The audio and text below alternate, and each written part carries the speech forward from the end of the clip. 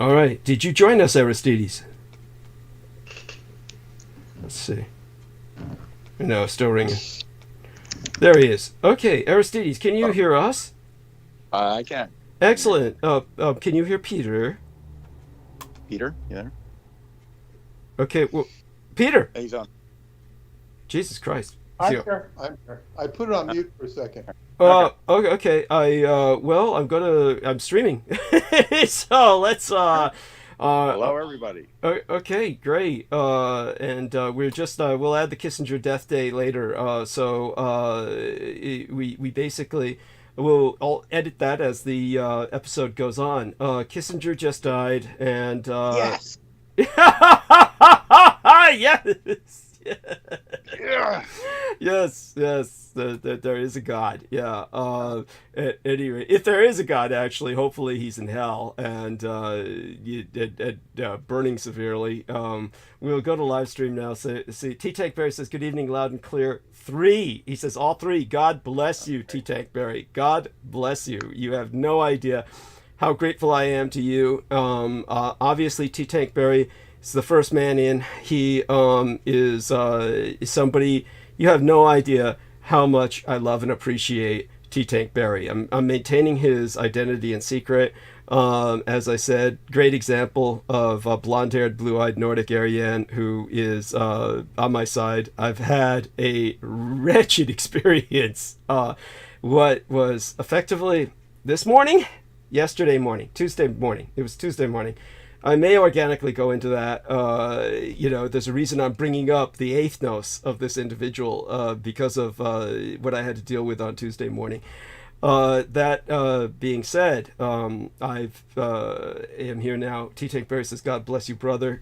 Thank you, thank you. God bless you and keep you. I got your $100. Like I said, the time that you contributed that while I was gone for the Transgender Day of Remembrance. Today, by the way, is the 159th Sand Creek Massacre Memorial.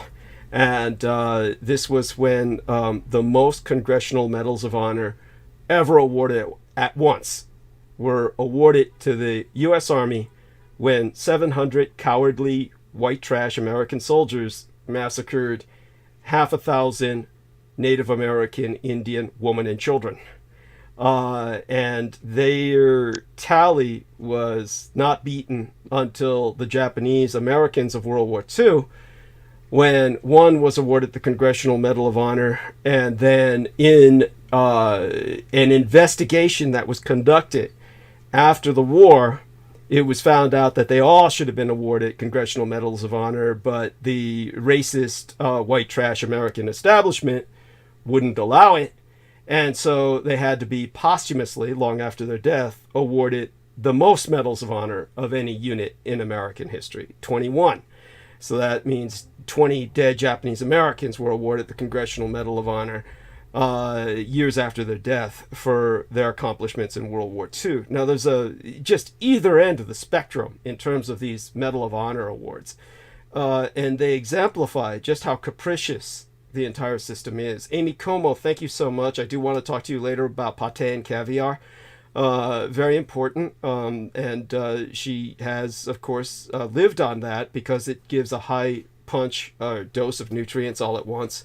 And even though she has a very low budget and has been homeless the majority of her life, she realized what concentrated nutrients would be delivered by those ingredients, and I want to tell her how much that's benefited myself since she shared that.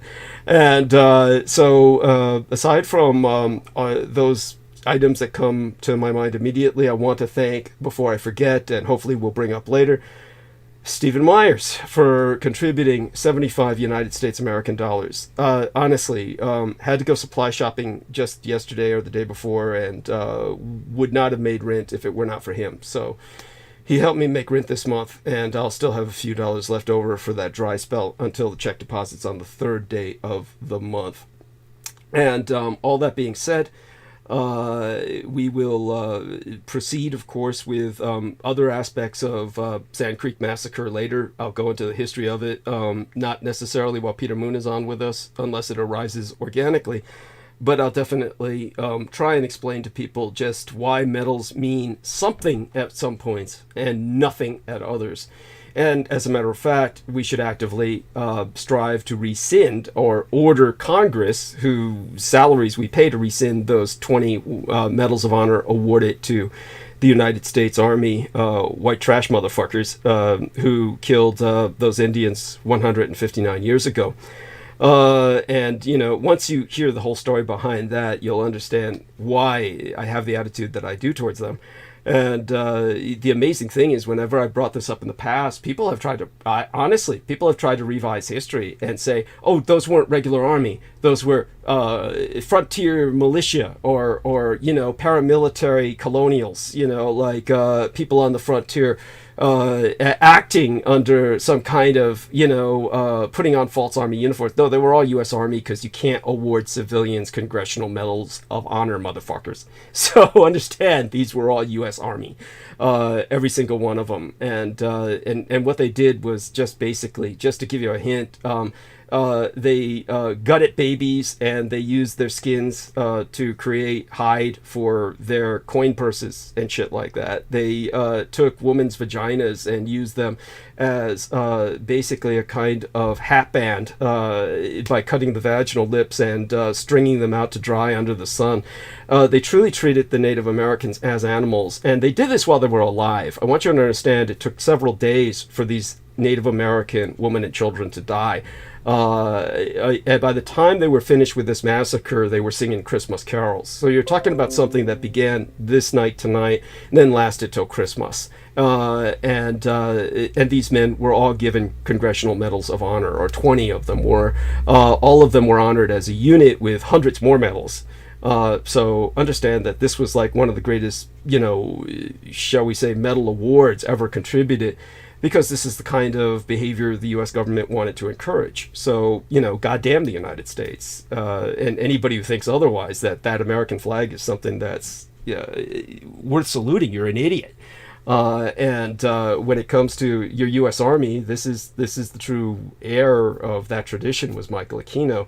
What happened at Sand Creek. And then when you have all these Japanese who earned those medals and then weren't awarded them until, you know, generations after they were dead, you can see the balance here. It's just we live in a world where if you ever wonder why there's this anti-white phenomena among a younger generation, this is why. And such being said, I am still, of course, offended by the self-loathing attitude that was displayed by that white woman in particular, who was just on this show recently, and that might arise organically later, but I think I've already gone into many of the details of that dynamic. So the white ethnos itself is got to be separated from the American anti-culture, and that's an important point to be made. Okay, so all such being said, we are going to turn the stage over to Peter Moon. Again, it's always a miracle that I'm here on time at all to get this going. I'm going to start asking everyone, of course, the usual. I'm going to admonish you all to hit those upvotes, because we are automatically hit by downvotes the moment we start transmission. And with what I've just said, you can understand why. This is something they never want you to hear. This is something that they will do anything to usually cut off. And they did their best to cut it off Tuesday morning. So the fact that I'm here alive is a miracle in and of itself. Well, not really a miracle, but certainly it's something that they tried to make certain didn't happen. And that's your U.S. government. So since I survived that, I'm going to, do my best to be as vocal as possible about certain negative things about the U.S. government, which I'm doing right now. So that being said, this is an education for all of you. All of you hit those upvotes, because they hit us with downvotes to keep us off searches. And the only way we're going to get on those searches is with your help. It's your war. You've got to fight it. If you want a future in which this sort of massacre of minorities doesn't happen again, then by God, you've got to support us. You've got to educate other people about what we're doing here. And you've got to hit those upvotes from every IP address you've got, your tablet, your PC, your laptop, your cell phone. And all of this is to put us back on searches again so other people can learn about us. Aside from that, spread the word. I welcome aboard Atham Animist, and hopefully he's doing okay, as well as everyone else who has joined us tonight. And with that, I think I've given people a bit of a update. No details yet, but they might arise organically. We turn it over to Peter now, and Peter, you were registering on the OBS, as was our man Aristides, and T-Tank Barry said everyone's clear, so the coast is clear for you. It's yours. Take it away. Okay, thank you. It's interesting that you mentioned some of this, because I was thinking today about all the, racial stuff that was coming up.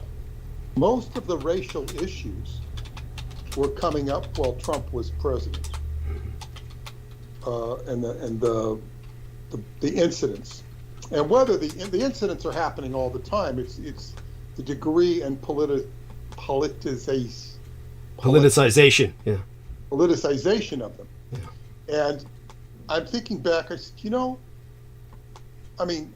racism is as old as humanity, and in America, yeah, there's still problems.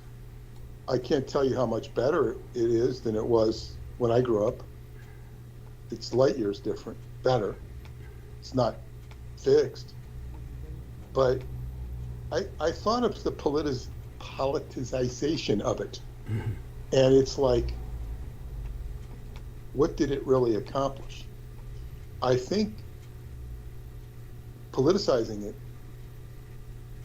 actually created more enmity towards the issue, because it's like stirring up hostility. To what end? I don't know that it's improved anything. Awareness is good. Mm-hmm. Exposing these massacres, and this is another thing, is when we get into like all the stuff we're dealing with is grisly business. Yes. Massacres, death. It's horrible. Yes. And Aquino and his cults have been generating it since day one. Yes. There has to be a ratio in terms of exposing it and overcoming it. In other words, you can't have too much, because then there's no positivity at all. If you had all the news were covering nothing but satanic crime, it would be too much. Oh God, yeah, it would be. It would just basically be a madhouse. Go on. Well, no, exactly, and it's a bit much for people to face. In their current state, most people are trying to survive, doing it well or doing it not, depending on their circumstances. I'm gonna, touch on these things.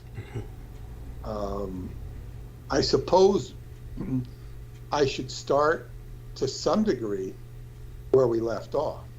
Yeah. But since we left off, it's like there was a lot of, I guess, climactic threads reaching a crescendo when we're in our last discussions, and then everything was sort of preempted when I had Yonda come here and talk about Tesla's laboratory, and she's going into all the energetics of it, mm-hmm.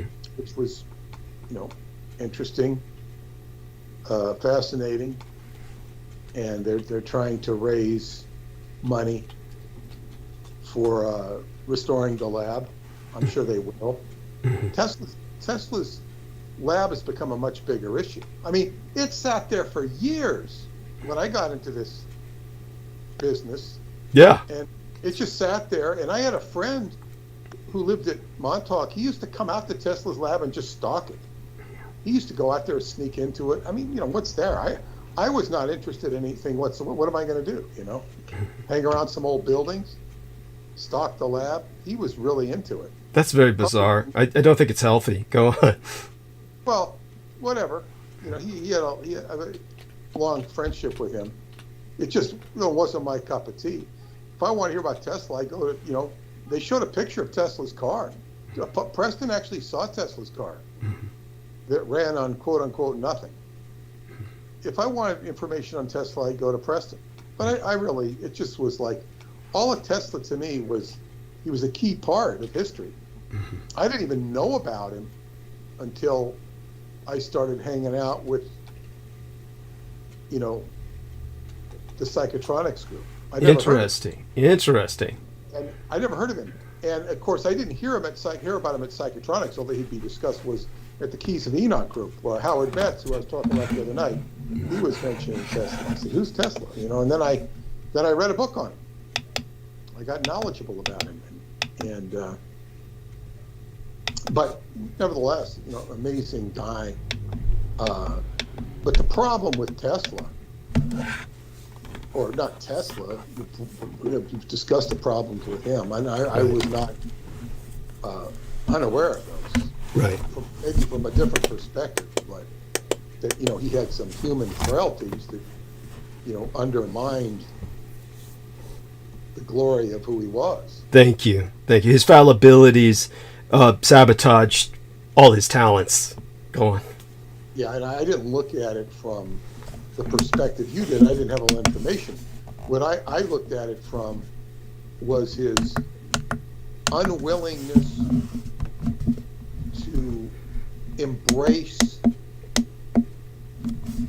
the financial mechanics of life. Thank you. In other words, you have, and that was one thing Hubbard taught us, to be versatile in all fields. Yes. Most people were not that open to being too versatile, because in Scientology, you were generally a technical person or an administrative person, tech and admin, they call it. Wow. And you're supposed to have a ratio of 2 tech people to every 1 admin. And sometimes he changed. I think it was originally 1-to-1, and then he changed it to 2 tech to 1. And now, in other words, what were technical people? They were people who worked on helping other people, spiritual counseling. In other words, they were always considered the good guys, because, if somebody, I remember somebody, a block fell on his head, or, one of these, what do you call these things? I don't even remember the name for it. It's like a pulley mechanism. Wow, a crane, basically, or hook and crane. It's like a crane with a block and tackle, they call it. Yeah. And it was swinging around, and they hit his head, and he was like, and they brought him to me to fix him, and like I gave him, a touch assist is what they called it, and he was so relieved. I mean, I really helped him. He was very grateful. That's what you call a good guy, helping person. Auditing people, getting rid of their problems, and people would like you. They would do things for you that they might not do ordinarily. In other words, you talk about greasing the wheels. You communicated to people, you helped them, whether it was on personal issues or with their job. It made people like you in a way that, they might not like other people. It really greased the wheels for so much. And I said they were considered the good guys. The administrators, those who were, they would tend to, at worst, eliminate the technical people and have everything be administrators. I mean, that's the extreme end. And just get rid of the technical people. There was also a unspoken hatred of technical people by certain people. And why? Why? Yeah. maybe a bit of an Edomite gene in them. Okay. But where I compared this, and I used to tell my friend Marianne at the Met Opera. She worked at the Met Opera, and as I've said before, I've heard all this back, I knew all the intrigue that was going on at the Met Opera on a daily basis, just because she had to deal with it. Right. And I wasn't that interested in it, and I'd tell her, I'd say, well, that's going to happen, that's going to happen. She was amazed at my ability to, see the situation from a distance.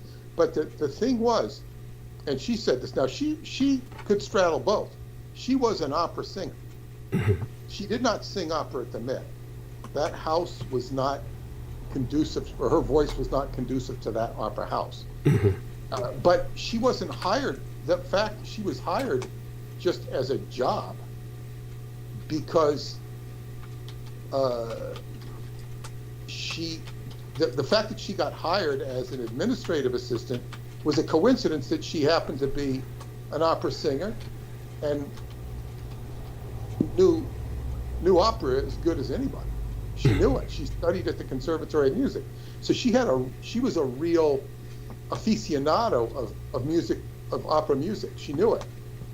And she told me that particularly the administrators, and not just the administrators, but certain people would target the artistic department, the artists. In other words, because they weren't artists. And if you didn't have the art form of the opera, you have no opera, you see? Right. People aren't going there to see the curtains, to see the efficiency or inefficiency of the staff. They might be going for prestige to say that they were at the Met. Right.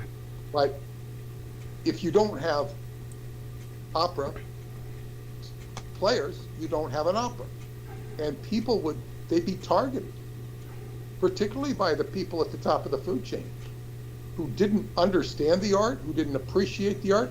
And I would explain to her exactly what was going on vis-a-vis my own experience in Scientology.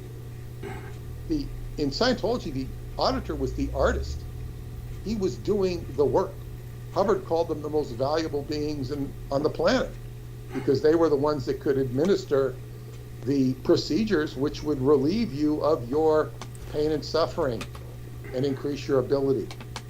So this is, and I understood both sides of the coin. I was taught to be versatile in both. I had, I guess what you'd say, training in both.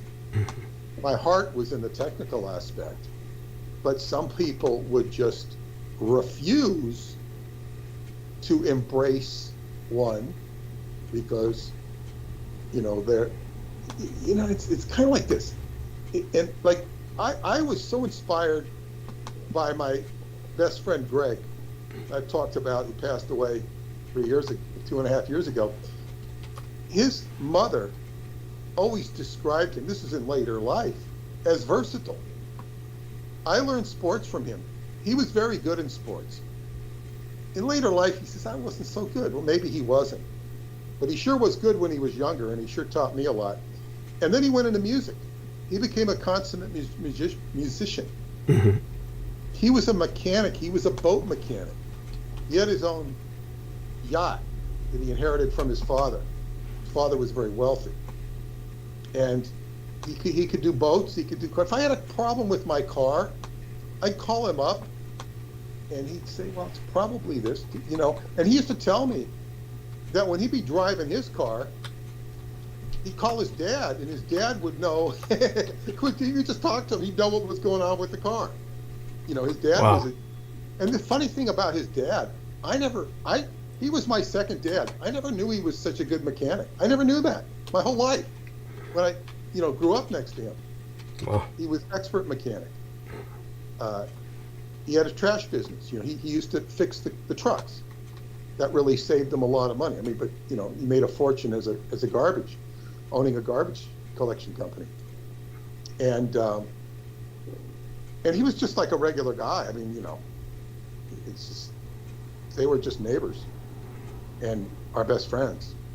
But Greg was very versatile. He could do anything. He could learn anything,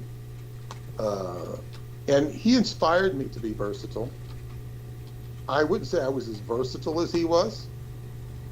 Is probably more successful and accomplished in the end. But and I also found this in baseball. What's the big deal about playing every position? What's the big deal? You know, you try. I played every position at one time, but I tended to stick to, outfield. But I could play the other positions. It wasn't a big deal. So it's like, and even in football,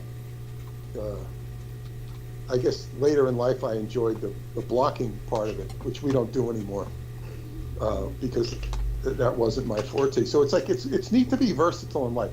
Musicians are very notorious for being versatile. I mean, the good ones, they can play a lot of instruments, maybe not all of them. So versatility is good. And back to Tesla, he was a screaming genius with electricity and energy. But he couldn't reduce himself to the lowest common denominator of money. And in the tarot, this is pentacles or coins. And those are a part of the mechanics of physical life. So you'd say there's, it's funny, we didn't bring his technology into the earth because of those coins, those pentacles. Those are the earth realm. Yeah. He was, he didn't take his patents from Westinghouse, which would have made him rich. His royalty or whatever it was, he gave it up. Yeah. And he screwed himself. He screwed humanity. Yes. Thank you. From that one perspective. And this is not to knock Tesla. He's just an incredible guy. But it's like, why,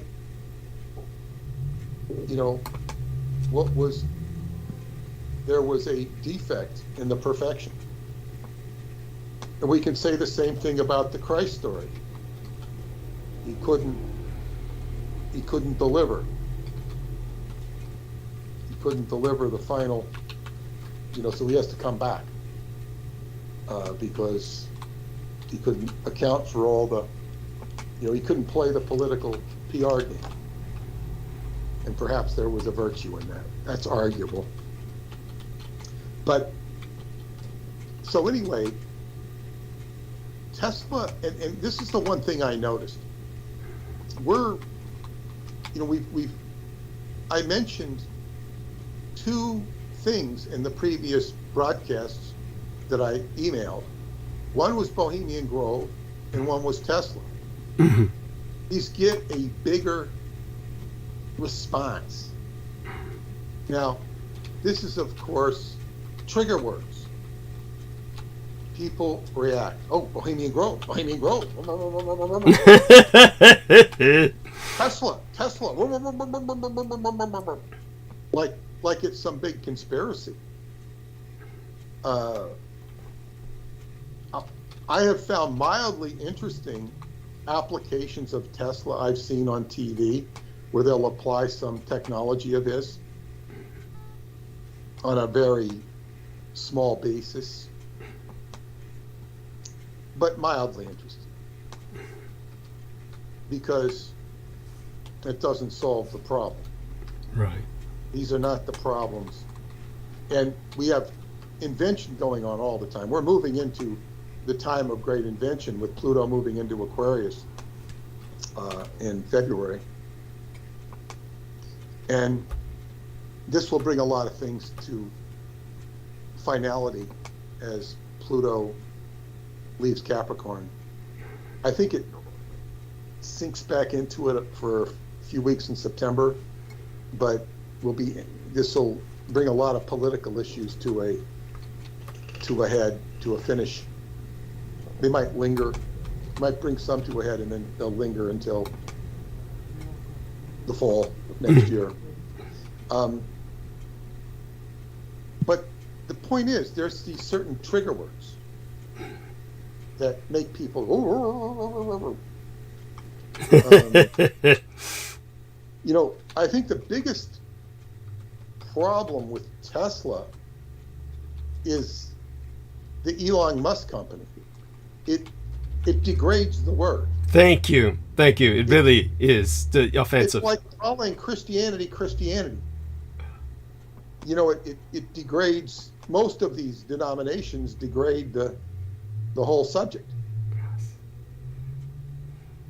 Although I wouldn't underestimate the value of it either, because it can neutralize some of the satanic stuff. But some things, you just take the Catholic Church. It's been a complete degradation of Christianity since the beginning. It's all about control and manipulation and sexual misconduct. How do they even survive? Why do people believe in them? Because there's an emptiness in them without it. That's the way they perceive. So Tesla, to call Tesla degrades the whole name of Nikola Tesla. He changes the name of Twitter to X, which kind of ruined Twitter. Like, I was not a fan of Twitter. I really didn't use it. And I was not a fan of the politics of Twitter. But I'd rather have Twitter than X because it's, it's like calling McDonald's stud. I wouldn't like that. I don't go to McDonald's, but I'd see all these like burger chains saying stud. It would they could name it, James. It would just be irritating. Oh, that used to be McDonald's. So I don't like that he did that. And I think it ruined his brand.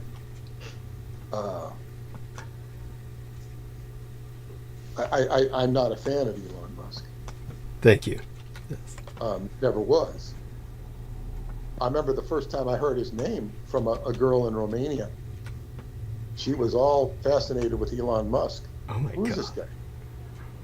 I learned he was a major player in, technology and stuff. She had a lot of admiration from him, like he was really a happening guy. Oh my God.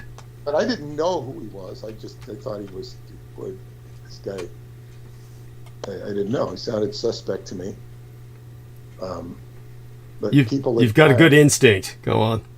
Well, instinct. It's like anybody who's being touted as a rock star in the world of politics, and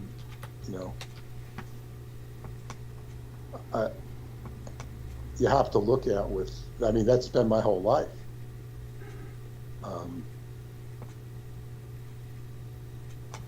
What is so good about somebody?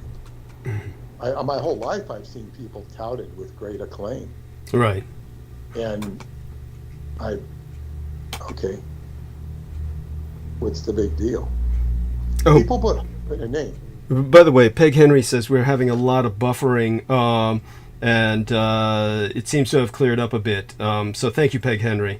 But is that his computer or is that us? How does he know it's us? I was hearing kind of like some background stuff myself for a bit, and it's just the tapping into the system by the feds after the incident on Tuesday. That's basically what it is. Could anybody tell us if they're also having buffering issues? Please, in the chat room. Yeah, thank you. And I think it's much better now, apparently. But yeah, everybody do respond. Tell us about our quality of sound.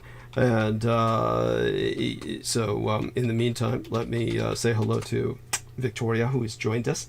Goddess bless her, and thank all of you, of course, for joining us tonight. We're all very dependent on all of you. Without you, we're nothing.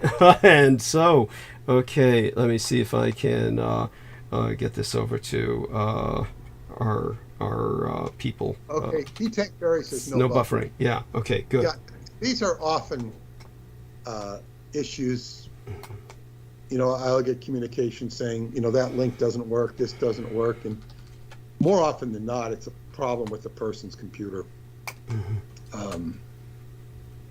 But as they say, so anyway, so that was Tesla. So what I'm getting at here, though, too, I mean, is misappropriation of interests of what's interesting. It's really, and I read that article last night, you know, that Netflix wanted to do this show and they're ignoring the work that I do. And that includes you. It's like, yes. Okay, we can't digest this. We can't digest this. We want something that's really good and really interesting, but we don't want it to be true. It's like, it's an about face. At some point, when you keep telling them too much truth, and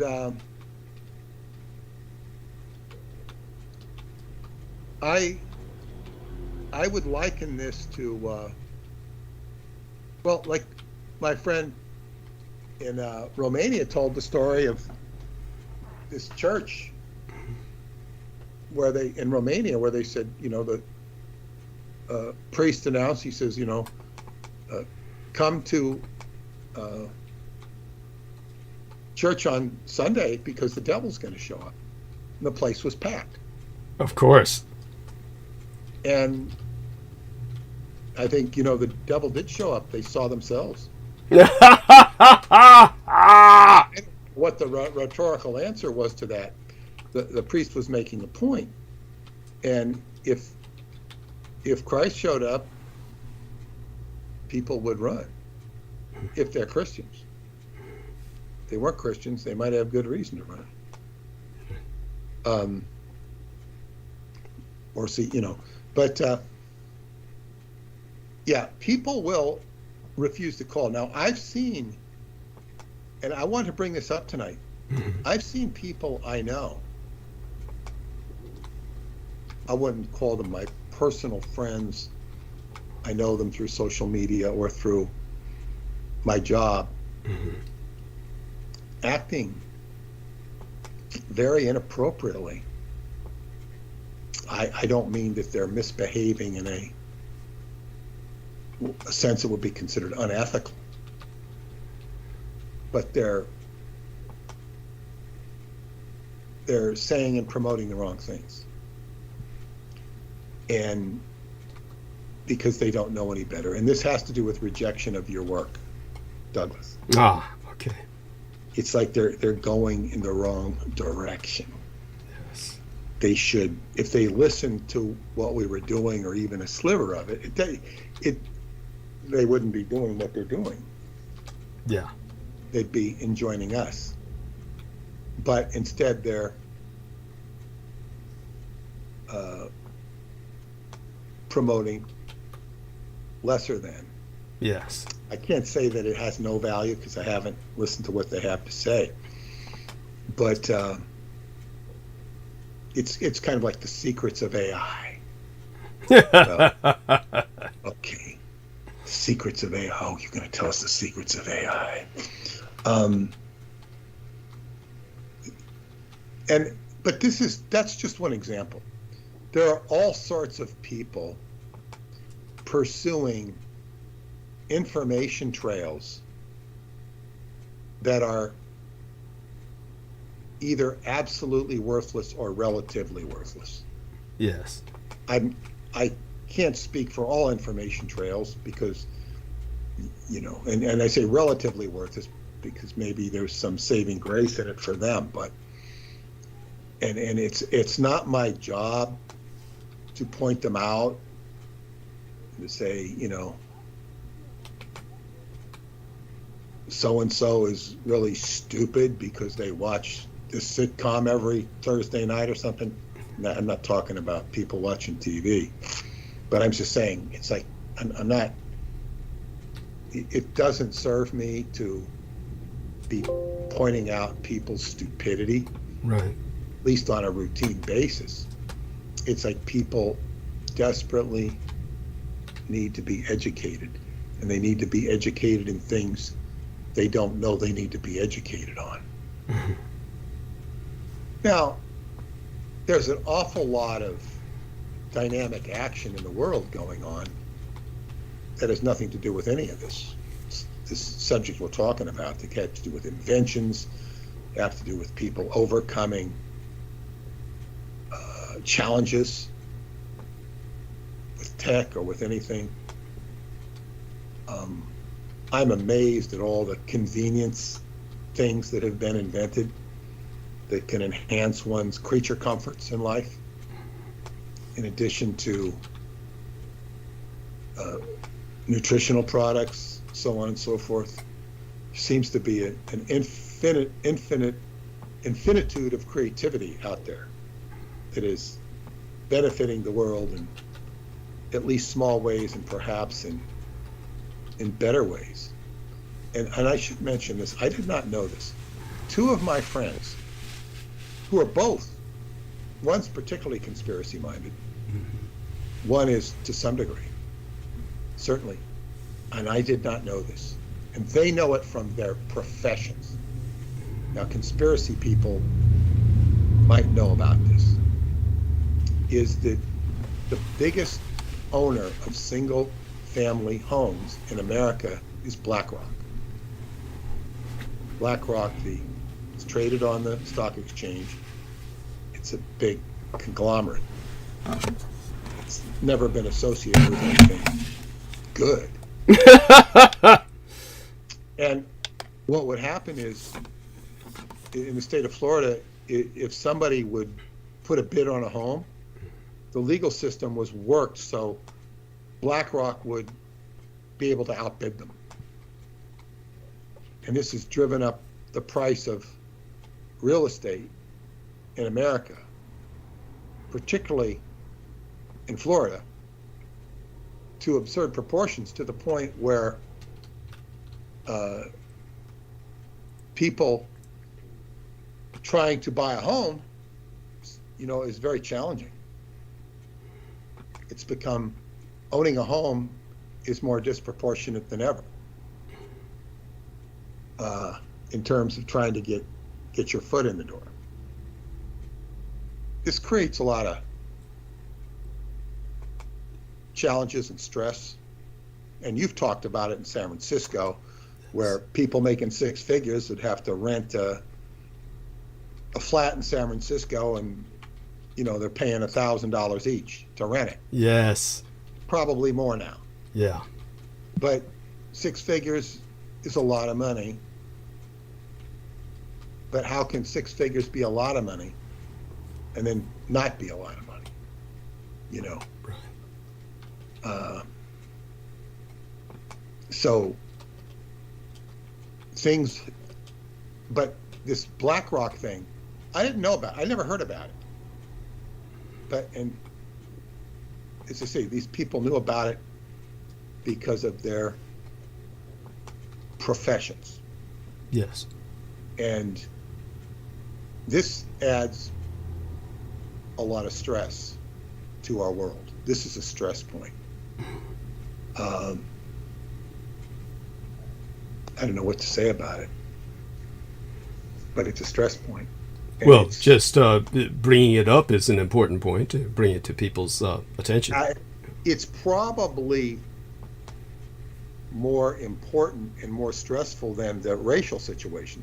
Not to minimize the racial situation or the gender issues, because people need to live. They need to be economically surviving. And this is a lot what's blown back in the face of Biden.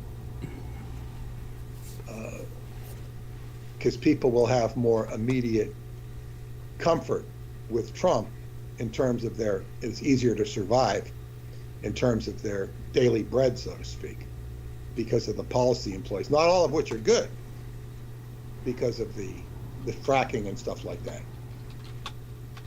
Mm-hmm. He might overcompensate in that direction. But people, anyway. And then I saw the most weirdest article, I think it was on Yahoo, that were saying that they don't want the Republicans don't want Hunter Biden to testify in the impeachment trials of Joe Biden because it's going to embarrass the Republicans when Hunter Biden tells the truth. Like he's some big, going to unleash it, and they're going to find out that there's no conspiracy at all. Like Hunter's going to get up there and tell the truth, and it's going to embarrass the Republicans. Now this is all a spin. Like, how can you spin Hunter Biden?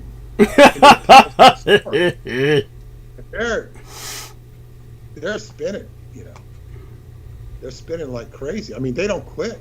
Like, how come? It's almost like an art form. Like, I think people must get paid and say, "Hey, spin a story." They probably spin it whether it's probably the art of spinning. Trump wrote The Art of the Deal. He should have wrote The Art of the Faux Pas. Art of foot in mouth. But these guys must be spinners. Like, okay, let's see how good you can spin a story. And they have to be professional spinners. And I'm sure they don't care which side of the coin they're on. They'll hire themselves out. Now, I'll spin you a story. And this is what we're dealing with. And I'm going to share one on Satanism in a bit. But so trigger words, people respond to things. They say Tesla's a trigger word. Bohemian Grove is a trigger word. Douglas Dietrich is not. It's not. If they understood Douglas Dietrich, they get more grist for the mill in terms of understanding what they want to do. Thank you. Because this is a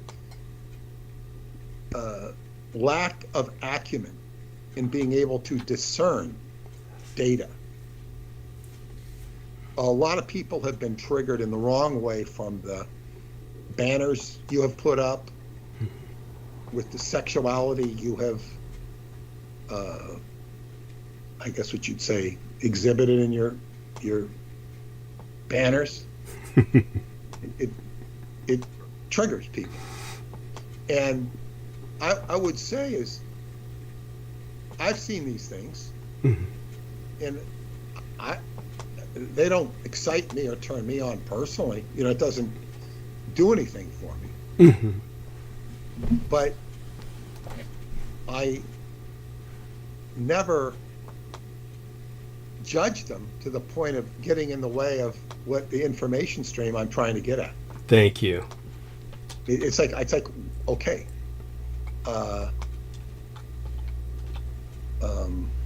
I would say with Preston Nichols, he would turn people off from various and sundry ways, especially if you were around him personally in the talks he used to give. Some people wouldn't care. Some people would, reverse vector like crazy. They'd react viscerally. Wow. What was it that they reacted most viscerally to? It could be the way he appeared on a particular day. His lack of hygiene.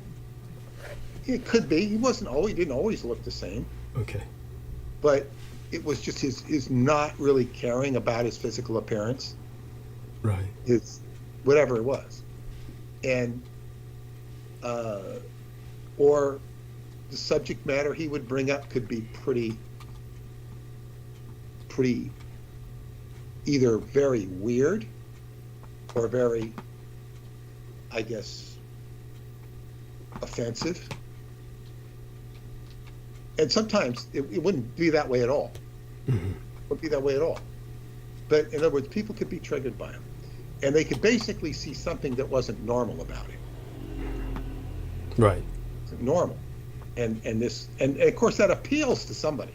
In other words, some people are attracted to it for the wrong reason, Mm-hmm. and some people are repelled for the wrong reason. The man was a genius. He was a savant. Right. And you could learn from him. In the end, his personal condition outweighed his value. And even when I one time wanted to do a certain book with him, the time travel primer. Mm-hmm. I know. He came up with a paragraph. He didn't really have anything to say. In other words, Okay. he didn't understand content. He could sit there and talk all night and have a fascinating subject. It might not be book worthy. It might be fascinating, because how do you put that into a book? What would be an example of that? God. Going into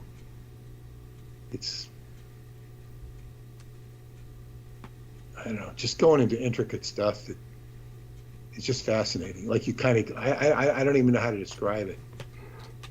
If I knew how to describe it, I would. But Okay. it's kind of fleeting. Right. Understood. It's just, his story was the Montauk Project, and he could also weave elaborate scenarios that were not book worthy, or in my estimation. Mm-hmm. And he'd have people say, "Oh yeah, we want to read about that." Oh, you got to read about it. No, people don't want to read about it. I would stake my profession on it. And it like, for example, one time he wanted to know if I'd like to do a book on all the different types of homosexuality. Mm-hmm. And I said, no, I don't think so. Now, why would I want to do a book on that? You see? Yeah. Okay. Like his assessment of what the public might want to hear. Now, if I wrote that book, I'm sure there'd be a lot of gay people that might want to read that book. Uh-huh. But it would kind of stigmatize me, if you know what I'm saying. Yeah, I get it. Yeah. And that's not necessarily something, I don't want to be the expert on different types of gays. Yeah, you don't need to be the go-to man for that. Yeah. Yeah, and to tell you the truth, I wouldn't want to be the go-to guy on the different types of heterosexuality. It's just like, it's like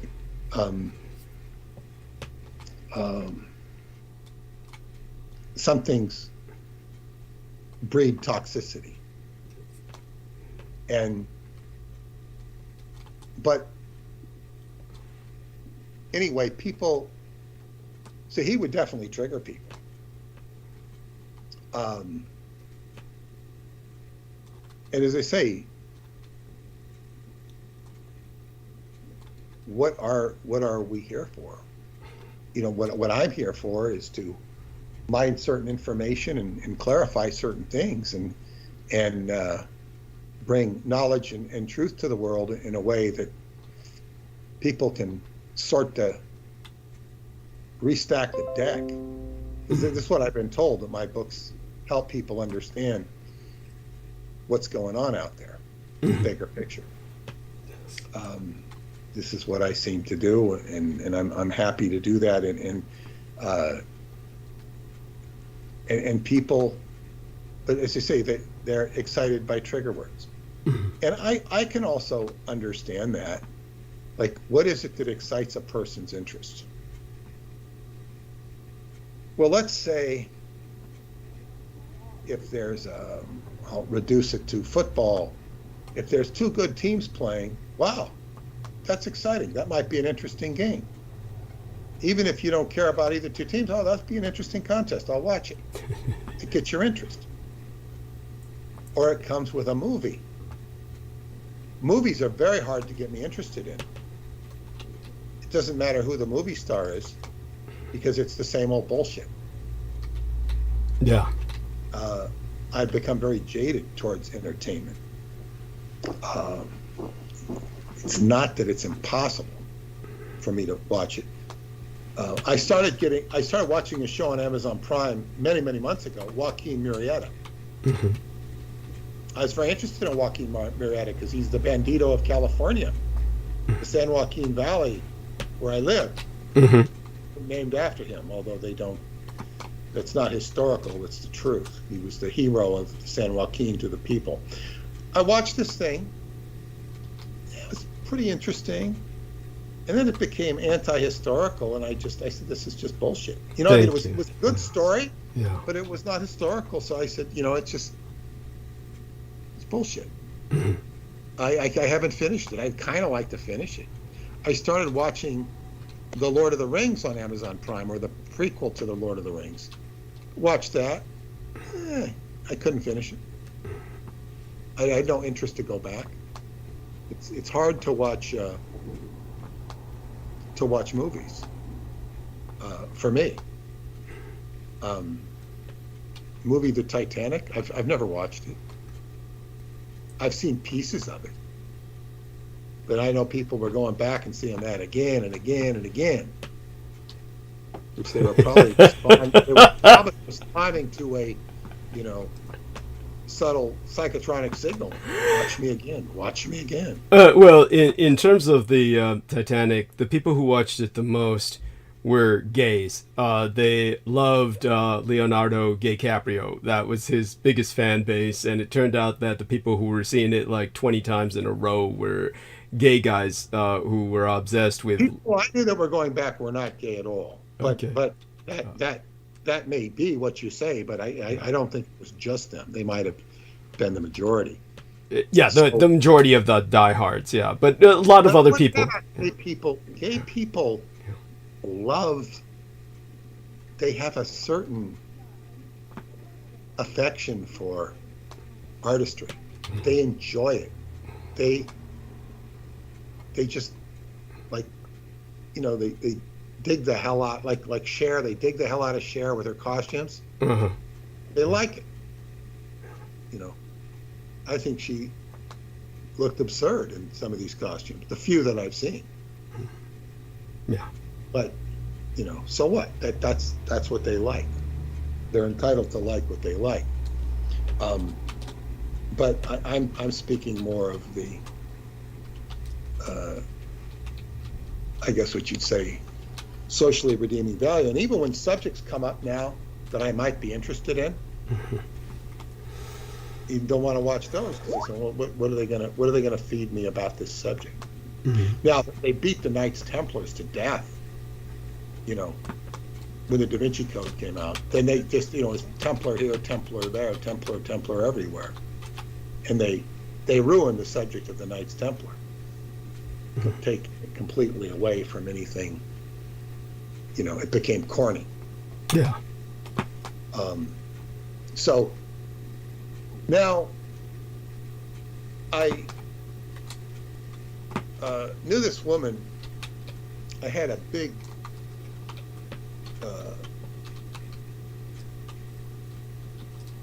she used to get upset when I would make fun of L. Ron Hubbard. She was an ex-Scientologist, and I would make fun of him saying,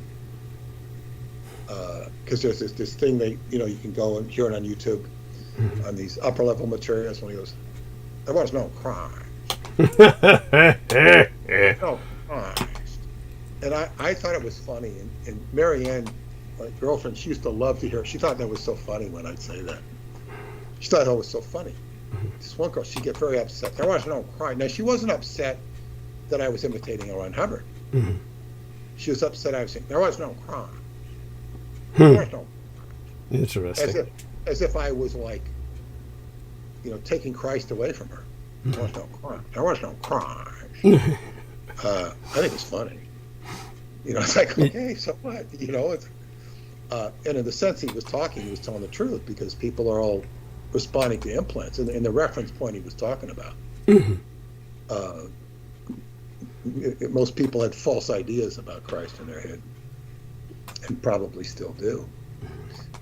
But nevertheless, I remember having also an argument with her about Harry Potter. I said, this stuff is crap. Oh, no, it's good. And I had an argument, and it's like, see, this person identified with Christians. She thought church was good, good solidarity at church. Well, that's fine. But she was sitting in a temple of set mindset with Harry Potter. She's like literally having sex with the devil, metaphorically, and parading Christianity in her own mind. Yeah. It's like this is the absurdity. And all this to me is the god of Neptune, which is the god of illusion and deception. You think, everybody's susceptible to being fooled. Like somebody who has a relationship with somebody, I don't mean a sexual relationship, but has a casual relationship with somebody who's a serial killer.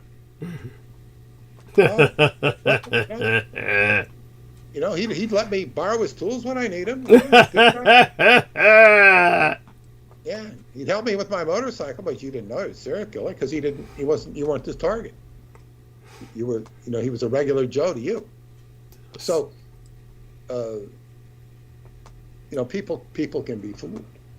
Now, back to the Scientology reference, one of the Hubbard thing, the first thing you were taught was how to confront, how to face something. You were taught a drill. It was called Training Routine Zero, to confront. And you'd sit there and you look at another person about 3 feet away, and you just look at them and confront. So you were being there without any additives, without doing anything, and you just look at the person, looking a person in the eyes. And you had to learn this to become a counselor or auditor, and you just listen to them, and rather than flinch or react, if they just said that the Virgin Mary appeared to them in real flesh and made love to them, you'd have to just listen to it and not react, not condemn them, not laugh. You'd have to be trained to do that. So you're honoring and respecting what they say. I never had anybody say that to me, or anything even close to that. But you learn to be, interested and attentive, and take in the data and respect the data. Otherwise, you're nullifying the person, the humanity of the person.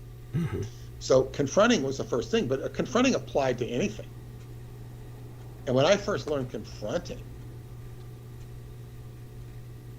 I wanted to go out and hit a baseball. God, if I could confront doing this, because it made it much easier to talk to people.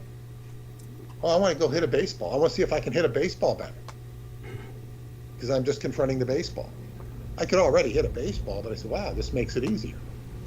And sure enough, it does make it easier. Or anything. But confronting, and I remember some ex-Scientologists who, when they got introduced to my work and some of the things I was into with the L. Ron Hubbard stuff, they said, oh, you've got a high confront. You have to have a high confront to deal with this stuff. They admired me for that because I'm dealing, and this is the whole thing. Can you face? Now, I remember being on the ship, not the Apollo, but the Excalibur, which was on the docks of San Pedro, with a guy I was pretty close to. He was my pre-clear. I audited him on a regular basis, so we were pretty close. He was also in charge of the correction department of the ship, to fix things that were wrong. And I pointed out to him, I said, look it, I made some, and I do this, I was pointing out that if the captain of the ship was, fucking around, he's playing tennis with some nice looking girl in this expensive car he just bought. Wow. The ship's, and I said, look at, and he looks at me and goes, no. And I didn't say anything. I was just saying, look at this guy's out to lunch. He spent the ship's money in a car and he's out playing tennis. He's fucking around. And, the only ostensible reason it would be some public relations coup he was doing. Like this woman, was in charge of the docks or something, but it was not. It was just bullshit. I knew this guy was corrupt. I knew he was corrupt. I didn't like him. My friend, he just couldn't. No, he wouldn't be that. And of course, it was a couple of weeks later, he got what's the called, busted from captain of the ship to dishwasher. Ooh. At the local, because he was, he spent all this money on a car and the ship needed a new clutch, and it was like, but these instances came up all the time where people would not see what's the word? It could be corruption. It could be in Scientology, they call it out ethics, just the derelict nature of who was going on around them. And of course, this occurred big time as David Miscavige began to take over the organization. Things weren't the same. And people stayed 20 years past my time, not because they couldn't see the truth. They couldn't confront the fact that you had a a fox in a hen house. Right. They couldn't see that. They had to deny what they were taught or should have been taught. They couldn't see the reality. And you can call it brainwashing, but the only reason you can be brainwashed is if you can't confront,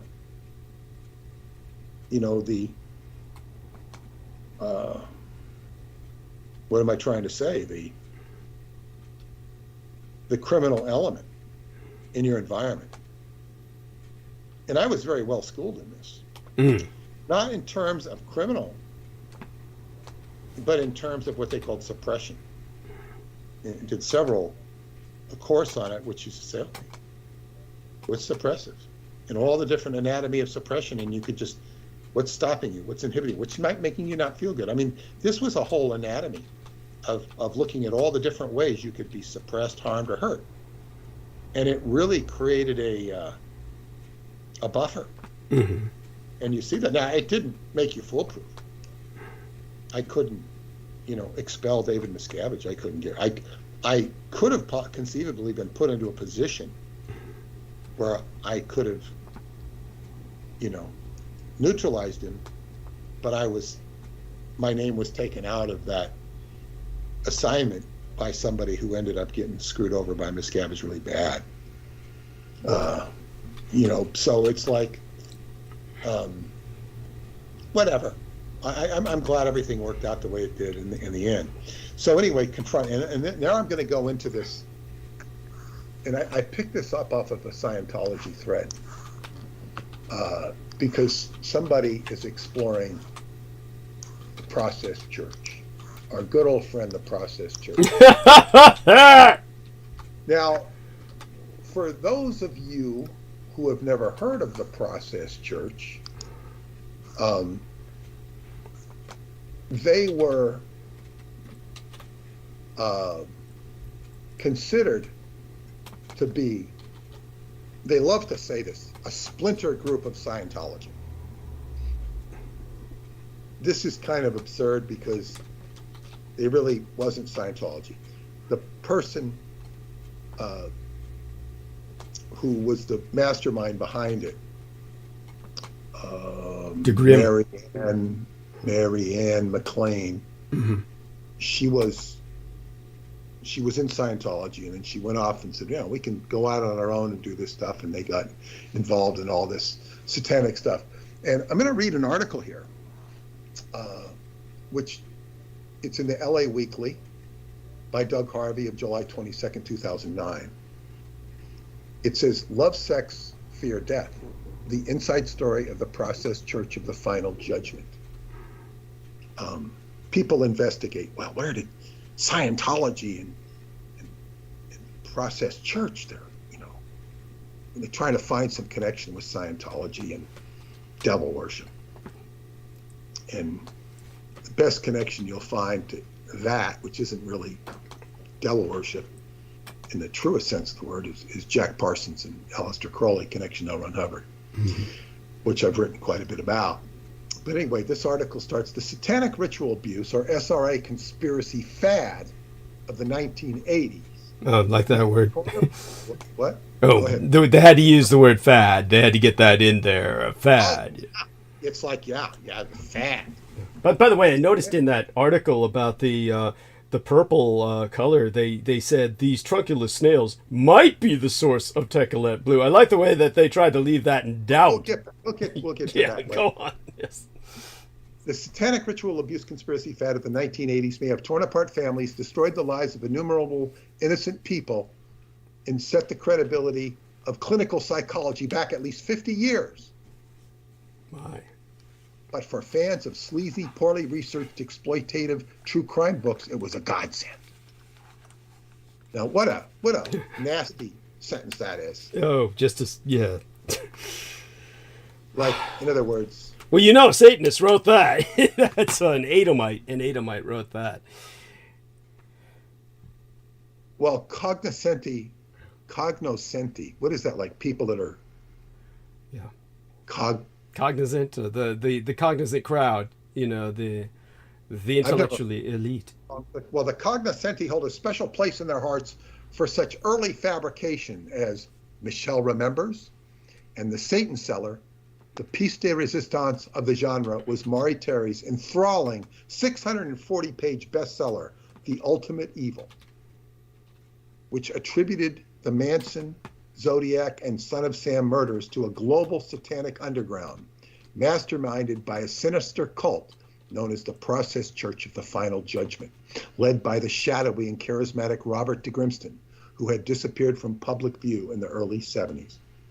Now, first off, I want to say that, Michael Aquino, I think, is mentioned in that book. The missing Q drop here is Michael Aquino himself. Thank you. They don't mention Michael Aquino. Satanic underground.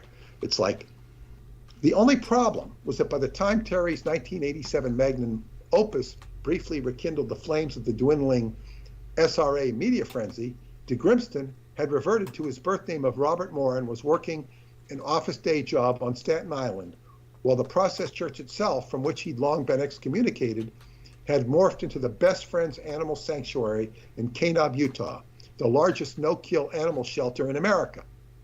Somewhere between these mundane and sensationalist extremes lay the truth about the Process Church and its role in the cultural upheaval of the 60s, but reliable accounts were fragmentary and scattered. Now, he's basically saying, Maury Terry's pointing the finger at the process church, but Grimstone had gone to Staten Island. The church is now the Best Friends Animal Sanctuary in Kanab, Utah, where my friend Truat told me they were an animal sanctuary, no-kill animal shelters, because they take these animals and sacrifice them. Of course. It was a front. Yes. According to him. He researched. So people have, it's just an animal. Yeah, it's an animal sanctuary. Yeah. Reliable accounts were fragmentary and scattered. Okay, then it says, enter Adam Parfrey and Genesis P. Orridge. Yeah. He sounds like a cereal. Yeah. Genesis P. Orridge. Who was that guy you used to take off on the Dream Machine? Was it guy? This was this guy. He wound up killing himself because of the Genesis Porridge lead singer wound up killing himself because of the Dream Machine. Adam Parfrey. Genesis Porridge. Okay, okay, it's Porridge. It's P. Orridge. Yeah. So you call him Porridge like cereal. Yeah. Okay. Enter Adam Parfrey and Genesis P. Orridge. I actually knew Adam Parfrey. I knew him. I'd met him at the book fair and had a few phone calls with him. Buying his books or whatever. Mm-hmm. Originally teaming up to issue a facsimile collection of processes strikingly designed, apocalyptically charged magazines, which remain highly sought-after collector's items, Feral House publisher Parfrey and throbbing Bristol Temple of Psychic Youth founder Orridge quickly realized that a number of process insiders were prepared to go on the record about their years with the controversial sect. The result is the book Love, Sex, Fear, Death, the inside story of the process church and the final judgment, titled after and reproducing some pages from the group's glossy underground zine, but dominated by 120 pages of autobiographical reminiscences by Timothy Willie, aka Father Micah, aka Mithra, aka Father Jesse, one of the original inner circle who founded the group in London in the early 60s. So he's spilling his guts on the process church. I think Joe Matheny attended some sort of event promoting, and he thought he was very tickled that Adam was out there with all these. Well, first off, he said that they kind of initiated the crowd into the process church. It was kind of like a covert initiation. You've all been initiated into the process church. So that's kind of a cult game. Right. Not to be taken too seriously. And that Adam had all this stuff, buttons and bumper stickers or whatever, all this paraphernalia to sell in the process church. It was a, he thought that was very corny and gimmicky. Kitsch. Kitsch. Yeah. Adam passed away.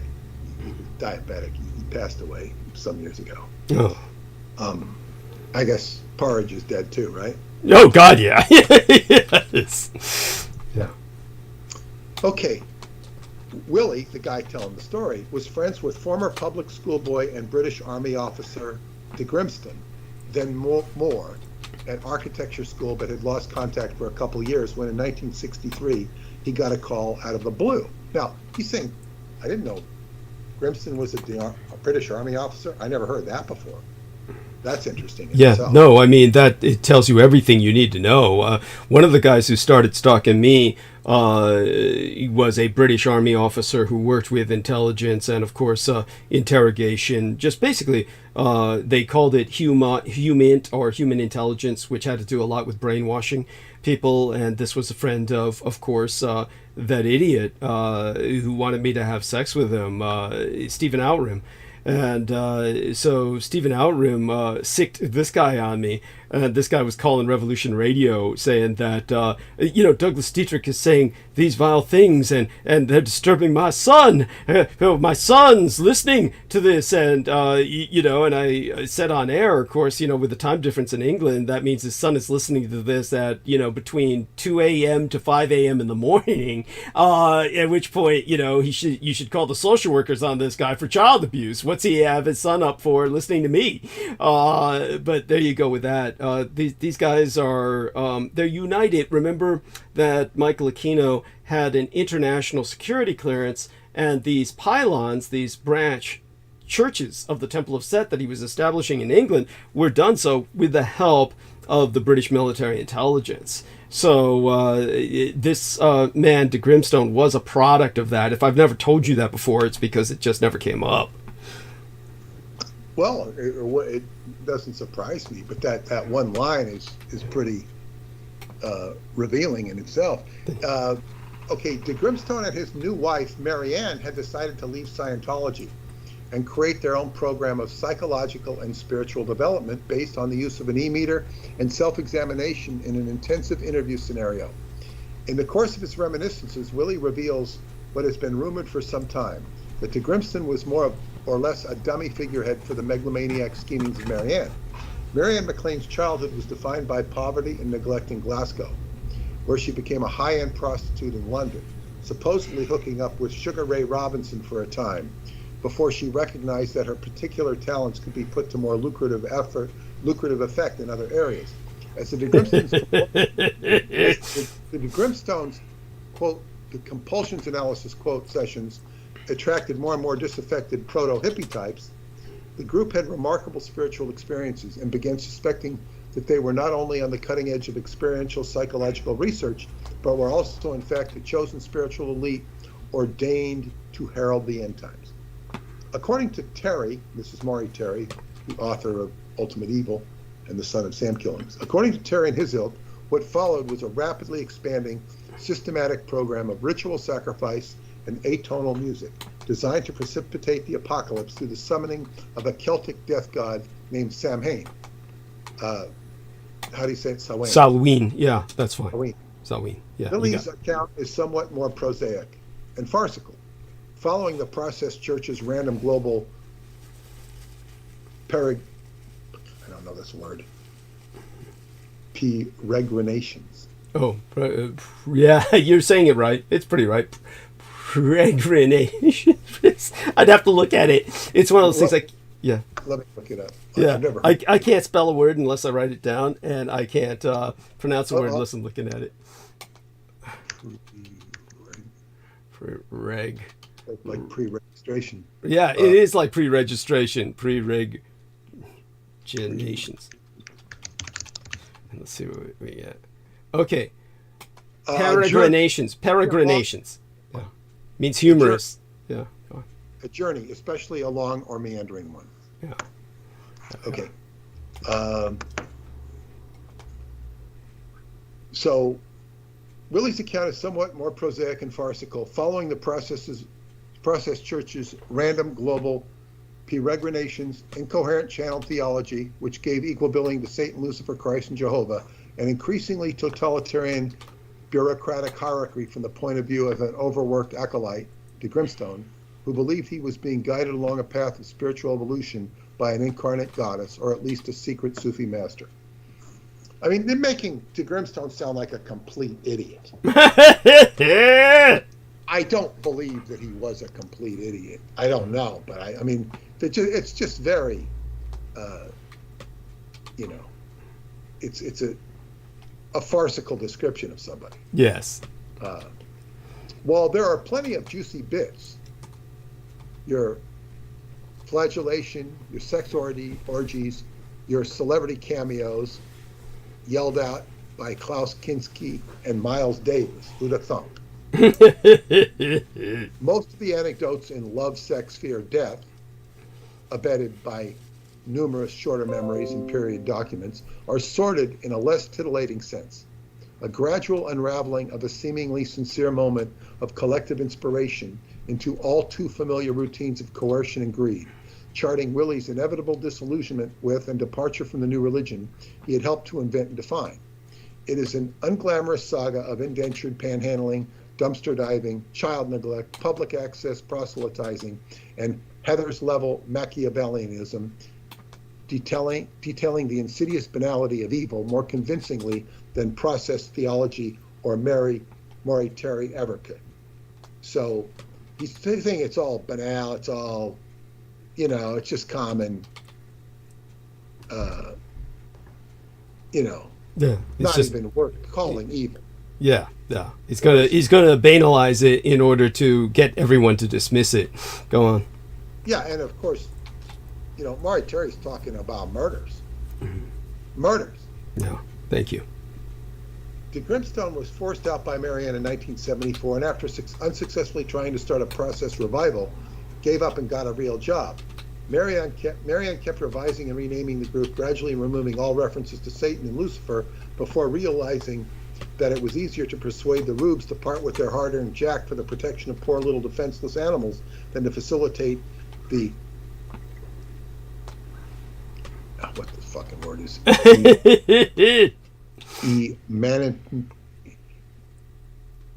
emanatization of the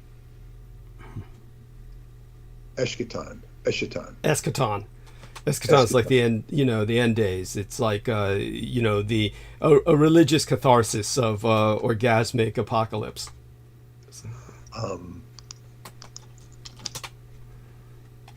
The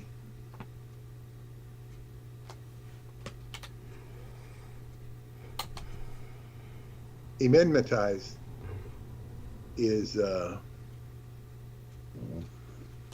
this is tough, man. Yeah, we're learning a lot of power words tonight.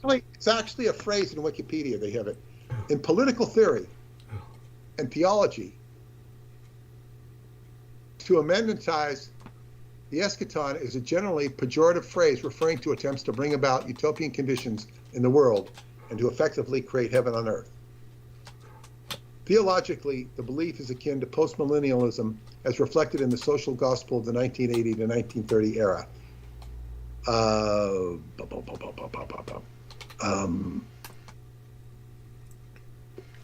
belief that the disorder of the world can be transcended by extraordinary insight, learning, or knowledge. It's this word salad.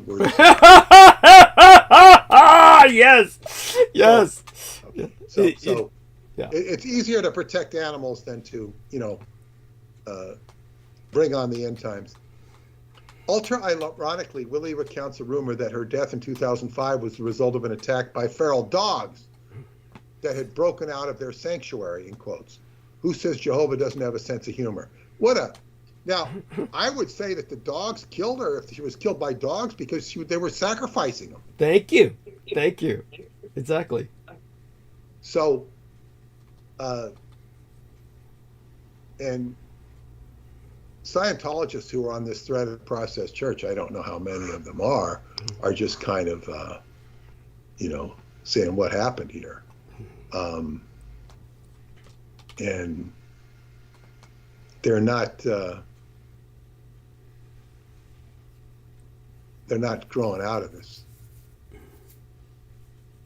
They're not growing out of this. It's like, and I'm going to fit, you'll seldom, if ever, I do appear rarely on some of these Scientology chat boards, but I'm basically ignored. Yeah. And somebody will mention it, it's just kind of, oh yeah. It's like, which is okay. I don't need those people. Yeah. Entering my world.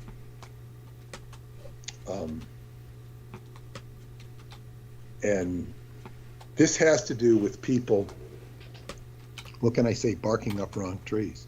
Yes. And I don't have an issue with people barking up wrong trees. There's all sorts of people barking. And this is just part of nature.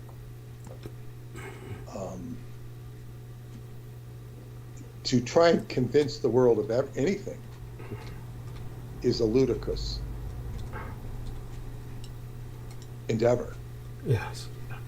You can only do what you can do and share it. And when something catches on, like with a better mousetrap, Yes. then it gets used. Now, there's only one problem with the better mousetrap, and that's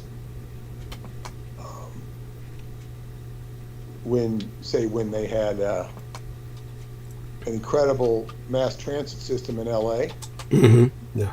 and they shut it down. I don't know whether it was the auto company or the oil company bought it up. Yeah. So It was a combination of several different companies. It was, if I remember, it was like Goodrich or Goodyear Tire combined with some automotive manufacturing company. Petroleum also. It was a large conspiracy of convergent interests. Go on. yeah, which really ruined Los Angeles. Oh God, yeah. It really degraded the quality of life. Yeah. Because, as I say, when I grew up in Los Angeles, it was smog. Yeah. Some days were really bad. You have those bad smog days, and it's something you grew up with. Right. And it got worse and worse. And then one day, they put controls on the cars. And that smog over LA cleared up. There was a natural kind of,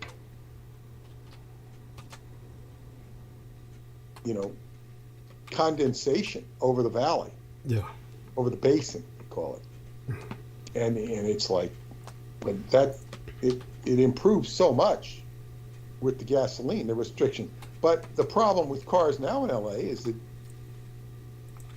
it can take 2 hours to get on a commute ride, which should take 20 minutes. Yeah, my friend, he lived 20 minutes away from downtown LA, but he would leave, go at 6, because if he went during normal hours, it'd take 2 hours to get to work. Yeah. If he, it was like, this is what LA is, and you can get, it's not easy to get around at certain times of day. Yeah.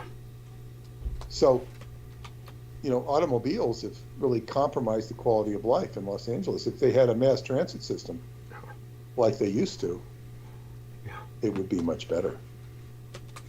So, this is the problem with,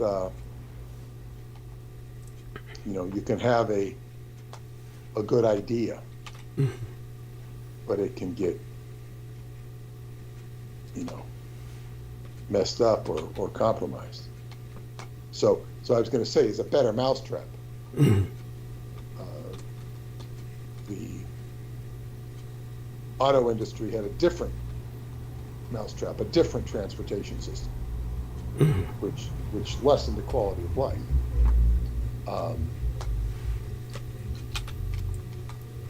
So there's something to be said about something arising organically. But then even then,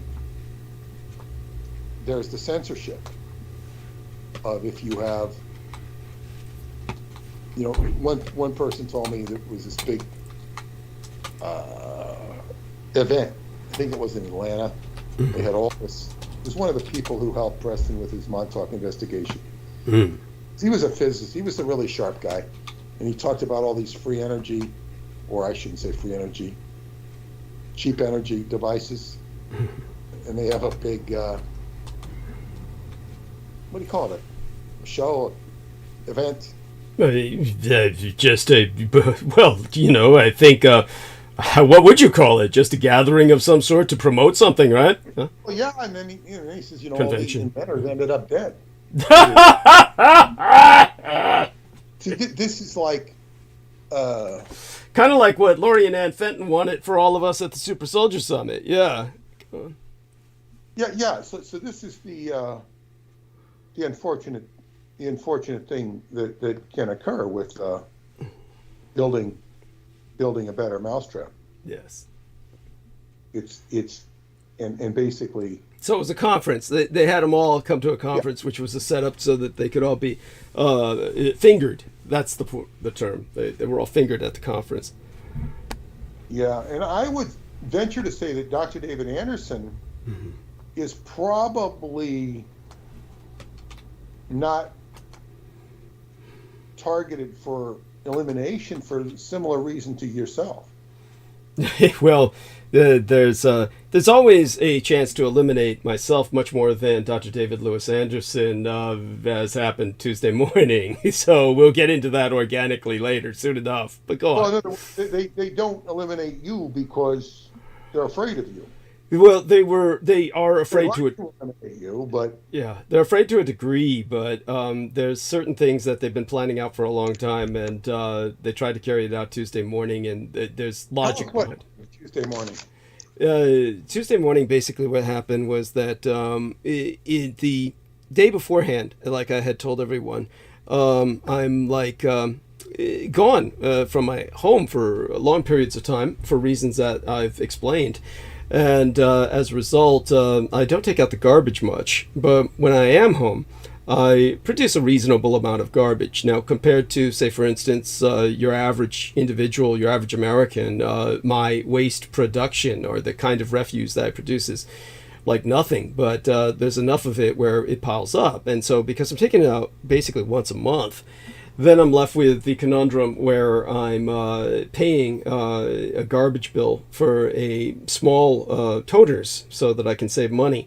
And these toters are, of course, our modern day version of garbage bags. Now, all of this is relevant. And so people have to hear me out here. And another point that's relevant needs to be made about this entire affair is the fact that I've been public about many aspects of my life because there's no point in hiding them. A good example is when Brendan Zogit went into my computer with myself. One of the problems that I had Brendan Zogit addressing was the fact that my weather keeps reading for Washington, District of Columbia. I keep getting Washington, District of Columbia weather instead of San Francisco.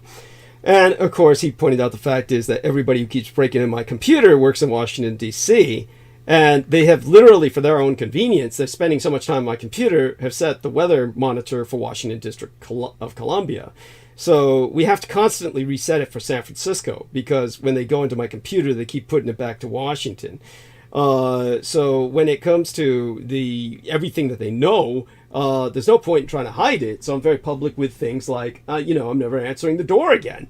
And so one of the things that I pointed out is that something I suspected, knew all along, is that ultimately I would die opening that door one of these days. There's too many times I've opened the door and there's been too many strange people at that door. There's never anyone at the goddamn door that's normal.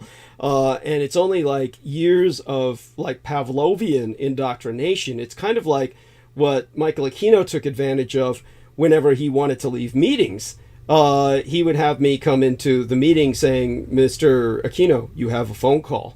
And this is something that he would use as a opportunity to leave the meeting completely vacate the meeting because, he'd go answer the phone call and nobody pay attention to it. It just, and Aquino brought to my attention, he said, "Come on, think about it, Douglas. How many times in your life do you ever receive an important phone call?" It said that the chances in your life of you ever getting an important phone call are so minimal that it's equivalent to winning the lottery. The only, there's nothing you're really going to get over the phone you really need. Even if somebody's calling to tell you somebody died, that's not something that impacts you in the immediate moment. So he's bringing up the fact that people imbued onto phone calls this incredible sense of importance that just is not there, and they would tolerate people leaving meetings for that. Back in those days, all the dynamic has changed thanks to technology, thanks to cellular phones and all the rest of that. But the point is, another thing that developed for a period of time was the pager. Well, I was indoctrinated into answering the door. There was no reason for me to answer the goddamn door. And so it's wound up with a few times where I was confronted with people who were dangerous. And ultimately, the latest was the worst, in which I had to deal with a lot of issues to reconfigure my life that had been effectively wiped out by my answering that door. For those of you who don't understand how serious it was, my answering that door, the last time that I answered it, son of a bitch Pinoy, half Hawaiian, half Filipino name, Kaleo Naboha. This Kaleo Naboha motherfucker claimed he was working with basically the state of California and misrepresented himself as offering me a backup cell phone, which I truly need. And I ended up getting wiped off of my internet and my cell phone, wiped off of everything. So this guy was trying to wipe out my communications, and I had to act fast. I had to act very aggressively to get everything reinstated. So that's when I publicly said I'm not answering the door anymore. Well, that went with their chance to kill me. Now understand, about 2 years ago, they tried to kill me, and this was when I was warned by my psychiatrist this was going to happen. And it was an extreme enough situation that when Peter Moon's wife Paula heard it, she actually said, is he crazy? This is another factor that they can gamble on. They don't know whether I'm going to relate these events or not, simply because these events, relating them, can serve to discredit myself, because people can say, oh God, this guy's crazy, he's making this up, he just wants attention. It's not like that at all. And understand that if you buy into that, then you basically might as well not be listening, because then you don't believe that what I've revealed to the world is of any importance anyway. Obviously, what I've done, such as shutting down the world's largest human child trafficking operation run by your United States military, is important enough. The fact that I got the second most important military base in the world next to the Pentagon shut down is important enough. Believe me, they want me dead. Now, yes, I have a dead man switch, but I'm not wearing it every day. I'm not wearing it all day. I can't possibly be wearing it all day every day when I walk out the door. If I get killed, even at the door, they win to a degree. It's a win-win situation for them. Say if I continued answering the door and they did the inevitable, they ultimately would have killed me, because I would always answer the door in the middle of my sleep. That's when they would ring the door, and I'd be naked. And like I said, I've played very fast and loose with my life, without any sense of security consciousness and a real sense of recklessness, because there's that element of suicidal impulse that's there after dealing with all of the atrocities that I've dealt with all my life. So there's an element of autodestructiveness that's truly there that I really need to conquer. And that was one of the last symptoms, was answering the goddamn door. And yeah. Answering doors, I never answer the door unless I know who's there. Thank you. And like, what do I want to answer the door for? It's even if it's like a cable salesman, who the hell knows? He might be there to. We'll take a look at the one that was at my door. Yeah, he's there. Yeah, exactly. Yeah, exactly. He's there to destroy your life. So understand that when it comes to what they were going to do eventually, I'm certain they had every intention of somebody knocking on my door and ultimately just blowing me away with a shotgun that they would have shoved through the door, a sawed-off shotgun. So when I said I'm not answering the door anymore, that stopped that. Now, you might say, what would they gain by that? If they had done that, then I'm dead, and that is right at the door. And at that point, an investigation becomes, well, inevitable. It becomes inescapable. So you've got a dead guy who's naked, who's answered his door, and the other guy runs away. The murderer, would never be investigated. All kinds of things would be done to cover his trail, and they just say whoever did it got away. But this would give an excuse to investigate me. Understand, the first people who come in are the local constabulary, but the moment my background is exposed, which the local constabulary, the San Francisco Police Department, is well aware of, then the feds will have to be brought in. This is a former Department of Defense research librarian. This is the guy who had the Presidio military base shut down. Your average American may know none of this. San Francisco Police Department knows all of it. I worked with them for a period of time. I was once an employee of theirs. So you've got a former SFPD employee. You've got the other people involved that would be calling in the FBI, other agencies. And then before you know it, the government sequestered my home, and then they can go ransack it. Now, it would take years, but it's the government. They'll just put the house under their quarantine and take as many years as it takes. And they'd go through the house till they find the Vox Arca and a number of other things they want. So this option is always theirs, always was theirs for a long period of time. That option was taken away when I publicly said I'm no longer answering the door. So once that was stated, that and a few other factors, they basically decided it's time to try again. And so one of the most risky things that I do these days is taking out the garbage. Now, to put this into some perspective for you historically, before Silicon Valley established itself, before San Francisco had the postmodern economy, San Francisco landlords were begging people to rent. Nobody was renting in San Francisco, especially an expensive area like Russian Hill. And so because of that, landlords were all going Section 8. And believe me, they were regretting it the rest of their fucking lives. They had no choice initially, but once they went Section 8, they had crazies living all over this neighborhood that they couldn't get rid of. And they had to move heaven and earth. And some of them had never been able to get rid of it. There's maybe blessedly one or two like that at this point. Probably one that I know of. But the rest of them have gotten rid of Section 8 completely. But when it comes to Section 8, that left me, every time I took out the garbage, the Section 8 people, for those of you who don't know, these are crazy people who literally, in the old days, for those of you who don't know, in the military, Section 8 meant a rubber room, a literal rubber room. And so they would say, like, hey, you don't want to tell anyone you've seen those Foo Fighters or those crop balls, those, unidentified objects in wartime. You'll be bucking for a straitjacket and a Section 8. They'd say something like that. And so Section 8 got transferred into this housing terminology from the old military days. And it means people who should be institutionalized in a literal fucking rubber room. That means to get Section 8, you have to prove yourself so violently antisocial that you cannot work, that you're literally too violent to employ. And so they give you Section 8.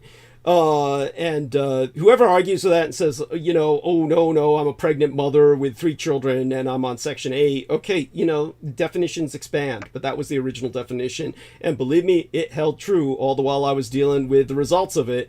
Because when I would take out my garbage every week, then I'm confronted with all the Section 8 crazies, because they'd come out with these long knives and they'd be using them to cut open the garbage bags so they could plunder everyone's garbage. So you're instantly confronting multiple crazies with drawn knives when you would go out, and they're all after your garbage. And if you don't get out of there quickly enough, they'll gut you. I mean, this was taking out garbage every week back in the day, before Silicon Valley came on the scene. When Silicon Valley came on the scene, all that, of course, rapidly changed because everybody needed to rent in San Francisco. Now, recently, what happened was Xi Jinping and I'm trying to forget his name, Biden, they came to San Francisco. And so they cleared as many of the homeless out as they could, which is entire tent cities that blocked up entire streets. I mean, like streets, not sidewalks, fucking streets were blocked off by tent cities in San Francisco. And so they cleared all that and shipped them all down to Los Angeles. But they're slowly crawling back up here. Nevertheless, they shouldn't be back up here by now.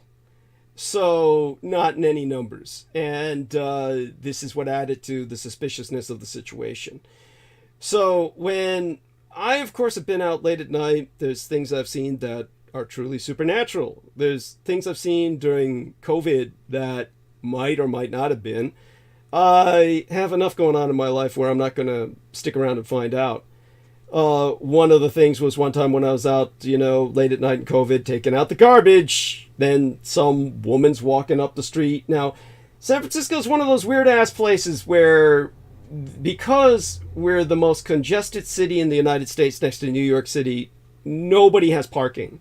And so even if you've got residential parking, which means you've got the sticker to park in a certain area, the chances are you're often going to wind up parking 2 to 3 blocks away. So people walking at night, you're going to have to assume they're walking to a car and that the car's parked 2 or 3 blocks away. But some people might be health workers. They might have to go to a night shift they're called on, especially during COVID. Maybe they're going for their car late at night. But, one time I saw a woman walking up toward me, in the street while I'm taking out the garbage. I just said, fuck it. I'm not going to stand around and wait to, encounter this person, because I've encountered people late at night and there's just been no good that comes of it. So I just, stuffed the, trash and then went back up into the house and waited several, maybe half an hour before I went back out again. This sort of thing happens every once in a while. And by the way, when I'm home and just listening, like position where I'm at now, where I'm near the windows, near the front of the home, I can hear people walking by on the street, and you will hear people sometimes long after the bars close, when you hear everybody leaving the bar and they're very talkative and they're screaming and they're shouting and they're drunk.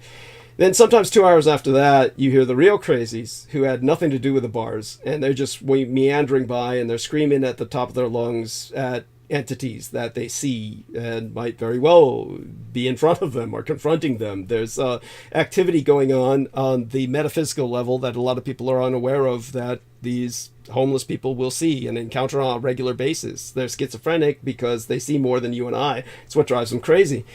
Anyhow, so when it came to this Tuesday morning, I had to take the garbage out. So the alarm was set for 4:30 a.m.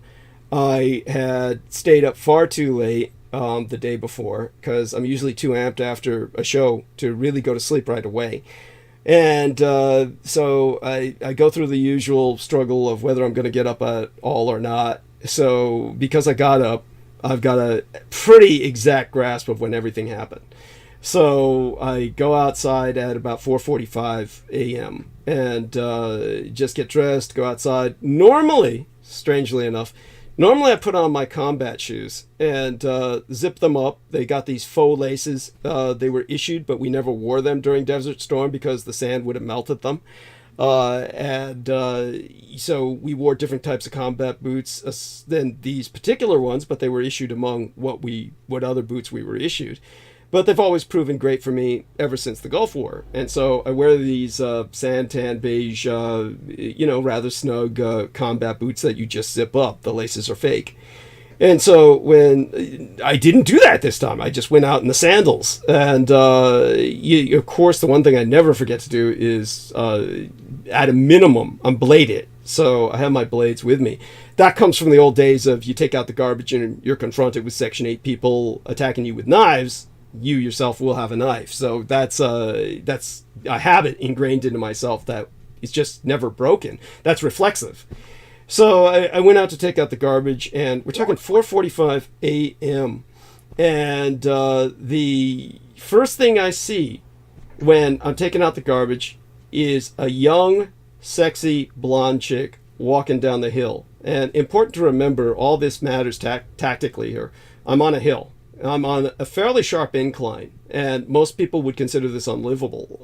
A lot of people come to San Francisco and they don't understand how people live on sharp incline hills like this. And so this young blonde chick is walking down on the other side of the street, and I'm tempted to wave at her. I know she fucking sees me.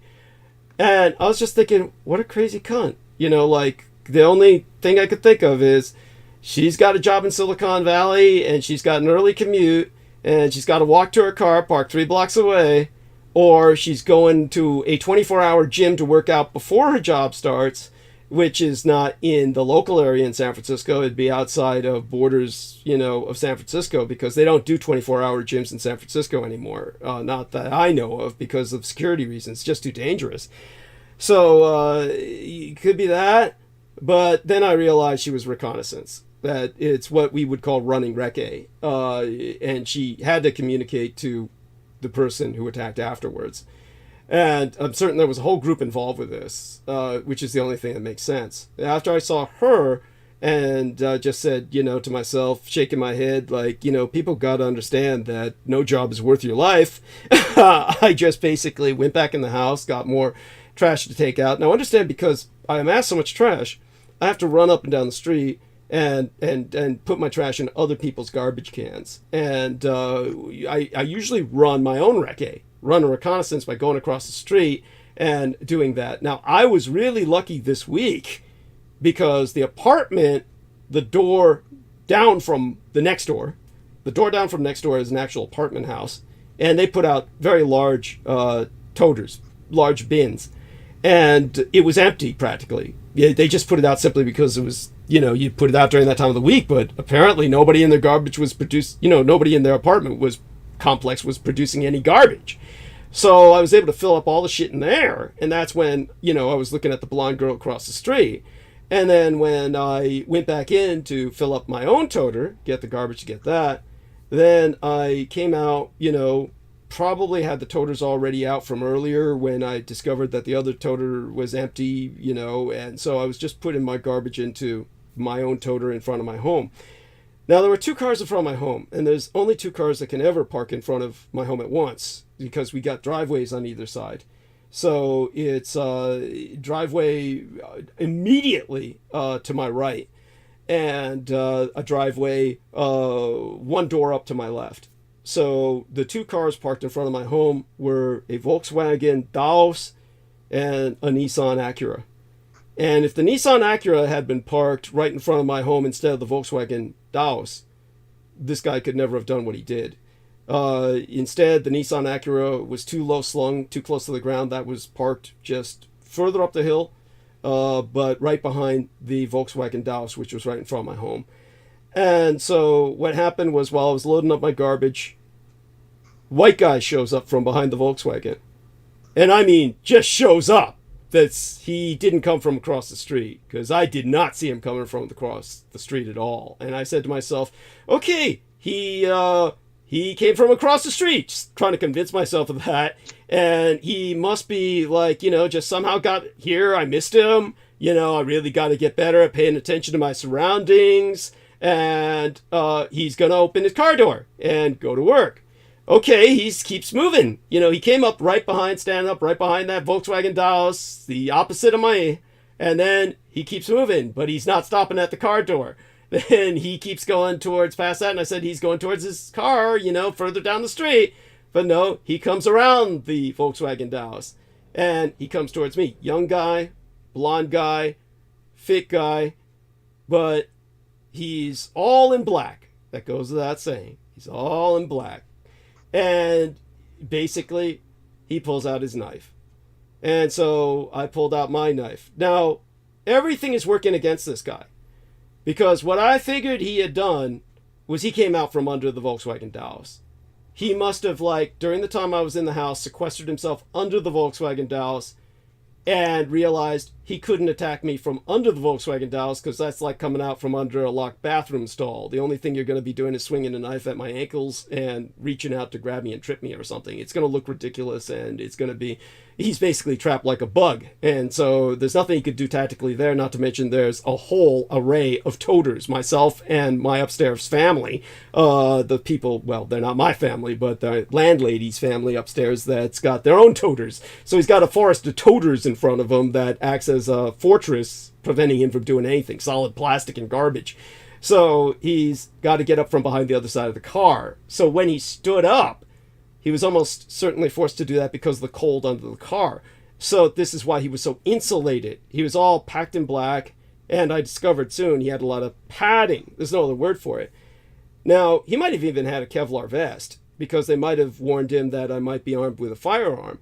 But just understand this. A Kevlar vest is meant to stop bullets. It's not meant to stop blades.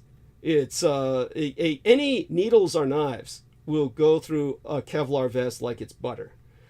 So that's what my blade did. Basically, he attacked me first. I deflected his move. Now, he's coming at me, and I figured that he was, first of all, frozen from being on the ground. I don't know how long he was on the ground, but that shit'll just drain all of your body heat and leave you fucked up. So he was not limber. And he was coming at me from downhill. I'm uphill, which is another advantage. He had to get up from behind the car and basically kind of defrost himself with some quick movements, like he was shaking himself to get his body heat back, get his blood circulating, and that gave me time and fair warning. And so he never should have attacked.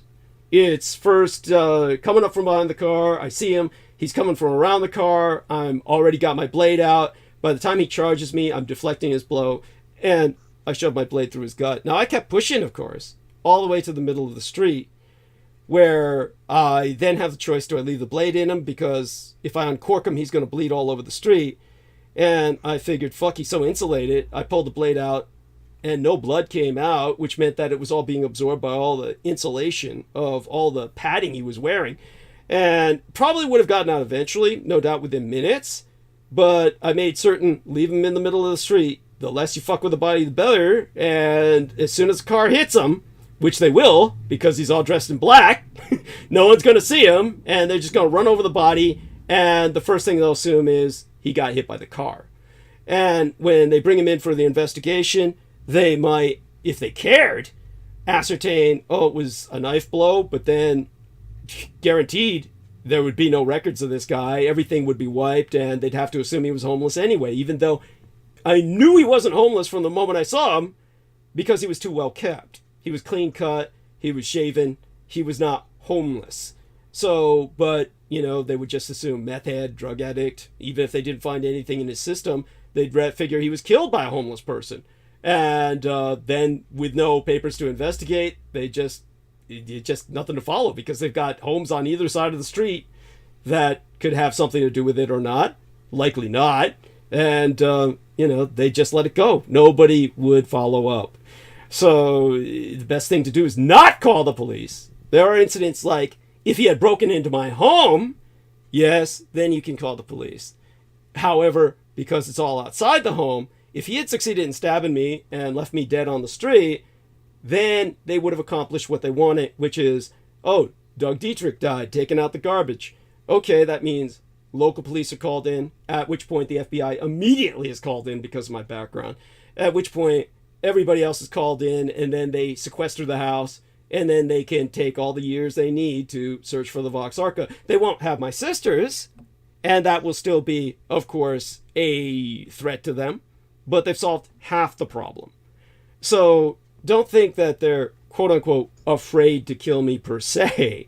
And it all came together. So when I went back into the home to basically wash my blade and compose myself, then I went out after waiting about, I'd say, probably around till a little after 5:30, because it was 5:05 a.m. when he attacked. So around 5:30 I went back out and I started taking out the recyclables. And of course this time I brought my gun and was wearing my combat boots, even though I knew for a fact that was irrational because it was totally unnecessary at this point.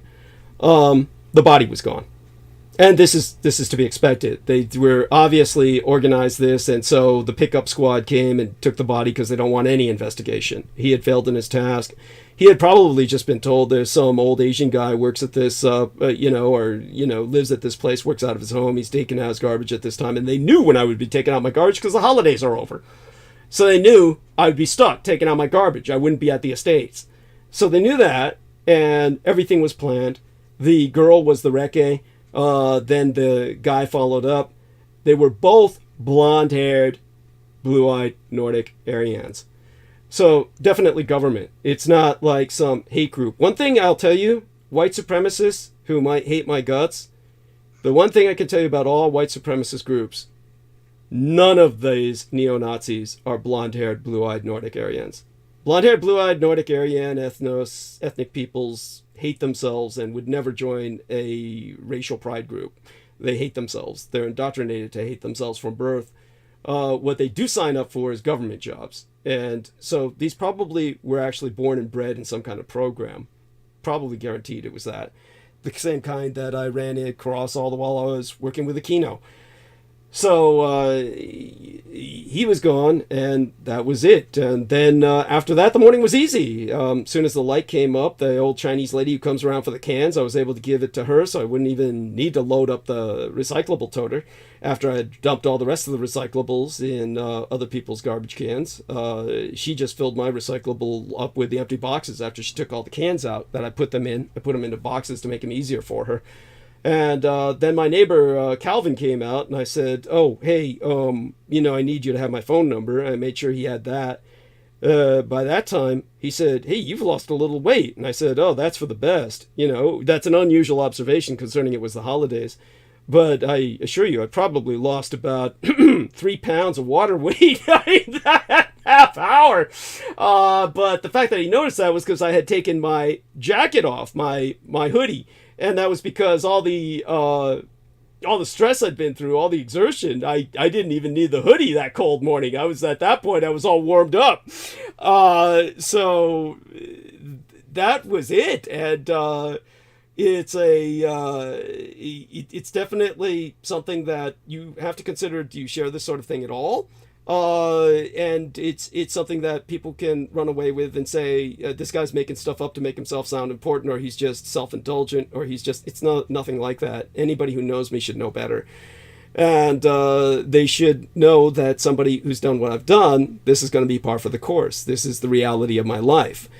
So with that, yes, if you have any questions, Peter, obviously. Well, thank you. And I think you should relay this. I don't think it serves you not to. Thank you. But the first thing that struck me is this guy wasn't very well trained. Yeah. He was trained to some degree. Yeah. And the fact that they didn't tell him who he was going up against. And this is typical with government operations of this nature. Thank you.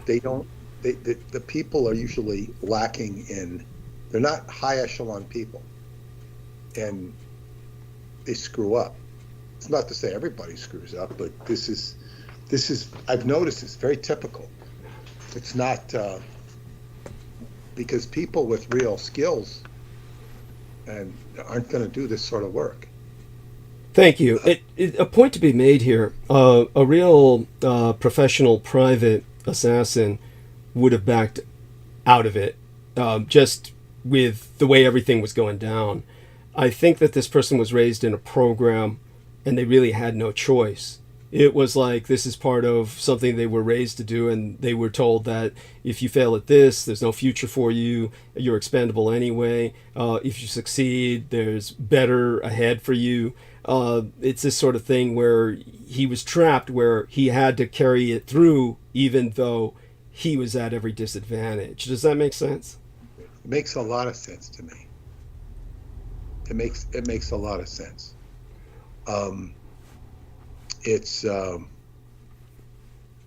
It does to me. Yeah. Thank you.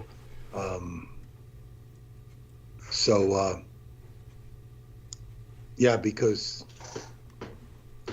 this is, as I say, this is the way these people operate. They're not. It makes perfect sense. And they had somebody, who was a expendable resource to them. Yeah. And his failure is a win to them, because then they find out, well, the guy's nanoplasma is still circulating, his vampiroid genes, his training is still, got him on top. He's still on top of his game enough to survive. They can draw all kinds of conclusions from it.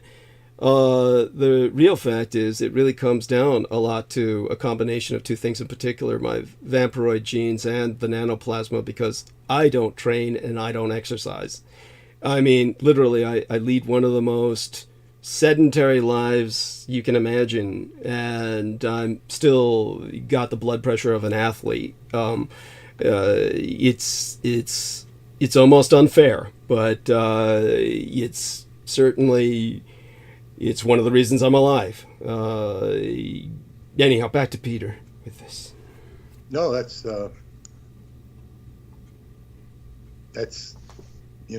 and I now understand why you were telling me what you told me before the show. So, wow.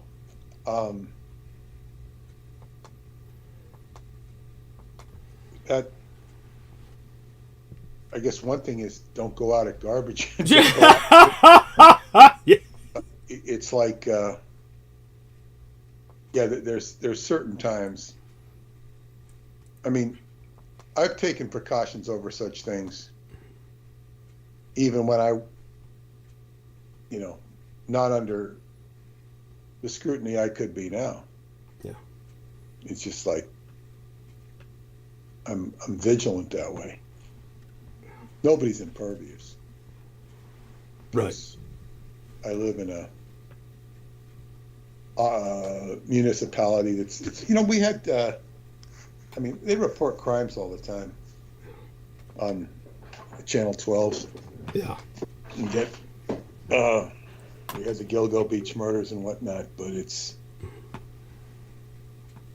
what can I say? Gee, this is a big deal. Thank you. It's a big deal. And hopefully, well, I think they're not going to send somebody out right away. No, I feel that we've got a while, maybe another 2 years if things follow a pattern. Always be cautious, of course, and but it's almost like something that's done almost like every few years, just to see if I've worn out to the point yet where where one of these days they'll succeed. Just to see if you're paying attention. Yeah, that's along those lines. It's what was so funny? After that happened, so after I gave all the cans to the old Chinese lady who comes over to collect them, and talked to my neighbor Calvin, and then everything had normalized to a basic kind of static degree. Then I went to my home and started slamming back some beers and watching YouTube videos to relax, and with every intention of going back to sleep, and then getting up later to put the garbage toters back after they had been collected by the trucks. But what happened was that I watched this film called, it's not the documentary based on the book by Alvin Toffler. For those of you who don't know, there was a futurist named Alvin Toffler who wrote a book called Future Shock, which established his career. That's what made his career. And it was made into a documentary. But there was by the time that term became public domain by the 90s, they made this film called Future Shock, it should have been called Future Schlock. But it was this science fiction, really, about this psychiatrist giving people this trauma therapy where people who were unreasonably afraid of death, paranoid to the point where they could no longer function because of a fear of death, essentially, he would take them in and subject them to a virtual reality experience where their lives were torn apart by all and sundry lethal factors, to the point where when they came out of the virtual reality session, they would come to terms with the fact that death was everywhere and they had to learn to accept that reality so they could live. That's the logic of the film. I'm not saying I agree with it. It stands out because the main actor, the psychiatrist, was the guy who played the villain in The Karate Kid, the blonde-haired, blue-eyed Nordic guy, of course. And so I can't remember his name. He's in the series Cobra Kai these days, which has reunited all of those people from The Karate Kid that are still alive. And they're going to re-air, or it's got a new season coming up. But that same guy was the star of this film. 1980s feathered hair and all. And so they're putting these three people through these virtual reality experiences where home invasions, all this other shit. And it was that disturbed me profoundly, much more so than by killing someone did. Seeing a bunch of people stress out over people breaking into their homes and these other lethal scenarios that they were being put through. I kept stopping it, but I watched it through to the end before I went to sleep.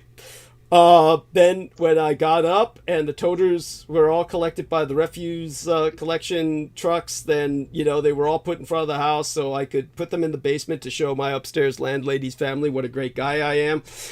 So I was putting them all back in the basement, and one of the neighbors further up the street, who I've seen before, and when I had walked by one time, he said, I was asking him the normal question because we know each other vaguely. I said, "Oh, how's it going?" He was like, "Oh, I had to take the kids to school." And I was like, "Gosh, I don't even know what that would be like."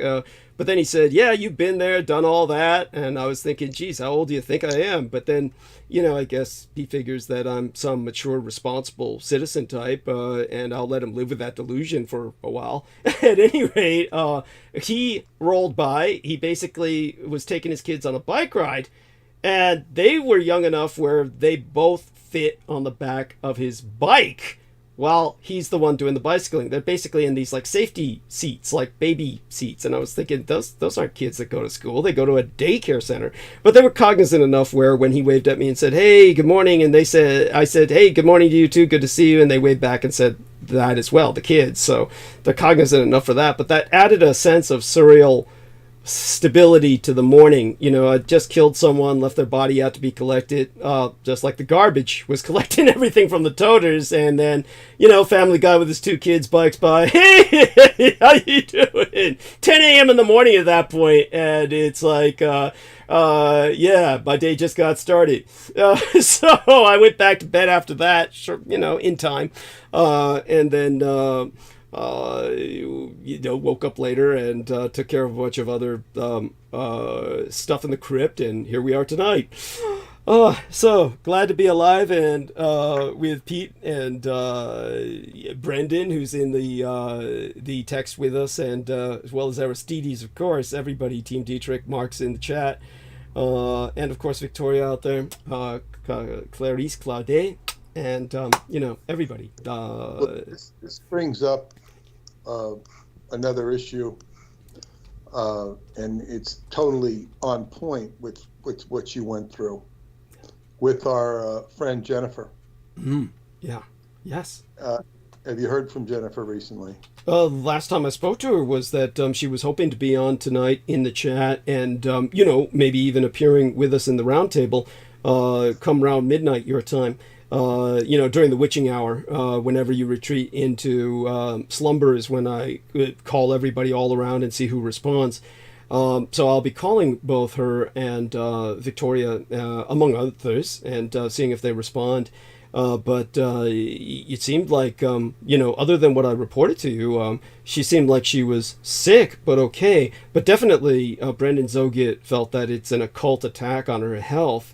And we'll certainly speak to her about that if she does come on the roundtable with us tonight. Aside from that,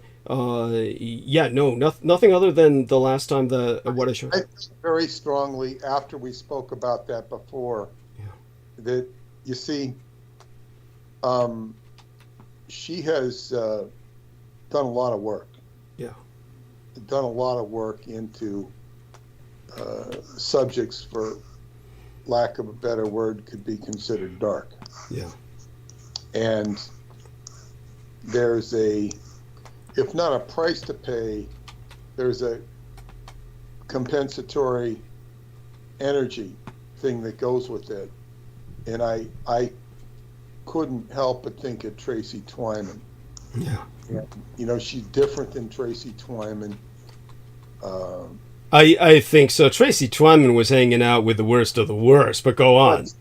It has more to do with the energy. Yeah. The energy of these things they carry their own, what's the word? Well, they carry their own dangers. Exactly. And I was concerned for her when we spoke about it. I'm a little more concerned for her now. Mm-hmm. And it might be a subject you want to address with her, in the roundtable. Yeah. Because the subjects we discuss, as you say, they do come with danger,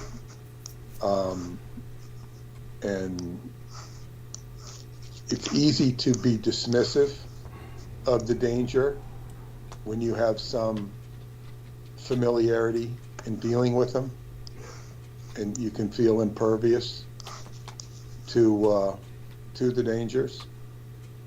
So it's and there might have been one particular subject we were talking about. Could be.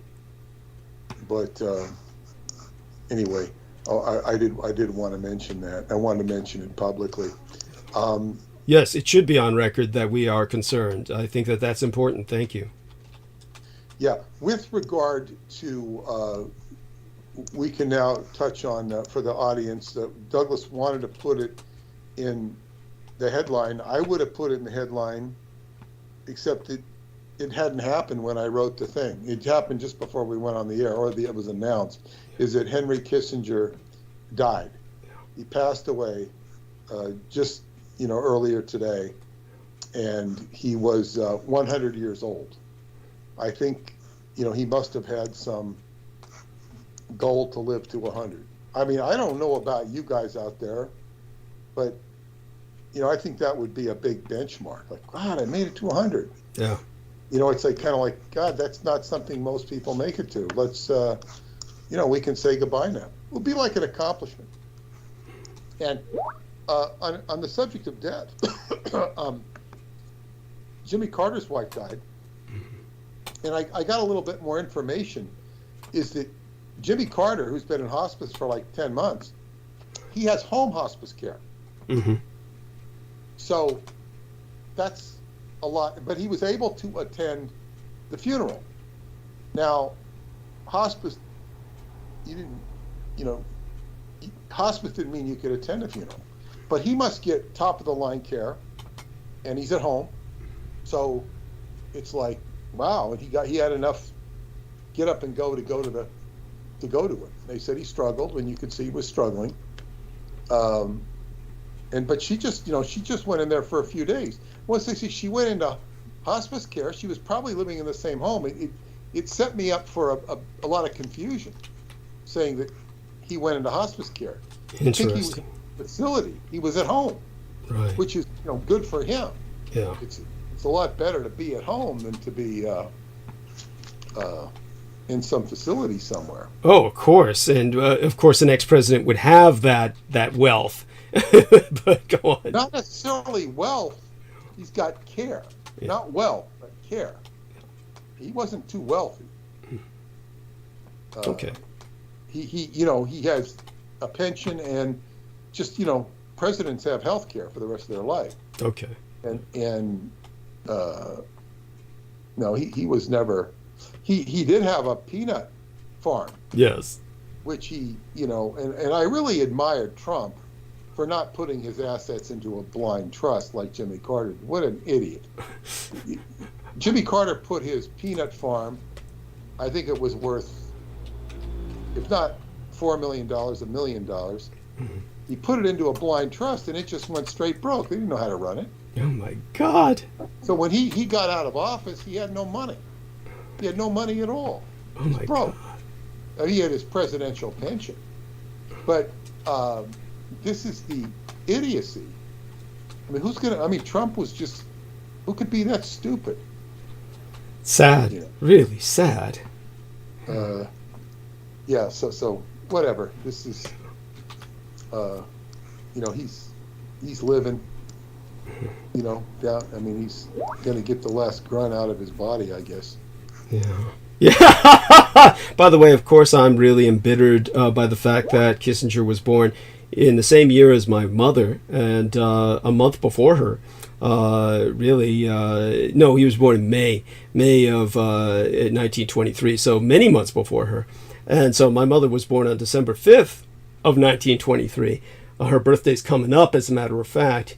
And which means I've got to get one of her photographs up for our live stream that night that will be on around the time of her birthday, if not on it directly. Let me take a look at the calendar. But she would easily have lived to have been 100 past the age of Kissinger if they hadn't worked so hard to take her out and kill her, there's no other way to express it. I've explained that story before.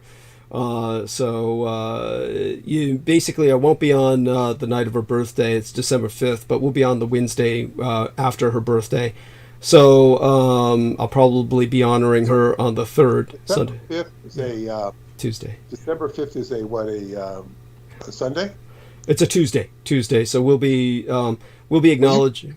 You wouldn't be on that night anyway. So are you saying you're going to take a day off for her birthday? Oh God, no. No. If I do, it wouldn't impact. I mean, I will, but it won't impact the show. Won't Okay, impact. okay. Yeah. All right. Won't You impact said you shows. wouldn't be on the air. Oh, So- no. What I meant to say was I needed to get a photograph to use in thumbnail of live stream if we were on the air at the time of her birthday, which I'll probably do anyway on Sunday night or Wednesday night, if not both. Have a photograph acknowledging my mother. I'm definitely going to be on. December 3rd, which will be a Sunday. December 6th will be a Wednesday. No, I'll definitely be on both nights. December 6th will be Pearl Harbor Eve Day. The next day will be an Armenian holiday, so I'll be gone with my son. But I'll be all night Wednesday for transmission, like always. Very little. I can't imagine much would get me off a transmission. It's of course how I pay the rent, so I do have to. I do have to show up for work, and it's so that being said, I think that what was it? Anyhow, take it from here for a few minutes. I'm right with you. I'm. Well, yeah, we were talking about Kissinger. Yeah. And I mean, we didn't really get, because you. Oh yeah, later on in monologue, I'll go to town on But you preempted Kissinger with tales about your mother, which is fine. What I would say about Henry Kissinger is something that people don't necessarily realize. He was a top. You hear about top men and Raiders of the Lost Ark. Top men. Yeah. He was a top Freemason. Very Yes. high up in the Freemasons, if not probably the leader of the Freemasons. Yeah.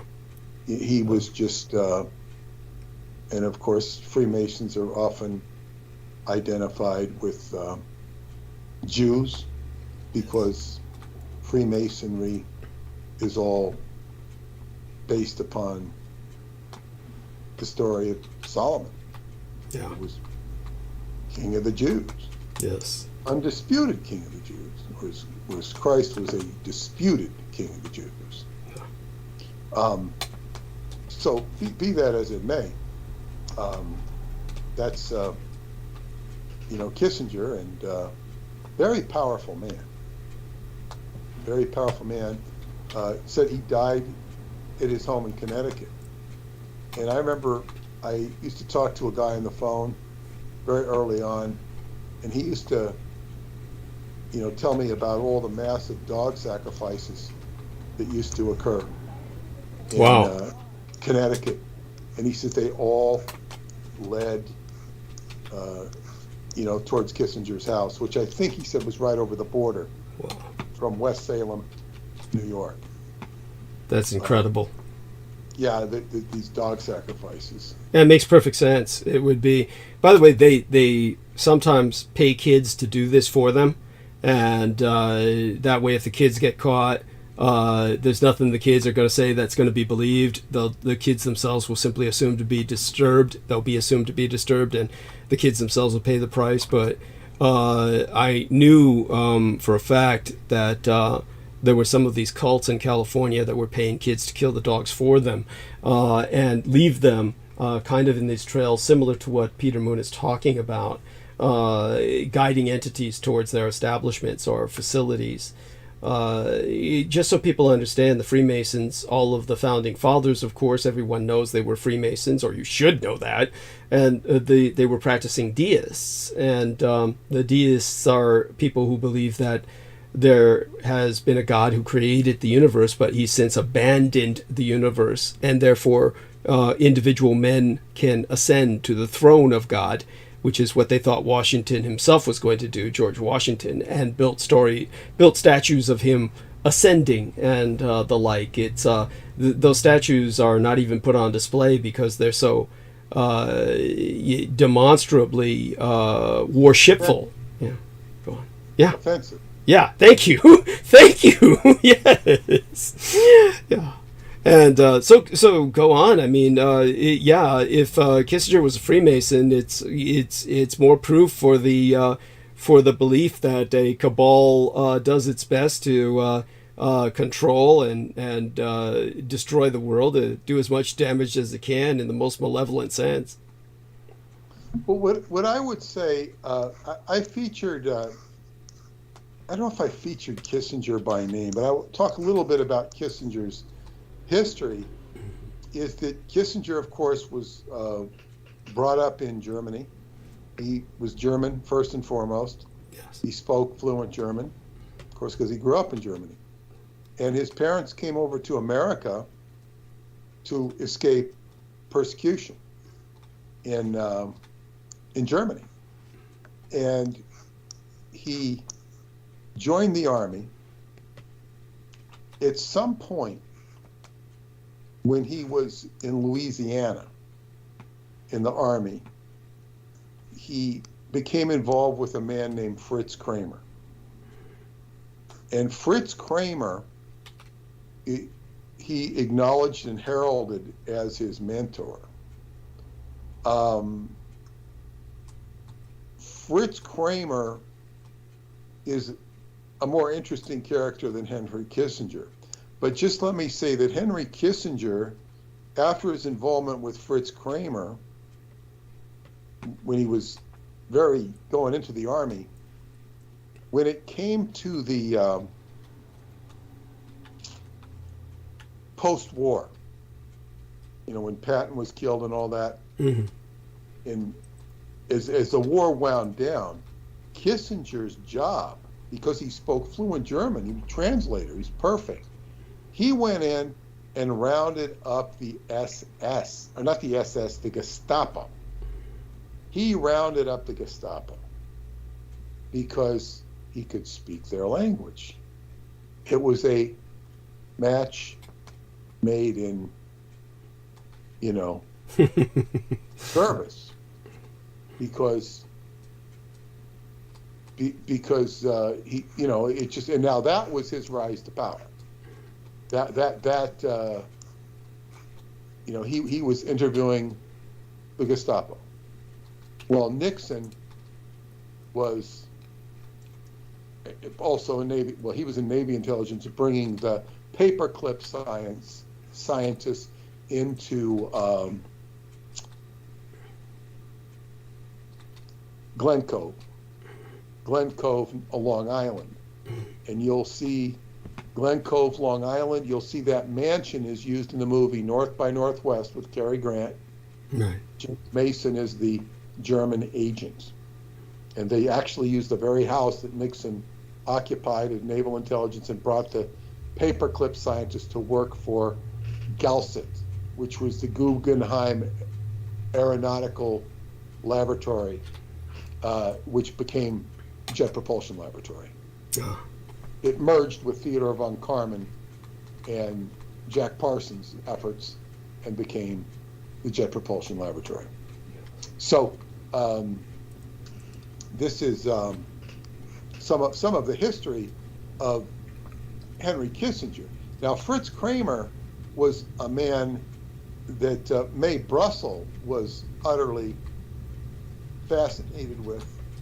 And as far as she could tell, there's another man named Fritz Kramer who was a SS Waffen general. Okay. A Waffen SS general. Yes. And that she said she swears they're the same person. And that he was repatriated to the United States. He was a very important Nazi general. And that they created a false history for the real Fritz Kramer, or for this Fritz Kramer, who then became he was a very influential person, but he had access to, I might say access, he was like in a door, in the White House. He was had connections to all the presidents, I think up through Reagan, and then I think he passed away. So he was like a very fascinating character, and he's the one who got, whether you believe he was an SS general or not, he's the one who got Kissinger into Harvard, that's where he made his bones in Harvard, and became a very, when you go to Harvard, it can pave the way to very a good career. And that's what happened with Kissinger. But it was between the Gestapo and Harvard, it made him very qualified to go do the things that he did, his Harvard degree. So that's the little bit I know. Now, in my book, The Spandau Mystery, which is a fictional, historical fiction about the post-war, and it goes into Montauk and whatnot, was,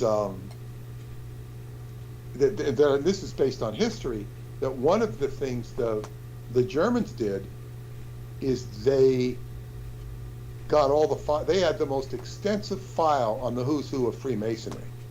Right. And they had card, and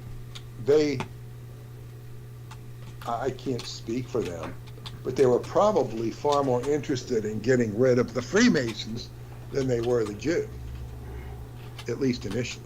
Right. They were very much on the no-fly list, so to speak. So that's just a bit of history that concerns Kissinger. I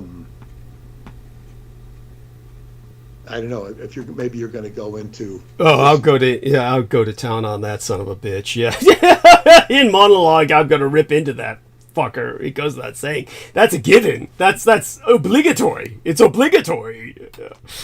Yeah, he was not a very stellar character. No, he's the worst of the worst.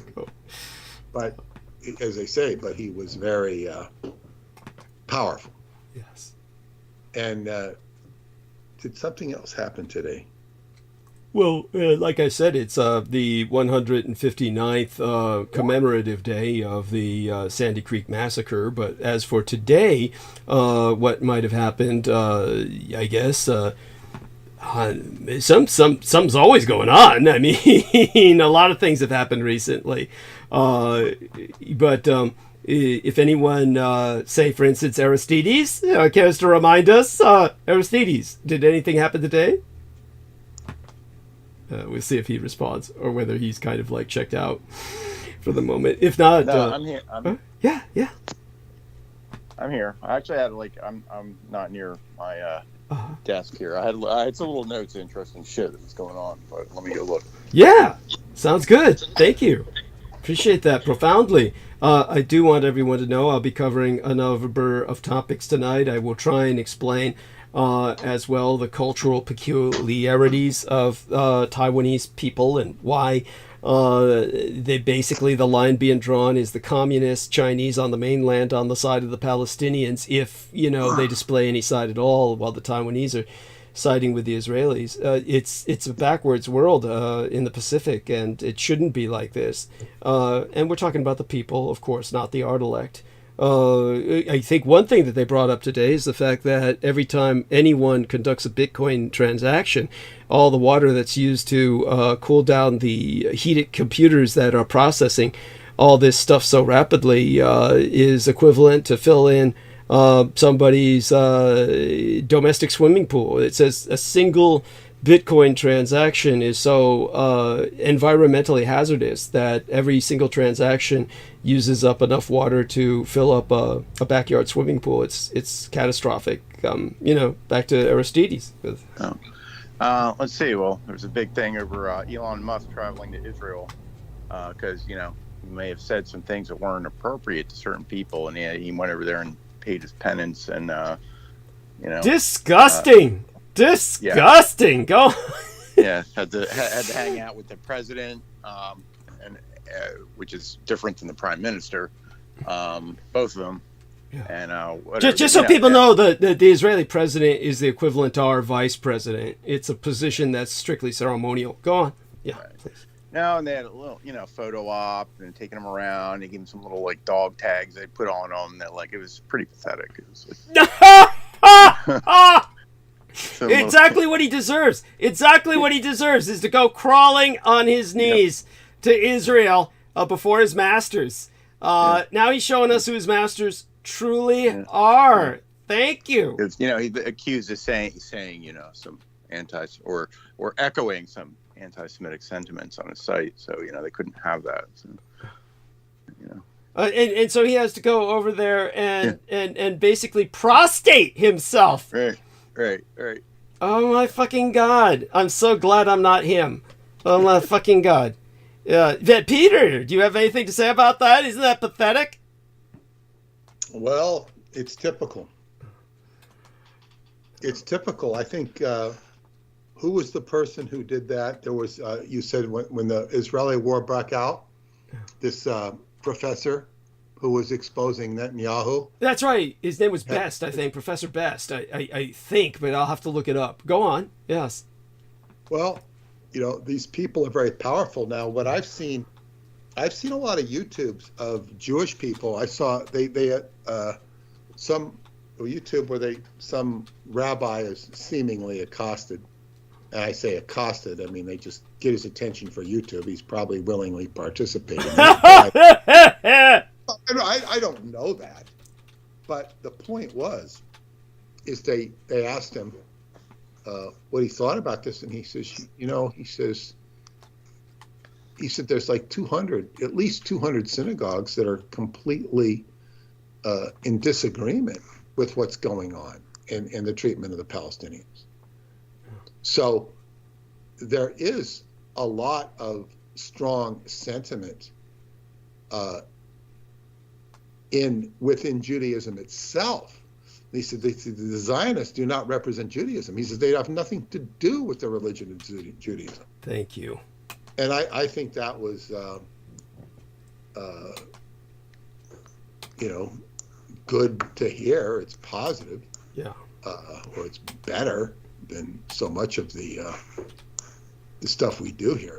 Right. By the way, I've just entered the name of that professor. Harvard professor emeritus Lawrence Tribe was the name of the man who was forced to apologize for exposing the fact that Netanyahu had orchestrated the Hamas attack to render himself dictator for life of Israel and cut off all investigations of him. No one's talking about investigating his corruption anymore when they should be doing that as their paramount concern rather than waging this goddamn war.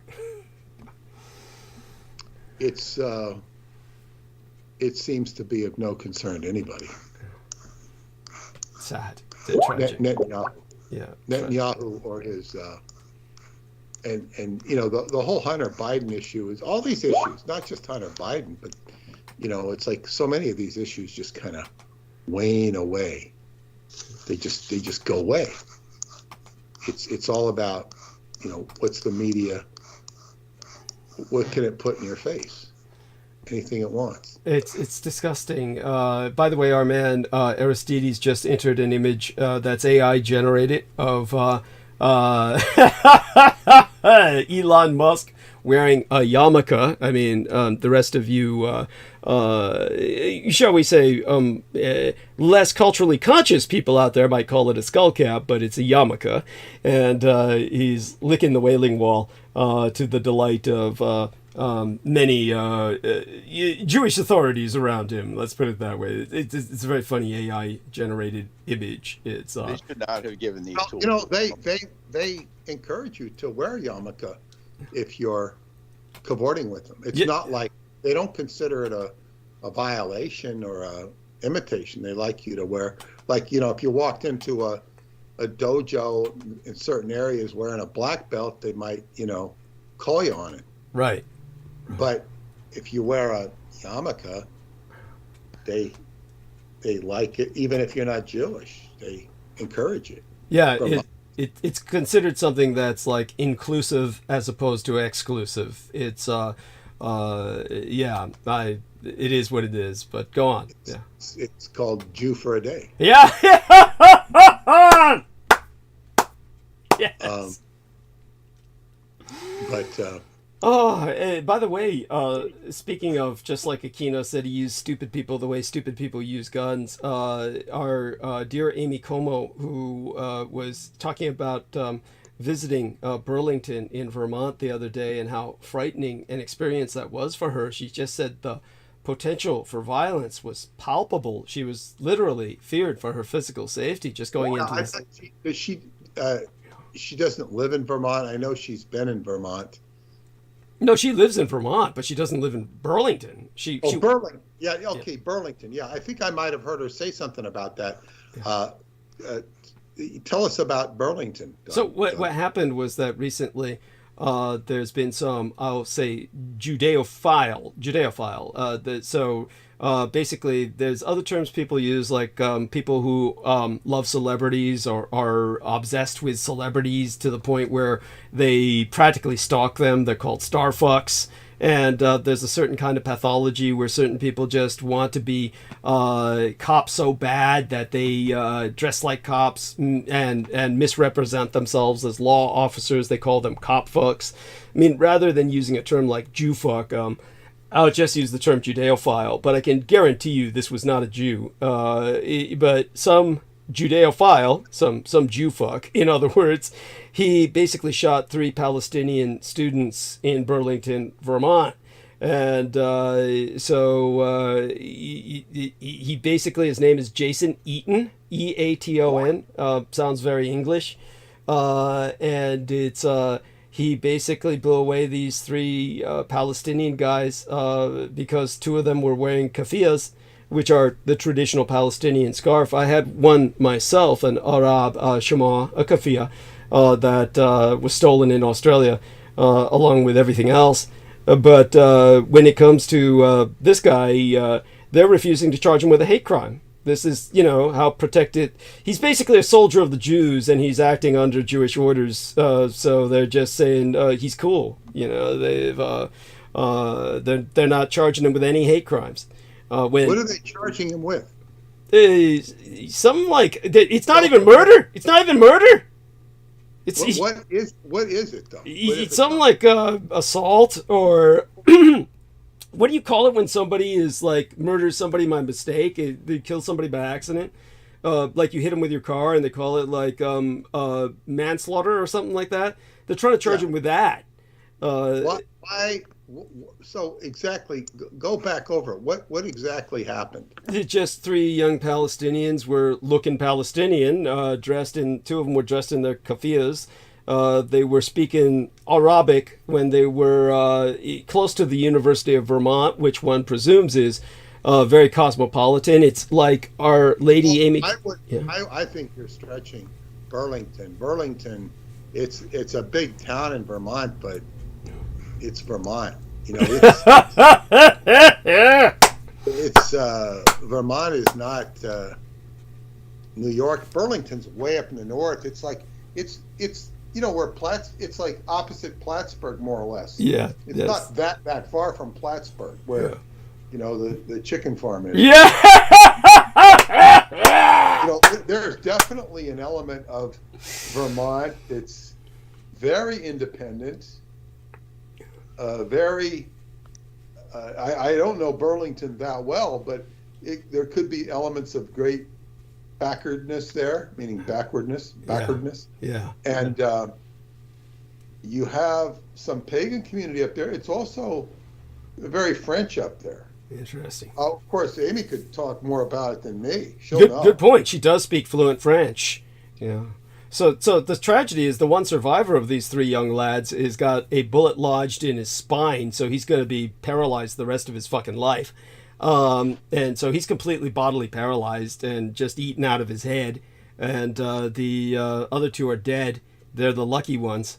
And all because of, this son of a bitch, Jason Eaton, who basically said, this is for Israel. And but of course, well, maybe now I'm going to play devil's advocate for a second. If I was the defense attorney, I'd say, well, did this was this guy provoked? Were these Palestinians baiting this Jewish person? This is the angle that I would pursue, and then I'd start asking questions immediately if I was the defense attorney. Yeah, of course, the guy's not ethnically Jewish. That's the point. It's like I said, the Jews use stupid people. The guy who did the shooting is not ethnically Jewish? No, not at all. Just like that other guy who killed the young Palestinian boy. None of these people are... You think some Jewish guy's going to do that? They don't give a shit. They have all kinds of stupid goy that go out there and kill for them. That's why I said he's a Jew fuck would be one term for him, or somebody who just believes that the Jews are relatives of God and that he therefore is going to earn brownie points in heaven by going out and killing for him. That's what's going on. It's you know, I already shared that tragic story of that son of a bitch who killed the young Palestinian boy. What the fuck was his name again? I'd have to look it up. He had a Hispanic as hell name too. But a lot of these people, they basically spend all day watching reactionary news media. Chuba was the guy's name, CZUBA. So this Chuba son of a bitch was the landlord who was renting out to a Palestinian single mother and her son, who was like literally like 9. The young boy, when he started stabbing the mother in the face, the young boy threw himself in front of her to protect her, and that's when he carved him up like a turkey. Yeah, there you go with that. And he said, I did it because we have to kill all Palestinians so that Jews can be safe. That's what Mr. Chuba said. 6 years old. His son was 6 years old, now that I'm looking it up. Yeah, the 6-year-old threw himself over his mother's face to protect her, and so he just carved through that boy like he was nothing. And he said, I had to kill the boy because he'd grow up to be a terrorist. So there you go. All these people are obsessed with killing who they can to save the Jew. It's kind of like that girl who came on this show. And she pretty much said the same thing. It's like she came on here, and like Brendan will attest, I actually kind of misrepresented her when I was saying she was talking about a woman who could very likely have been my mother, and I used the term Manchurian. She didn't even, it was surprising she knew what she did, but it wasn't that sophisticated. She used the term Chinese. And then she was saying, yeah, but the Chinese were Nazis in World War II, and fuck them. They all deserve to die. And the Japs are Nazis, and they all deserve to die. And, it's like, so anybody who opposes Jews in your idea, no matter how disconnected, how incredibly far away from whatever you define to be directly threatening to this concept you have of Judaism, deserves to die. That's pretty much where she was coming from. I mean, that's exactly where she was coming from. I don't know why I keep, how do I say it? I'm almost belittling the intensity of her stance, which was extreme, to say the least. So, and all of these people have assumed that stance. It's, the lines are being drawn, and people feel the war is everywhere. There's no fronts to this war. This war is universal. That it's and in a very real sense, they're right. It is. It's God knows. Maybe something about this was involved with the assault on myself on Tuesday, though I doubt it. I think it's very clear that we live in a time when we have to focus our attention on. The opposite of war and hate. I think for me personally, and other people love this song, Imagine by John Lennon is a bit much. But I hate that song. By the way, it's nihilistic. It's totally nihilistic. Imagine. I don't like that song, but nevertheless, it's some people are really inspired by that song. I might be more pragmatic oriented, but nevertheless, it's time to breathe and think of peace and breathe. Breathe is such a dynamic tool. Is to breathe into these circumstances, because you don't, like Yonda, after we left the show, we talked for a while on Sunday, and she says, there's a lot of positivity in the world. She says, you just got to turn off the TV. Yeah. You turn off the TV and you're not echoing the TV, because it's so much of the look at in people's workaday world. You go into Home Depot, place I've been into quite a bit lately, or the supermarket or wherever else one might go. People, most of them aren't thinking about the war. They're thinking about what kind of tile they're going to buy. Contractors buying lumber and hard wallboard. People are shopping for stuff.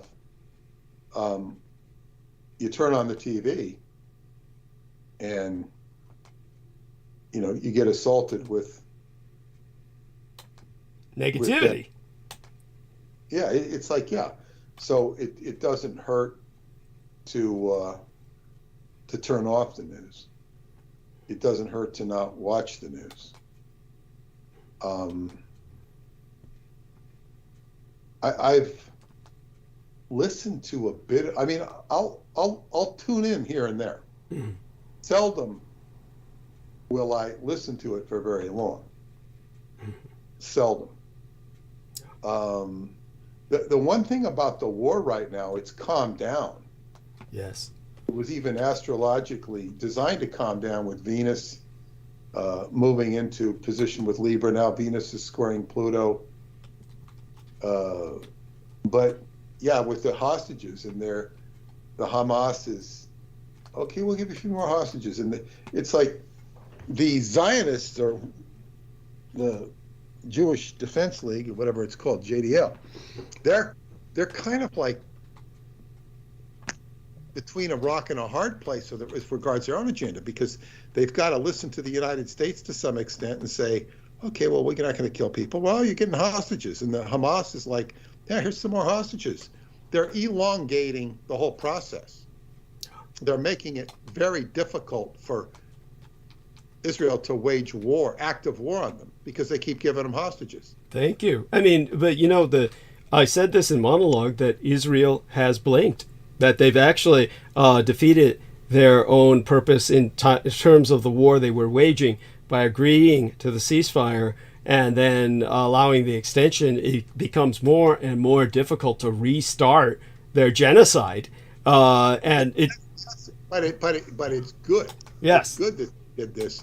And yes, but it also shows that Hamas was right to take hostages. It goes to prove that taking hostages. Well, exactly. And what I want to point out here, this is the archetype of Pluto. Pluto is coercion and cooperation. Pluto will do anything. Pluto has no scruples. He'll take the hostages. Okay, now I'm forcing you. So who's really dictating the action here? And this is, I think, Hamas's whole point. We've got you by the balls, but you've had us by the balls for umpteen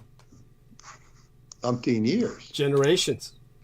Yeah, and now there's also, I ran into something on YouTube with Jimmy Carter talking shortly after his presidency about the mistreatment of the Palestinians.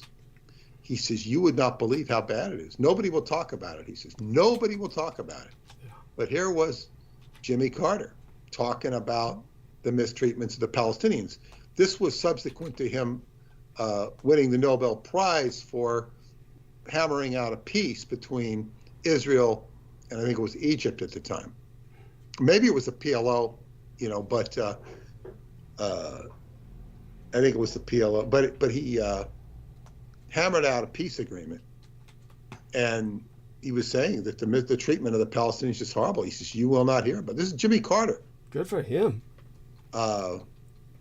And I don't know that much about the mistreatment of the Palestinians because I except for this, lovely young lady I sat right next to in the Paris airport, and we got into a long conversation, and then her mother came over. Her mother was giving me candy. They were very sweet people telling me all they had to go through. So we have a beauty parlor in Toronto. We're Palestinian, and they lived in Canada. They come back home to Palestine. I think they're in Jerusalem, and they have to fly in through Jordan, and they'd be, scrutinized and practically body searched, and they'd have to take a bus into Jerusalem. It was horrible, because they were Palestinian. It was, now that was mistreatment, but it wasn't as severe as it maybe could have been. Still doesn't justify it. No. Like, they were afraid they were going to go in and blow something up or something. But yeah, so I think you're right. They are playing into the hands of, and I don't know what, but just to say, with Pluto does not give you a choice. With Pluto, it's coercion. You have to cooperate. You have to cooperate, or you will be coerced. Yes. And certainly, Israel is being coerced, and it seems to be, for the very moment, working towards the agenda of the Palestinians. So we'll see where all of this goes. Yes, we can hope it continues. So Brendan has confirmed that the man who shot the 3 young Palestinians they're only charging him with second-degree murder or manslaughter, saying he never intended to kill them, even though he said die in the name of Israel. And of course, no hate crime is charged, because I guess it's impossible to hate Palestinians, or I guess everyone should be hating them. I guess that's mandatory.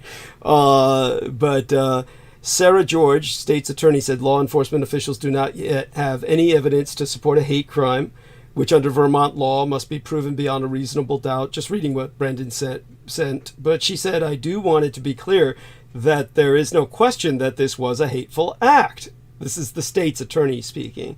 So it just leaves you shaking your head. In other words, everyone can see this guy killed them because he believes himself a foot soldier of the Jews. But nevertheless, because the Jews run America, this guy's not even going to be charged with murder. Well, this is the, magic of rhetoric. You can twist and turn anything you want, and this is what happens. It's just twisting the. Everything is twisted. Yes. So be it. Yeah. Right, but like you said, be positive. Like you said, concentrate on positive. Go on. I'm so sorry. Didn't mean to interrupt. Oh well, yeah, indeed. Do concentrate on that. It's the best weapon we have. I don't like to call it a weapon. It's a tool. We've reached the end of my time here. I want to encourage people to donate to Douglas, even though he's reached his rent. You can get an early start on Christmas in December. Thank you. And when I was at the dentist the other day, they had a Hanukkah thing. I said, when's Hanukkah? I don't think they're Jewish because they have Christmas stuff up there. They said, when's Hanukkah? Well, I guess it's the 7th of December. And maybe I'll tell a Hanukkah story. If you can, by all means. Not now. I'll save it for Hanukkah. But because it relates to my research. Okay. Hanukkah. So anyway, good. We've what's tonight? Today's Wednesday. That's correct. So we'll be back Sunday. Yeah. Great. Okay, I'll look forward to that, and I'll look forward to your narrative tonight. I hope to get up early and listen to it. Yes, and feel free to jump in if you're able. I really like to tune in and listen to your narrative. Understood. Yeah. Sometimes, I'd prefer not to listen to the chit chat because the narrative is far more interesting. Understood. The chit chat will sometimes be interesting, and sometimes it's just chit chat. Which I get an opportunity to know the person a little bit better, but in any case. So anyway, have a good night tonight, and good night everybody. And again, donate to Douglas, and I'll see you all. I might show up in the morning tomorrow morning, and I will see you on Sunday. Well, blessings. Thank you so much for all that you do, Peter. And we all love you dearly. And great numbers tonight. Each episode has gotten more popular, and more upvotes have been hit with each passing episode. And thank you so much for bringing it to all your subscribers' attention. And please continue doing so. Maybe on Sunday we'll get back into the occult and speak more about spells and binding and banishing again, that sort of thing. And till then, blessed be thy dreams and sweet be thy slumber, dear Peter. Okay? Okay. Good night, everybody. Good night. Okay, that was Peter Moon, skybooks.usa.com. We are now going to bring on everybody else that we can possibly bring on. And let me see if I can remember this time to add Troy Bellamy, see if he responds, as well as Sammy Romero. Troy Bellamy is someone who doesn't normally show up on my call list, and I have to add him. And Sammy Romero is another case in point in which that happens. I think mostly everybody else who tends to count shows up in my additional list, meaning my list of additions. So let's see if we can go down here and hit Brendan Zogit. This goes without saying. He seems to be active. We'll hit everyone else, of course, that I can possibly think of. And hopefully any number of them will be joining us. If not immediately, then soon enough. And throughout the night. At some point, of course, I'll start with the monologue, but of course I want to refresh myself and take some time before then. Let's take a look at Stephen here. We'll call him and just see if he wants to come on. If not, then that's fine. Brandon Young. And anybody, if I do forget to call you, just bear in mind I don't always... You're not showing up on my list, and then I have to remember. Don't be afraid to send me a note if you want to be brought on, because otherwise I'll tend to forget. I'll hit Acid Kick, even though he doesn't seem to know he's got an account. And, okay, we're going to press that add button. And, all right. Let's see who shows up. And other than that... Aristides, how's your day been going? Brendan Zogit joined us. Thank you, dear Brendan. Right. Yeah, Stephen Myers joined. So how are you feeling tonight, Doug, Steve? I'm moving on my job after Okay. I have to take a bus down. The bus is waiting for me. Sure. But, I'm going to hit you up, Doug, because I sent the brief, Thank you. brief note to you when I sent the donation. But, Thank you. right now I'm working. Yeah, but got hopefully it. Sunday, Sounds good. I'll get back to you. I'll be all ears. All right. We love you dearly. Have a blessed You day too, and Doug. say hello to your mother for us. Send her our Thank love you. as well. Thank you, Doug. Okay, All bye. right. Bye for See you now. later. Okay. That's Steve Myers, wonderful individual, and he's over there in that other borough of New York now. Yeah, hopefully he travels safely. Don't forget to hang up, Steve. Bless you dearly. Sadly, Jennifer Hawkins is unavailable. Let's see if Amanda Ute comes on. Our list of allies grows thin. Yes, that's funny. Oh, Steve, don't forget to hang up, Steve. Steve. Okay. Yeah. Okay. Bless you. We love you dearly. Okay. Take care. Thanks. Okay. Okay. All right. Yeah. And I hope he makes it home safely. He's moving on with his job, as he says.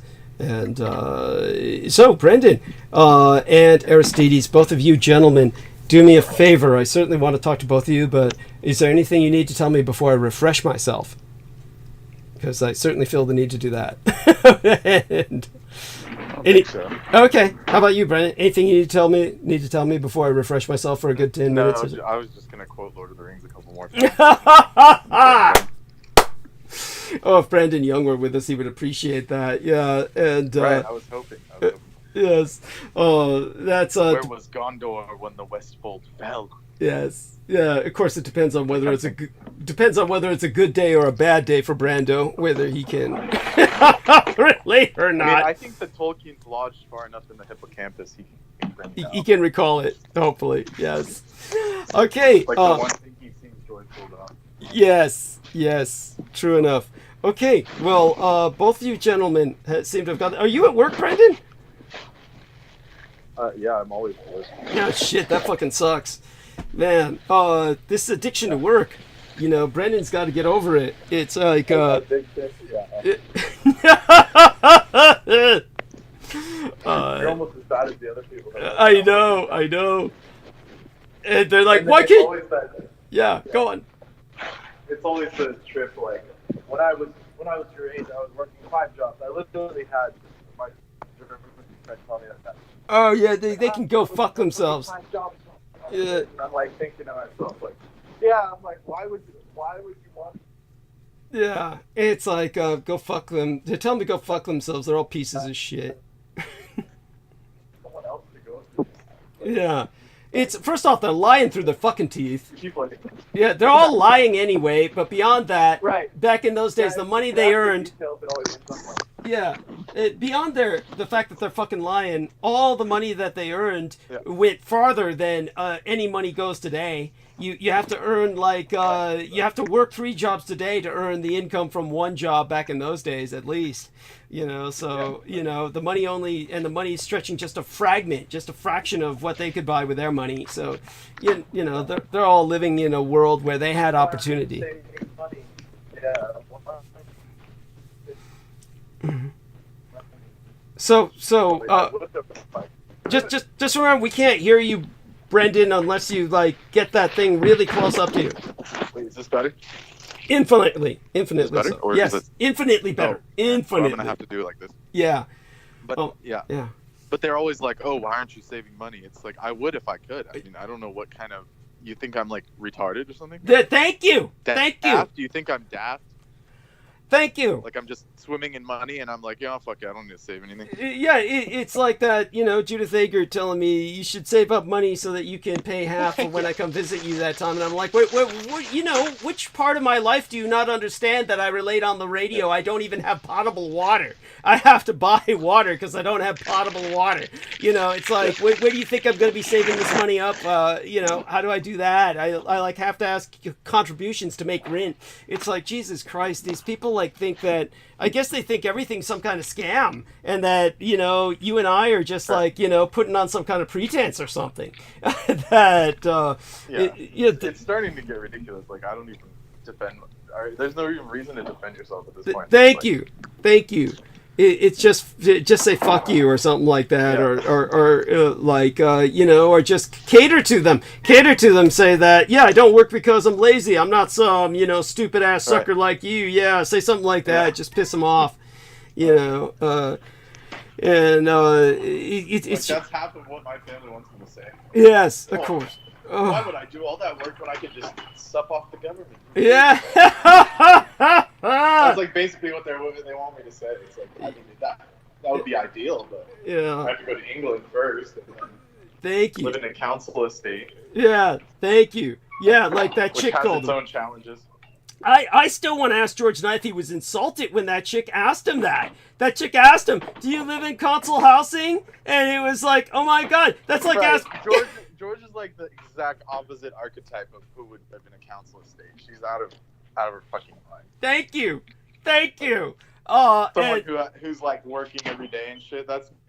I've never seen someone in the council estate like that. Yeah, thank you. It's either like the gangsters, like the Tate brothers, or some dude dying diesel so he can sell it on the black market. Yeah, thank you. I don't know if people know about that, but in England there's a tax on red diesel.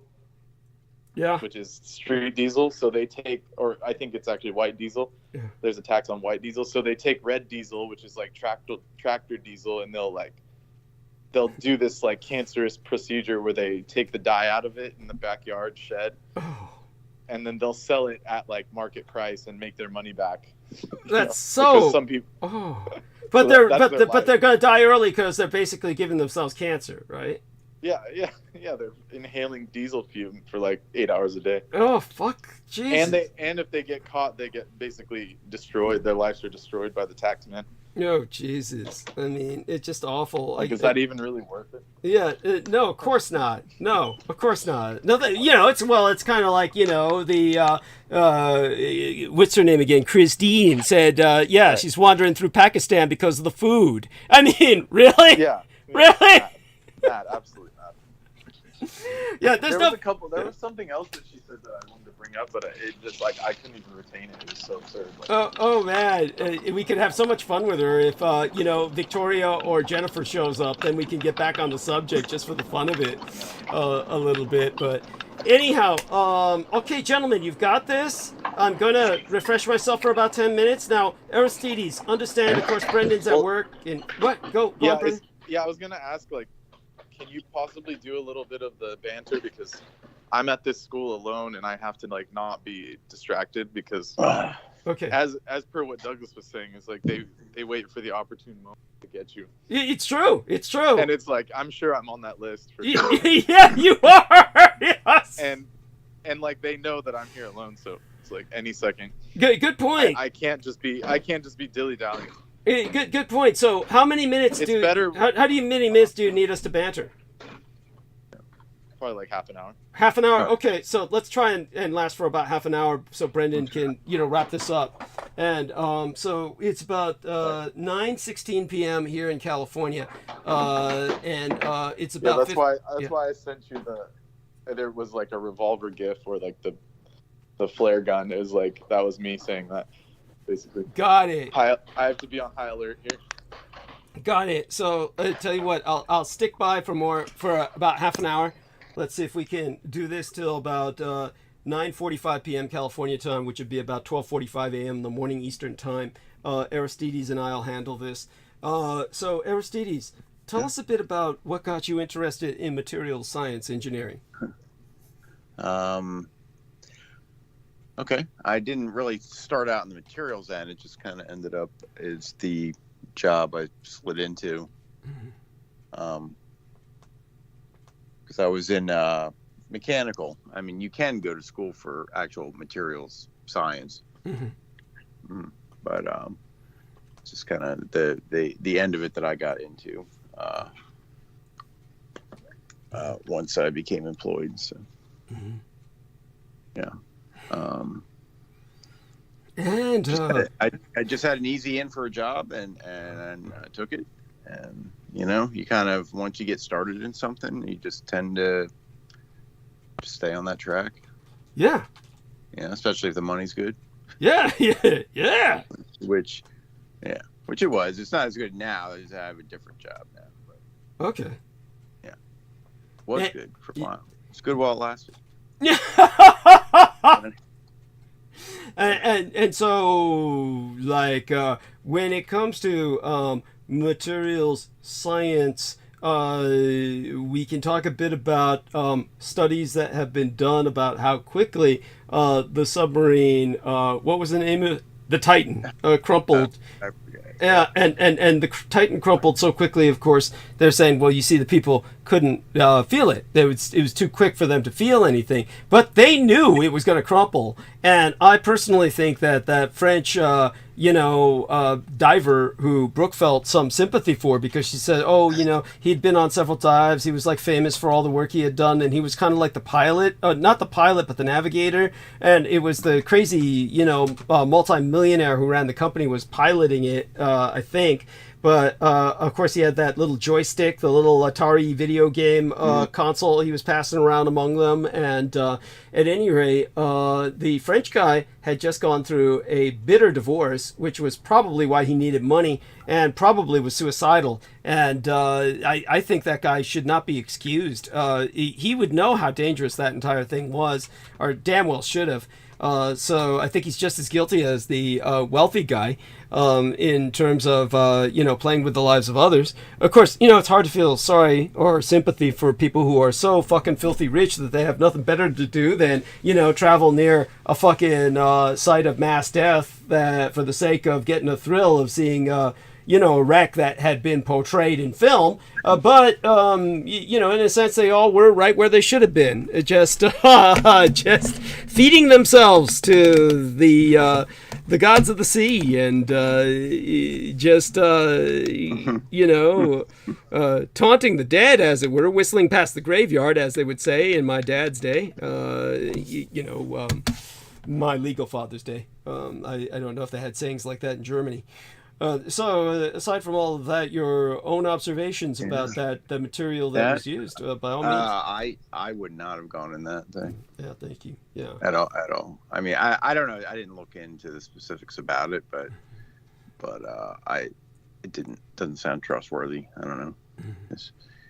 It probably, I don't know how they did it. They probably wound carbon fiber, or something. Yeah, that's what I it don't was. get it. Yeah. Right. Just trendy, space age bullshit. Just make it out of titanium. Thank you. It was probably very quick. Like, if, the type of buckling thing like that would have been. You ever seen like the videos where they take a like an old a freight train tanker car, Mm-hmm. and they put a vacuum. They close it up. They seal it up real tight. And they put like a vacuum pump on it, Mm-hmm. right? And they just let it go, and eventually it pulls all the. And it's not designed for that, really. So, and eventually, it's amazing how quickly the thing, when it finally gives and it buckles, it holds the vacuum and holds it, and then funk, and it just in a split second, the thing's collapse. So I imagine it was something like that. Yeah. They probably heard it creaking a little bit, what's that? You hear a creaking noise? Yeah. And then gone. Yeah, well, definitely the guy, both the guys involved professionally with that submarine knew they were fucked. They definitely knew. Yeah. As for the rest, they probably were aware of it because there's supposed to be an alarm that goes off before it crumples. You might remember that. They said, they had an alarm. That was cold. Maybe they could have had a strain sensor or something. Be like, oh, it's the limit of, But if it's a buckling phenomenon, they're very difficult to predict. Interesting. Okay. It's an instability thing. So it's you don't know exactly when it's it's. Anyway, it's silly, but materials, yeah. What you're saying is true about this little story here about this. So when did this attack thing happen? 5:05 a.m. on Tuesday morning. Tuesday. Wow. Yeah. But what you're saying is absolutely correct with the Kevlar and similar materials that they don't protect against stabbing. That's absolutely true. In fact, it's a big concern with those vests. Yes. Go on. Yeah, the prison guards don't like them because they're like, "What the hell is this going to do for me? They're not trying to shoot me." Yeah. Thank you. They'll get that ice. They'll get the homemade ice pick and just goes right through because the Yeah. Tell people about that. A lot of people don't get that. Explain how. No, because it's not a monolithic wall of armor. It's a bunch of fiber, just layers of fibers, and a bullet will engage a bunch of the fibers, and it becomes like a catcher's mitt, right? But a point or blade is able to part those fibers and get between them without engaging their strength. It just kind of moves them aside and just scoots in, whereas the bullet doesn't do that because the bullet's not a thin blade. It'll usually start to mushroom and then will engage a bunch of these fibers without pushing them aside, and then that's where their strength comes in. There we are. Thank you so much for explaining that to our listeners. Yeah. And go on. Mm-hmm. Yeah. Right. So what do they try now there are vests that are made specifically for blades and needles and knives. I don't understand why they don't issue those to prison guards.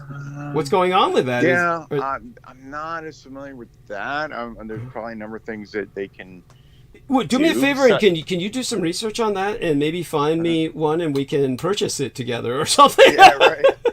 They might. I mean, it could be as simple as they just have a very thin metal plate lining. They usually combine materials to get, a synergistic effect.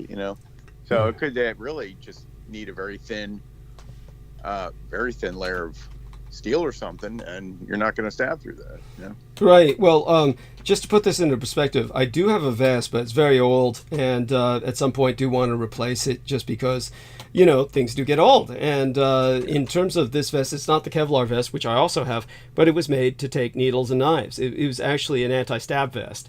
And so it seems to be made of some kind of like, you know, kind of ceramic. It's hard to describe. I'd have to look at it again. I haven't held it in years. They'll use is it still flexible, or is it just, or does it have a big body plate? Semi-flexible. It's semi-flexible. Yeah. What you're talking about would be steel trauma plates that they put front and back of the bulletproof vest, and they're helpful. But of course, that's if the blade or bullet happens to hit the trauma plate, then you're in luck. It's not as big as people would think. It's a fairly small plate on front and back. But by all means, you know, go on. Any other questions? The stab, I don't know the one you have. The stab, the approach might be, they call it like a dragon skin. They might have like a lot of little metal plates, not bullet rated, but just for the stabbing, and they layer them like a dragon scales. Yes. And so that it's flexible, but if you stab into it, it'll, you know, the knife won't go through. Yes. So just so people understand, this is something I would wear over the Kevlar. I would wear it over the Kevlar, and it was meant to take needles and knives, at least to a degree. All of these are not meant to take, you know, concerted effort or a prolonged attack, or these are meant for a tactical situation to help one survive the tactical situation. It's just like if you came up to somebody point blank and shot them with the majority of bullets that are out there, whatever caliber, you if you're point blank, you would penetrate a bulletproof vest. I mean, or do enough damage because you would bruise the person so thoroughly. Yeah, it depends. I mean, it depends. You know, the large rifles really, you know, of course they have different levels of that protection. The military guys like have, you know, very high level, you know, as opposed to like a pistol or something. But it still hurts like hell. I mean, you're gonna have, like, you know, internal trauma. I mean, it's still like somebody just swung a ball-peen hammer into your guts, you know. Like, at least. Yes. Yeah. I mean, so the bullet didn't go through you, but, you know, you're not like walking away, you know, like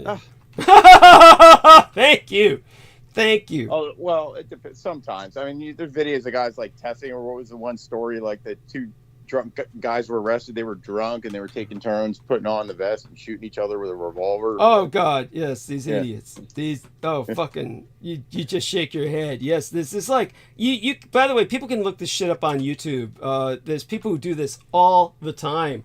And, you know, one time there was two Russian guys in the former Soviet Union, and they were like, maybe this was after the collapse of the Soviet Union, but, you know, drunk Russian guys are drunk Russian guys. They never went away.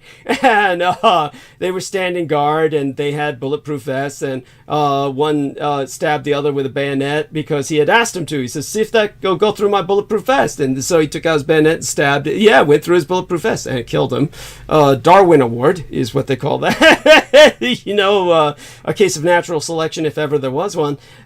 So in America, guys actually get drunk enough and they start shooting at each other with their bulletproof vests on. It's like this is a case of, you know, privilege, just too much privilege in one's life, where, you know, one is curious about things that one, you know, that a person with a less privilege in life would be concerned about because they're too busy trying to survive.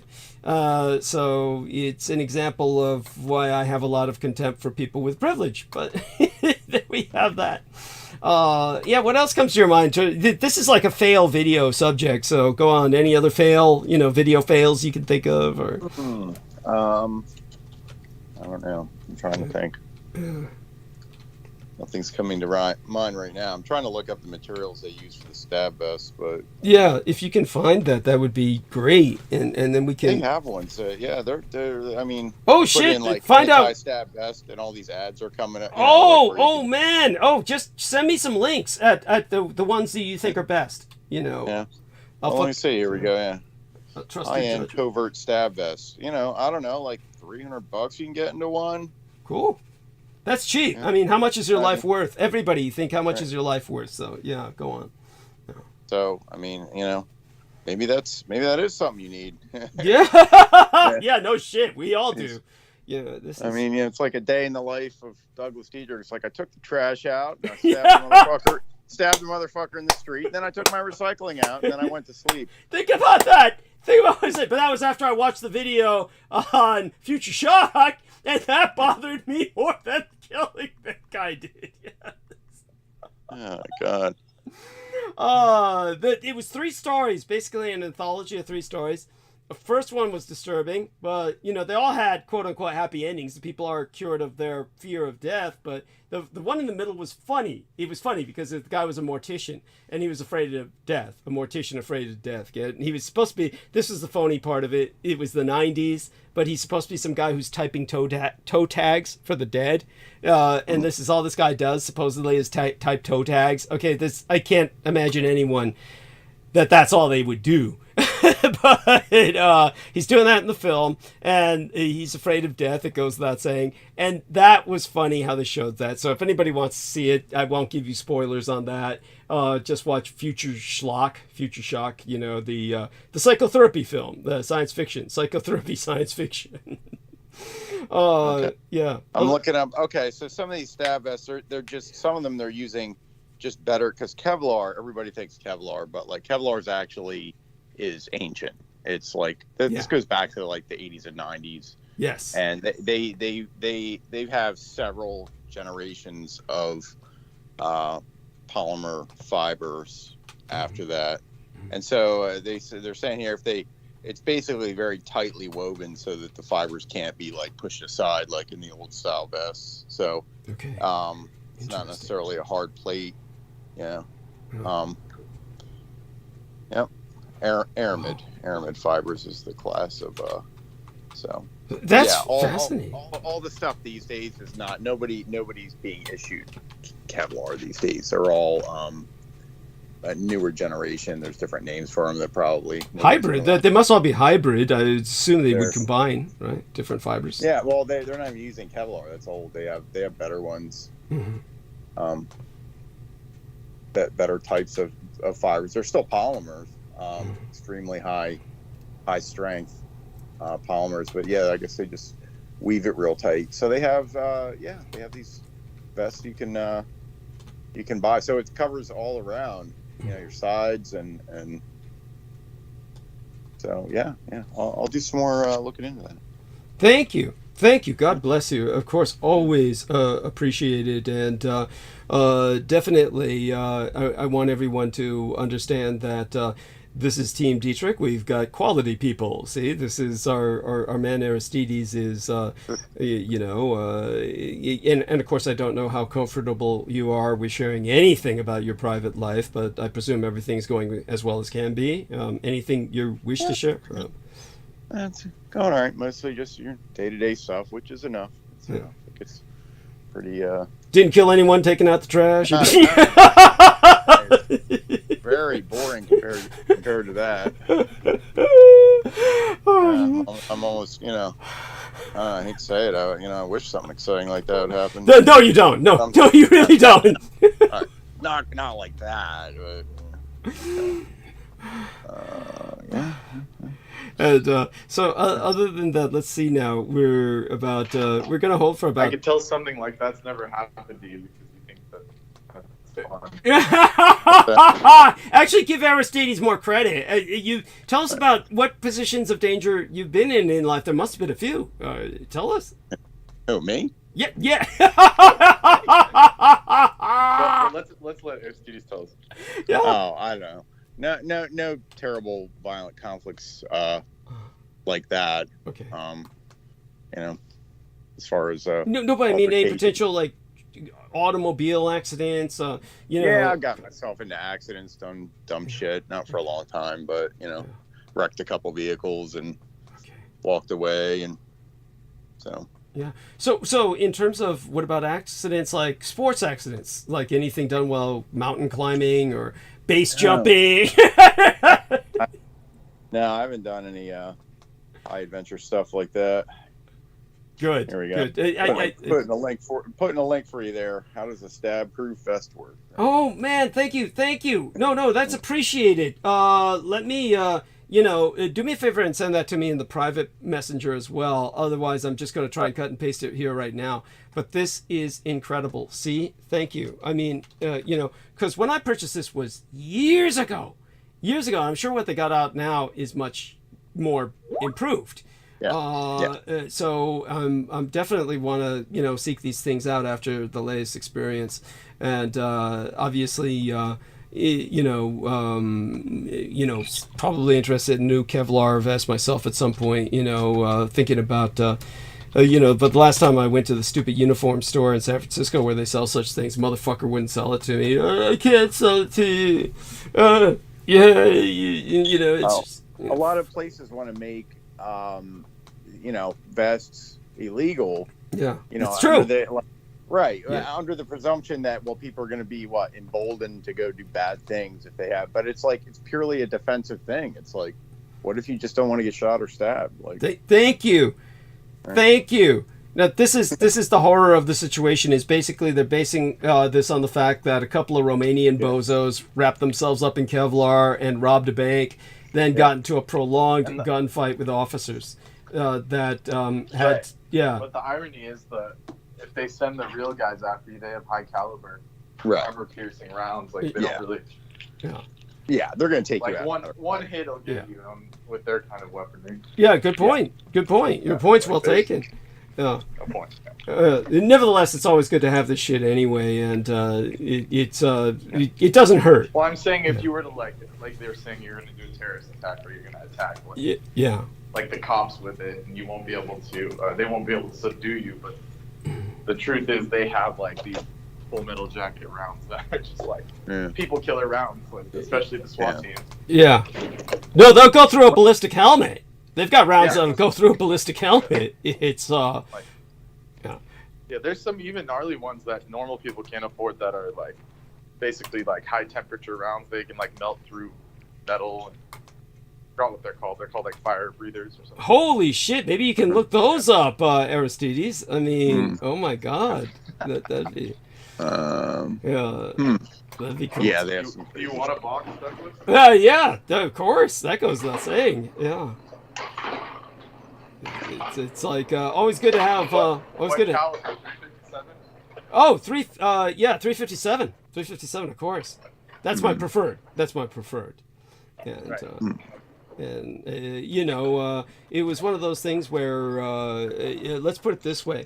Everybody who's listening, and hopefully they take this seriously, I think everybody should know a bit about this kind of technology, and I think we're helping to educate the public about it. So just to finish the point I was making, a couple of Romanian bozos wrapped themselves in Kevlar head to foot. They robbed a bank, didn't get away with it, wound up in a prolonged shootout with police officers. This was in Los Angeles, and the police officers found themselves having to raid local gun stores in order to get the proper, caliber of weapons to take these guys down finally. And they took hundreds of rounds before they were finally taken out because, of the chicken shit little caliber. What do they call that? Glock and shit. It uses a fucking 9mm. Yeah, 9mm was just plunk it off them like it was, nothing. Then after that, then the cops said that basically a bulletproof vest is a offensive weapon, and so since then they've been trying to outlaw them in a number of states. I think since then that now the cops they learn from that and they're carrying more serious shit around.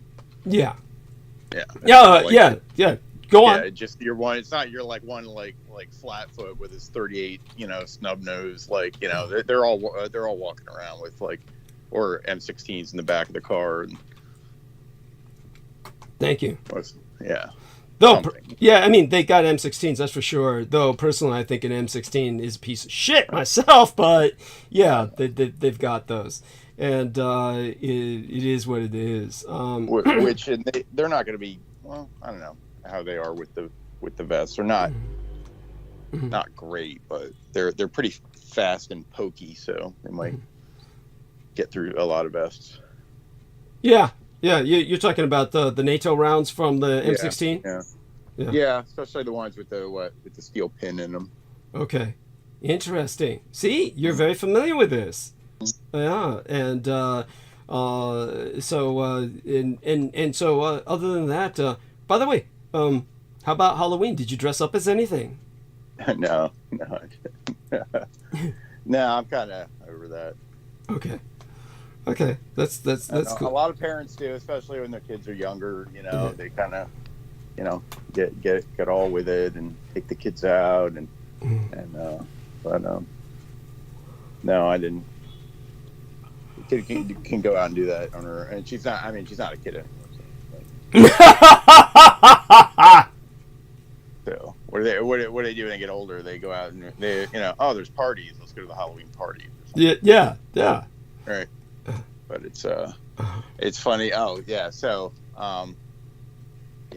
there's a college nearby, right? So, and you just see some of these college kids. They really like any excuse, any holiday to go drink and have parties, and they dress up for Halloween, right? Yeah. Crazy shit, like all the girls, all the slutty costumes, and there was a whole troop of people.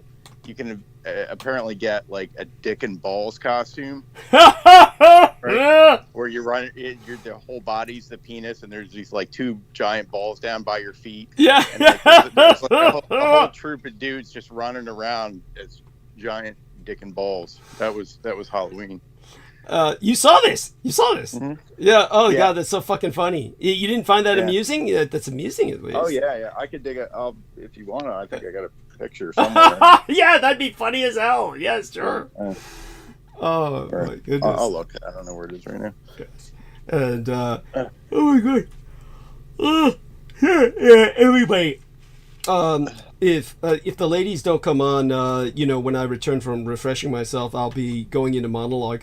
But of course, I'm hoping the ladies will join us for a round table, or one of them at least, some lady. And anybody out there, take a hint. And feel free to tell me if you want to be brought on. All you have to do is have a Skype account. And so aside from all of that, we're fast approaching 9:45. We're going to give it just a few more minutes. Right. Yeah, and then Brendan will join us, presumably, and I will refresh myself. And so Brendan. Yeah, he's doing his thing with his job. Did he hang up? No, he's just on mute. He's probably slugging something around.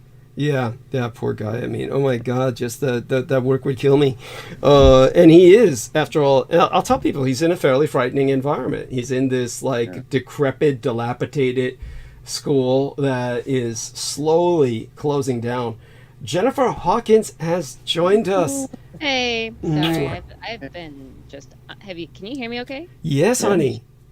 Yes, I have been. I'm better now. Well, not perfectly better. I'm still stuffy. Yes. But yeah, I had a terribly under the weather for this is going on the second week, but it's almost completely gone. But it's just been terrible timing. I think that Peter Moon feels that a lot of the stress involved with your becoming, however peripherally involved with myself in conducting that interview, kind of broke down or compromised your immune system. Brendan feels. Never know. Yeah, Brendan feels it was an occult attack. He has suffered occult attacks before on his health. He can describe that to you. He sent you some items that will offer occult protection. I don't know if you've received them. And he'll tell us more about that when he comes back onto the bandwidth with us. Okay. And then we'll figure out exactly what he means by that. And so aside from that, I really want you to know that you have been missed every day that you were gone. So sorry. Yes, Yeah, no worries. I have been listening in, but I just literally have just laying down, just resting, and then couldn't possibly have talked. Possibly have talked. I mean, even now I'm still very, as you can see, or as you can tell, just very stuffy.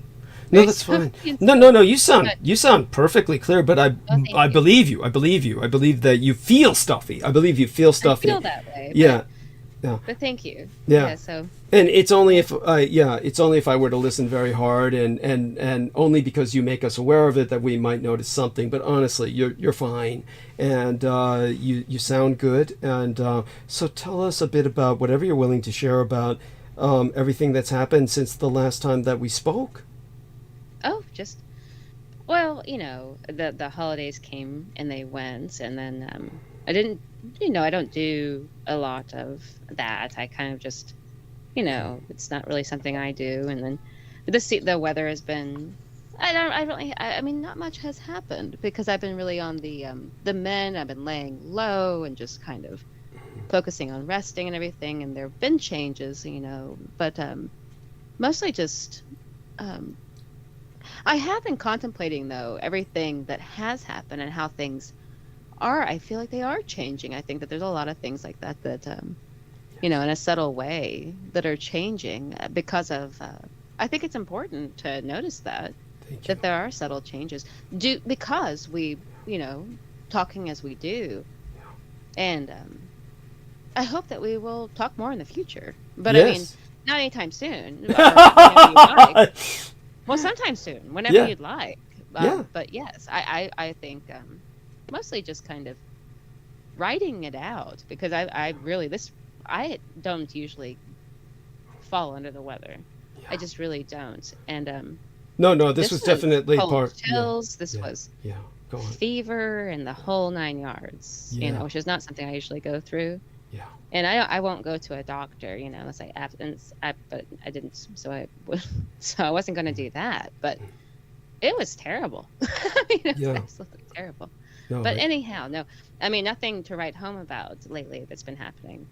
Well, I think that what you've suffered is enough because you've been lying low and on the mend. I mean, honestly, that was adventure enough. And thankfully, it was just that. And aside from that, that didn't give you much time or ability to experience much of anything else. Not really. Yeah, but I want you to know that I've been thinking over many things you've said and looking forward to speaking to you about them. Certainly acquiescing to points that you made that I feel are right, and this had to do with the number of things we were talking about just before you checked out because of basically your health. And one of them was and we don't need to start off on this topic at all, but it's just I want you to know that I was thinking about it, and then I thought of some cases that pointed out what you had been describing about certain situations, like, say, for instance, female child molesters or child predators. And I thought about some personal experiences in my life that would vindicate certainly what you were saying about how oftentimes these are not really pursued by the law with any great degree of aggression, that they kind of... I appreciate you saying that. Yeah. And so I was thinking of that and other things that you've said, of course. And all that being said, of course, there was also, you said you've been listening. And, before I go into anything about, what we've covered in the past several episodes, how much time of yours are we gifted with tonight? How long can you stay with us, do you feel? Oh, I hope I can stay for a little while. I'm going to stay for a little while. Good. Just, for a little bit. I don't intend to just leave in 15 minutes. I'm going to stay and visit for a little bit. Excellent. One thing that Mr. Moon, I did talk to him briefly. Yes. In the midst of this, not much, but he brought up something. Yes. About the Michael Aquino and the idea of him carrying on even after death. That his death was a ritual. Yes. And he wanted me to bring that up, and I, or he suggested that I could, because I was curious about it, and he was like, "Well, you could bring it up," and I was, so I think I'll take the opportunity right now to bring it up. That I do think, because I wonder about that. Even that somehow was his death a ritual, and is he somehow still affecting things? How is he still affecting things? Even though, I mean, it's like it reminds me a lot of the mythology about like psychic vampires and things like that. Like, how is he still effectively influencing people, even though he's, do you think he's undead or something? I mean, I'll happily explain it. Doug was supposed to be the Horcrux, but he had to take other options, basically.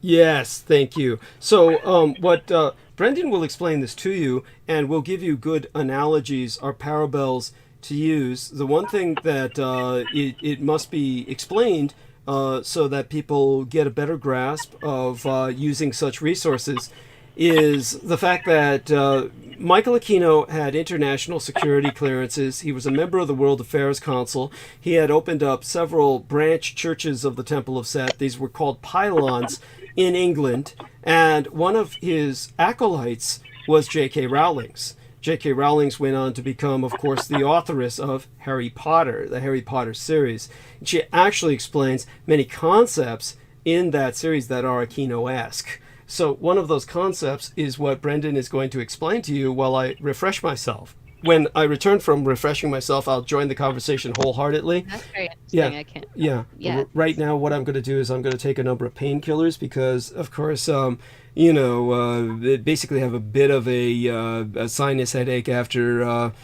going through all of that experience that happened on Tuesday. So, Brendan, are you going to be able to participate with Jennifer here, explaining things to her about the concept of the Horcrux for the next? Okay, great. I made it out of this hell pit safely, and then can you guys hear me all right? Excellent. We can hear you well, but we can do better. It's exactly what I sort of have too. Is the sinus pressure thing is what's continuing.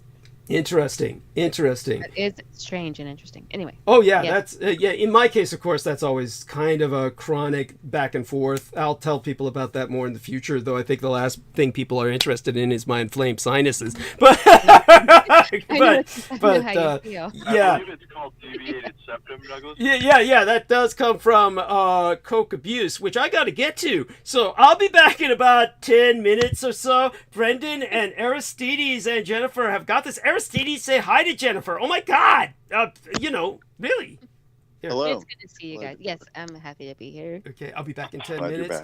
I'm gonna go mute, but you guys have got this with this lovely lady, and so my dearest Jennifer, I'll be back in about 10 minutes, and in the meantime, So Brendan, take it away. Yeah. So if you look into, and this is actually a concept that obviously came from the dark forces that J.K. Rowling learned it from, but it's also a concept from ancient history as well. This kind of splitting of the soul into pieces, and for which you can, circumvent the karmic cycle for a bit. And so in the concept in the Harry Potter world, as far as it's said, like the fiction world of Harry Potter, there's a concept called the Horcrux, which is basically the dark sorcerer in that book, like Voldemort, the Dark Lord, or that's how they refer to him as, I know, but the antagonist of that series. He basically every time, the way the lore goes is every time you use magic, like a forbidden spell to kill another being, a piece of your soul splits. It's like a fragmentation. So Voldemort took advantage of that, and because he killed so many people, he's able to fragment his soul into pieces. And so he took these pieces and put them into various people, various objects, various items. And that's how, throughout the whole series of Harry Potter, he keeps, every time they kill him, he keeps coming back over and over again. It's also a plot device, but it's based off of a real technique from ancient grimoire. And it's even, that's even a concept in Vedic, from Vedic knowledge, the different rocks. Do you think it's intentional? Or do you think that he's... Oh yeah. Okay. Yeah. So it's not something that you do accidentally. It's you have to have a lot of spiritual power, and yes, you can be an evil being and still have power. That's what the Vedic knowledge shows. If you look at the Ramayana, there's beings like Ravana, who is an evil king. He's one of the demon race, the Asuras, but he rules over the 3 planetary worlds with ease because he has so much power, because he bows to the creative force like Shiva. So So he's, while we would consider him morally evil, he's actually the most powerful being at that time, in that timeline of the Ramayana, during the Treta Yuga, the Silver Age. So it's a matter of power. It's not a matter of like good or bad karma. It's just like if you do the right actions and you follow multiversal law, you can get power. I mean, that's why if you look into magic, it's all about natural law. It's never about there's no shortcuts. Like even I'm sure these beings will agree that if you want to get powerful, there's no shortcut to it. It's like you have to do the work, and it's a lot of work of penance or appealing to beings or whatever you got to do. That's how the ancient world operated. It's like no one, like it wasn't like nowadays where you have so much money you can just retire. Like no one ever retired, and like especially in the Vedic times, it's like you were always doing penance. If you look at the Egyptian kings, they were always like King Ramses, even till he lived to like age 99 in the 2,000, 3,000 years ago, and he would get up every morning and bow to the gods and give them food, feed the do the offering and the oblations and the mantra, the speech, and the praising of the elements that supported him. So this is something that even the dark forces have to do to gain power.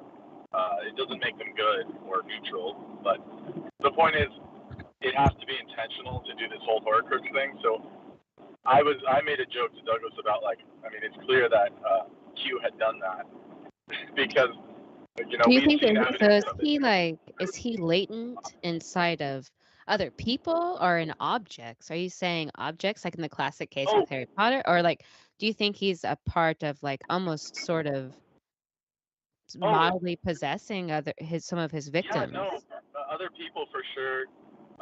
Objects possibly, kind of like because he was a fan of Lord of the Rings, so I'm sure there's a ring somewhere.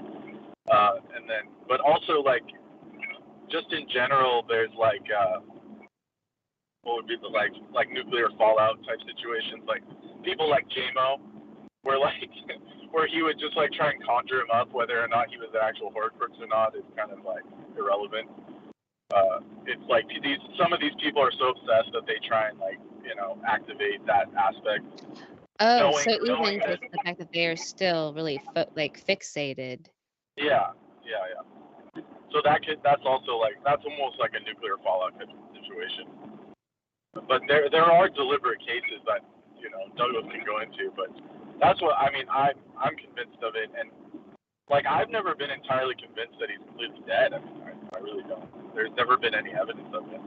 But I'm the kind of person. I'm not actually. Did they say he died of natural causes? Or what was his cause of death? No. There's a death certificate and everything, and it's wild. Like that's a whole wild thing. But I'm the kind of person that I've listened to Douglas for years, and none of that I don't ever fixate on that kind of stuff. I was always more interested in the cryptids, other stuff that Doug brings up, But because I'm so close to where he's at and where all this happened, I'm obligated to just have knowledge of it, to know why I'm stuck. I guess the energetics of the area I'm in.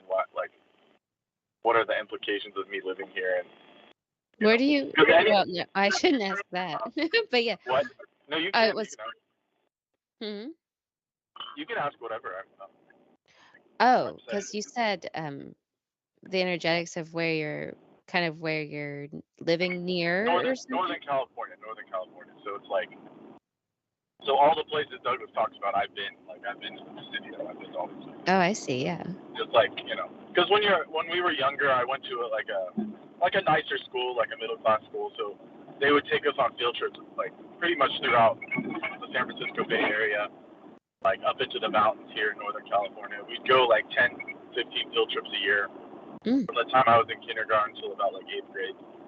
So I got I got to travel around California, get the history of it. That's cool. Yeah, it's definitely spooky. When you go to places like the Presidio or the old military bases out there, they're all very odd, and even people that don't know the history of it, I was mentioning it to someone who used to work at Stanford, and they lived in the Bay Area, and they were telling me, and I never mentioned anything about the Presidio, but they said, you know, every time I went to the Presidio, it just has this creepy feeling, and I was like, well, you know, I didn't want to go into details, but I was like, well, there's reasons, of course, for that. They talk about like the black there's like a black, well, like some kind of, well, there have been a lot of rituals that have happened, you know, around those regions. And then, of course, you know, we've heard that, you know, of these bases. And there seems to be even, you know, around where these launch pads were for some of these rockets and things, that they've done some type of rituals. For what reason is still not really clear of what they're, you know, I mean, it's unclear for certain to necessarily understand why they were doing these rituals whenever it comes to, you know, going up into the upper atmospheres or creating these rockets to leave to go to, you know, it's confusing about what the connection is with going up into the upper atmospheres and doing these rituals too at the same time. Because it's like there's a sort of quarantine. This is my view on it. This isn't, obviously Douglas has his own thing, but like there's a quarantine on like this plane, so they're trying to like pierce the veil or whatever you want to call it.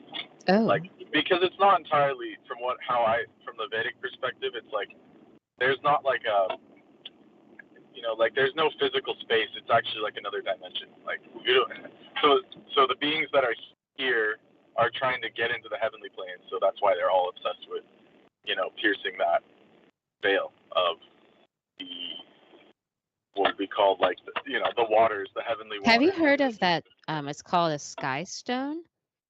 It's like a chunk of stone. Have you heard of that? Yeah, Hajar al-Sama. Yeah, it's like it's talked about in the Arabic legends. So Hajar al-Sama, or it just is like, yeah, it's like a rock of the sky. Which is that's supposedly what is in the Kaaba in Mecca. Like it's one of those stones, and then it was, you know, it was found by Abraham, and then because of the, you know, whatever rituals they did, the sins of the believers like went into it, and it became black. And that's like the black stone. It's actually one of those heavenly stones. Yeah, and I think it was given to him by Jibril, which is, you know, Gabriel, one of those angels. But it's like I'm more of, you know, into a concept that the fallen angels they're stuck on lower planes, and they use this middle plane as like it's like Midgard, you know. So they're trying to invade the heavenly planes, and that's why they have CERN and all these technologies. What have you heard about like that there might be extra, like much more? Well, I kind of, I don't hold to it because there's no way to prove it. There's no reason to believe it or not to believe it.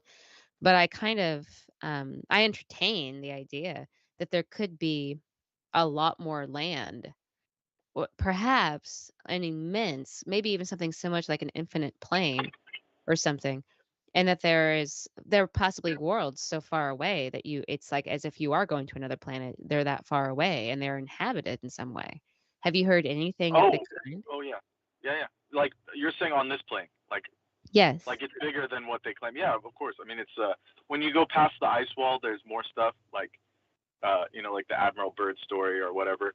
Yeah, but I mean, yes, Admiral Byrd has talked about it, but I think that he kind of, I feel like, because he's just talking about going into the hollow earth.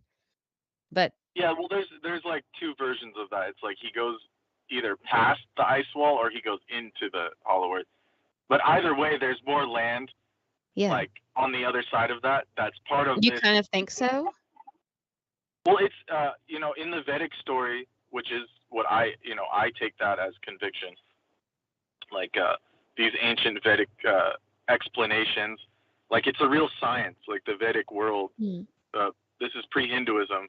This is like, yeah, you know, during the Druidic times, during the Egyptian times, they were all Vedic. Like even the Native Americans were Vedic. They state that this plane is called, you know, it's called Bhumandala. Bhumandala meaning this is the Earth plane, and it's much, much bigger than just these islands. There's many islands. There's many, many islands, But because of things that have happened in the past, the rishis, or the beings that construct this cosmos, the multiverse, they actually, walled off. That's what the ice wall is. They actually quarantined this area with the celestial dome and this stuff because beings here had been causing a lot of issues, going against divine, and they have their reasons why it's there. I don't know the exact reasoning, but Yeah, I kind of think that they can't. Like you literally, yeah, like because of our, because we already know that the Earth has a. Well, we're not certain. I mean, they say. It's a frequency barrier. I mean, Yeah, that the Earth has It's a there. gravitational That's why fluctuation of sorts, and if you that see maybe them these other launching, regions aren't even occupiable yeah, there are beings by there. us. There are beings there, but not. Yeah, exactly. Yeah. So that's why when you see SpaceX launching rockets, like it does that plume of plasma comes out, Mhm. that like they're trying to pierce that, but they can't get through it because you need like really high technology that the lower planes won't give to them. These beings that are ruling Earth, like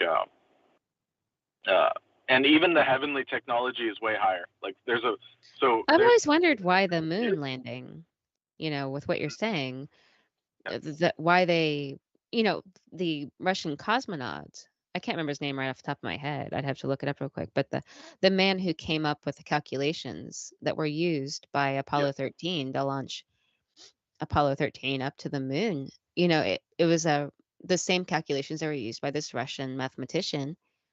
And I always thought that was so strange that, that they were using those kind of calculations, that I just thought it was that it is baffling. Right. But, and I don't know, and so I've always had I'm not saying I necessarily, how do you feel about, I mean, I've heard people say things like that the moon is just pure plasma, it's actually there. But when you look at it, it looks certainly solid. I'm not saying one way or the other because I'm not, but if they didn't go to the moon, why did they have the calculations for what would be necessary to figure out the trajectory? Why would they do that, I wonder? Yeah, I mean they could have like something on paper of it, but like my view is very different because I'm coming from a different background. But like you can't stand on any of the celestial planets. Like they're like these luminaries, in your opinion. Yeah, the luminaries, like you can't stand on. Like I'm pretty adamant about that. I've said it publicly many times. Like Mars, like you can't go to Mars. Like there's nothing like to go to. Like they're projections from beings. Like in the Vedic view, it's like those are beings. They're not just like Right. bodies. Right. Like, and if you go into alchemy or even the Aristotelian concepts, like they were never seen as just like empty whatever, just rocks or something. What do you think about the precession of the pole stars that we have? There's the 12 pole stars that circulate, every 2,200 years or so. Oh, thank you so much for bringing that up. I do want you to know I'm back. I want Brendan to answer you, and then I'll take my turn with answering that. Later. If not during our roundtable, then certainly. If not during monologue, then maybe on Sunday night. But Brendan, take it away, and I'll take a look at what Aristides entered into the text box. What is this, Aristides? She had started talking about. They were talking about Aquino and the Horcrux, or yes, and did he really die and all that? So I have that's the death certificate. Okay, and I think George. Oh, thank you. I think Peter had sent it out some time ago. Yes, after he had gotten it from myself, and I had gotten that from. All credit to Joseph Boyer, who ran a little show he called Strange Tales Weekly for a little while. Thankfully, he's a family man now, and he was right on the precipice of darkness. He was kind of perceiving himself as kind of the heir to the processed church, Jason, that De Grimstone character, because he does look like him. And then he married some Filipino Catholic girl and got into the family, and that became his life, which is all for the better for him. So all that being said, George is trying to type something. He says, Henry Kissinger is dead. Hallelujah! Yes, well, don't be afraid to join us, dear George. and we'll see if George has time to join us tonight later. But right now, Brendan, by all means, continue with responding to Jennifer's question. Thank you, Aristides, for that death certificate, and Brendan, take it away. Yes, briefly, the precession of the pole star is something that's said in the Vedic sciences, and so there are many stars up there. Like it, sometimes it's Deneb. It goes from Alpha Draconis to where it is now. It's in Dhruva Tara, and the fact that it's on Polaris, which is in Vedic, it's called Dhruv Tara, meaning the Dhruv star, means that it's actually in line with the divine force. Like if you look into the Dhruv story, he was this being that was so devoted to Narayan, to Vishnu, that he was unwavering, immovable, unwavering in his divinity, of his loyalty. Not loyalty, his penance. His penance was so unwavering, he could not be moved. That's why. So the fact that we're aligned with that star right now shows that we're on the precipice of the golden age, of the divine age. And that's why all this nonsense is happening to our, reality, because they're afraid, like these beings are, afraid of that, ultimate outcome of, divine itself, winning, or not necessarily winning, but it's like, of divine. Once the divine force gains momentum again, then they'll have a really hard time to do what they're trying to do. So that's why they're trying they're pulling all the stops in this time that we're in. What are they trying to do? Mm-hmm. Like with all the manipulation, psychological manipulation, they want to usher in the digital currency. Like all of the worldly stuff they're doing is part of a bigger plan from the lower realms. So in Vedic, we're in the middle, like Midgard in the Norse, right? And then there's the lower planes, like Svartalf, Svartalfheim and all these other Jorgenheim and all these like Helheim. So in the Vedic, there's a bigger concept. There's 7 below and 7 above, and we're in the middle. We're sandwiched in the middle.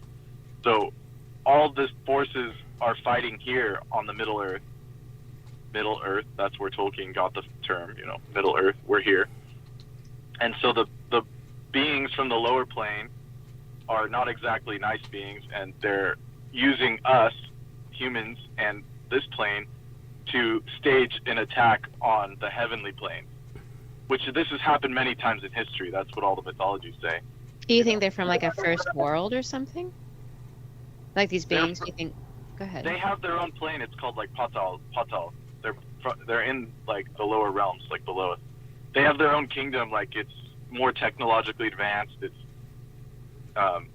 it's portrayed in many movies and stuff. Like I can give like a list later, but like there are planes below this plane that are not. It's not like Hollow Earth. It's like different dimensions below us. There's 7, and the Nagas live there. There's Nagaloka. There's different levels of that, but these beings, they have like a beef with the heavenly plane, and they want to come up there.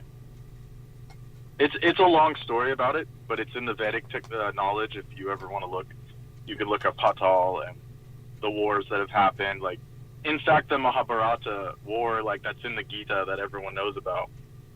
The Kauravas, the opposing family of the Kauravas, versus the Pandavas, like Arjun and Krishna versus the Kauravas. The Kauravas were all incarnated spirits of the lower plane residents, and so they actually took over the earth, and that's why the Avatar was born as Krishna and had to do that war and do what he had to do, because they had taken over the entire earth, like, and so that's what the Mahabharat means, the great Bharat, meaning the whole earth.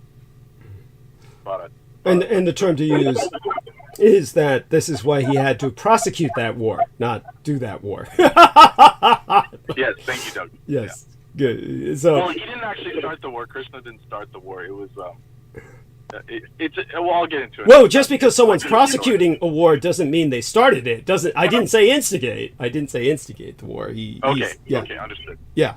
Understood. So I'm not quite sure if Brendan Zogit's knowledge of the Vedic is accessible to many listeners. Right. Yeah. Yeah. It is something that would require. It takes a lot of. Yeah. There's a lot of detail that I have to leave out because it's like you actually have to be in the mode, and I don't mean to offend anyone, but you have to be in this Vedic mode to understand it. Like it takes knowledge of nakshatra. I'm not saying I'm better than anyone, but you have to have like Vedic roots. Like you have to ground every day. You have to be vegetarian. There's like the rishis have locked the knowledge in such a way, like the sacred sages of times past. They lock the knowledge up so only beings with certain right behavior can access it. And I'm not saying it's out of access to anyone, but it's like this knowledge, the anant of it is. I can only give snippets of it because without the full story, it's not going to make sense. In other words, it would require probably some presentation materials to actually even make it accessible to many people. They would need a lot of the visual imagery that would require, basically, why don't you tell people about some of these Vedic comic books? There are actually comic books of these Vedic histories that you could recommend to people. I don't know how accessible they are or where people could find them, but what do you recommend? So, you can start with, Amarchita Katha. There are these Indian comic books. You spell that out, please.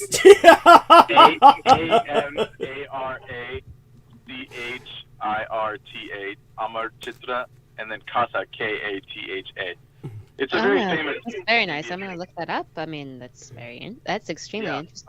I might have some PDFs I can just drop in the box. Yeah. Put some or send Jennifer those PDFs privately, or drop them in the box here. Both. I hope the both of you have each other's Skype numbers. Yes. Oh yeah. Okay. Good. Excellent. Oh, so that'll just give you like an exoskeleton of the Vedic knowledge, and there's a lot of Indian kind of cultural stuff that they put in there that makes it very silly. But if you look at it from a mythology point of view, you'll be very you'll get a lot from it if you know mythology. So I appreciate you sending that. That'd be awesome. Thank you. Excellent. And but that being said, obviously Brendan is very, he's invaluable. He's priceless in terms of his knowledge. I'm not quite sure that I am in the same cosmology as he is, but that's fine. I gave that caveat earlier. Okay. Oh, thank you. Especially about the moon, and I said I was like, it's different from what Douglas presents in a certain way because I don't consider the moon something you can stand on. Right. Like these are beings, these are projections of beings. So but it's just my perspective from the Vedic. Got it. No, and it's important. I think that also it's one thing I will not deny, though I tend to look at these as physical celestial, or what some people would say celestial. I use the ancient term. The more correct pronunciation in the Latin would be celestial. I look at these celestial objects as physical, but I do not deny that I hold to the medievalist concept that they are possessed of titular spirits. In other words, the concept is somewhat presented. I'm not quite sure that I appreciate his presentation of it either, but certainly C.S. Lewis, who presented a series of Christian science fiction novels that are far more metaphysical than they are science fictional. These are called the Screwtape Letters, among others, and he presents Venus, Mars, etc. as having soul embodiments. They are embodiments of a soul, a world spirit that can speak. And this is very similar to the Jaya concept. Some people call it Gaia, but the actual Greek is Jaya. Some more similar to Geo and Jaya concept that Earth is personified. Earth can speak, and therefore Earth can speak to people, and so these are important concepts, and they have validity. So we have variations on a theme, really. But here's what I would explain to Jennifer in terms of what Michael Aquino did. Let me see if I can look up the film that might best kind of present it. And of course, it's warped and it's twisted to combine it with an anti-Nazi propaganda theme. But let me see if I can find the film in question, and that would kind of show what Aquino did. And now I take it you've already explained the concept of the Horcrux to Jennifer, correct, Brendan? Yes, I explained it from like the J.K. Rowling point of view. Yeah. As a, do I need to give you an overview or? I'll accept that you explained it to her. And so the movie that would present this with a, shall I say it, just a anti-Nazi propaganda theme would be the original Outpost film. And the original Outpost film is okay. I mean, there's really nothing wrong with that or Outpost 2 either, to tell you the truth. I mean, I have nothing really, as far as anti-Nazi films go, these are not the worst that are out there, and they serve a kind of purpose, and it's kind of like what I was trying to explain to Brendan, and I can't remember who else was with us that night, but we were, I think it was Mark H., and we were going into the so-called people who were investigating Michael Aquino, and these people, I think it was Aristides that was providing us some documentation, and there were a number of investigative efforts into Michael Aquino where they had these documents that were produced by maybe the Criminal Investigative Division of the United States Army. Aristides might remember the documents he had showed us. I probably downloaded them and then promptly forgot them. And when it comes to what they were saying, oh, well, he and his gatherers at the Temple of Set and these various other officers' gatherings are dressing in... Those were the scans that you gave Bill Cooper. Oh, thank you, because they wound up in his book. That's right. Fuck. In the Behold the Pale Horse, yeah. It was so long ago. And I've tried to forget them in good conscience. Just everything, just so much about that. So what had happened was, and we could talk about this in our next interview, which would probably, we might just theoretically, Jennifer, aim for maybe January or February, maybe our next interview. Okay. Yeah, that'd be great. Thank you. And we'll, and hopefully it'll go. I mean, it went great. It'll go smoother. And yeah. Just In the beginning, yeah. Now that we know too. Yes. Now we kind of know. So. Yes, thank you. And so when it came to Bill Cooper, what had happened was that he had contacted me while I was still working at the library. And with all the shit that went down, of course, in those days and all the documents I was working with, I pretty much forgot all about it until I was shown these scans from Bill Cooper's book. And so Bill Cooper's book has these scans in it, and all anyone needs to do is look through that, and you'll see that these people investigating Michael Aquino were basically saying that, oh, he and his cohorts are getting dressed in quote-unquote Nazi uniforms. And so when I was explaining this to everybody like Mark H. and Aristides and Brendan Zogit, I'm pointing out, like, well, take a look sometime, just look up the comic book called Black Hawk. And that was produced literally during World War II. This was a World War II comic. And so you're talking about something produced during the height of the conflict. And it's trying to portray an anti-Nazi unit of pilots. And they're all wearing, if you look at it, Nazi uniforms. As a matter of fact, I could do a screen share right now. This is an important point, and I'm going to take it to the point with Outpost and how this connects to Michael Aquino, so that we can, get the message through to people and they understand exactly the concept we're trying to explain.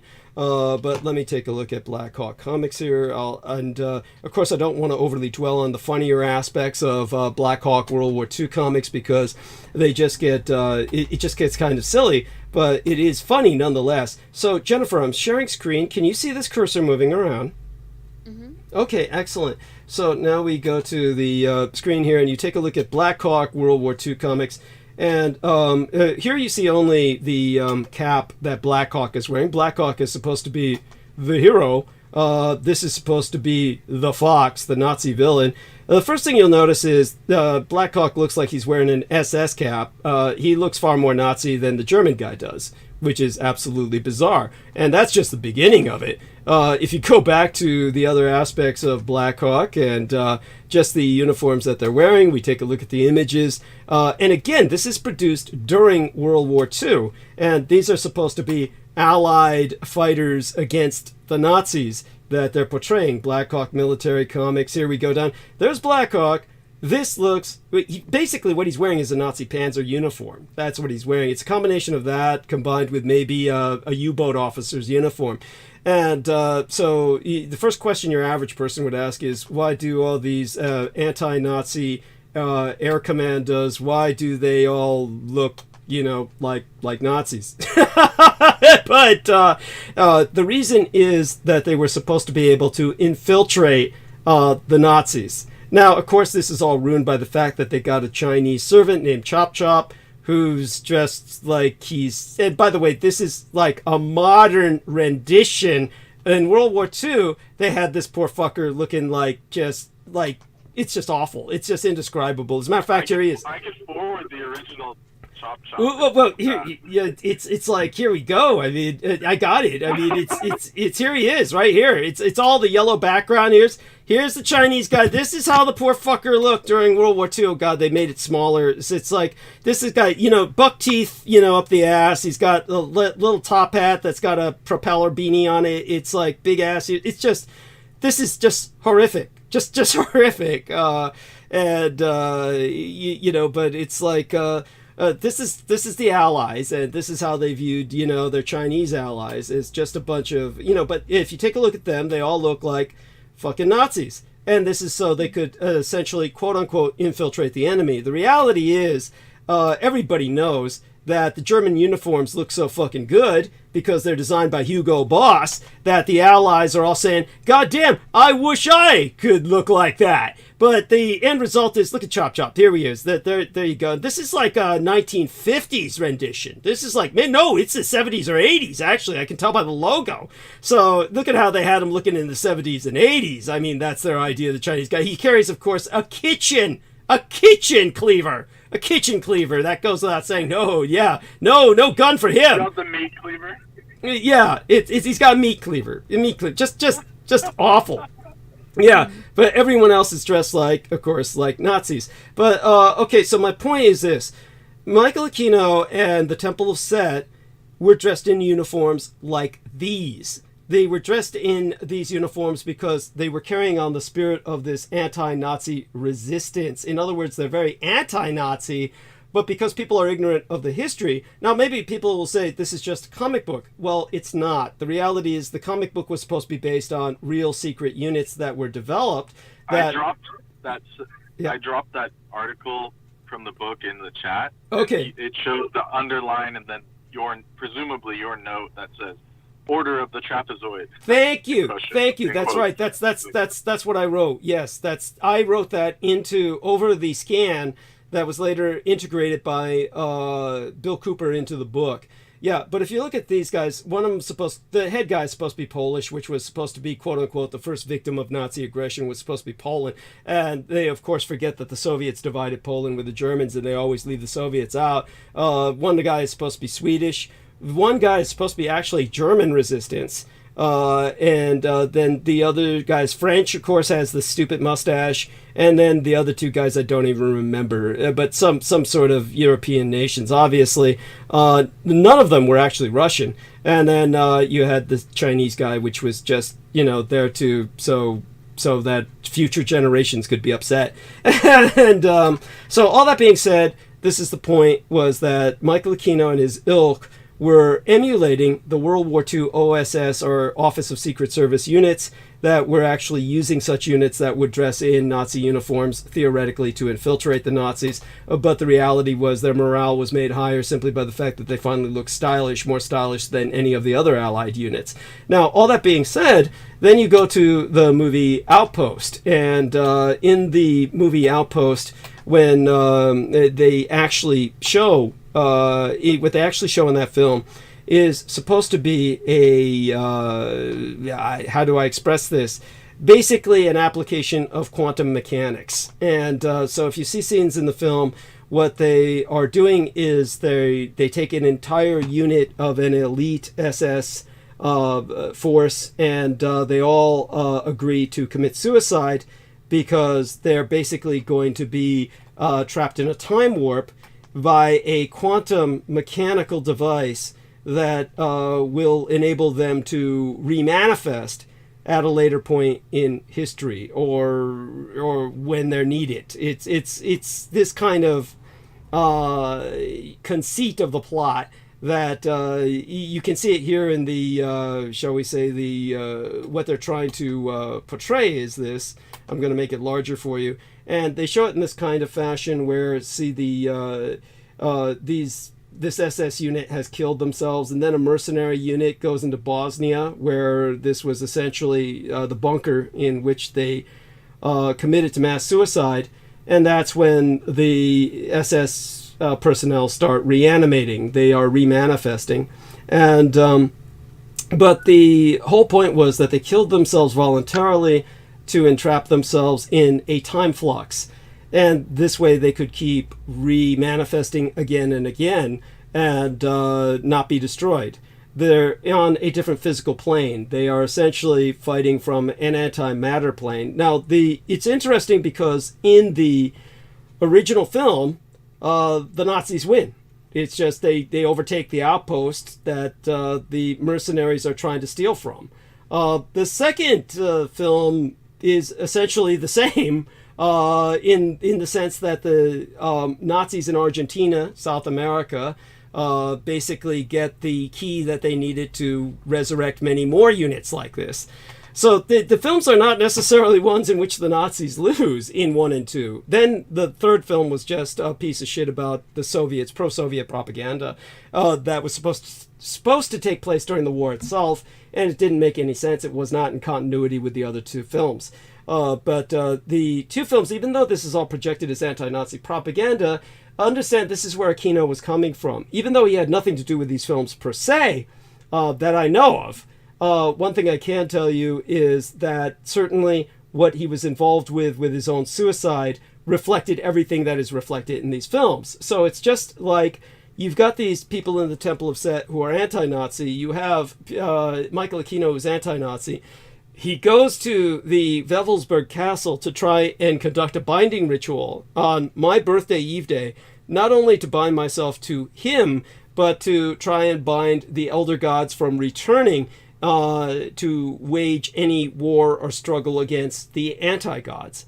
So he is someone who is anti-Nazi but is continually mistaken for a Nazi, because he's going to places like Wewelsburg Castle, because he and his ilk are dressing in what people consider to be Nazi-like uniforms. This shows a complete ignorance of the background in which he's operating. And so, too, people have an ignorance as to his killing himself and as to why this was basically a way to make certain he did not die. By killing himself before his cancer took him, he rendered himself metaphysically able to remanifest. And this is something that is based on as much as on quantum physics as it's based on magic. But basically all magic is applied quantum mechanics. So does that make things more confusing, or does that help to clarify his logic, such as it stood, as to what he was doing with his killing himself?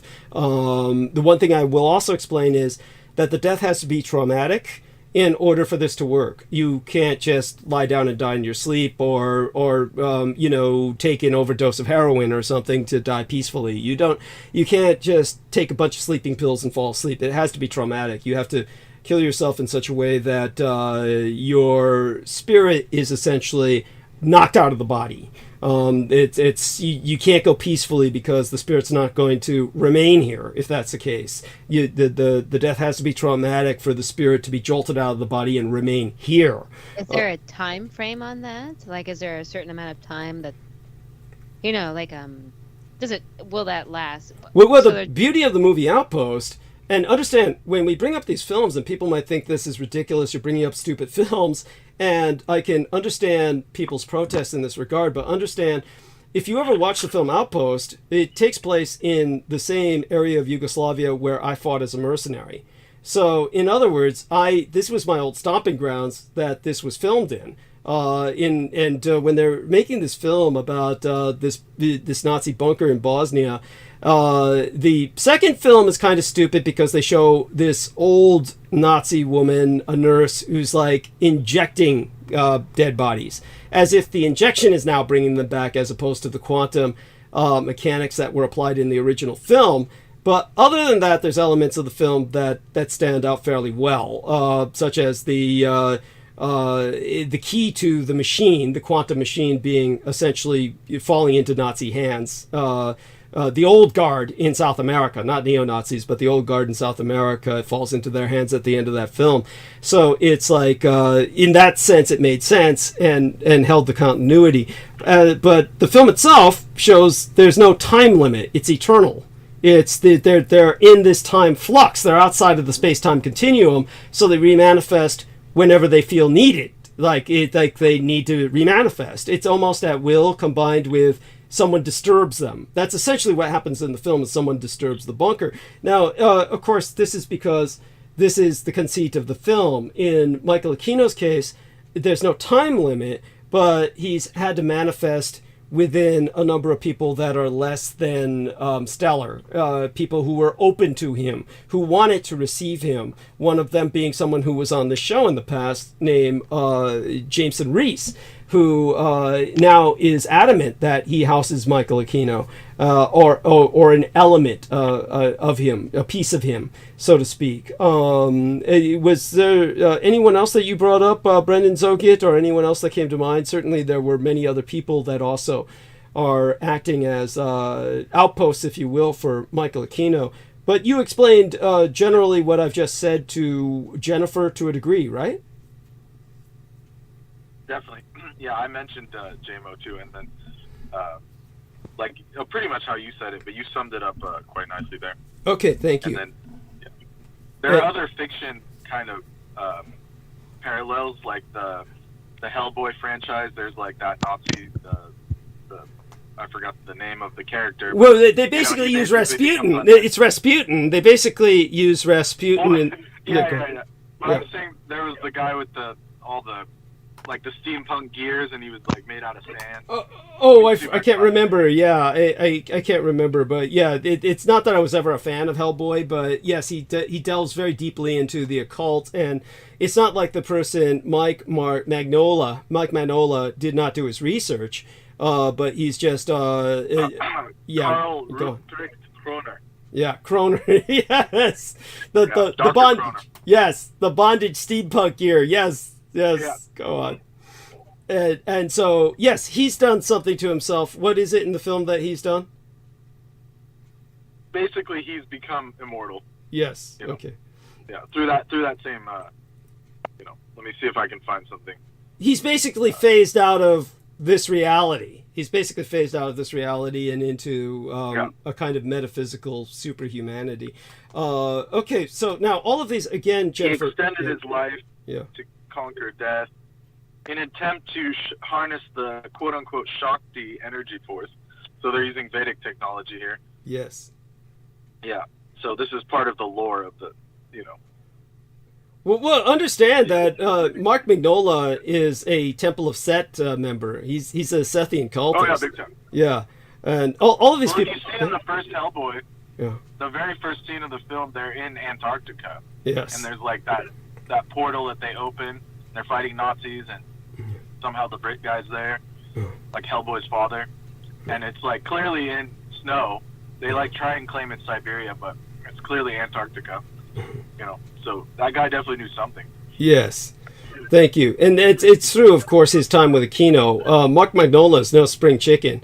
Mike Mignola, and he's so maybe so the point that we're explaining to you, Jennifer, is that all of these films, we've just explained two of them, J.K. Rowling's and Mike Mignola, who did the Hellboy series. These are Aquino cultists They are always coming from this anti-Nazi angle, but they're really exposing Sethian technique or Sethian technology that was used by Michael Aquino. They project it onto the Nazis for the sake of vilifying the Nazis, but it's what they use themselves. And this is something that you've asked about the time limit, and I've addressed that as best as I can. You're outside of the frame of time and space when you're applying quantum mechanics. So, as I said, you're kind of like reappearing at will at that point. Now, just to give you an example of this, many Satanists who, and I know this is confusing because I've tried to explain before, and I always need to reinforce the fact that Satanism is not Sethanism, or the Temple of Seth, which goes beyond Satanism and ultimately towards the cult of the kings of Edom, or the Edomic anti-gods, the kind described by H.P. Lovecraft in what people mistakenly call the Cthulhu mythos, which was a term invented not by H.P. Lovecraft at all, but by August Derleth, who himself was an ardent Edomite and a nihilist who stole Lovecraft's estate, basically just used threat of force and actual application of force. He beat the relations, the living relations of Lovecraft into willing him the estate, giving the estate over to him, basically, when it was willed over to a young man named Barlow, R.H. Barlow. And he stole it from Barlow, everything, and Barlow killed himself. Barlow was H.P. Lovecraft's gay lover, and so Lovecraft willed everything to him. This asshole named August Derleth moved in, beat everybody up, including R.H. Barlow, made them sign over the estate. Then he took it and published everything under his own name, Arkham House. And for people who don't know, he basically butchered everything. Everything he published through Arkham House, he completely revised. So the original works of H.P. Lovecraft do not exist. People need to understand that what is out there, published on H.P. Lovecraft, everything you got is through Arkham House. And all of that was rewritten. None of that is H.P. Lovecraft. So people have no idea what they're talking about when they talk about H.P. Lovecraft.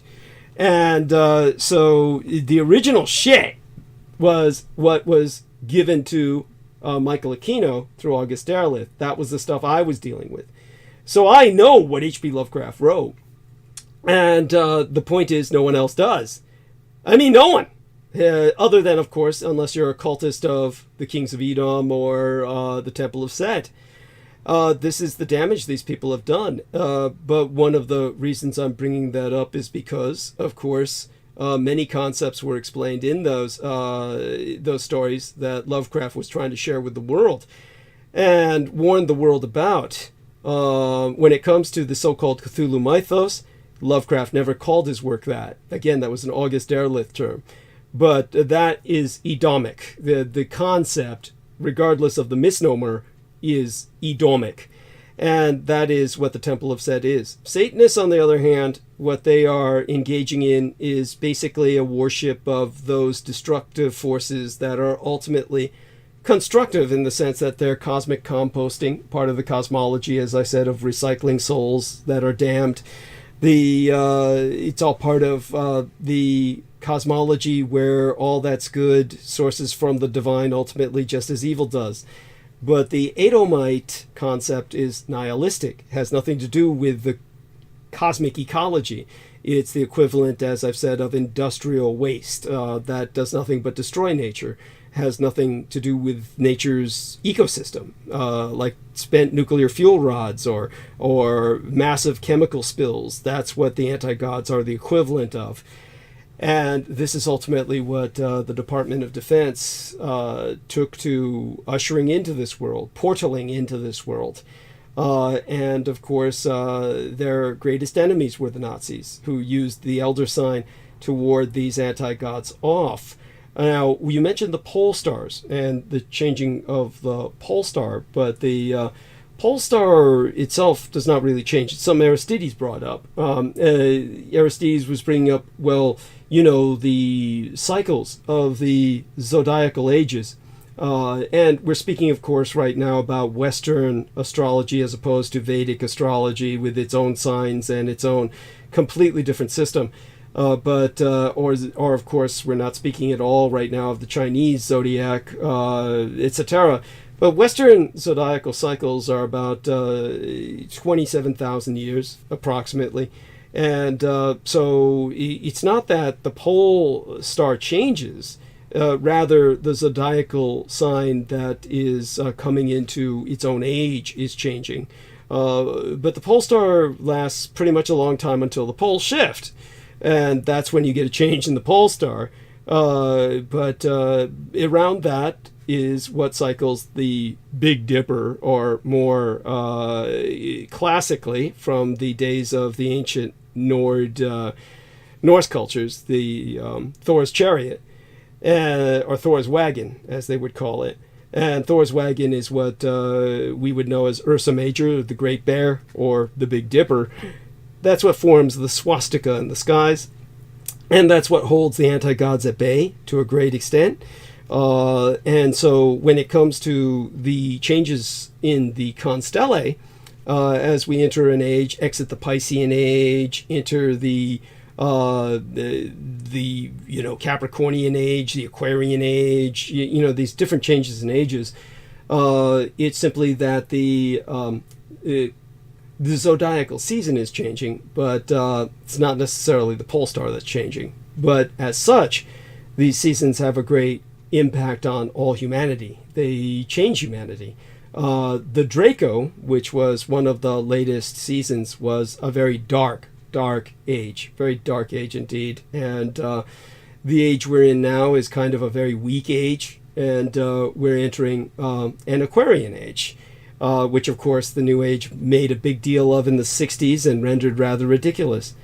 But with all that being said, I can go into that later, more details, kind of more stories about the mythology behind it. But so what else comes to your mind, Jennifer, when we bring these subjects up?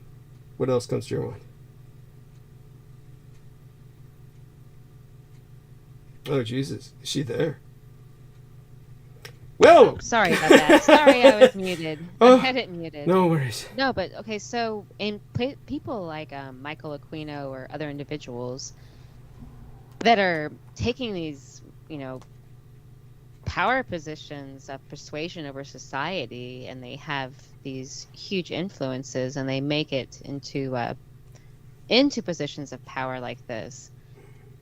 And what they come from, I mean, is it intentional in some way that are they like schizoid personalities? Not like, are they products of like, like incestual rape or something? Or are they created intentionally, or is it accidental that they become the personalities that they are? Excellent question. Excellent question. They are driven to perform these types of that they are driven to carry out these missions, so to speak, against humanity or for their own narcissistic cause of some kind. Well, in the case we're talking about with Michael Aquino and the Kings of Edom cultists, the Edomite cultists, or the Temple of Seth, the Sethians, we're talking about truly a desire to destroy the universe, God's creation, and in that way assume the Godhead themselves is what they believe. They believe that the anti-gods will give them a great position, a great reward for their success. This, of course, is their mad delusion. But what prompts it, this is what reminds me, aside from Aquino's birth, which, of course, for those who don't know, and I'm not quite sure if you do or not, Aquino was born dead. Rather, the baby that was delivered through his mother, Betty Ford, his mother's name was Betty Ford, and she delivered a dead baby, and the blue baby was dead for hours. They were going to dispose of it, literally take it to the disposal unit, the room to be incinerated, when the baby animated. And all of this was quite unnatural. The doctors did make a note of it that it was quite unnatural because the baby was completely blue. And so when it reanimated, they just said, "Oh, happy event," and they just rode with it. What are you going to do, kill it again? And so they, gave it back to the mother and said, "Congratulations." And that's when, later on, Michael Aquino would brag about it in his own autobiography, in which he would remind people that he's not human. He was a demon who came in to inhabit that dead child's body. So Michael Aquino felt that, wow.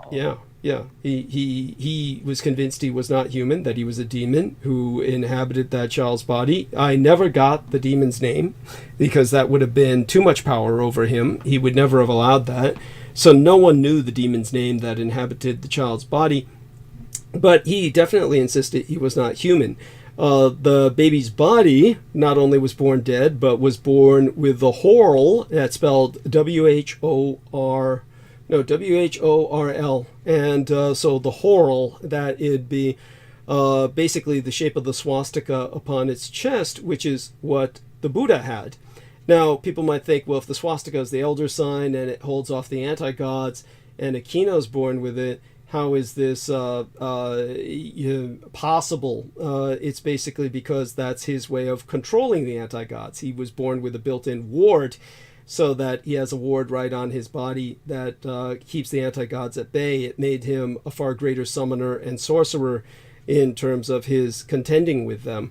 Understand as well that he was born on the night of the Nuremberg hangings. So the night of the Nuremberg hangings was a ritual conducted in which they wanted to sacrifice 12 men of power, and that was 12 of the Nazi leaders, in order to summon the Antichrist.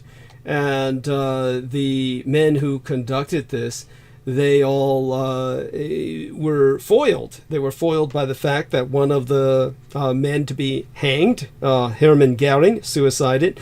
The other man, Martin Bormann, escaped. And so when the hangings were conducted, it was an incomplete ritual. They only hanged about 10 of them. And when those 10 men were killed, that's when this dead baby was delivered that very night on October 16th, 1946. It was right on the moment of the last hanging, and he was an incomplete Antichrist, the harbinger of the Antichrist, as opposed to the Antichrist himself, which Michael Aquino was hoping I would be. And he was grooming me for that role. But he said there were others, of course, who could easily fill that role as well. And one of them was Moonchild, who was born of the ritual, the Babylon working, that was conducted by Jack Parsons. And of course, though Peter Moon would not say this, L. Ron Hubbard, among others. And the baby delivered of the Babylon working, which people can look up, that, of course, was... oh gosh, who was the lady who participated in that? Let me see if I can find the book on her. And there's a book on her called Wormwood Star. Matter of fact, we could look the book up, and that would give us the name of the woman involved. Someone Cameron or yes, yes, thank you. Star witch, Babylon working, Babylon working, who Peter Moon was met her, and Marjorie Cameron. And Marjorie Cameron gave birth to what was supposed to be a dead baby and a twin. And the twin was someone I had personally spoken to. And he was someone who had what you would call a wet voice in medical terms.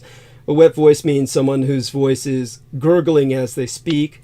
This is usually people whose lungs are filled with water and they're in serious heart failure. And so in the case of Wormwood, the Wormwood baby. Yeah. Huh? It didn't work out. So to speak. Well, he was alive and he was well, quote unquote. Yeah, but the twin had right. killed. He said, and by the way, welcome George Knight. Thank you for joining us. In terms of the Moonchild baby, or the baby named Moonchild, he when he called for Michael Aquino on the phone and I spoke to him, and he sounded like he had a wet voice, like I said, he sounded like he was in medically dire shape, but Michael Aquino explained to me that, he just sounds like that. He's healthy, but he's very deformed. He's very physically deformed, and that he had basically sucked the life out of his twin brother, which is why the twin brother was born dead. And he had taken all the essence for himself, and that he was in the world, and he was a potential for being the Antichrist. So he was there in case I failed, that sort of thing. Michael Aquino had options. Sorry, go ahead. Go on. No, go on. No, by all means. Go on. No, I just think it's fascinating that they hold to this. Is it to do with that age of the ending of the age of, the Ion of Horus, and then the Ion of Maat and the Ma'at? Mm-hmm. Is that what they're talking? That they even give any type of? Is it the Messiah? The Messiah? What? Why do they believe in this Antichrist theorem? Why do they? What are they coming from? It's it's basically understand that there's the jinn, or are they from? Well, it's in the realization that the Christ phenomenon is a very real phenomenon, that it's an acknowledgement of the divinity from a certain matrix. The matrix that's acknowledged, let's put it this way, good example of, as I said, a Satanist is operating within the cosmic ecology. They do. They follow the same holidays and everything. It's unbelievable. Yes, so they're really within the Christian matrix, and they're simply like the Egyptians, who would honor, respect, we would consider it worship, the dung beetle. This is because it's a carrion feeder that is recycling waste in fecal matter, literally shit, into life again. This is part of the cycle of life that carrion feeders are serving in the ecological bionomy. The bionomy is the biological economy. So when it comes to demons and devils, they are like dung beetles. They're to be respected. They're right with it. Yeah, in some cases, we need Satanists. I mean, Satanists serve a purpose, and their worship or their contracts with these entities give us some connection with these entities to communicate. So there's always going to be a need for those people. That doesn't mean that a person should interact with them any more than devils or demons. They may have a fascination with the composting process, the filth, if you will. Do you think that a lot of these Satanists actually are not self-professed and are not easily spotted? That it's more of a private matter? Do you think that they do broadcast it, or do you think that they operate secretly and actually don't really talk a lot about it? Or well, it's both. It's both. Both. Yeah, there's those that do not act openly, but in the end, they're going to have to deal with those who act openly. The ones who act openly are the ones that are most. They live by their edicts. Though. Yes. They live by their okay. And someone who's a true Satanist, this is the point I want to make as well. They do their best to die a violent, traumatic death. Good example was there was a Satanist who was involved in Texas. This was like during the frontier days. And during the frontier days, this Satanist he recruited a number of women, converted them to his cause, and they all arranged so that they could die violently. He would kill them all violently. And they wanted to die violently so that their souls would be so traumatized that they wouldn't go to heaven or hell. They would stay here on earth where they wanted to stay. They want to stay on earth eternally. So, is that something behind some of the types of rituals? The way that they're sacrificed is very violent. Yes. Yeah, definitely. Okay. And so this is why a nightclub was later built on top of the barn where these women were killed. And this nightclub, everybody swears, the nightclub in Texas, I can't remember where, good God, and we'd have a hell of a time looking for it online, let alone physically. But there was this place in Texas that was a nightclub that was built over the barn where the Satanist killed a bunch of these women who had volunteered for violent death. And people who attend that nightclub, they swear up and down that they'll see headless woman walking through the nightclub. You've heard of this then? No, but I've heard of things like this. There's the skull cults and the annihilation, the way that they perform their death rituals, the way that the people sometimes are not aware of it. I don't know if they are aware of it and we're not being told that's true, that many of these people who are supposed victims in some of these rituals, if they are not voluntary, which would not be such a stretch, in some of these cultures, it wouldn't be a stretch that they might be voluntary in a way. They may become workers on the other side, so to speak. It may be a part of their belief system that they should. They may be groomed to believe that their job is not actually, they were born to live and then to die, to be workers on the other side in a way, because you have to die so you don't die again. So it makes sense to have these type of violent deaths, ritualistic, violent, incredible, ridiculous ends. Yes. It would make sense in a way. Thank you. Thank you. Yeah. Yes, no, you understand this well.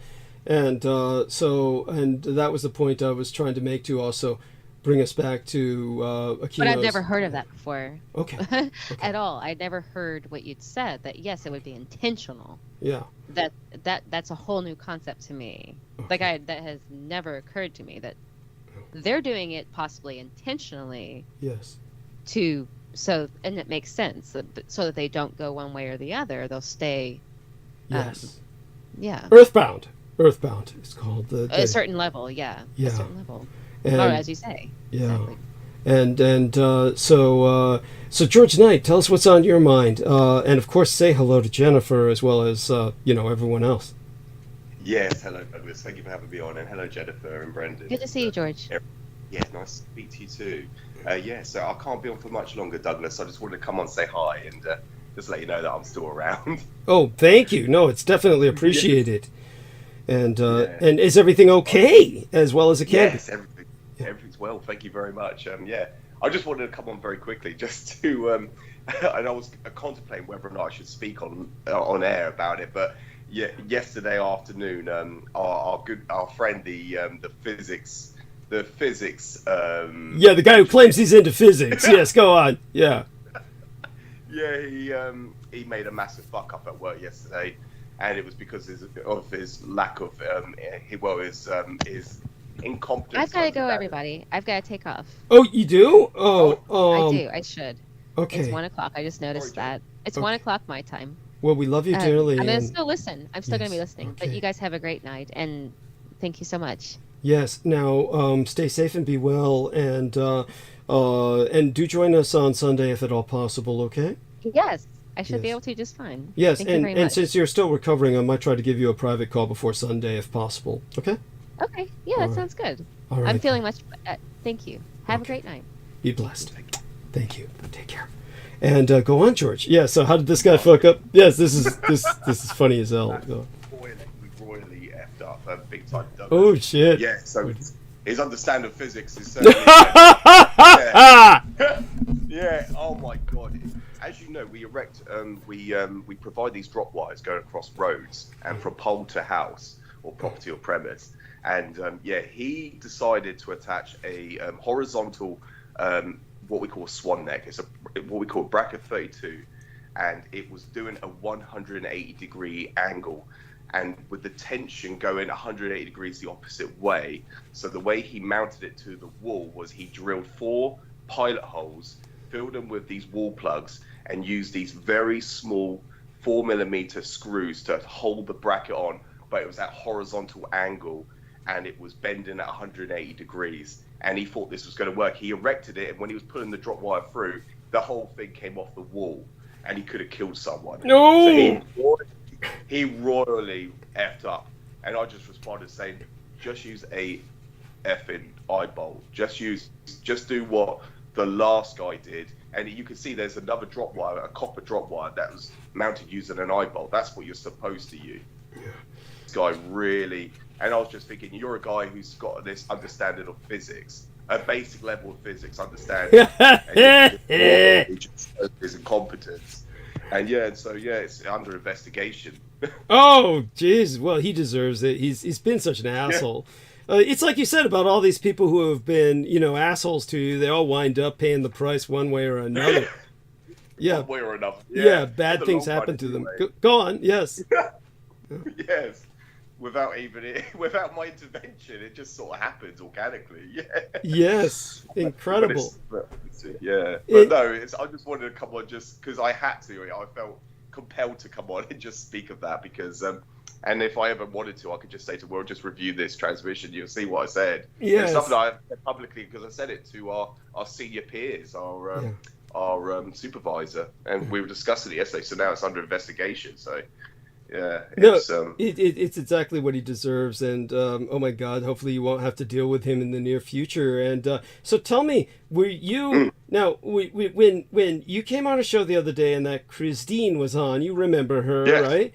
Yes, were you offended? When Brendan Zogan and I wanted to know, were you offended when she asked you? It's like Brendan said, you're the total opposite of anyone who would be in quote unquote console housing, but then which is our version in America, we call it Section 8 housing for the crazies and the poor and the like. Were you offended when this woman asked, "Oh, are you in console housing?" It was I thought that was such. Oh my God, I could understand if you took offense. Did you find that offensive? I'm just curious. I didn't. I don't know if that's just the stigma that the impression that she's got from the living conditions or cost of living crisis in the UK. I don't know what influenced that perception or her basic conclusion of that, but I didn't get offended at all because it's obviously the opposite is true. And so I wouldn't get offended. And it's just like, and the other thing for people to understand also, me and Douglas are the first people to,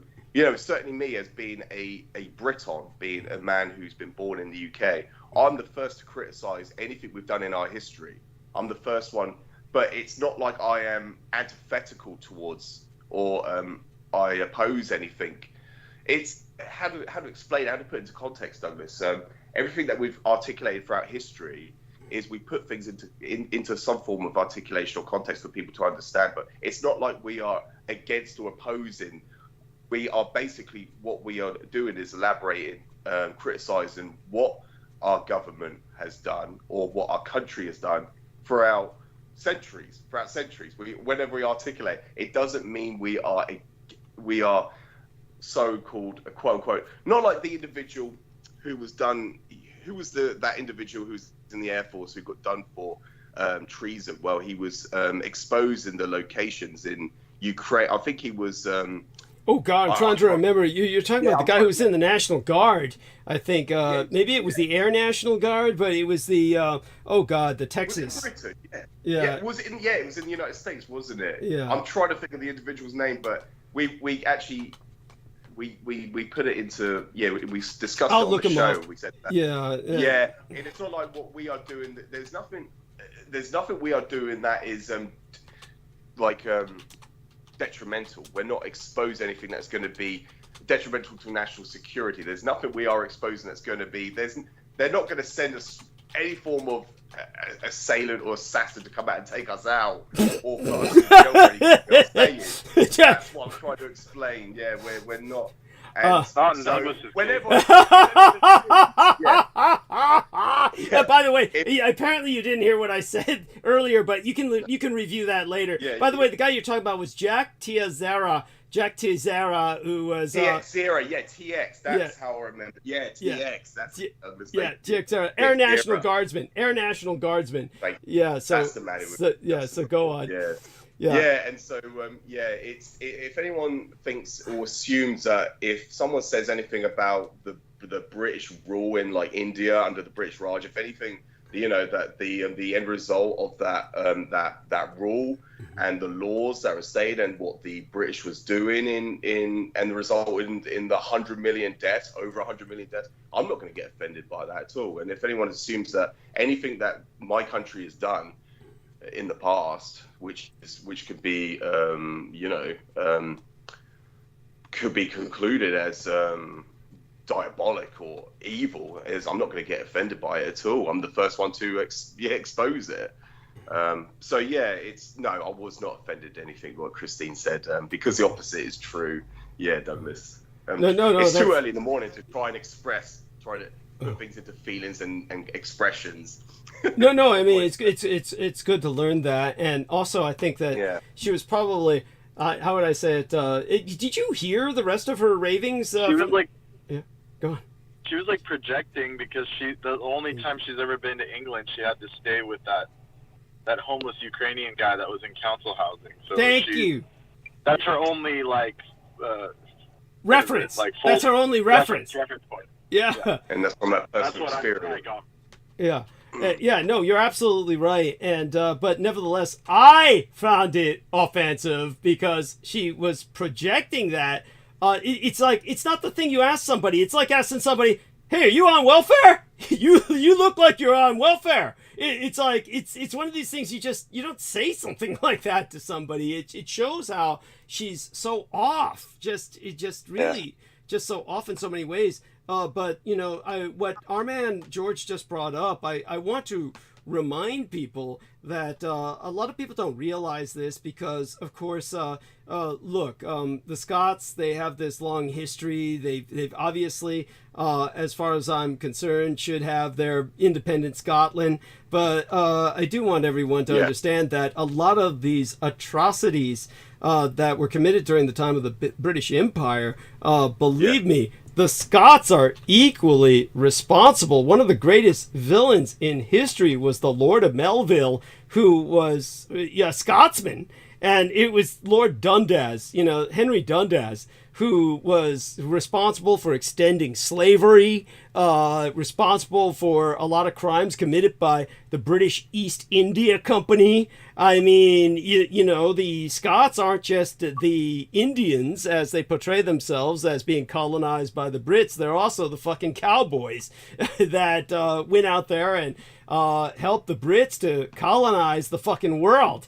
So you really got to understand that it's not just crimes committed by England, it's also crimes committed by the Scots in terms of these colonial atrocities. Yes. Yeah, and people tend to forget that. So this really needs responsibility where responsibility is due. But by all means, go on. During the time you have left with us tonight, we're definitely glad to have you. It sounds like things are going well at work. What else comes to your mind that you might like us to hit upon, or what you might like to bring to people's attention?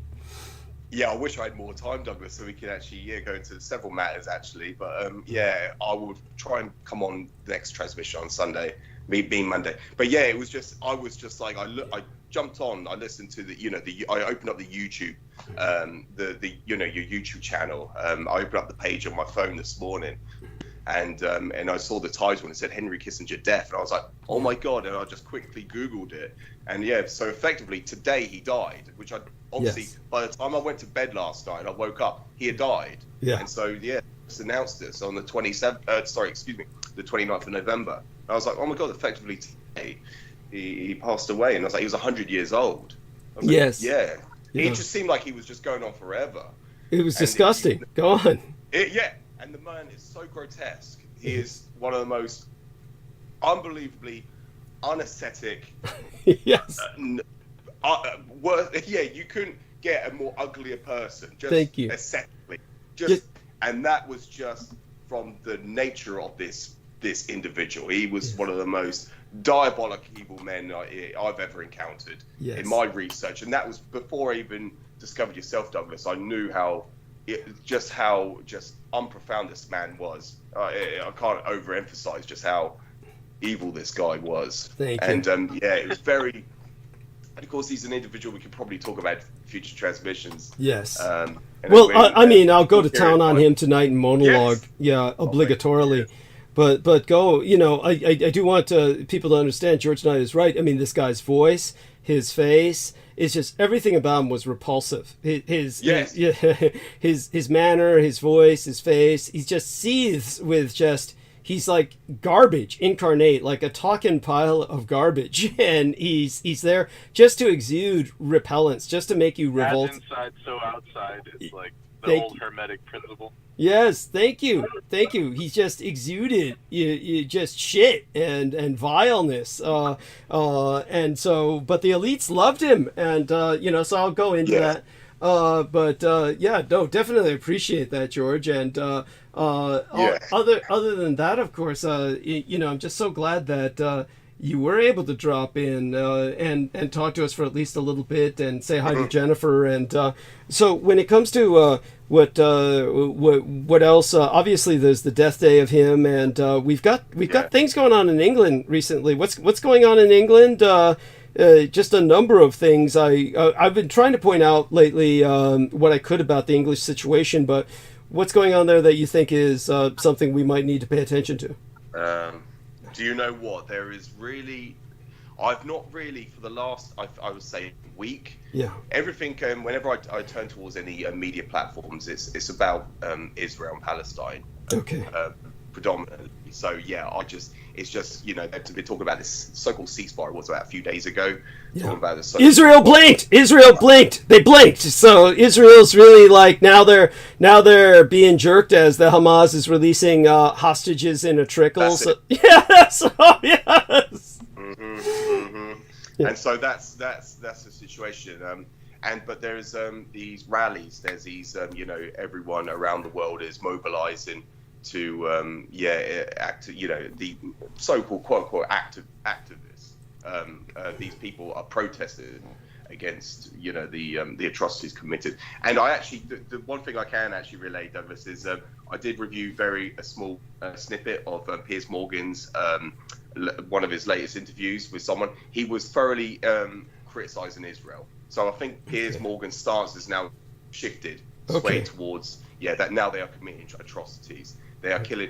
They're like the media projecting 11,000 deaths. Yes. Obviously, it's a lot higher than that, but I think about 11,000 is the conservative number. That is correct. That is correct. It's far higher than that, but conservatively, it's that. Yeah. So by all means, you're keeping good track of this. I'm proud of you. Of course, I'm proud of you for doing everything that you're doing, definitely, and I'm just glad that that you've triumphed at work and you've got another asshole paying the price for being a jerk, and you get to laugh at him while he just is going to be possibly processed out. I mean, they might fire him because of this, because of they're trying to cut the fucking work population in half. This would be a good opportunity to get rid of him. Holy shit. Yeah. Yes, absolutely. I'll definitely be wary. If I was him, I'll be vigilant, definitely. Definitely. Well, you're not going to do something stupid like that. This guy's full of hubris. He's full of himself. And, this is what happens when people just get full of themselves and believe their own bullshit. Go on. Yeah, that's what happened. Yeah, thank you very much, Douglas. No, absolutely. And what I was going to say was, so the number they are projecting is 11,000, but the majority of those fatalities are children. Oh, God, yes. Women and children.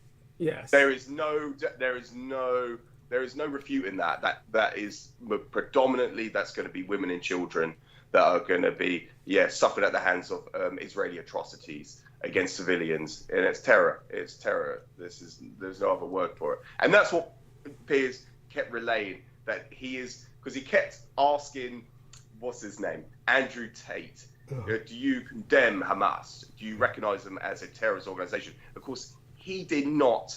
He just disputed that, and he did not answer. He did not condemn or what they call denounce. He just basically refrained from answering that question, like Jeremy Corbyn. And that's why Piers Morgan kept calling Andrew Tate Jeremy Corbyn. You're a Jeremy Corbyn, because you will refuse to denounce or condemn Hamas or recognize them as a terrorist organization.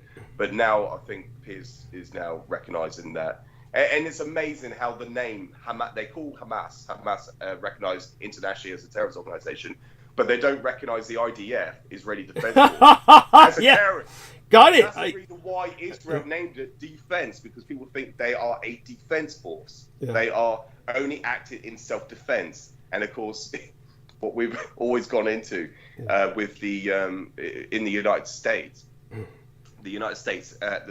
before the establishment of the Constitutional Republic, they had a Department of War that lasted for hundreds of years, effectively, Yes. until 1948, where they were forced to dismantle that Department of War, and then it was forced to have a Department of Defense. Yes. Meaning because they were in a legal state of war, they couldn't declare a state of war, but they were allowed to act in self-defense, quote unquote. But so, even though they're committing offense anyway, just so everybody understands, the word Wehrmacht in German actually means defense force. So it's technically defense forces, meaning all the armed forces combined.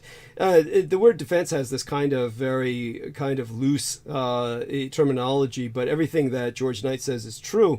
The United States had an all-out Department of War until 1947, and 1947 was when they dismantled it and had that under Japanese demands and had to reorganize under a Department of Defense. So it's amazing that the Americans will try and reverse this and say, yeah, the Japanese had a military, but then now they have a defense force. This is what the Americans will say about the Japanese, as if everyone's blind to what happened in America, and unfortunately everybody is.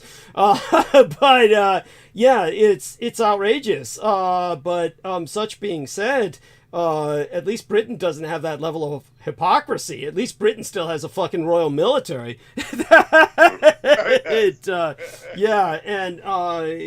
In general, yeah. So, but by all means, go on. But of course, I don't think anyone has anyone. I take it. Well, that Yugoslav woman was so stupid, and I think about all the. You dealt with so much shit as a service industry specialist for so long. I was thinking about that just the other day. It was like Brendan gave us this thing about what's this about, Brendan? Brendan just entered a link here. Who is Stephen Hovanich, the Pentagon, 64-year-old educator arrested? What's this? You mentioned Department of Defense. This is the latest. He worked in D.C. He was a Pentagon official arrested in Georgia human trafficking sting. He was an educator for 40 years, and you know the rest of the story. I don't even have to explain. Thank you. What happened. Thank you. There you go. Another kid 40 diddler. years of working as an educator. Yeah. He no longer exists on the Defense Department website as the Chief of Staff for the Department of Defense Education Activity, DODEA. Got it. Thank you. Basically, he was trafficking 6 women who were victims of human trafficking. So, he's just another one of those guys. Thank you. I mean, it's always the same old story. These guys have all this power, and they always use it for the same shit. It's like, A 64-year-old educator arrested for allegedly pandering, a crime that involves inducing or compelling an individual to take part in prostitution. So basically, he's a Andrew pimp. Tate treatment. Yeah, there you go. He's an Andrew Tate. The Tate brothers. Yeah, he's a white Tate. He's a white tater. Yeah. Oh shit. And so George, I'm surprised that this Andrew Tate is continuing with these interviews with Piers Morgan. It's like, is he a masochist? Is he just like being beaten? What the fuck? What's this? Yeah, he must be a masochist. He feels like he's winning in his head. He's like playing chess. He thinks he's winning or something. Oh my god. Then he's as stupid as Daniel Arola. That's what John. He thinks he's like Morpheus. He's like, I'm Morpheus from the Matrix. Like, I'm fighting the Matrix. Oh my god. But that's why he wears those glasses. Wasn't dumb enough for that. Interesting. That's why he's wearing the glasses. So these are like they live glasses to him. Yeah. And he even moves like he thinks he's Keanu Reeves or he thinks he's Morpheus. So that's just. No, I got it. But have you ever seen the movie They Live? You watch the movie They Live sometimes. He thinks those are his They Live lenses. Yeah, where he's seeing aliens through them and shit. Right. Yeah. But the irony is that he got himself into a deeper matrix by taking the Muslim route. He did. Now he's stuck in the Arabic matrix where he has to do their bidding, otherwise they're gonna kill him. Yeah, it's like the joke's on him. Yeah, it's true. It's true. He's like doing the Dubai trip now, and he's if he talks against like Palestine, then they'll just take away his Bugatti and all his money that he's hiding in Dubai. Yeah. Oh, what an idiot. That's just like Jimmy Carter putting everything in a blind trust. Peter Moon was saying how silly that was. Yeah. He would have been better off just kissing the Romanians' ass. I don't know why he would even pull that. And that's At least the Romanians, you could pay them off. The Arabs, you can't pay them off. They'll just fucking take you out. Yeah, they don't need the goddamn money. That's the reason why he's there. Yeah, go on, George. Yeah, what was George? That's the reason why he's in Romania. That's why he won't move to the United Arab Emirates. If he moved there, then he'd catch leukemia. Yeah. So that'd probably be the best thing for everyone. Yeah. True. Yeah. It's just, and then they'll soon know that he's not invincible. Yes. It's just, it's just So did you after of course you encountered Christine, did you listen to the rest of our interview, so to speak, when she was on? No, I did. Obviously, I did catch the whole, the claim, or the legitimate claim that she is not Shepardine Jew, 0.001%, which that could just be thrown in there. It's such a small, minute percentage that and as we said, that's like, the guy I worked with in my previous employment, he was white, but he said he's got Jamaican blood in him, so he's black, so he can go east. He can't be accused of being racist. Yeah. We know other people like that. Yes, we're not going to mention it right now, but we know other people who have that same complex. Yes. Yeah. Oh my God. No, but I did catch that bit. That bit with Christine. It wasn't Shepardine Jews. She was. It was Sephardic. Yeah, that's what she was claiming. It was like, it's just that part was ridiculous, but she was using that as a rationalization, just so that she could have something to stand for, because she's got nothing going on in life. So this is like, she wanted an identity. This was it, and this enables her to basically tell everybody, fuck you, fuck you all, and, you're all Nazis and shit. This is basically what she was saying. And the ironic thing is that, it's like everybody on this panel, whether yourself or Brendan Zoget or Nemo in Australia, aside from myself and the girl she was under the roof of, sharing the home with, Victoria, as far as she's concerned, we're all Nazis because of what we stand for. And so she was just like, just hostile to everybody in the end. And there was no reason for it. It didn't need to be like that. You don't need to take these confrontational stances with people. But it goes to show this is the horror of Zionism. Once you ascribe to Zionism, you have this inimically hostile view of the world. It's nihilistic. It's everybody's with you, or they're Nazis. You can be a billionaire and you have to go kiss the toes of Netanyahu. Yeah. A la Musk. Yeah. Oh yeah. Did you hear the latest about Musk, George Knight? No, I haven't. No, Tell him, Brendan. Tell him, Brendan. Basically, he said some anti-Semitic shit, and then they pulled the trip. Like, a bunch of advertisers pulled out of X because they were saying, "Oh, you're allowing. Not only are you anti-Semitic, but you're allowing this anti-Semitic rhetoric." And then this next couple days, he was in Israel talking to Bibi and all these guys, like bowing to them and shit. So it's clear, he's obviously he has to acquiesce to them no matter how much money he has. So there's other forces at work. So it goes to show who truly runs. So they prove that they were more powerful than Elon Musk, who's been trying to say that he runs the world. Elon Musk is trying to say, I decide the future of the world. I'm going to save humanity. I'm going to send them to Mars. And, and we know all that shit. But at the same time, the Jews came down on him and basically said, we're your masters. And he went over to Israel and prostrated himself before. You see, Bibi Netanyahu himself is a dictator in a state of war. So I don't know if he even bothered to see Elon Musk. He sent his president, which is, to us, that's our vice president. He sent his vice president, the president of Israel is like our vice president. It's a position that's purely ceremonial. He sent his vice president, meaning his president, to talk to him. And he is the prime minister, I think, He met with Bibi as well. Oh, he did. He did. They're wearing like bulletproof vests, just standing around. somewhere. Jesus some courtyard. Christ. You know, so And then Musk says the Israel visit wasn't an apology tour in quotes, but expresses regret for the anti-Semitic quote. Oh God! I mean, you talk about just trying to save your face. I mean, it's it's just silly. That's like he went over there to crawl before his masters, and there's no other way to look at this. And you know why they're both wearing bulletproof vests? Because they're both afraid that the other one is going to shoot the other. In other words, Bibi's afraid Musk is going to shoot him, and Musk's afraid Bibi's going to shoot him. They're really afraid of each other. Yeah, but If you want to see the photo, I'll send you this. oh, please. They both look fat, so it'll be funny as hell. Yeah, they look retarded. Yeah, no look. doubt. Bad look. Yeah, and They could have at least put a jacket over them. no shit. They're probably wearing threat level 3. Oh shit, they're wearing SWAT. Yeah. They're wearing SWAT vests. Jesus fucking Christ. This is like if you're gonna break a door down and you've got a bunch of drug dealers facing you with shotguns and full auto.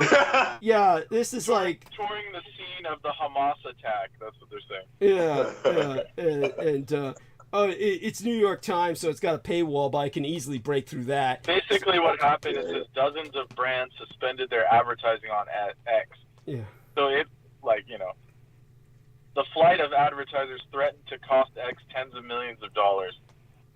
Yeah, well, it's like, why would he even care? Anyhow, so who said thank you to us? You, George, say goodnight to our listeners, please.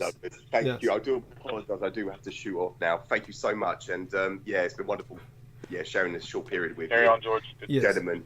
Thank you, Brandon. Yeah, nice talking to you. I wish I could stay on for much longer, but I do have to. Well, we love you dearly, and stay safe and be well, okay? Thank you. Take care. Bye-bye. Bless you. Okay, take care, George. All right, that's our dear George, and everybody maintain him in thought and prayer.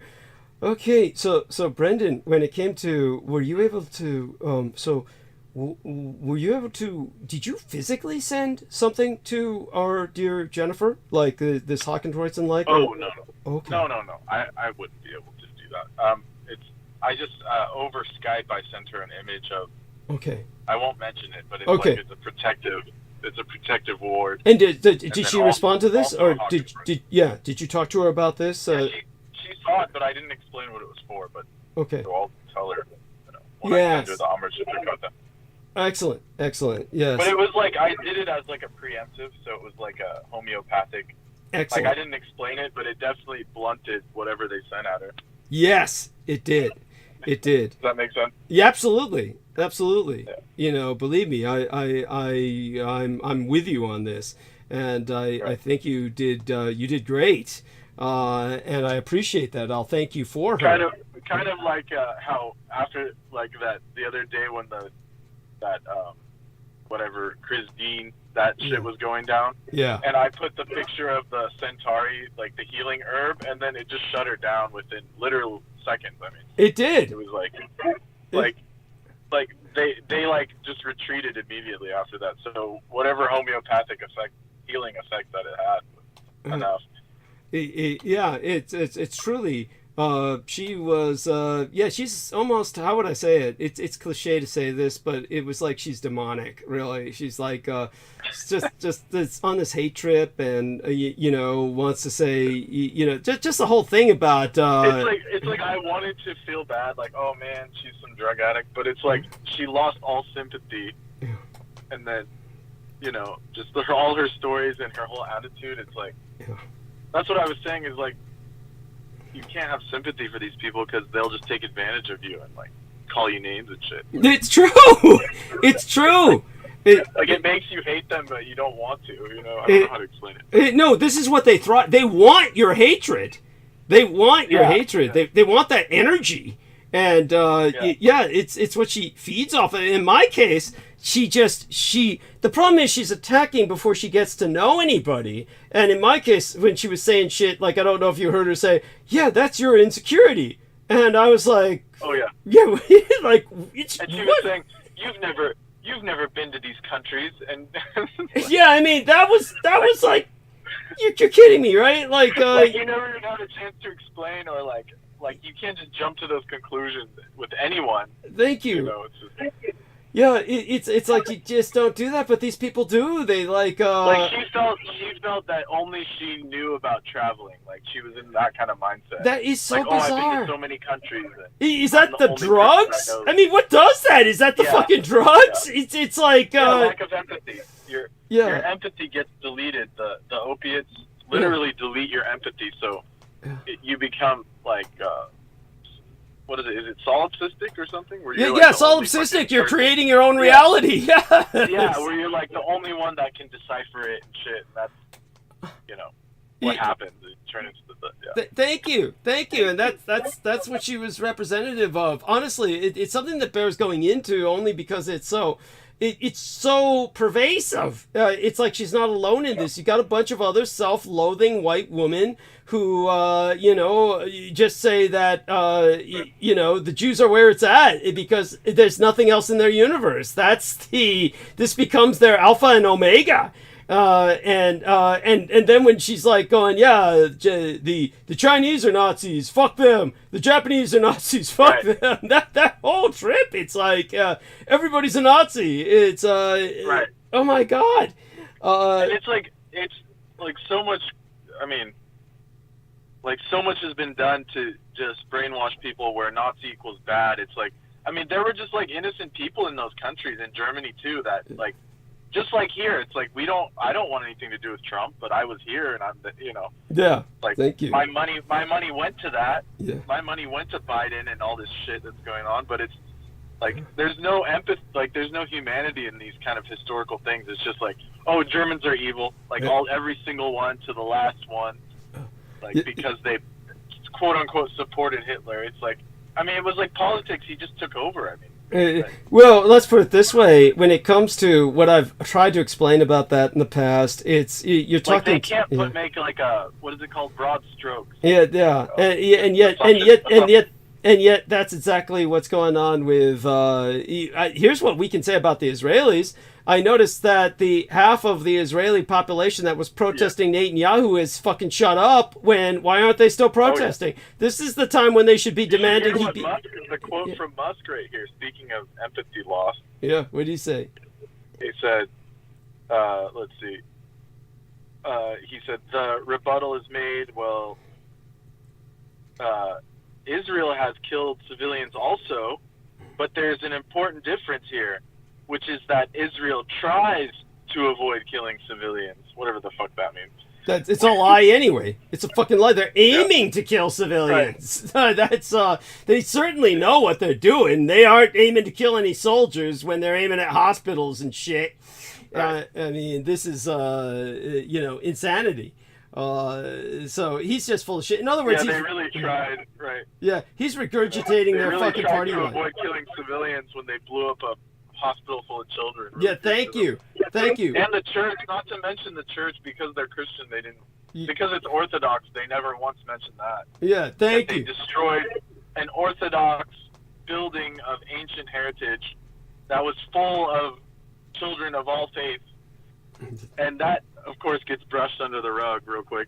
Yes. And by the way, we are speaking of one of the oldest and last remaining Greek Orthodox churches in Gaza. This is actually true. It actually is true. It's not something that was, a product of X. It's not like that is something that further research I've done into it has proven it to be so.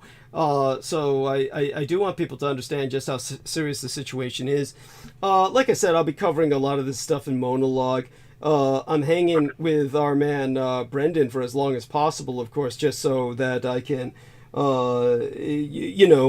get myself into the zone, so to speak. But Brendan, while we're blessed with your presence, when it comes to when you explain to Our Lady Jennifer about the Horcrux, and you explain to her about, or maybe you didn't get a chance to explain to her on air, but you explained to her in text about what you sent her, and I do agree. I feel that this blunted what was ongoing with her. Peter Moon was definitely along the same lines as what you said. He felt that obviously the enemy is attacking her because she provided myself airtime. Let's take a look at. Well, she just mentioned. I mean, she mentioned when she came on that she never gets sick. Yes. So I believe her. She seems healthy and she's not like in any kind of what's the word, like she clearly doesn't abuse herself like some of the other people. Like everybody else, like almost everybody else we know. Like that tally bastard, and then Solomon Shake eating ice cream. Yeah. And then, like I don't even want to name them. There's so many of them. But I said, like I said, I sent those in preemptive just because like I anticipated it. Because I was telling you, I was like, you got to warn these people that you're interviewing, but you're kind of so desensitized to it, and you have like if we're talking RPG terms, you have like a pretty unfair buff, like having a Thank you. Like it's like you might as well be Alucard at this point, Yes, thank you. You like the way George and I came on and said, no one's going to be sending any assassins after us. Yeah. Right. Yeah, right. Yeah. Yeah, thanks, George. Yeah. It's hopefully he listens to the beginning of the show later. Yeah, please. I don't think he's listening to much of the show anymore because of his work schedule. So we just have to catch him up. But as it goes, let's take a look at the Arcane Observer and take a look at our interviews here, because I think it's going to be funny as hell just to see some of the... I haven't checked the comments in a long time, so I'm going to do a screen share here. And surprisingly, they were positive on your channel. They were really positive. Yeah, which is rare. Thank you. There's, I'm curious if let's see who this one lady was following up on me, how Jen's responded to some people. Let's see now. Here's one guy. Wow, what an incredible interview. This man's compelling. I've learned so much. Can't wait for the next interview. Thank you so much, Jen. Okay, that's good. These are new. I'm looking at new stuff I haven't seen before. Jennifer, is there a link to part 2 of this? Since this particular video is severely shadow banned. And then she says, I should do that. Honestly, thank you for a great idea. This is the one I like. Here we are. Jamie Ivan 8991. Thank you so much. We need to know more about Michael Aquino. This is priceless. I would like to know, is this man gay or trans? Is she referring about me or Michael Aquino? I'm just not sure about what to know more about him and what happened to him during his life. No judgment, just would like to know. Say this, let them finish their thoughts, and then say, now we will take questions. Oh, she was claiming that Jennifer was interrupting a lot. Here's where she says, why are you interrupting him? You are so annoying. Jen left a good response to that. Oh, okay. Thank you for taking the time. But also, they're not factoring in the assault we had to undergo before that. So it was way past her bedtime, and because we were derailed by like an hour, almost 2 hours. Yes, it's definitely the case. And of course, this dear lady, of course, she really wants to know if I'm single and available, is what she's really asking. When she's asking, is this man gay or trans? So I should respond to that. Maybe I will later. I was gonna say you should just put a link to your live stream in there. Okay, good. Thank you. See, this is why I need to show you these things, because otherwise I just don't have the common sense to do these things. And then she could find out on her own time. Yes, that's right. Make her own decision and the like. Right. Honestly, most of the time my ambiguous sexuality appeals to the ladies anyway. Bike Tweet says good morning, so let's give him a good morning. To Dan. This is our man Dan in the Netherlands, where they've just elected a right-wing president. And he wanted to talk to us about that. What are your thoughts on the thing that happened in Ireland? They're saying... Oh, yeah, okay, so let me... I kind of, like, part of me wants to side with the Irish and just say, fuck it, kick those Muslims out. But it's like... I don't know how bad the counter riot was. I didn't even really look into it. But I'll say this. Basically, what has gone on is that the Irish elite has chosen mass migration over freedom of speech in Ireland. I can tell you that much. Yeah. And that's go why on. I tend to side with the indigenous Irish people. They've gone through so much shit, and they're right now the Republic of Ireland is basically like, I don't know what to call it, like a communist patsy or like a globalist like punching bag. Like, I don't know how else to word it. It's like they've completely eviscerated the tradition there. It's hard to describe. I would say that here's the factors that are involved. Basically, the Irish nation, the Republic of Ireland, because they're an English-speaking nation, they're doing their best to try and preserve the Celtic language, Gaelic. And to their credit, they've been educating in Gaelic. They're publishing books in Gaelic. So most Irish are bilingual. They would speak both Gaelic and English. But because they're one of these universally English-speaking nations in Europe, and they do so quite naturally, they have become one of the fastest-growing economies in Europe because people will find it easy to open businesses there. And because they're still part of the European Union, unlike Britain, you can still get European Union benefits and all the benefits of being in the European Union. And so they basically have this very fast-growing economy. They're doing quite well economically. And the problem is when that happens, the majority of white people want to stop doing scut jobs. They want to stop doing various types of labor, and as a result they start bringing in minorities to do that work, and with those minorities inevitably you bring their fucking families, so then you get ghettos, right? This is what happens. And so this is part of, as you said, globalization. Ireland is now one of these global nations. And the end result is that obviously people are going to, at a certain point, strike back and say, well, this is destructive to our culture, our community. Of course, here is the issue, is that Ireland has it's in this transitional period, kind of like an interregnum, an in-between time, because they no longer have the Catholic Church. They basically... despite the fact that they basically shit all over Sinead O'Connor, Sinead O'Connor was just publicly expressing what all Irish people have basically chosen as a path, which is they're no longer really attending the church or believing in the church. They're blaming the church for a lot of their past problems. And the end result is they've also kind of modernized. They've got this liberal progressive arc of narrative now where they had a gay guy as president of Ireland, and this gay guy made certain that Joe Biden met his gay lover and shit because Joe Biden used to be anti-gay vocally. So you've got this kind of like politically correct elite, and this elite is the one that's chosen the migration over the freedom of speech, which is the Irish expressing their frustration with this. Now, rioting, of course, is never justified. We could say that those who block traffic or destroy property or loot businesses and burn buildings should be at least identified, prosecuted, and punished. And the Irish police did that to an extent, at least. They arrested 34 people for participating in these riots that broke out after an Algerian-born immigrant stabbed 5 people, including 3 children. Okay? So I don't know if you were aware of that. So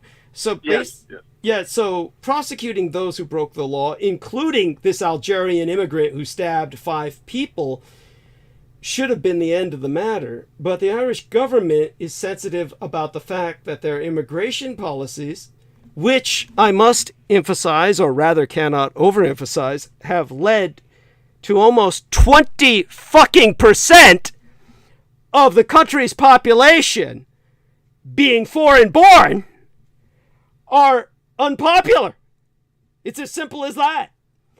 So the pace of mass migration has been particularly dramatic in Ireland, with almost half of all migrants in the country entering in just the past 5 years. So this is a tsunami. Wow. This is like an invasion of, dare I say it, colored people that are, this is like, what the fuck? But instead of changing the radical immigration scheme, the Irish government has instead chosen to get rid of the people's ability to speak out against laws they don't like. Right.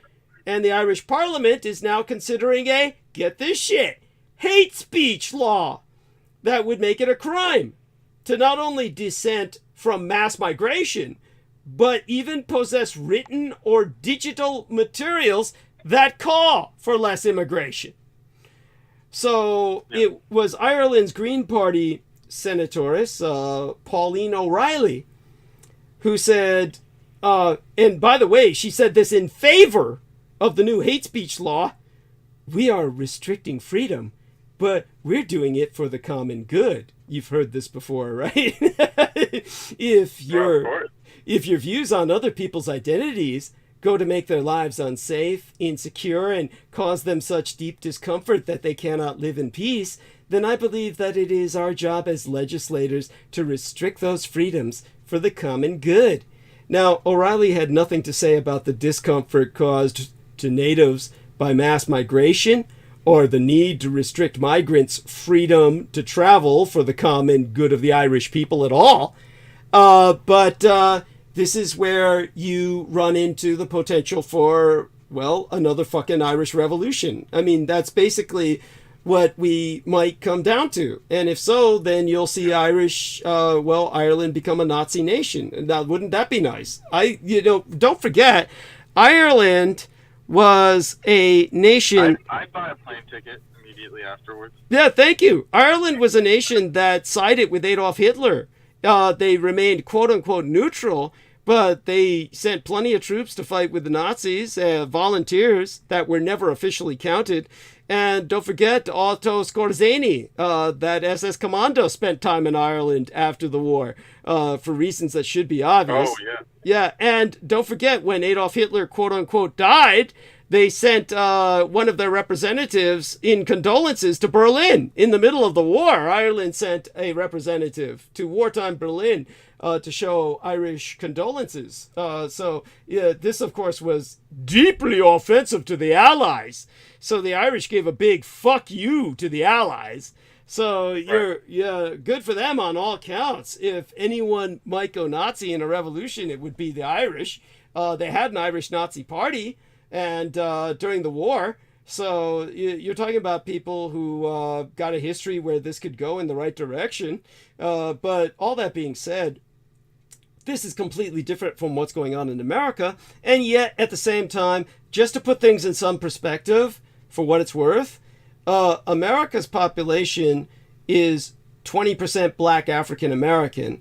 So America has managed to retain this, for the longest time, pretty much a white supremacy government, despite the fact that it had a 20% Black population. So Ireland probably will have no problem at a 20% migratory, ghettoized population base in Ireland. It might be something that they'll just ethnically enclave and do what the Americans did, retain a white supremacy anyway for a long time to come. We'll see what happens. I don't really feel that, obviously, these riots shocked everybody. Nobody was expecting them, not even me. I wasn't expecting this because I really didn't realize it was that bad. Right. And even though the Irish have had strife between Northern Ireland and the Republic and the Republicans and these other people, IRA, they've never actually fought against the government. They've been incredibly docile against the actual government of Ireland. Yeah. They're not revolutionary types, even though they are fighting between themselves, the Catholics and the Protestants.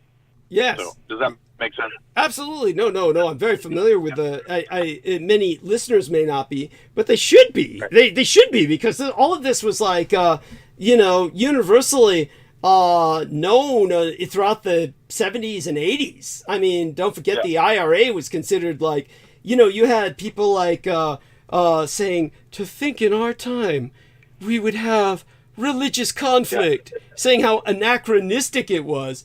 And then after that, Yugoslavia fucking collapsed, and you had Muslims and Christians killing each other, and people then began to wake up that religious war was now a thing again, that we were back to a new Middle Ages, a new Dark Age. And so, it's like the Irish were simply, shall we say, ahead of their time. Also, I'm saying, like, they weren't actually against. They never revolted against the government itself. You know? Like, kind of like how we have a lot, like France or America. We always protest the government. Yeah. The Irish don't seem to be like in that way temperamental. That's what made this so shocking. By the way, Dan the Man from Nederland says about the new right-wing president that was elected in the Netherlands. He says he won't be in power. And so I don't know how to respond to that. I don't know much about the guy. Of course they just had their elections, and I think that it's, however it works out, I think that Dan probably has a pretty good handle on it. But I'm not sure. Maybe one of these days soon he'll come on and explain it. Maybe I should bring him on now. He's oh fuck, I didn't call him, so I'd have to call him. He says you need 75 seats. Okay, so so the guy's going to be facing, basically, it's going to be like an impotent government.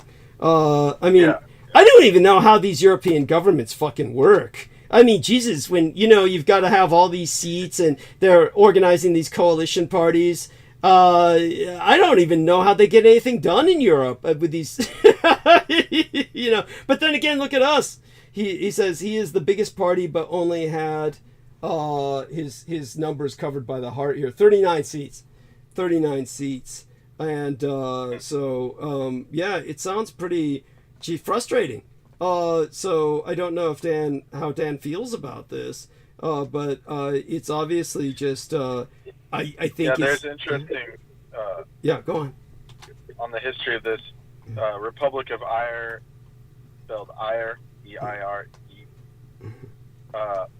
Remaining neutral during the war, there were large signs such as the one atop the cliffs at Sirvelag, County Donegal on the Atlantic coast, created in hopes of alerting German aviators of the fact that they were over Ireland and not Britain. So the Germans wouldn't drop bombs on Irish soil. Okay. Yes. Thank you. Of course. Yeah, and I think that's says a lot. So in terms of Ireland, that's another great place to move. By the way, also if if they're letting people in like water, I might as well hop on the wave. Thank you. Start speaking Arabic at the terminal. Yeah, and by the way, just in case you didn't know it, poets and literary personalities, meaning if you're a professional writer, you're considered a national treasure because they consider one of their great cultural advantages to be the word, Blarney and all that. My dad kissed the Blarney Stone, my legal father. Though I'm sure plenty of people thought my biological father did too. That actually wasn't the case. But when it comes to that ability to speak, you basically are put on welfare. You don't have to work. They pay you because they figure that you're contributing to the country by contributing to their reputation for literature. So just go there and say you're a writer and a poet, and you get put on welfare. That's if you're a citizen, but get the citizenship, marry some young Irish lady. So I just have to marry an Irish chick. I don't know what the laws are, but if you ever see that film, what was the film called? Oh, let me see, Irish Kung Fu film. There was this Irish Kung Fu film that was made, or martial arts film, and let's see if I can find it. Irish Kung Fu, Fatal Deviation. Look up Fatal Deviation. Fatal Deviation. Yeah. Oh God, okay. That's one of my favorite films. It's so cute. It's so cute. It's so cheesy. So naive. So earnest. Yes. Yeah, but that chick in Fatal Deviation, set up with her or something. Yeah, that's like, she's a hot blonde, and it's like she's the only female in the film. It's like she's the only female in the film. Everybody else, he had to hire some drunken guy. He was paying everybody with alcohol on that film, and it shows. But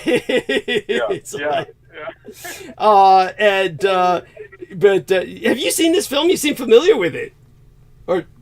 Yeah, way back in my Kung Fu days, we somehow got a hold of it. I gotta watch it again, though, because it's like, we were probably drunk ourselves. Oh, yeah, it's like, and the funny thing is, probably the biggest concern any Irish person would have is they'd be afraid that anybody watching that film would think all of Ireland looked like that. It looks like, they filmed it in all the forested parts of Ireland. It's like, they would think Ireland was in the post-apocalypse and the weeds have overgrown everything or something like that. It just gives you this bizarre perspective. I mean, it's just like unreal. It's surrealistic. The whole film is surrealistic. Yeah, it's free on YouTube. Yeah, of course. But it's worth every penny you don't pay to watch that.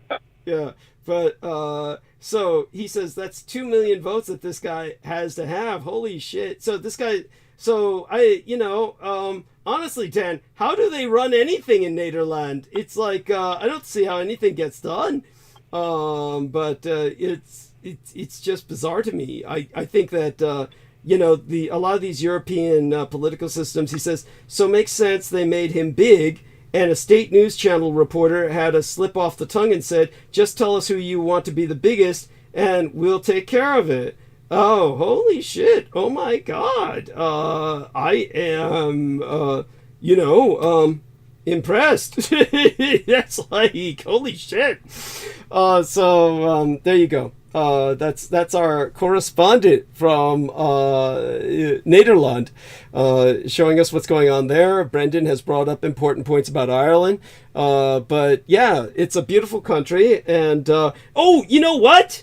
Take a look at that. Oh, Irish horror film, The Compound. Is it? I think Irish horror film. Let's see. This is another favorite film of mine. Irish horror movie. Okay, and what is it? Compound? I think it might be called. Let's see if I can find it. It's not The Other Lamb. They're giving me The Hallow. No, that isn't it. The Canal. Compound Fracture. No. Let me see. Housing Project. Look up Housing Project. There's parts of Ireland that look like just desolate urban development. Housing Project. And this one film was basically taking that into account. Not Vivarium. Holy shit! Come on now. It couldn't be Vivarium. There's got to be another one. Anyhow, I'll see if I can find it. And it's free. It was free on YouTube last time I checked. And it's something that I really enjoyed as a horror film and thought that it had a great idea that wasn't too hard to believe. But other than that, yeah, so what else has been going on, Brendan? Oh, yeah, you apparently you tried to call me the other day. I mean, we'll talk privately, of course, but anything emergent going on, or we'll talk about privately, or what? No, no, I think maybe I brought it up. Usually when that happens, it's like a spur of the moment, something I was trying to bring up. Okay. If it comes back, I'll let you know. Okay. And we probably covered it, probably. Okay. Oh, that's what it was. What? I'm sure you don't mind talking about this. The CJ Hart with EA co-editing. Oh yeah, tell me about that. Yeah, I was responding to that. Yeah, did you see that? Did you look at her channel? No, was it like? Oh, it was like an interview or something, right? Yeah. But he's like saying, I mean, we could go to her channel and find out. We could just go there now and see what the hell this guy is saying. I hope the fucker's not talking about me. I mean, certainly we talked about him in the best. Let's do a screen share here. We're gonna do a screen share. We're gonna check into CJ Hart's channel and let's see if we can find her. We'll look up CJ Hart. EA co-editing. How do you spell his name? There we are. He's famous enough where his name comes up. So here we are. Become a living god. Eric co-editing and Chris Hart Talk Magic Part 2. Eric, yo, look, E.A. Quetting explains the Hillside Strangler's psyche. He would know. Yes. Yeah. Probably taught him all he knows. We'll go to C.J. Hart's channel, and then we'll find out what part 1 was. So part 1 is what I'm concerned about. I'm wondering if I came up in part. Oh yeah, this stuff was like years ago. This was years ago, maybe. No. This is all new. Oh, 7 years ago. Fuck, you're right. That's weird because it just came up on my feed. So maybe there's something new going on there. I think there's a new one. So we'll find out. Here we are. Yeah, there was a different channel. Is this her main channel? Maybe not, but we should see if let me see her latest one 3 months ago. She's investigating Fritz Springmeier. Then she's got H.P. Lovecraft's Draco reptilians controlling Earth. H.P. Lovecraft never wrote about Draco reptilians, controlling Earth. Come on. Then Christine Hart, private investigator, investigates Haitian voodoo. She asked me if I was knocked off Facebook. I got to tell her that I didn't have a chance to respond to it. So 2 years ago, a lot of this stuff is old. Maybe you've got her. This is her main channel because it looked different. This might be someone reposting or like affiliated with her. Well, it's definitely her, but like you say, it may be like some old channel. Maybe she's got a new one. So maybe if you know what the new one is, then you can. I swear to God, I thought there was a recent interview with her and E.A. Quetting because he was like saying, this is why they pick on the private investigator, C.J. Hart. And so it seemed like she was hanging out with him, more seriously, in the sense that he seemed to be partnering with her, not romantically, but in that they were going to tackle subjects together. So let me see if I can find this and see if I can find it. And how about you? Do you have any? Oh, here we are. Christine Hart, 35. I think this is it. This is her main channel because it's the one that I had subscribed to that she had recommended. So maybe that's the case. Yeah, and so let's see. When you published the interview, that was on your channel. Then must have been. Published the interview with her. You mean you did an interview with her and it got posted somewhere? Yeah, it was on my channel. Yeah. Okay. Yeah, and because she couldn't post it on her channel because she said the Brits would take her channel down because I was swearing and using some racist terms. So that's true. Yeah. So it's like but this stuff is like 7 years ago. You're right. I think that. I don't know why that suddenly came up in my feed like it was published yesterday. That's really weird. Yeah. There you go. Brandon would mention it before. He did. Okay. Yeah. And we didn't get a chance to talk about Exorcist 2 again like I wanted to with Our Lady Jennifer, so maybe next time. And here's EA. This is how death walks. And Master Con Yum Yum laugh out loud, being silly, lockdown bitches. What the fuck? I mean, like, dude, he's not even speaking coherently. It's like word salads and shit. Right. I mean, I guess. And then, also, what I was responding, or you can finish what you're. No, I'm just watching this chick walk back and forth. Yeah. So what you were talking about the other day with the Paracelsus, I actually listened to the rest of your thing. Oh, thank you. Please respond. Yeah. Yes. So those creatures were called the sylphs or the sylphid. Okay. They're mythological creatures in the Western tradition. Yes. A term that originates by Paracelsus himself, who describes sylphs as invisible beings of the air, elementals of the air. There is no substantial mythos associated with them, but they are depicted as cloud beings. Okay. And they're responsible for myths of other wing protectors, embodiments of the extreme of nature, the mercurial and the intense. And most of all, they defend the high peaks in the wilderness of mountains, which is their home. The creatures of the air are the great wings of the sylphs that allow them to soar with eagles. They are a branch of the Sithe, a supernatural race compared to the fairies or the elves. They are winged rulers of the dream world, controllers of weather, and the great birds of the mountains, both regal in manner. They have a ancient and proud legacy. Most sylphs feel that this is the end of their race, and they will be the first to slip into the Fimbulvinta. It is the reason they have come down from the mountains and rejoined society in large numbers. If they are to cease to exist, then at least they will be remembered for honor, glory, majesty, inherent of their kind. They care little for machinations of politics of the ground folk, and they rarely interfere with changing society. Like trolls, the sylphs hold the word of honor to be inviolate, and once sworn to protect something, they will defend it to or even past their own death. They resemble tall, live humans with one exception. Sprouting from their backs are a pair of huge wings. These wings are almost 2 body lengths, but fold up behind. Their eyes are large, and their faces are sharp and angular. It just describes them kind of like cherubs or something. But there's alchemy, an alchemical tradition derived from Paracelsus himself, speak of these in their Hermetic literatures. And the westernized discussion of the sylph comes from Alexander Pope, etc., etc., these different Rosicrucians and alchemical writers bring them up. Yeah. So,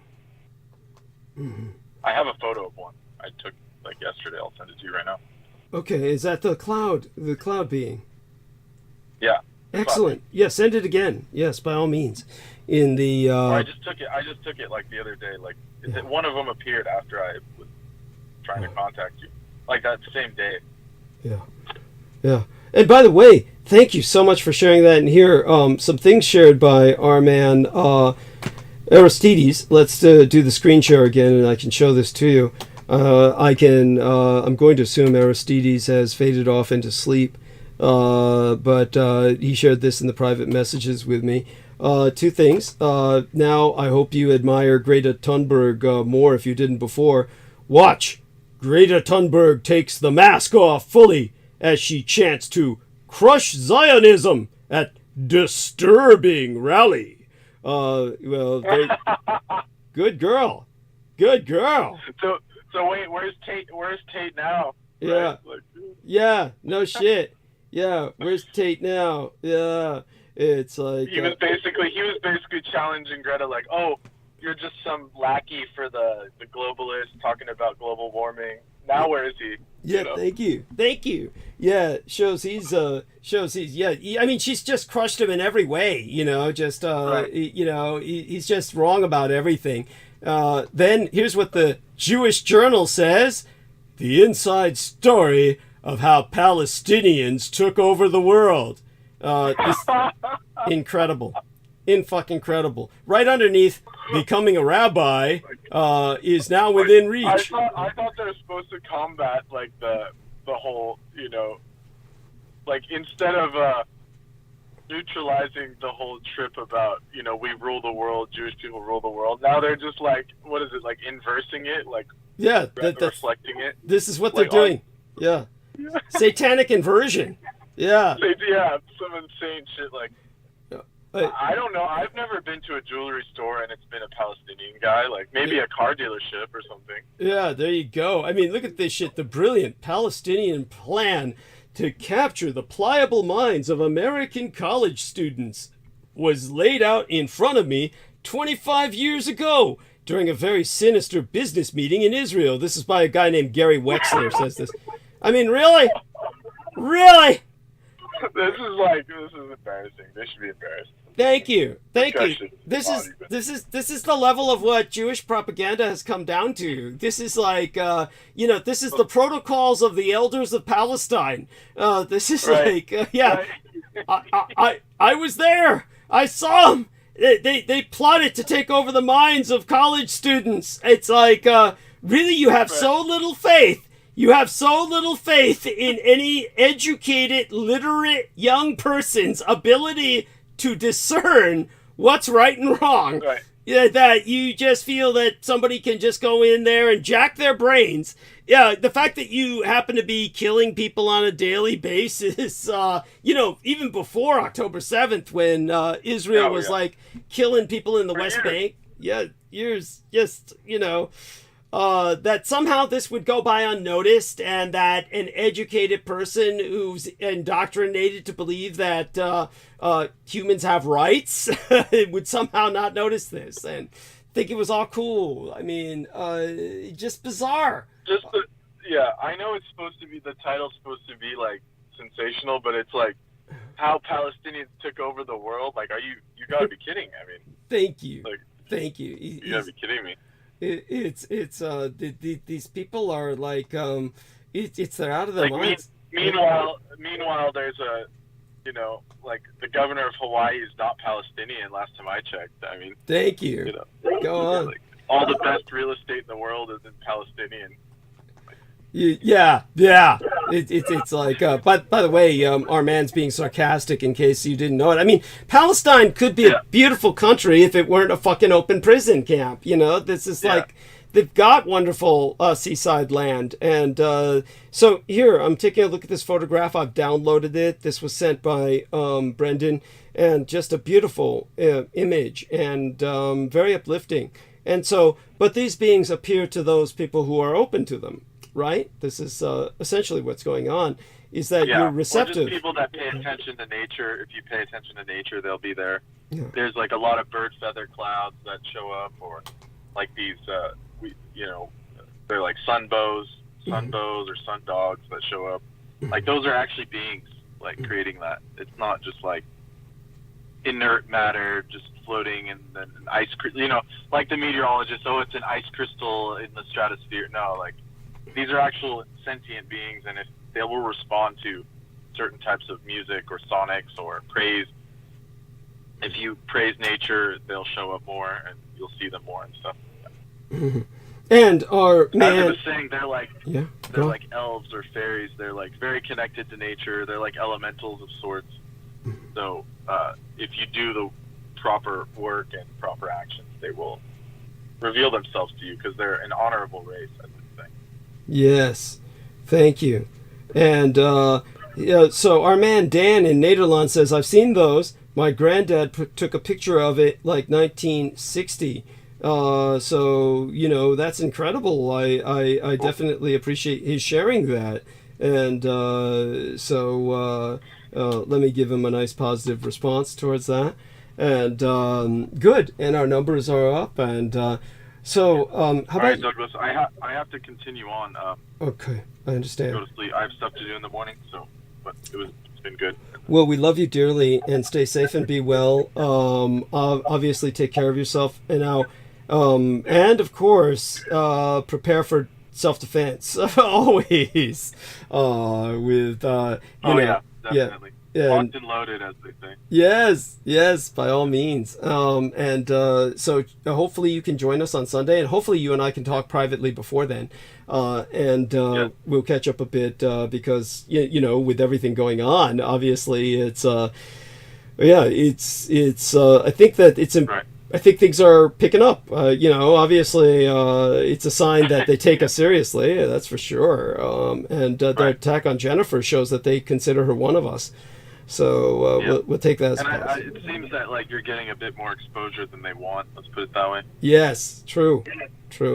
Okay, you take care now, and stay safe. Bye for now. Okay. So that's Brendan Zogit. He's retreating into the gentle night. And I will start the monologue. So I do want everyone to understand that we've got good numbers. Now's the time for me to do it.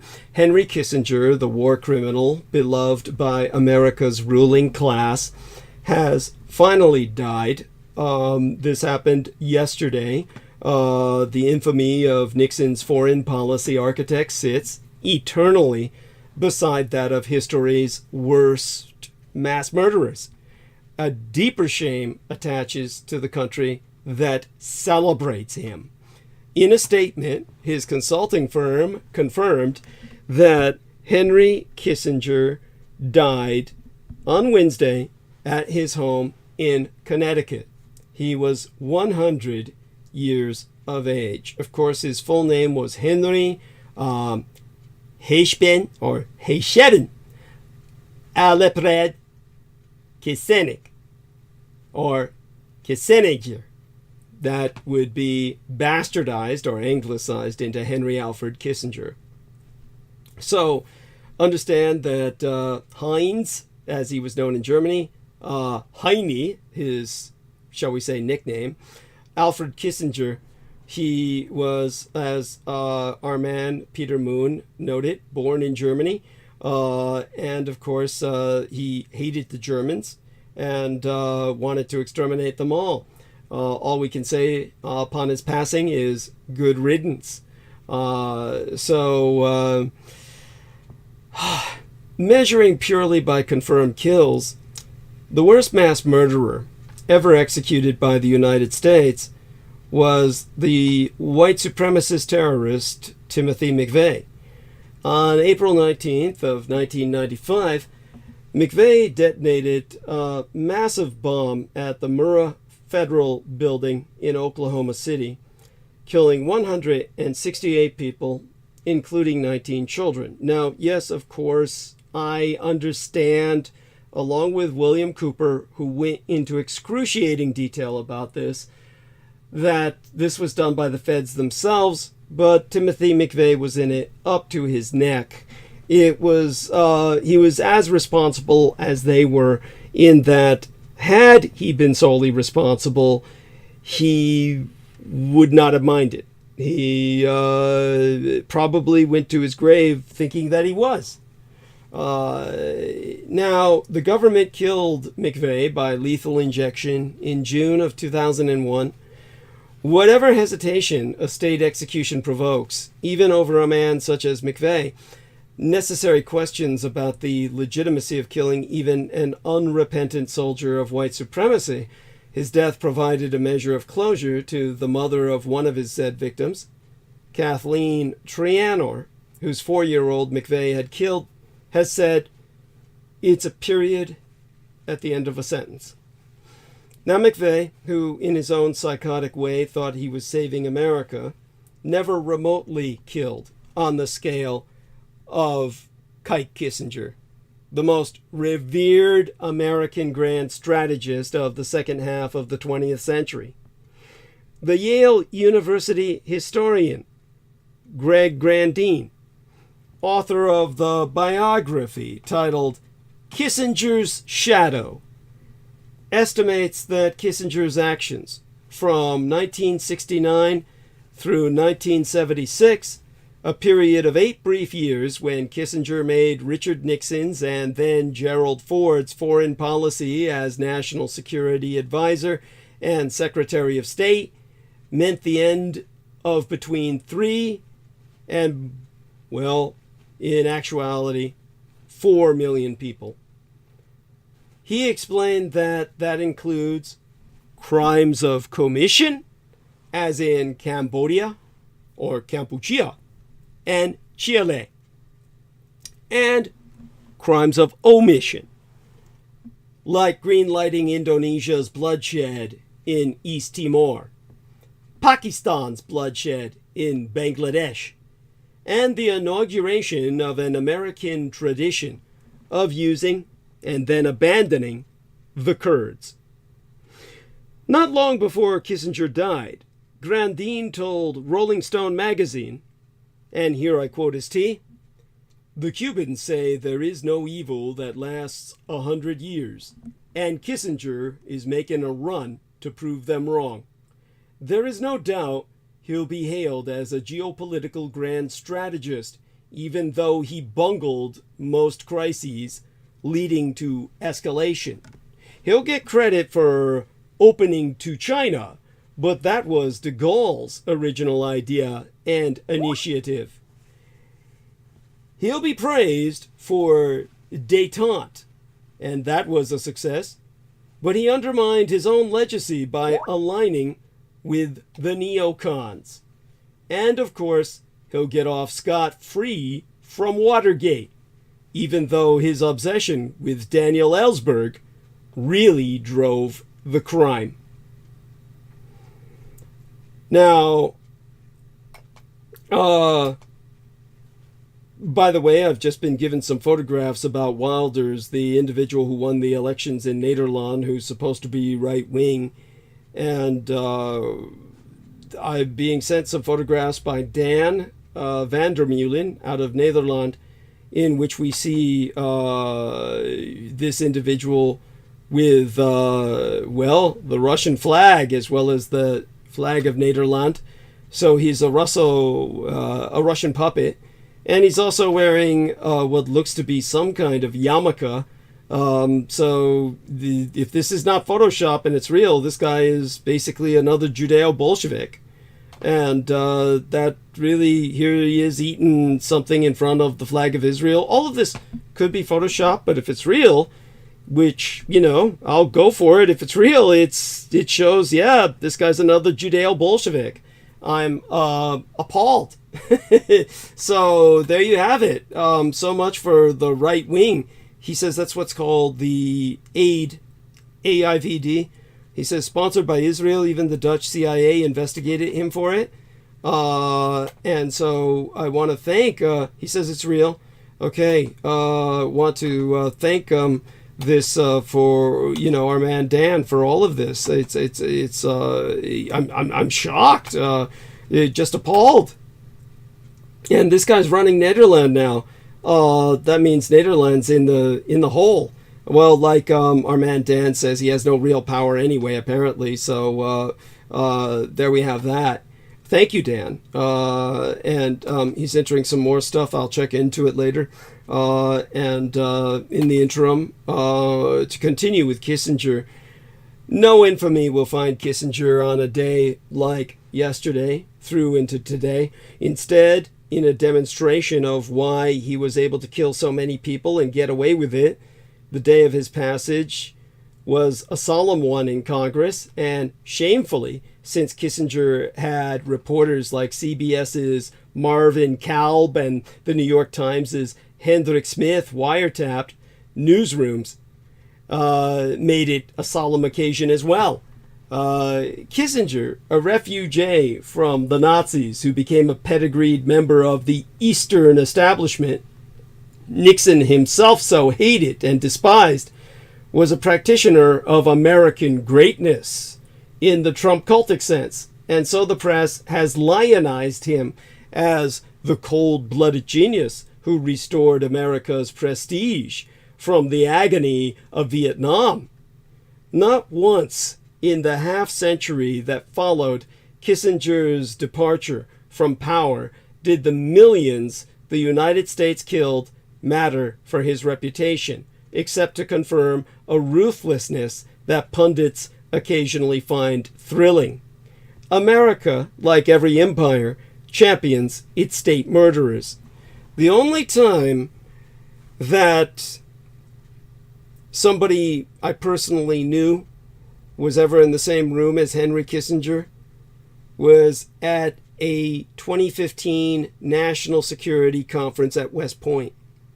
He was surrounded by fawning Army officers and ex-officials, basking in the presence of an elder statesman. Seymour Cy Hirsch, everybody called him Cy, the investigative reporter who was the most prominent exception to the fawning coverage of Henry Kissinger, watched journalistic deference take shape as soon as Kissinger entered the White House in 1969. In his biography titled The Price of Power, Hirsch wrote, "His social comings and goings could make or break a Washington party." Reporters like the Times' James Reston were eager participants in what Hirsch called an implicit shakedown scheme, that is, access journalism, in which reporters who got inside information in turn protected Kissinger by not divulging either the full consequences of his acts or his own connection to them. Kissinger's approach to the press was his approach to Nixon, sniveling obsequiousness, although Kissinger could vent frustration on reporters that he never could on his boss. Hirsch quotes H.R. Haldeman, Nixon's chief of staff, remarking that Kissinger was the hawk of hawks inside the White House, but touching glasses at a party with his liberal friends, the belligerent Kissinger would suddenly become a dove. Reviewing one of Kissinger's litany of books, Hillary Rodham Clinton in 2014 said Kissinger, "A friend," whose counsel she replied upon as Secretary of State, possessed a conviction that we and President Obama share, a belief in the indispensability of continued American leadership in service of a just and liberal order. Kissinger himself told USA Today within days that Clinton, presumed then to be a president in waiting, ran the State Department in the most effective way that I've ever seen. The same story noticed a photograph autographed by Obama thanking Kissinger for his continued leadership.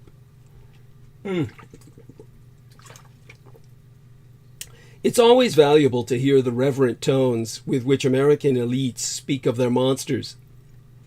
When the Kissingers of the world pass, their humanity, their purpose, their sacrifices are foremost in the minds of the respectable.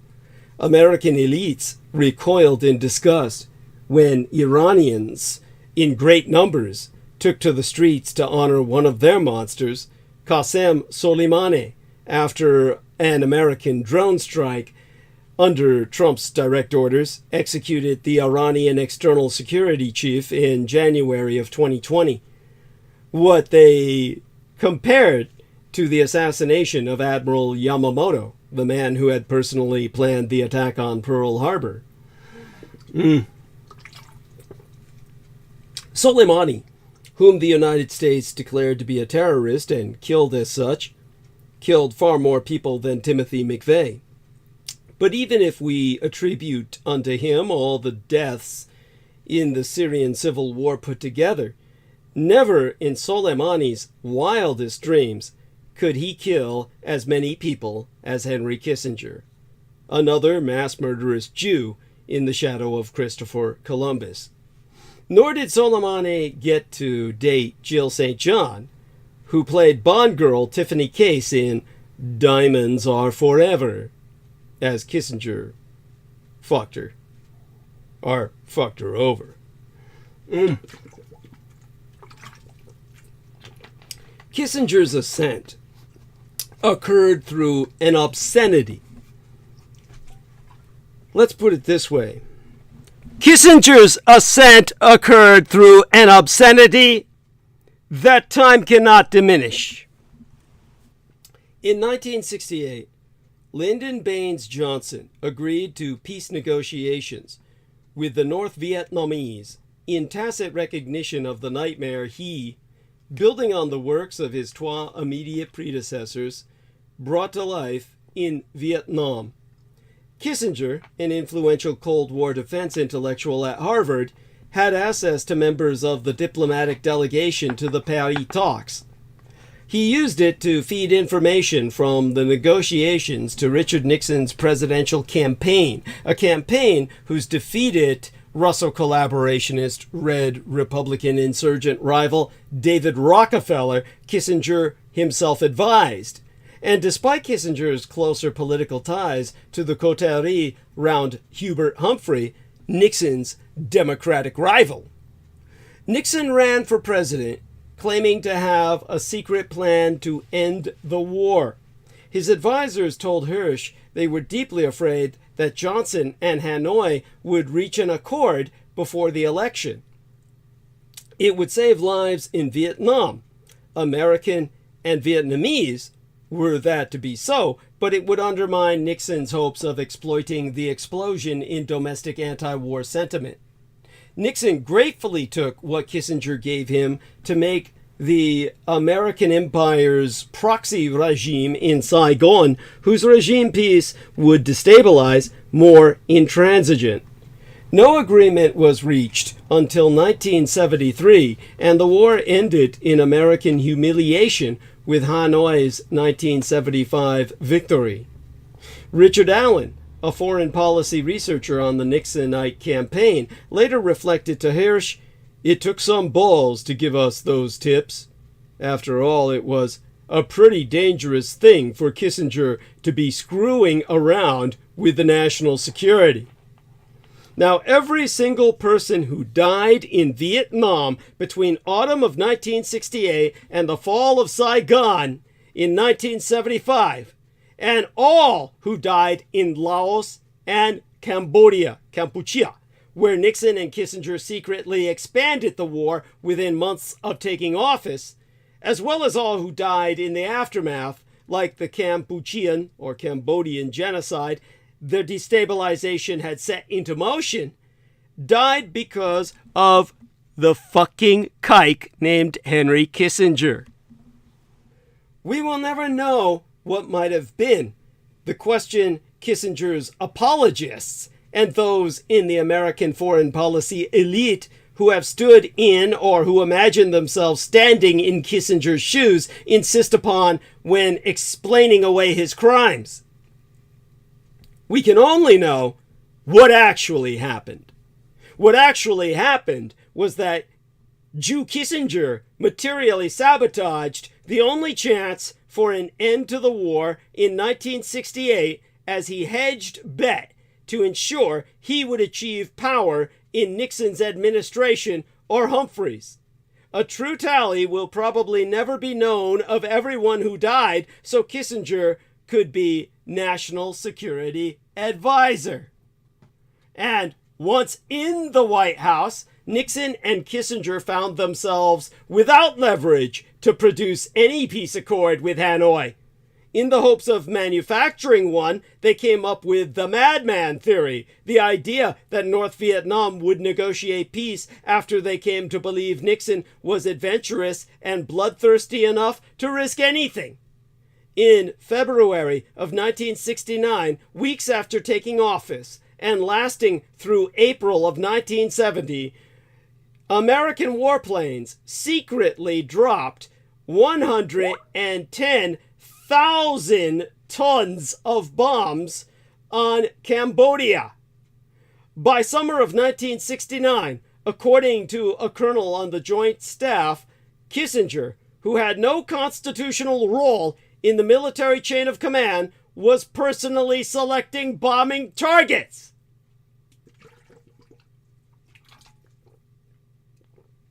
A goddamn Jew deciding he was going to bomb civilians. He chose orphanages, hospitals, and schools as primary targets for destruction. Fuck the Jews. Fuck the Jews. He did it all in the name of Israel. We'll get to that. Now, in the book titled For the Price of Power, Colonel Ray B. Seaton told Hirsch, not only was Henry carefully screening the raids, he was reading the raw intelligence. A second phase of bombing continued until August of 1973, 5 months after the final United States combat troops withdrew from Vietnam. By then, American bombs had killed an estimated 100,000 people out of a population of only 700,000. 1 out of every 7 people died immediately under direct bombing guided by Henry Kissinger, a fucking kike. The final phase of the bombing, which occurred after the Paris Peace Accords mandated American withdrawal from Vietnam, was its most intense. An act of cruel vengeance from a thwarted superpower with no purpose whatsoever other than the annihilation of an ethnos. Cambodia, like Laos before it, was a formally neutral country, meaning that bombing it was an illegal aggression under the United Nations Charter. But beyond the control of Prince Sihanouk, the North Vietnamese used Cambodian territory for the Ho Chi Minh Trail, a weapons pipeline not unlike the one America is currently operating for Ukraine, albeit out of a completely different necessity. In April of 1970, following a coup d'etat by American client Colonel Lon Nol that overthrew Sihanouk, Nixon ordered American troops in Vietnam to invade Cambodia outright. In the air or on the ground, they were unable to destroy the trail, only human beings.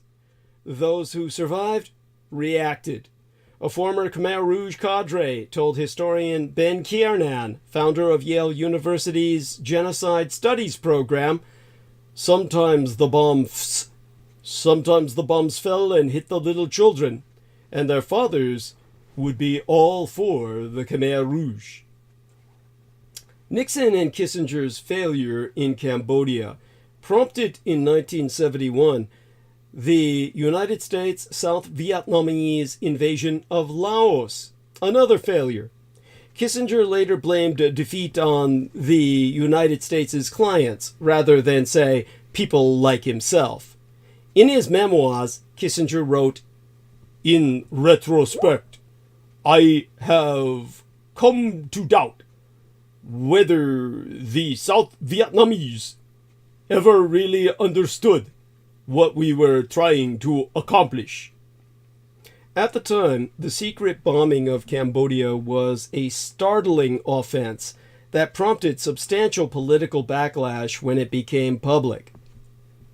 One of the articles of impeachment against Nixon, prepared by the House Judiciary Committee in 1974, held that bombing Cambodia was a constitutional usurpation of Congress's war powers.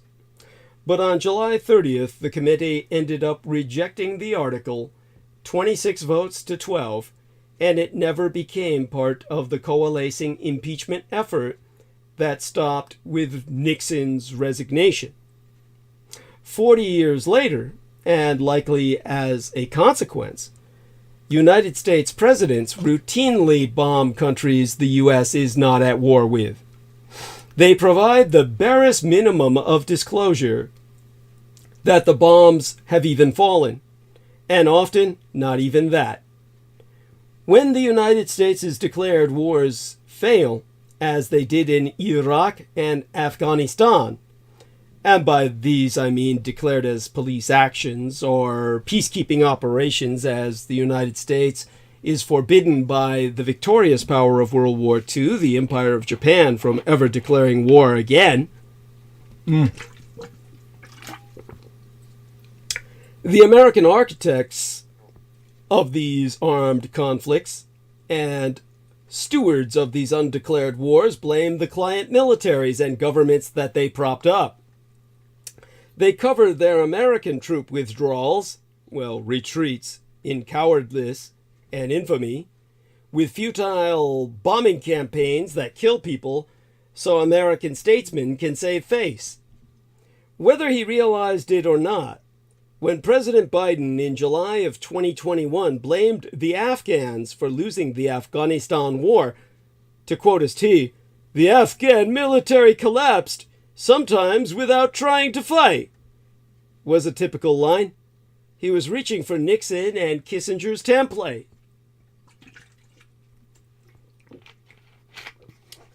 Now, Kissinger played a role in the deaths of so many different peoples that treating each with due consideration requires my writing a fucking book. Here is but one example among many of the sort of carnage Kissinger inflicted indirectly rather than by edict. In 1971, the Pakistani government waged a campaign of genocide to suppress the independence movement in what would become Bangladesh. Pakistan's Yahya Khan, an architect of the genocide, was valuable to Nixon's ambitions of restoring diplomatic relations with the communist Chinese Empire. So the United States let Khan's forces rape and murder at least 3 million! That's 3 fucking million! Victims. Nixon quoted Kissinger shrugging, "We can't allow a friend of ours and Red China's to get screwed in a conflict with a friend of India's." That perspective typified Kissinger. The Cold War was a geopolitical balance amongst twa great superpowers. The purpose of Cold War statecraft was to maximize American freedom of action to inflict Washington's will upon the world, a zero-sum contest that meant restricting the ability of the Greater Soviet Union to inflict Moskvas, without the destabilization or outright Armageddon that would result from pursuing a final defeat of the Greater Soviets. That last part explains much right-wing hostility towards Kissinger. Kissinger represented anti-communism sans any ideological zeal. He was an energetic, even relentless practitioner of the Cold War, the theater of anti-communist conflict. But like George Kennan before him, Kissinger thought viewing the Cold War in ideological terms missed the point. The point was American geopolitical dominance, something measured in impunity and achieved by any means necessary. That permitted Nixon and Kissinger the creativity to reopen Red China, something Nixon would have demagogued anyone else for attempting. Reopening Red China was by far the greatest achievement of Nixon's foreign policy. It was the rare geopolitical initiative where Kissinger was a mere facilitator. Cy Hirsch, in his work titled The Price of Power, calls Nixon the grand theoretician, or theoretician, of rapprochement with Beijing, with Kissinger Nixon's occasional operative. Kissinger's dramatic, secret July 1971 trip to Beijing in advance of Nixon's visit probably renders that description parsimonious. But, as Hirsch writes, there is no evidence that Kissinger seriously considered the question of an American-Chinese rapprochement before his appointment as Nixon's national security advisor. Once it happened, Kissinger became an overnight celebrity, the sort of person destined to be shrouded in myth and apology. Kissinger might not have been motivated by hatred of communism, but he was a reactionary who empowered and enabled the sort of reactionaries for whom anti-communism was a respectable channel for America's racist and exploitative socioeconomic traditions. His chief aide on the National Security Council was a rabid anti-communist militarist, Army Colonel Alexander Haig, a future Secretary of State for Ronald Reagan. When Kissinger came under attack from neoconservatives and others on the right who couldn't tolerate détente with the Soviets and rapprochement with the Communist Chinese, neither he nor they recognized that both of them were driven by the Cold War forces that Kissinger stoked when convenient. Most important of all the reactionaries was Nixon himself, without whom Kissinger would have lacked any power, and from whom Kissinger would withstand any indignity. Nixon was one of the original Cold War demagogues, the men who never hesitated to identify communism with black people and the Eastern establishment, their version of California in those days, the liberals who postured as allies. His escalation in Vietnam, along with the secret bombing in Cambodia, he revealed in a televised address, prompted a resurgence of the anti-war movement. Nixon exploited the mass protests by contrasting them with the silent majority of loyal Americans. Instead of ending the war, as he had campaigned on doing, and silencing or co-opting the anti-war movement in the process, Nixon inflamed a culture war to distract therefrom. It was an echo of his infamous Southern strategy to harness for the Republican Party the electoral benefits of white backlash to the civil rights movement.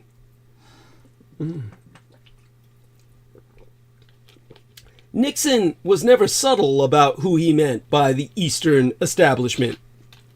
When the media seized upon the American massacre at My Lai, Nixon remarked, It's those dirty, rotten Jews from New York who are behind it. Nixon's White House counsel, John Ehrlichman, recalled Nixon talking about Jewish traitors in front of Kissinger himself, including Jews at Harvard. Kissinger would assure the boss he was one of the good ones. Ehrlichman quoted him responding, "Well, Mr. President, there are Jews and Jews." Yeah, that's for sure. I would say, yeah, there are Jews who may be decent human beings. And then there's kikes, like Kissinger. Kissinger maintained his standing in part by savaging the Eastern establishment from which he himself had emerged. It was not entirely cynical. Kissinger shared with Nixon a genuine contempt for the defeatism and pessimism of those who flinched at the unsavory Vietnam War they once supported themselves. He rationalized his purges of the NSC bureaucracy and his marginalization of the State Department, measures that made him indispensable to foreign policy and to Nixon personally, as protecting American power from those who lacked the confidence to weld it. By NSC bureaucracy, I'm referencing the National Security Council Bureau that he purged. It is revealing that amongst those who make American foreign policy, Kissinger's perspective is not considered ideological at all. Kissinger's consolidation of bureaucratic control was punitive and paranoid. He used the fear of internal leaks to get the FBI to wiretap his own staff and the journalists he suspected of receiving their information. Yet the Eastern establishmentarians around Kissinger, on his staff or in the press, followed him like a puppy seeking an ear scratch. His cold-blooded American exceptionalism was the perfect tone for speaking to a shaken ruling class. Anthony Lake, who would go on to become National Security Advisor to Bill Clinton, finally quit in May 1970 alongside his colleague Roger Morris.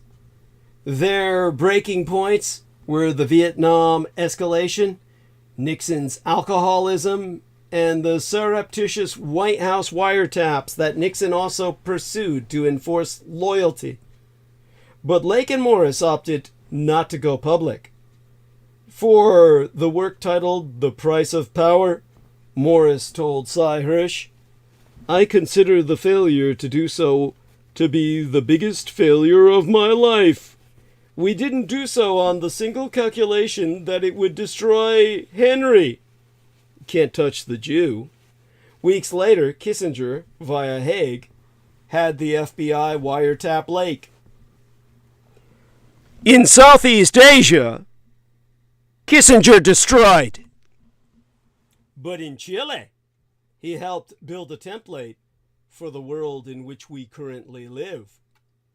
On September 4th of 1970, Chileans elected the democratic socialist Salvador Allende president. Allende's program was more than redistributionist. It demanded reparation from the American empire for exploiting it. Chile is rich in copper, and by the mid-1960s, 80% of its copper production was controlled by American corporations, particularly the firms Anaconda Copper and Kennecott. When Allende nationalized mining assets held by the Trois companies, Allende informed them he would deduct estimated excess profit from a compensatory package he was willing to pay the firms. It was this sort of unacceptable policy that prompted Kissinger to remark during an intelligence meeting about 12 months before Allende's election, "I don't see why we need to stand idly by and watch a country go communist due to the irresponsibility of its own people. Kissinger meant that there must never be an example of a country in America's sphere of influence delivering socialism through the ballot. Kissinger staffer Morris told Hirsch, Henry saw Allende as being a far more serious threat than Fidel Castro. Allende was a living example of democratic social reform in Latin America. So Kissinger and the CIA decided to overthrow Allende just days after Allende's election. And upon learning what was in motion, the U.S. ambassador in Santiago, Edward Corey, who was second to none in opposing Allende, well, what did he do that I remember? He cabled Kissinger that to actively encourage a coup could lead us to a Bay of Pigs failure. And apoplectic Kissinger told Corey to stay the hell out of the way, according to Tim Weiner's work titled Legacy of Ashes, subtitled The History of the CIA. When the CIA failed at what Corey termed a Rube Goldberg gambit to get the Chilean Congress to stop Allende from ever taking office, that's right, the CIA tried a January 6th in Chile. Haig urged his boss to purge the key left-wing dominated slots in the agency. Corey was wrong in the end. Kissinger's policy of overthrowing Allende, why not support extremists? He spitballed in a December 1970 White House meeting with the CIA's covert operations chief, Tom Karamessinis, paid off on September 11th of 1973, when a military junta took power, prompting Allende's suicide.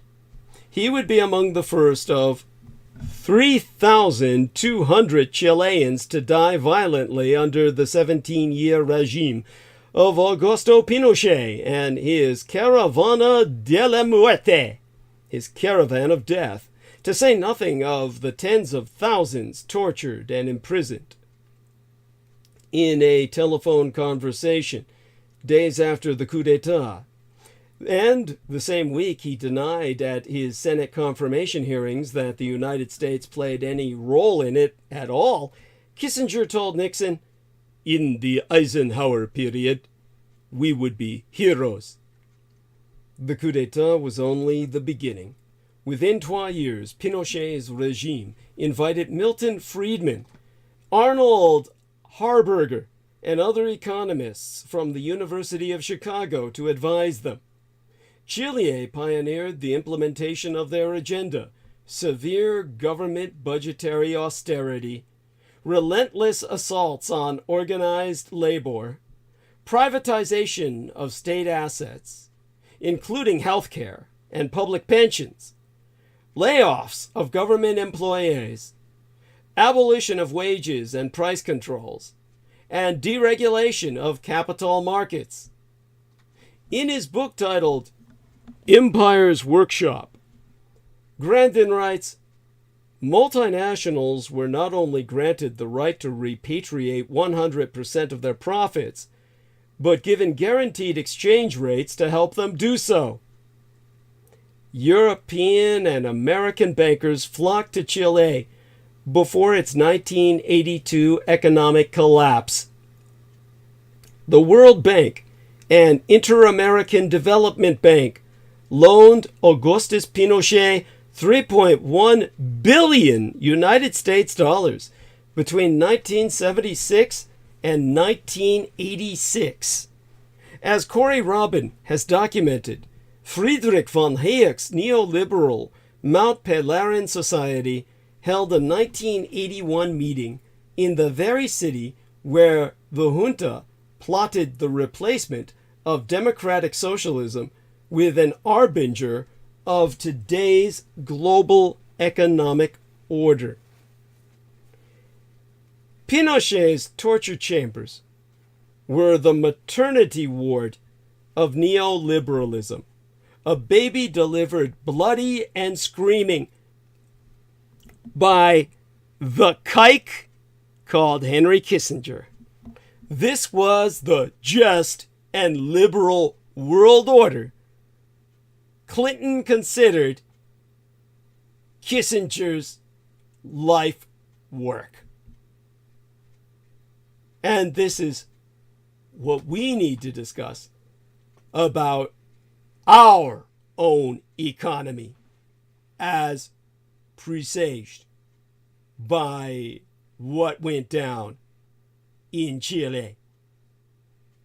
The fact that we abandoned the most successful economy in the world. Why America abandoned the greatest economy in history. Was the American empire's turn toward free market fundamentalism driven by race, class, or something else? Well, the answer to that is going to be a yes. If there is one statistic that best captures the transformation of the American economy over the past half century, it may be this. Of Americans born in 1940, 92% went on to earn more than their parents. Among those born in 1980, just 50% did. Over the course of a few decades, the chances of achieving the American dream went from a near guarantee to a goddamn coin flip. What happened? One answer is that American voters abandoned the system that worked for their grandparents.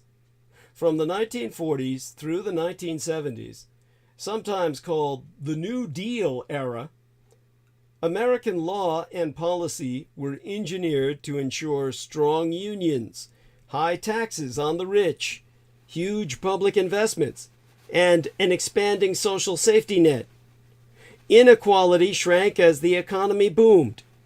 But by the end of that period, our economy was faltering, and voters turned against the post-war census, or consensus. The war, of course, being ongoing with the Reich, but a post-war in the sense of 1953 onwards with the peace with the Empire of Japan. Ronald Reagan took office promising to restore growth by paring back government, slashing taxes on the rich and corporations, and gutting business regulations and antitrust enforcement. The idea, famously, was that a rising tide would lift all boats. Instead, inequality soared, while living standards stagnated, and life expectancy fell behind that of all our peer nation-states on Earth. No other advanced economy pivoted quite as sharply to free market economics as these United States, and none experienced as sharp a reversal in income, mobility, and public health trends as America did. Today, a child born in Norway, or even, yes, the United Kingdom, has a far better chance of out-earning their parents than one born in these United States. This story has been extensively documented, but a nagging puzzle remains. Why did America abandon the New Deal so decisively? And why did so many voters and politicians embrace the free market consensus that replaced it? Now, Leif Horton says, what about new Joker Presidente in Argentina? And, well, I can get to that eventually. You're talking about a guy down there who wants to legalize organ transplants or organ sales. It shows you where he's coming from. This is a guy who, well, he's out of his mind, and we'll see how far he takes it. He definitely wants to take it to the bottom We're all in a race to the bottom, thanks to kikes like Kissinger. Bringing us back to point. Since 2016, policymakers, scholars, and journalists have been scrambling to answer the questions I've just articulated as they seek to make sense of the rise of Donald John Trump, who declared in 2015, "The American dream is dead," and the seething discontent in American life. Three main theories have emerged, each with its own account of how we got here and what it might take to change course. One theory holds that the story is fundamentally about the white backlash to civil rights legislation. Another pins more blame on the Democratic Party's cultural elitism. And the third focuses on the role of global crises beyond any political party's control. Each theory is incomplete on its own. Taken together, they go a long way toward making sense of the political and economic uncertainty we're living through. Heather McGhee, the former presidentress of the think tank Demos, in her 2021 book titled The Sum of Us, spelled S-U-M, as in the sum of all of us, wrote, "The American landscape was once graced with resplendent public swimming pools, some big enough to hold thousands of swimmers at a time. In many places, however, the pools were also whites only. Then came desegregation. Rather than open up the pools to their black neighbors, white communities decided to simply close them for everyone. For McGee, that is a microcosm of the changes to America's political economy over the past half-century. White Americans were willing to make their own lives materially worse rather than share public goods with black Americans. From the 1930s until the late 60s, that decade into which I myself was delivered from my mother's loins into this vale of tears, Democrats dominated national politics. They used their power to pass sweeping progressive legislation that transformed the American economy. But their coalition, which included Southern Dixiecrats as well as Northern liberals, fractured after President Lyndon Baines Johnson signed the Civil Rights Act of 1964 and the Voting Rights Act of 1965. Richard Nixon's Southern strategy exploited that rift and changed the electoral map. Since then, no Democratic presidential candidate has won a majority of the white vote. Crucially, the Civil Rights Revolution also changed white Americans' economic attitudes. In 1956, 65% of white people said they believed the government ought to guarantee a job to anyone who wanted one and to provide a minimum standard of living. By 1964, that number had sunk to 35%. Ronald Reagan eventually channeled that backlash into a free market message by casting high taxes and generous social programs as funneling money from hard-working white Americans to undeserving black welfare queens. In this telling, which has become popular on the left, Democrats are the tragic heroes. The mid-century economy was built on racial suppression and torn apart by racial progress. Economic inequality was the price liberals paid to do what was right on race. The New York Times writer David Leonhardt is less inclined to let liberals off the hook. His new book, titled "Ours Was the Shining Future," contends that the fracturing of the New Deal coalition was about more than race. Through the 1950s, the left was rooted in a broad working-class movement focused on material interests. But at the turn of the 60s, a new left emerged that was dominated by, well, basically well-off college students. You know, like the Harvard Kissingerians.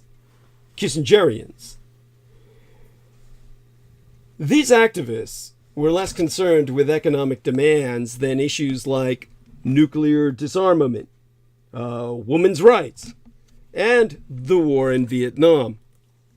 Their methods were not those of institutional politics, but civil disobedience and protest. The rise of the New Left, or so Leonhardt argues in just another one of the books I've taken from my son's husband's estate libraries, accelerated the exodus of white working class voters from the Democratic coalition. And of course, well, this brings us to what David Leonhardt has also said about, well, what he's basically said about the hard truth of immigration. And believe me, he's gone into some depth about that. If the United States wants to reduce inequality, it's going to need to take an honest look at a very contentious issue. Basically, what can I say about it to start off with? As he put his signature on the Immigration and Nationality Act of 1965 at the base of the Statue of Liberty, President Lyndon Baines Johnson said, "This bill that we will sign today is not a revolutionary bill. It does not affect the lives of millions." He explained that all that the bill would do was repair the flawed criteria for deciding who could enter the country. To quote his T, "This bill says simply that from this day forth, those wishing to immigrate to America shall be admitted on the basis of their skills and their close relationship to those already here." Now, Edward Kennedy, the 33-year-old senator who had shepherded the bill through the Senate, went even further in promising that its effects would be modest. Some opponents argued that the bill would lead to a large increase in immigration, but Kennedy said those claims were false. He said they were highly emotional, irrational, and with little foundation in fact. That's what he announced in a Senate hearing, I mean to say. And out of line with the obligations of responsible citizenship. Yeah, do Americans even know anything about what responsible citizenship might even fucking be? At any rate, Emanuel Seller, the bill's champion in the House, made the same promises. Seller said, "Do we appreciably increase our population, as it were, by the passage of this bill? The answer is emphatically no." I mean, I notice everybody's got a stake in trying to say, this isn't going to do anything, and you all have nothing to fear but fear itself.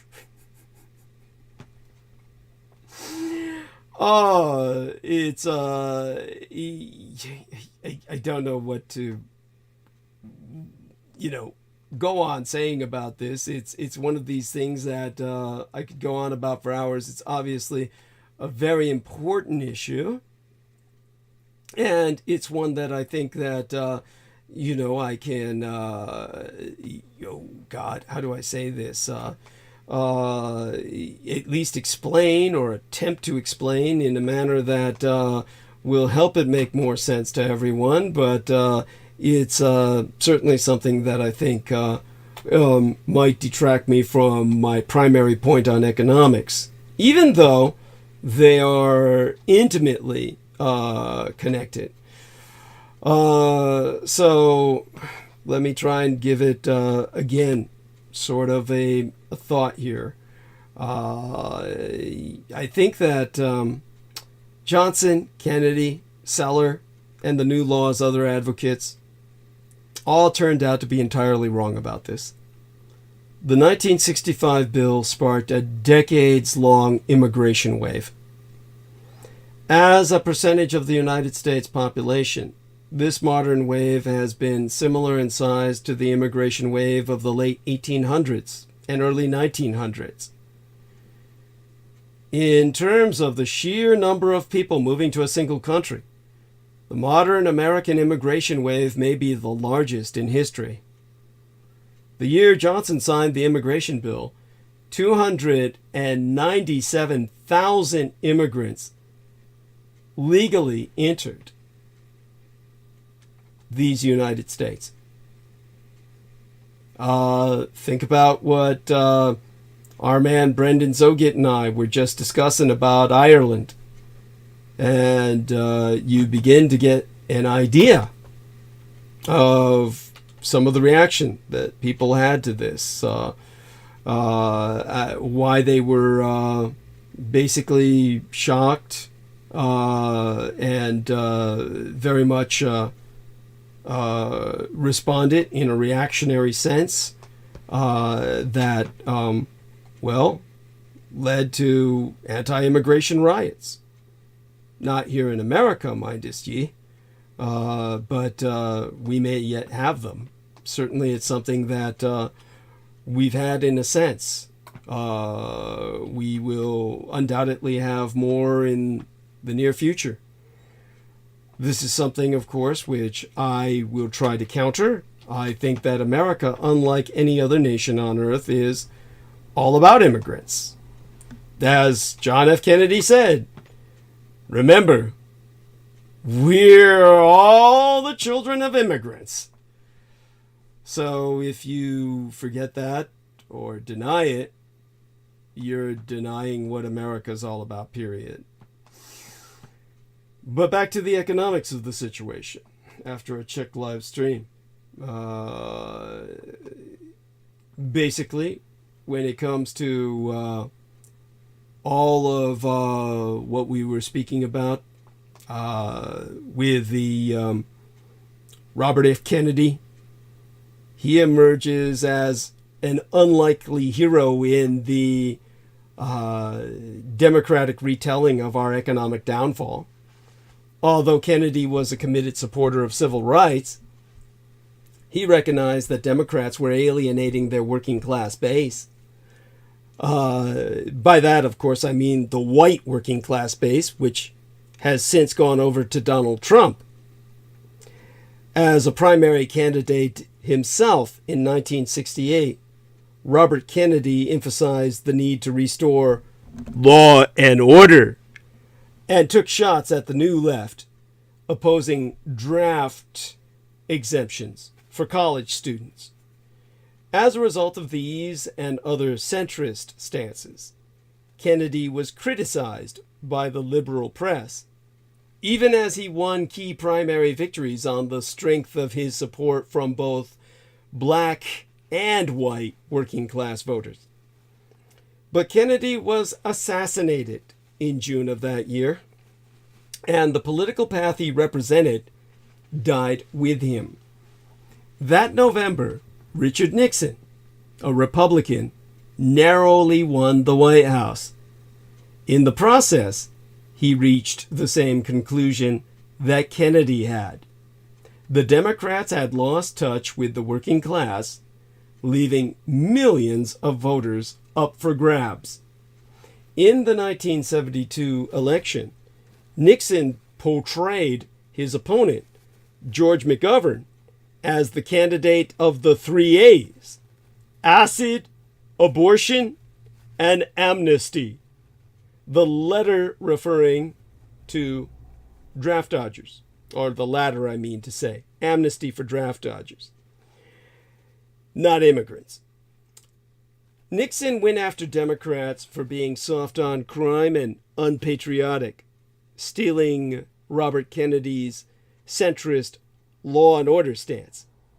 On election day, he won the largest landslide since Franklin Delano Roosevelt in 1936. For Leonhardt, that was the moment when the New Deal coalition shattered. From then on, as the Democratic Party continued to reflect the views of college graduates and professionals, it would lose more and more working class voters. Now, McGee's and Leonhardt's accounts might appear to be in tension, echoing the race versus class debate that followed Donald Trump's victory in 2016. In fact, they're complementary. As the economist Thomas Piketty has shown, since the 60s, that decade into which I was delivered into this world, left-leaning parties in most Western countries, not just these United States, have become dominated by college-educated voters and lost working-class support. But nowhere in Europe was the backlash quite as immediate and intense as it was in these United States. A major difference, of course, is our empire's unique racial history. The 1972 election might have fractured the Democratic coalition, but that still doesn't explain the rise of free market conservatism. The new Republican majority did not arrive with a radical economic agenda. Nixon combined social conservatism with a version of New Deal economics. His administration increased funding for Social Security and food stamps, raised the capital gains tax, and created the EPA, the Environmental Protection Agency. Meanwhile, laissez-faire economics remained unpopular. Polls from the 1970s found that most Republicans believed that taxes and benefits should remain at present levels, and anti-tax ballot initiatives failed in several states by wide margins, no less. Even Reagan largely avoided talking about tax cuts during his failed 1976 presidential campaign. The stories of America's economic pivot still has a missing piece. According to the economic historian Gary Gerstley's 2022 book titled The Rise and Fall of the Neoliberal Order, that piece is the severe economic crisis of the mid-1970s. The 1973 Arab oil embargo, because of Henry Kissinger taking America into orbit of Zionist dominance, instituting the Zionist occupation government over the United States, in which America went to war against the world on behalf of Israel. We lost it all. The Arab oil embargo sent inflation spiraling out of control.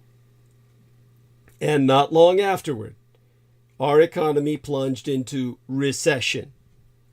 Median family income was significantly lower in 1979 than it had been at the beginning of the decade, adjusting for inflation.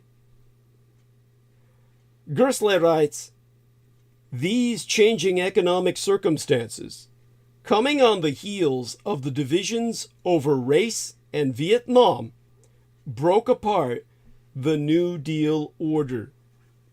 Leonhardt also discusses the economic shocks of the 70s, but they play a less central role in his analysis. Now, free market ideas had been circulating among a small cadre of academics and business leaders for decades, most notably the University of Chicago economist Milton Friedman.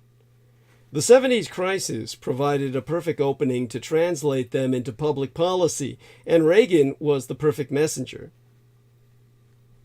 Reagan declared in his 1981 inaugural address, "Government is not the solution to our problem. Government is the problem." Now, part of Reagan's warped and twisted genius was that the message meant different things to different constituencies. For Southern whites, government was forcing school desegregation. For the religious right, government was licensing abortion and preventing prayer in schools. For working class voters who bought Reagan's speech, or his pitch rather, a bloated federal government was behind their plummeting economic fortunes. At the same time, Reagan's message tapped into genuine shortcomings with the economic status quo. The Johnson administration's heavy spending had helped ignite inflation, and Nixon's attempt at price controls had failed to quell it. The generous contracts won by auto unions made it hard for American manufacturers to ever compete with non-unionized Japanese ones. After a decade of pain, most Americans now favored cutting taxes. The public was ready for something different. They got it! The top marginal income tax rate was 70% when Reagan took office, and 28% when he left. Union membership shriveled. Deregulation led to an explosion of the financial sector, and Reagan's Supreme Court appointments set the stage for decades of consequential pro-business rulings. None of this, so Gersley argues in this book off the shelf from my son's husband's estate libraries, was preordained. The political tumult of the 60s helped crack the Democrats' electoral coalition, but it took the unusual confluence of a major economic crisis brought about by a goddamn Jew dragging us into the fucking war of Israel and a talented political communicator to create a new consensus. By the 90s, Democrats had accommodated themselves to the core tenets of the Reagan Revolution. President William Jefferson Clinton, Willie the Clit, further deregulated the financial sector, pushed through the North American Free Trade Agreement, NAFTA, and signed a bill designed to end welfare as we know it, echoing Reagan. In his 1996 State of the Union address, Clinton conceded, "The era of big government is over." Today, we seem to be living through another inflection point in American politics, one that in some ways resembles both the 60s and the 70s combined, both swinging and sickening. Then and now, previously durable coalitions collapsed, new issues surged to the fore, and policies once considered radical became mainstream. Political leaders in both parties no longer feel the same need to bow at the altar of free markets and small government. But also, like the sickening 70s that followed the swinging 60s, the current moment is defined by a sense of unresolved contestation. Although many old ideas have lost their hold, they have yet to be replaced by a new economic consensus. The old order is crumbling, but a new one has yet to be born. The Biden administration and its allies are trying to change that. Since taking office, President Joseph Biden has pursued an ambitious policy agenda designed to transform the American economy and taken overt shots at Reagan's legacy. In 2020, Biden quipped, Milton Friedman isn't running the show anymore. Yet an economic paradigm is only as strong as the political coalition that backs it. Unlike Nixon, Biden has not figured out how to cleave apart his opponents' his coalition. And unlike Reagan, he hasn't hit upon the kind of grand political narrative needed to forge a new one. Current polling suggests that he may struggle to win re-election. Let me try and put some of his economic pablum into perspective. When it comes to Ronald Reagan, we used to call it voodoo economics or Reaganomics. When it comes to Biden, well, let me get to that. We had APEC take place in San Francisco recently. Now, I've only recently gone through a lot of my notes and put it into perspective in such a way that I can relate it to you as to exactly what went down, which, as I've said before, is really a whole lot of nothing in many ways. But it gave me an insight into where we're at now. So let's start a little bit with that. We're getting back to Kissinger with all of this, but all of this does need to be covered because we've got to deal with how what Kissinger did affects us now. One big thing, what APEC, the Asia Pacific Economic Cooperation Forum, did and did not achieve. The APEC, the Asia Pacific Economic Cooperation Summit, wrapped up over last weekend, and despite the protests that played out throughout the week before, it's set to leave a lasting effect on the city of the greater Bay Area Metroplex region that is comprised solely of San Francisco's city and county, and everything else around us is, well, parasitical on the city. So it's the greater San Francisco Bay Area Metroplex region.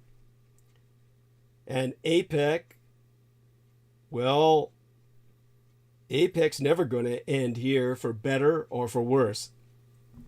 As to why that matters, the summit, which city officials estimated would bring around 20,000 people to San Francisco, was lauded as a game changer as the city aimed to combat, well, we were aiming to combat narratives around crime and homelessness.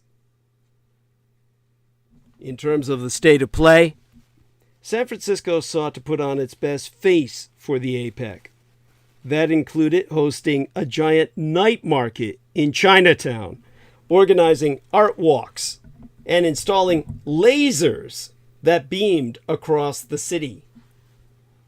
It also meant cleaning up the streets around Moscone Center, where the summit took place, and clearing nearby homeless encampments by opening a shelter with 300 additional beds. Meanwhile, high-profile figures were spotted venturing out to local haunts. First Lady Jill Biden at Teleferic Barcelona, and Treasury Secretary Janet Yellen at Mixed, and In-N-Out, among others. In-N-Out Burgers is, of course, sacred territory. They have their own TV channel in California. Now, Bay Area organizations also spearheaded the companion events to expand opportunities for local and overseas businesses to connect. Yes, but restaurants and stores near Moscone Center saw dips in business during the summit due to high security zones that enforced checkpoints, fences, and barriers. While luxury hotels benefited from the influx of dignitaries, Many small businesses were struggling to rebound, and estimated upward of 150,000 United States dollars in losses due to APEC. Nonetheless, some APEC attendees told the San Francisco Chronicle that they didn't feel safe leaving the security zone. The city also made headlines after a Czech news crew was robbed at gunpoint while covering the event. In terms of what there was to watch, local officials had already touted the summit as a success for the city's image, but questions remained over the long-term maintenance of San Francisco streets.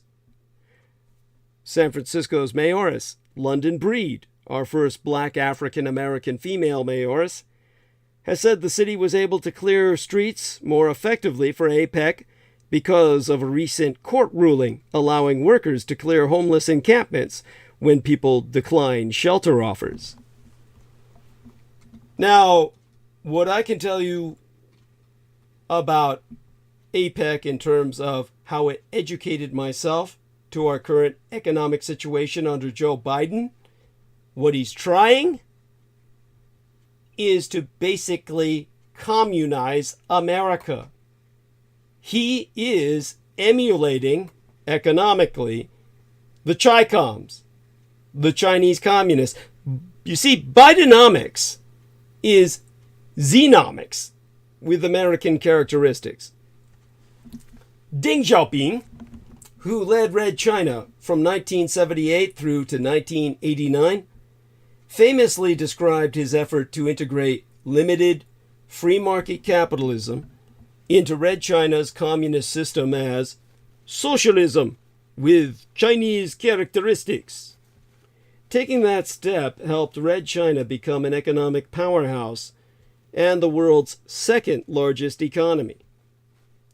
Communist Chinese dictator Xi Jinping has been steadily undoing Deng's reforms by imposing top-down command and control policies, and Red China is suffering for it both economically and politically. Ironically, President Joseph Biden has been abandoning the American version of free market capitalism that Deng so admired, and increasingly embracing variations of Xi's policies. Call it Xenomics with American characteristics. Obviously, you're all going to ask me for examples. Ergo, industrial policy.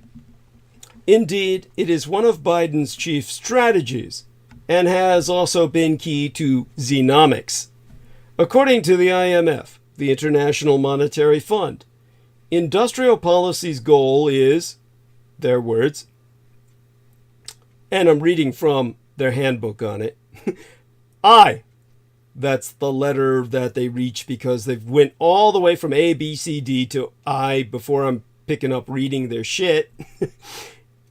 Enhancing national security by promoting self-sufficiency in key industries. I, supporting job-rich and inclusive growth. I, revitalizing left-behind communities. You will find references to all three in Biden's CHIPS, CHIPS, all uppercase. That's an acronym, of course, not for the California Highway Patrol, believe it or not, that they made the TV series after that the older people might remember, starring Eric Estrada back when he was a sex bomb. This CHIPS is an acronym for creating helpful incentives to produce semiconductors. The CHIPS Act is promoting semiconductor manufacturing. His infrastructure bill and the Inflation Reduction Act, which showers money on various green energy projects. The IMF explaining that, their words here, in the U.S., industrial policy is no longer a taboo subject. Industrial policy, they put that in quotes, refers to government efforts to shape the economy by targeting specific industries, firms, or economic activities. As NPR, National Public Radio, reported last April, Biden is making the case for his brand of industrial policy, using taxes, subsidies, and regulations to systematically shape the economy.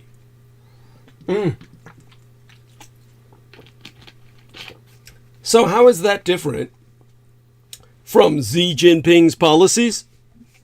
Xi uses taxes, subsidies, and regulations to shape Red China's economy the way he wants it, not the way Chinese consumers want it.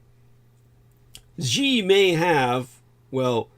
use a heavier hand in imposing his industrial policies, but that's a matter of degree, not substance. And don't think our allies and major trading partners have not noticed. The Financial Times of London writes that Biden's industrial policies have, their words, drawn fire from European and Asian allies who claim their deep subsidies and made in America requirements amount to protectionism. Those same criticisms are leveled, quite rightly, at Red China. Bypassing democracy. For all of Biden's bellyaching about the rising threats to democracy, his administration regularly bypasses the democratic process by imposing major policy changes and regulations without a vote in Congress. On his first day in office, Biden realized a presidential memorandum, like an executive order, he released it like an executive order, this presidential memorandum titled Modernizing Regulatory Review, in which he says, and I read therefrom, these recommendations should provide concrete suggestions on how the regulatory review process can promote public health and safety, economic growth, social welfare, racial justice, environmental stewardship, human dignity, equity, and the interests of future generations. Damn, that's a fucking lot. In essence, he is urging hundreds of regulatory bodies and agencies to aggressively implement the Biden economic and social vision. If Biden could get his agenda passed by Congress, he would, but he can't. If states, companies, or individuals successfully sue the agencies to stop their regulatory overreach, those agencies just try again with a different approach.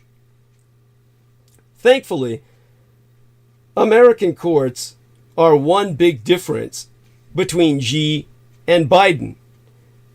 The Chinese Communist Party and the courts rubber stamp Xi's policies. In these United States, the courts are still independent. They are one of the few obstacles to Biden's agenda, which is why so many Democrats are intent on reforming the United States Supreme Court.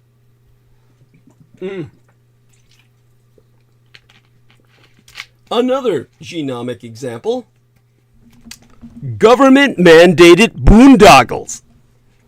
Xi has a real estate problem on his hands. He pushed for a massive increase in commercial buildings and residential housing that no one wanted. Now there are ghost cities covered with empty high-rise buildings. Biden, by contrast, has a green energy boondoggle on his hands. He has poured subsidies and tax breaks on a whole host of green energy projects, and many, if not most, of those efforts are now failing. EVs, electric vehicles, are backing up on car lots, sort of like Xi's empty buildings, and the car makers are slashing prices to try and move them. Car makers are dramatically scaling back their grossly ambitious EV production estimates. In addition, rising interest rates have forced other types of green energy companies, ergo offshore wind farms, to postpone or abandon their projects entirely. To be very clear, all of these green energy efforts were the result of government policies, mandates, and taxpayer subsidies, like Red China's failed building boom. One big difference. There is one way in which Biden is not following Xi's lead: the military buildup. Red China has embarked on the largest military buildup since, well, all of the 1930s autarkies, the economies of the major powers preparing for World War II. Red China now has the largest navy and standing army. And the Communist Chinese Empire is beginning to abuse that power to expand its territory and influence. By contrast, Joe Biden has been scaling back military spending as a percent of gross domestic product. That may come back to haunt him and the American empire if the Sino-Slavic synaxis, either the Communist Chinese or revanchist, revisionist Russian empires or Eretz Israel, Greater Israel, or all three, becomest more belligerent. The irony in Biden's embrace of Xenomics is that it is free markets and capitalism that, to an extent, created American prosperity. Granted, when under the command economy of a centralized American government, which is what Red China has been doing till Xi Jinping fucking recommunized everything. But until Xi, Red China benefited greatly from its more limited free market experiment. Xi's top-down malinvestment policies are slowly undermining the Communist Chinese Empire's economy by redirecting capital from where it's most productive. Having inherited one of the strongest economies the world has ever known, Biden's embrace of Xenomics and malinvestment will take the American empire down the same slow growth path. And, of course, APEC exposed Xi's changing approach to American relations. Communist Chinese dictator Xi Jinping is back in Beijing after his brief visit to our golden California, yesterday, or is it the week before last by now? And the Sino-American relationship is enjoying a moment of sunshine after years of storms. It's not a honeymoon phase. It's more like a temporary cessation of hostilities. The structural relations between our world's trois chief powers remains the same, as does the conviction of many Chinese and American officials that the other side is not just a competitor, but the enemy. Yet the meeting between Xi and the American President Joe Biden on the sidelines of the Asia-Pacific Economic Cooperation Summit proceeded amiably enough.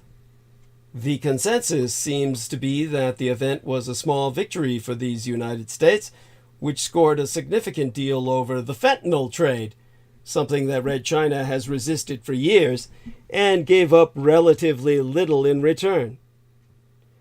It is strange to count the partial resumption of military-to-military talks as a diplomatic win for the American empire, since everyone has an interest in avoiding an accidental war between trois nuclear powers.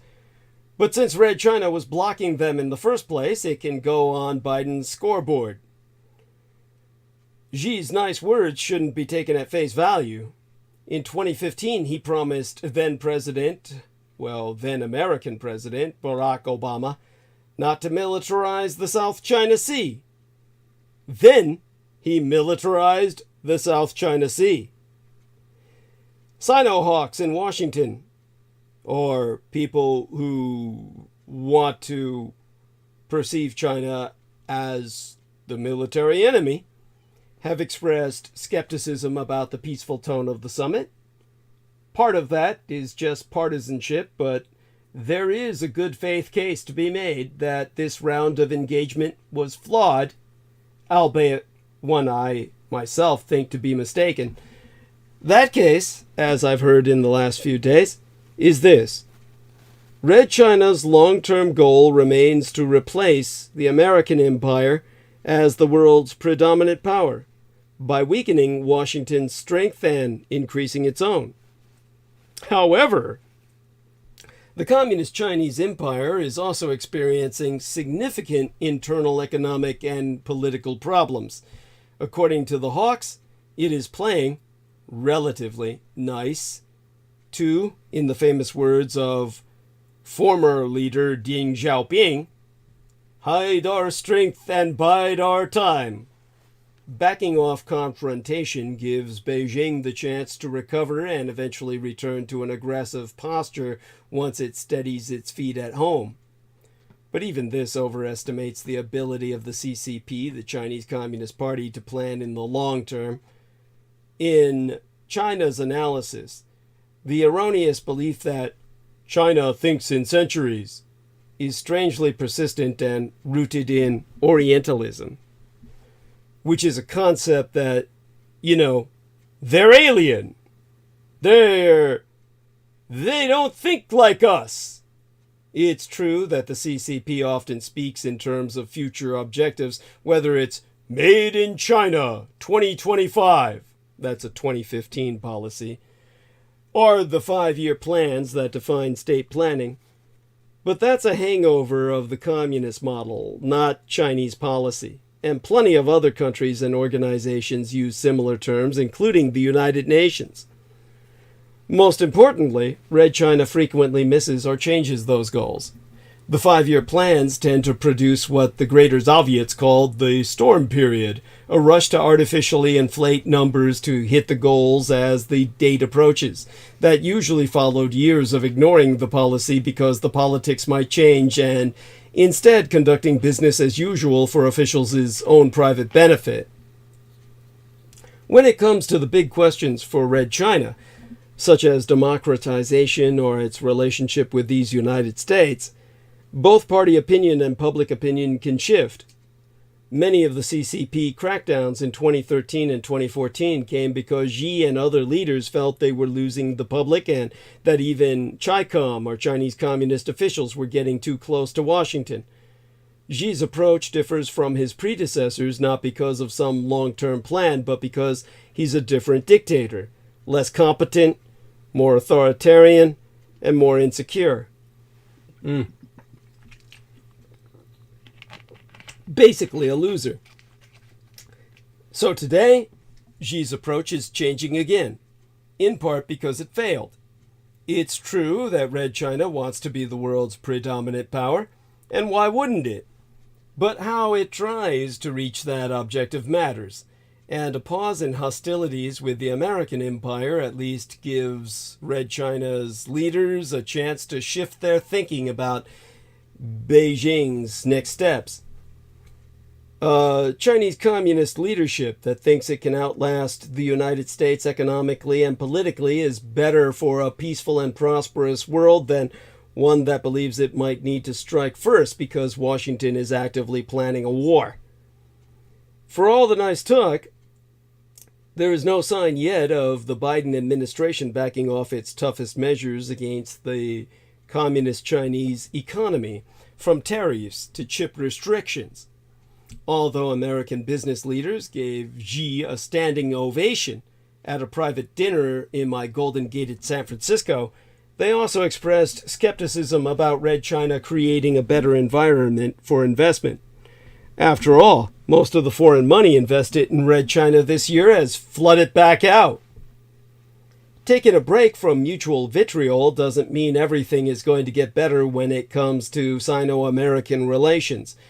Xi still needs a foreign scapegoat for his self-made problems. Red China still backs revanchist, revisionist Russia in its war in Ukraine, and there are still risks of clashes in the South China Sea. But it's better for everyone to have Beijing concentrating on the home front instead of drawing battle lines. Because in the Gaza and Ukraine, 2 more wars of a world still addicted to oil are already being waged. God knows we don't need another one yet. Or do we? Either way, we could make it work if people listen to my advisements. Now, all of this inevitably circles back to Kissinger and Israel, as of course it only could. Hydrocarbons continue to drive nations' economies and politics around the world, creating both corruption, stagnation, and, sadly, as we've seen again, all-out war. Crude oil is and will remain fundamental to the countries that produce it, where the sector often comes to occupy an outsized role in policymaking, squeezing out the societal needs that must be the priority of public policy. Oil becomes, in other words, the energy and economic idol of states, pushing governments to take dogmatic and ideological decisions that in time turn their nation into a permanent rentier state, living off its natural assets and bereft of any semblance of a diversified, productive economy. This is the situation of countries that earn the greater part of the revenues from exporting natural resources, but more typically reflect socio-political conditions in several super-wealthy states sitting on enormous hydrocarbon resources. We might even say today that the Israeli-Palestinian war is not political, religious, or territorial, but is ultimately about the economics of energy. It is not unrelated to the vast revenues of the Arab oil producers and their undoubted impact on all socio-political dynamics in the greater Middle East, or more geopolitically correctly, Southwest Asia. The world has 55 chief oil and gas producing countries, including 15 in Africa, 13 in Southwest Asia, the greater Middle East, and North Africa, and 11 in the Americas. In wider terms, 148 countries have significant ties with oil production, either by earning something from crude sales, or exporting fuel and derivatives, or through involvement with a part of the extraction to sales chain. One recent study has ranked oil-producing and trade countries in terms of oil dependency, qualifying a low level of dependence as oil revenues constituting between 4 and 19.99% of a country's gross domestic product, with fuel exports, refined products, derivatives, constituting up to 49.99% of all exports, as with Mexico, Vietnam, or Egypt. After the revenues, well, how do I say this? After the medium and high dependency levels. It categorizes extreme dependency as oil revenues constituting no less than 20% of the country's gross domestic product, and fuel exports, no less than 50% of all exports. Angola, Saudi Arabia, the Emirates, Iraq, Kuwait, and Oman, among others. Currently, state sector firms produce 55% of the world's oil and gas, and most of those are poorly managed. This means that, without proper planning, public resources are wasted, corruption flourishes, and production of oil ultimately does harm to the communities where the firms are based. This is all about hydrocarbon dependence. So, the sourced study observed democratic deficiency in Southwest Asian, so-called Middle East countries that spent oil revenues opaquely, focused more on the state than on society. This in plain terms means money spent on arms and state security, which in turn encourages the state's existing reluctance to make any democratic or accountability advances for the benefit of the rest of society.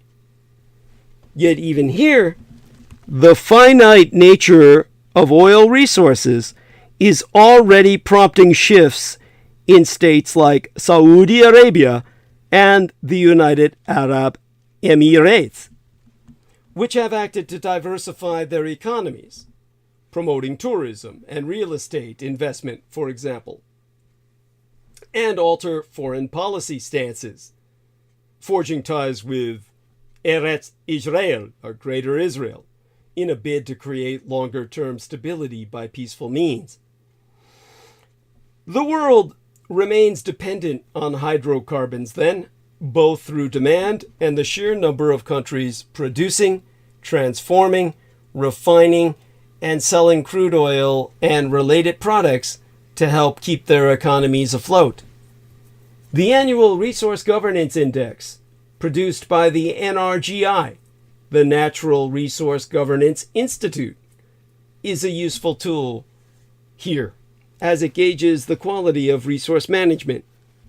The Institute is a non-governmental agency, committed, in their words, to increasing transparency and accountability in the extractive sector, including mining, oil, and gas, and it evaluates global, regional, and national policymaking in the energy sector. But it all brings us back to the need for fossil fuels.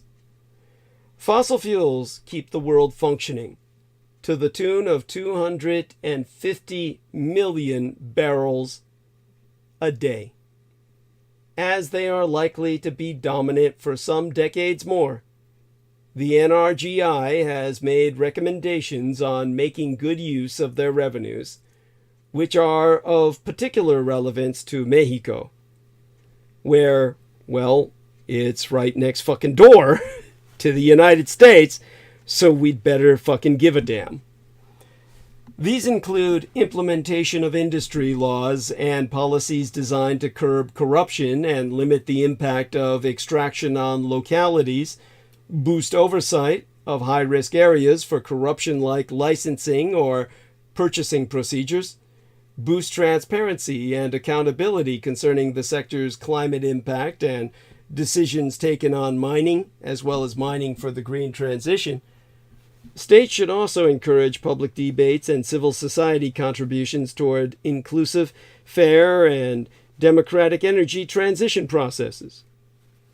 We idolize oil, putting it at the heart of the economy and allowing it to cause wars that are attributed to politics, religion, or culture. Let's begin by stating this truth out loud. The Gaza war and the invasion of the Ukraine reflect the hidden agendas of outside powers with massive effects on civilian populations. And while the mindless addiction to oil continues, all of us around the world are accomplices. But this brings us back on the road to Dubai before we go back to Israel. The latest round of international climate negotiations is being held in a petrostate. What could possibly go wrong? Let me check live stream and see. Everything seems to be going smooth. I'll continue along my narrative. COP1, COP1, the first conference of parties, was rightly held in 1995 in Berlin's International Congress Center, a massive metal-clad complex that looks like the set for a dystopian film. Around 900 government delegates attended the week-long negotiating session, along with about 1,000 observers from non-governmental organizations, or the much-maligned NGOs that our lovely Amy Como hates so much. Daimler-Benz, a private corporation, brought some electric cars to show off back then, 1995, while young activists brought a steamroller to convey their opposition to cars in general. Delegates were invited to take a trip along the River Spree in a solar-powered boat. Since COP1 was the first of its kind, there were no procedural rules in place, and all decisions had to be made by consensus. Presiding over the negotiations was a then young Angela Merkel, then the United Germany's Ministress for the Environment. At the last plenary session, when it came time to adopt the session's final communiqué, a delegate from Saudi Arabia rose to voice an objection. According to one journalist who was present, Merkel simply ignored him. Bringing down the gavel, she said, "I think it's all agreed." I mean, she was, after all, a spy for the Greater Soviet Union, reborn in the person of Vladimir Putin, who proved to be her ultimate puppet master. Goddamn the cunt to hell, eternal. At any rate, there have now been 27 COPs since. Conferences of parties. And this week marks the opening of the 28th, which will be held in Dubai. Over the years, everything COP related has grown bigger and more elaborate. This year's session is expected to attract some 70,000 people, enough to populate a small city. Many will be representatives of governments and NGOs. The rest will be lobbyists, protesters, reporters, and what are known as overflow delegates, who also represent governments but aren't officially part of any delegation at all. Countries and advocacy groups have spent millions of dollars on World's Fair-like pavilions, where they and their partners, mostly corporations, will tout their commitment to sustainability. This year, for the first time, Finland is springing for a pavilion. The aim, according to the organizers, is to strengthen the country's brand as a green tech hub.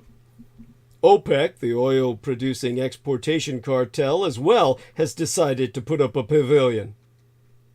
Imagine that.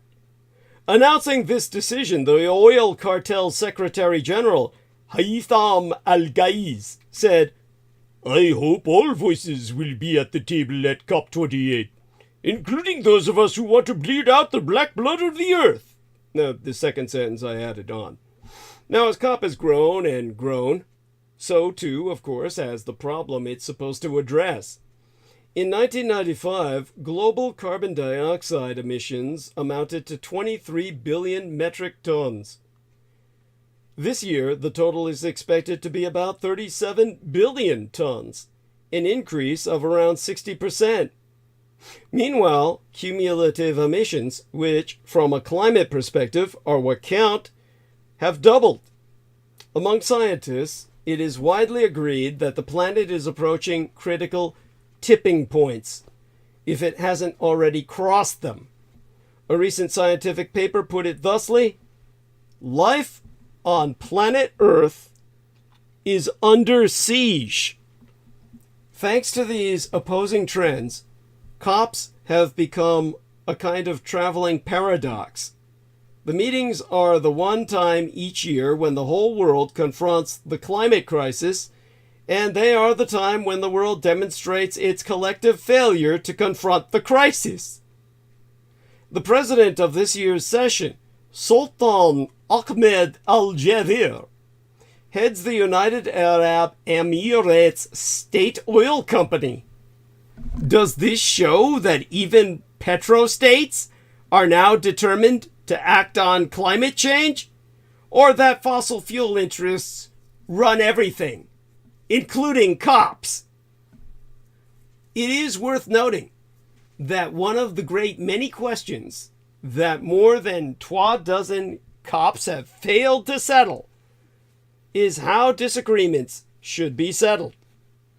Procedural rules have never been adopted, and so decisions must be reached by consensus, though what counts as consensus is also disputed. COP stands for Conference of the Parties, meaning, in this case, parties to the United Nations Framework Convention on Climate Change. When the convention was finalized at the so-called Earth Summit in Rio de Janeiro in 1992, President George H.W. Bush flew down to sign it. In Rio, Bush told the gathered crowd, "The Chinese have a proverb. If a man cheats the earth will cheat man. The idea of sustaining the planet so that it may sustain us is as old as life itself. We must leave this earth in better condition than we found it." Around the same time, he also said, "The American way of life is not up for negotiation." A contradiction, of course. European countries had been pushing for a treaty with binding targets for reducing emissions along with timetables for achieving them. The American empire refused to go along. To accommodate the American empire, at the time by far the world's largest emitter, the treaty was purposefully vague. It called for preventing dangerous anthropogenic interference with the climate system, but left unspecified how that was to be accomplished. The American Senate quickly ratified the convention, making the American empire one of the treaty's first parties. At COP3, held in Kyoto, the ancient capital of Japan, circa 1997, a supplement to the convention was fashioned, containing the explicit targets and timetables that the Europeans had sought and the American empire had resisted. These applied only to developed nations, which, as the biggest emitters had in the original treaty, agreed to take a lead, or take the lead. The targets were modest. The nations of Europe, along with these United States, Canada, the Empire of Japan, Australia, and a few others, were to reduce their emissions to slightly below 1990 levels. President Bill Clinton signed the Kyoto Protocol, but never submitted it to the Senate for ratification.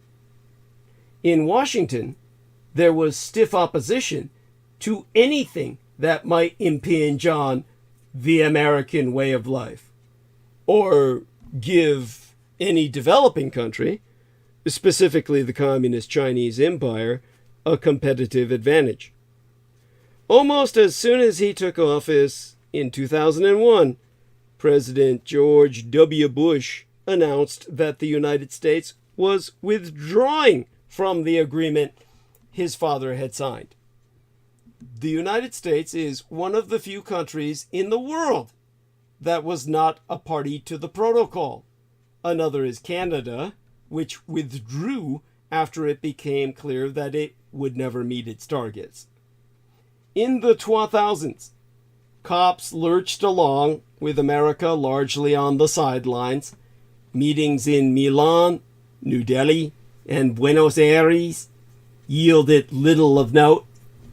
Owing to its complex ratification process, the Kyoto Protocol didn't go into effect until 2005.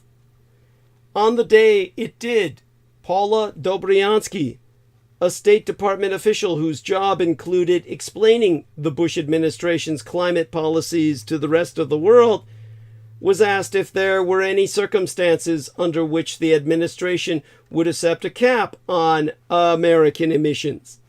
She replied, "We act, we learn, we act again." When asked what level of CO2 would count as dangerous, she replied, without embarrassment, "We act, we learn, we act again."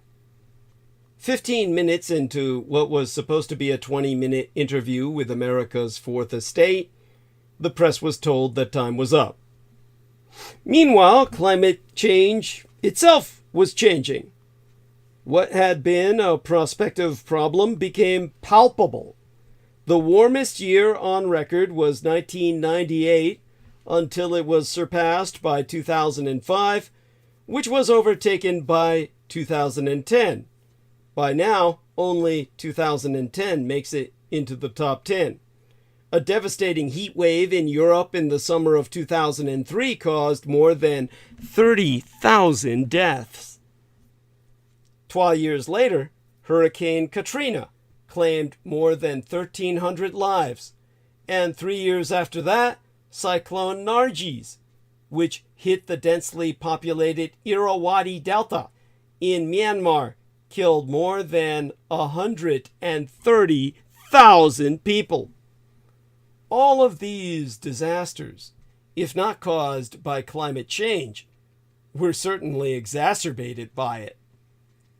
In 2006, the American Association for the Advancement of Science declared that the scientific evidence is clear. Global climate change caused by human activities is occurring now, and it is a growing threat to society. Also, in 2006, Red China's annual emissions overtook the American empires. For the past several years, the parties to the Framework Convention, these by now include virtually every nation on the globe, have been operating under the Paris Agreement, a quasi-treaty that was negotiated at COP21 in 2015.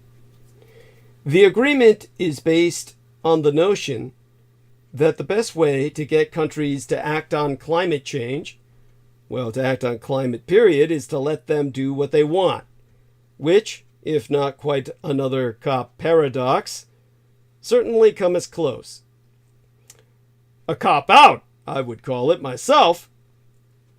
Under Paris, countries are free to fix their own targets for reducing emissions, or, in the case of developing countries, reducing the rate of growth in emissions.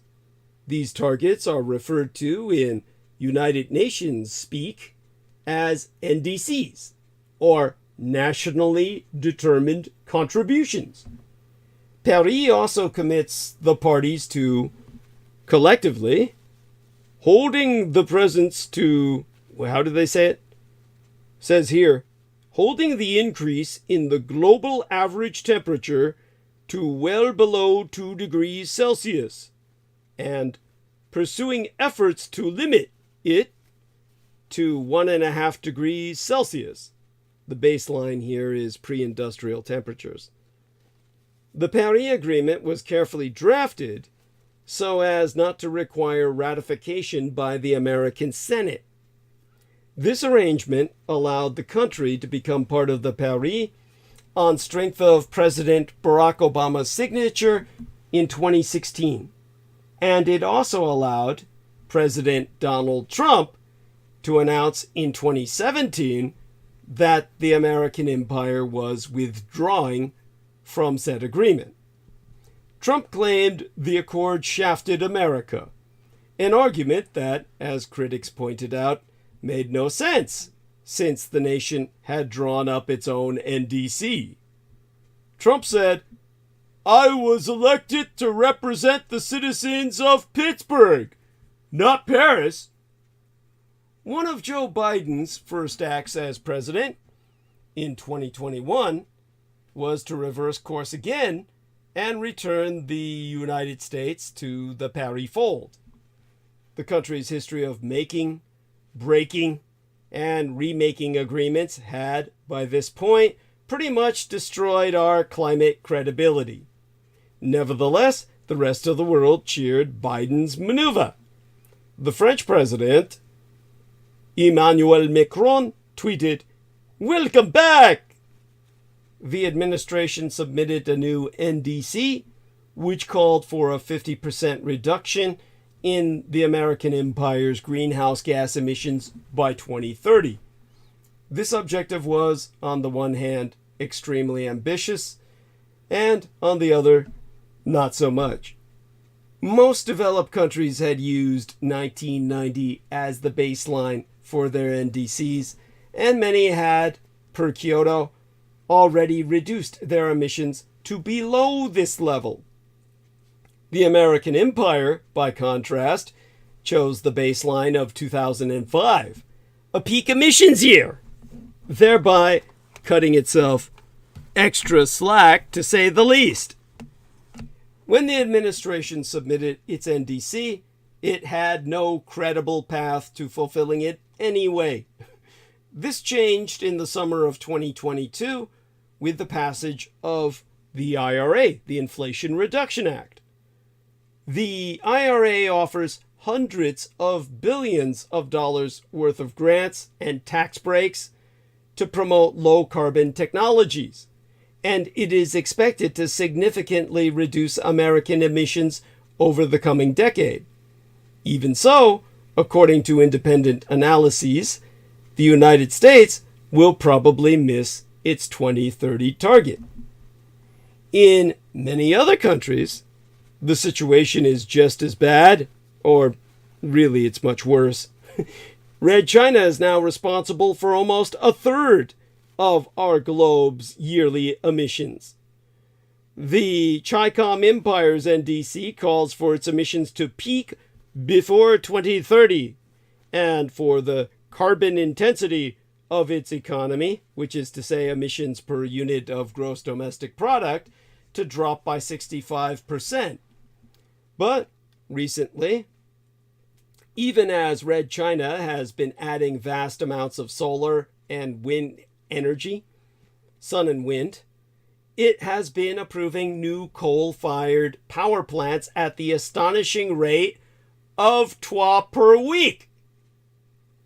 Climate Action Tracker, the acronym is CAT, C-A-T, a consortium of research groups, predicts the Communist Chinese Empire's emissions will peak by 2025, but that instead of falling, they will plateau at high levels. It rates Red China's targets as not in line with any interpretation of fairness. On the eve of their meeting earlier this month, Biden and the Communist Chinese dictator Xi Jinping issued a joint announcement on climate change, which reiterated their commitment to the Paris Agreement, but offered few new specifics.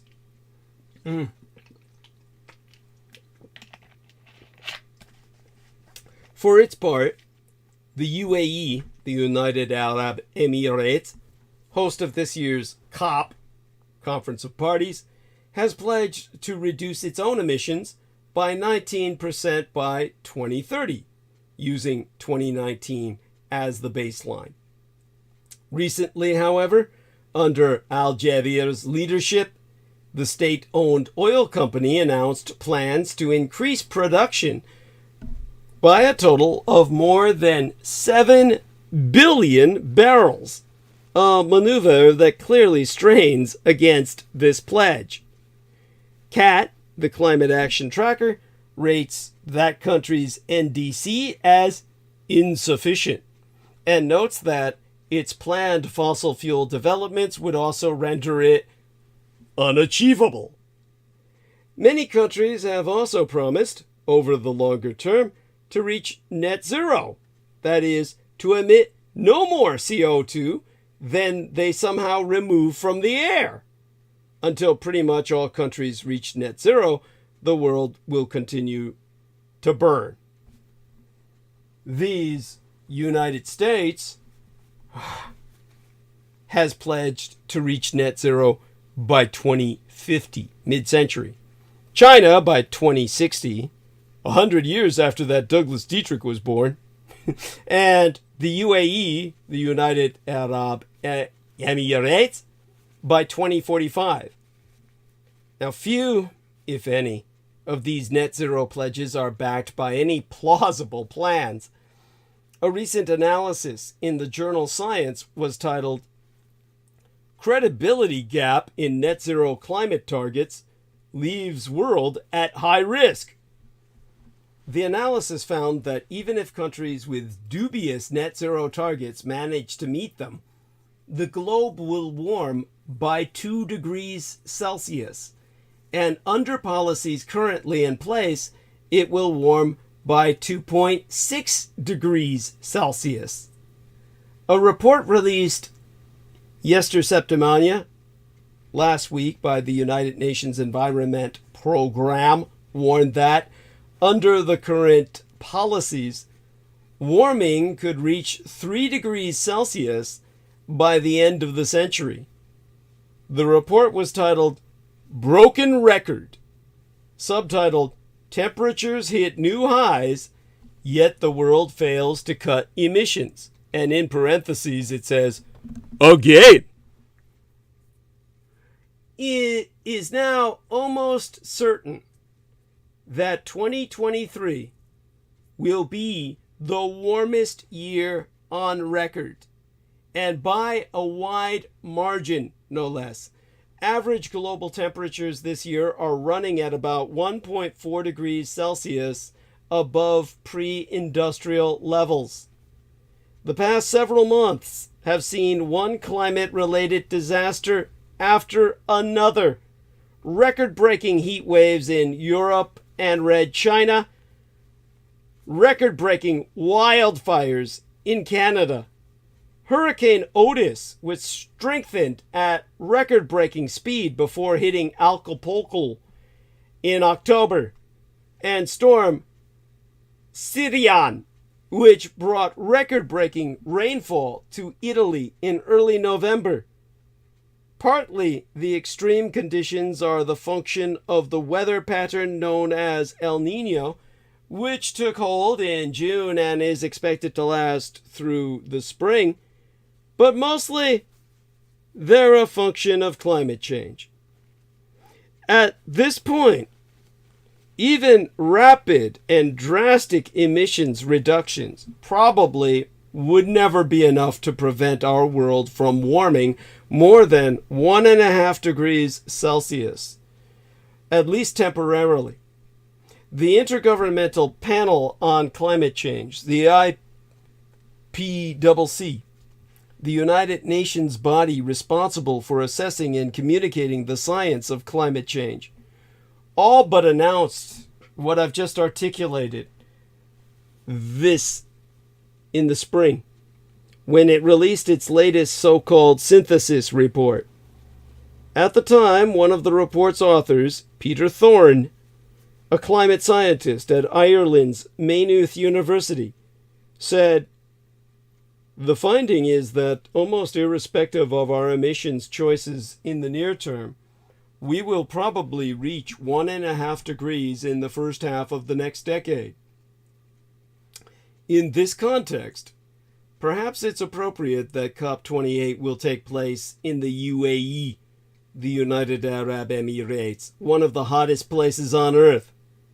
A study published a few years ago in the journal Science Advances found that, along the Persian Gulf Coast, temperatures already exceed the limits of human heat tolerance for brief periods, and a study published just this past month in the Proceedings of the National Academy of Sciences found Dubai to be one of the cities most at risk from conditions associated with threshold exceedance. Of course, the UAE, where migrant workers outnumber citizens by a ratio of 10 to 1, is also an extremely rich country. Those who can afford to can beat the heat by skiing down an indoor slope or having ice delivered to their pools. The UAE's choice of Sultan Al Jaber, who previously headed Masdar, a state-owned renewable energy company, to lead COP28, has, by some accounts, already undermined the gathering. Recently, former Vice President Al Gore said, "The deck is stacked against a successful outcome." This past spring, in an open letter to the United Nations Secretary General Antonio Guterres, some 130 members of the United States Congress and the European Parliament called for Al Jaber to be replaced, allowing an oil company executive to head the session as this group stated, severely jeopardized the proceedings. Al-Jaber's office responded to the letter by saying that his experience across the energy spectrum was an asset that would help drive the UAE's transformative approach to COP28. In the run-up to this meeting, Al-Jaber has granted only a handful of interviews. When I myself requested one, through the links I was able to take advantage of through my son's husband, I was curtly told there was nothing available. No surprise, of course. In one of the few interviews Al-Jaber has given to the Times of New York, of course, Al-Jaber said that fossil fuel interests shouldn't be blamed for slowing progress on climate change. Rather, the problem was that advocates of strong climate action and representatives of fossil fuel interests vilified one another.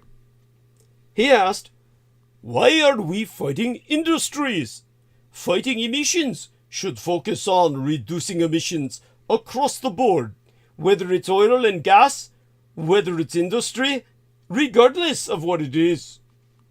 At COPs, a great deal of time is spent wrangling over the precise wording of communiqué that may or may not have any real-world impact.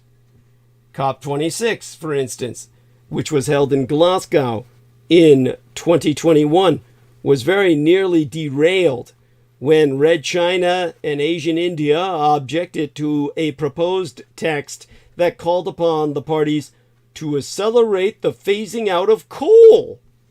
Red China, the world's biggest coal consumer, wanted to call for phasing down rather than phasing out. And India wanted to limit the call to inefficient coal, whatever the fuck that meant.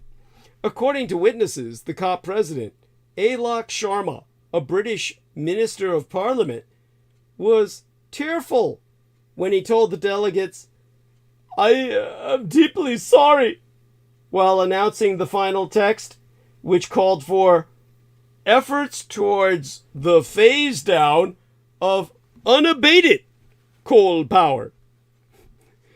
Now, at COP27, in the Egyptian city of Sharm el-Sheikh, India, the world's second largest coal consumer, pressed to extend the phase-down language to all fossil fuels.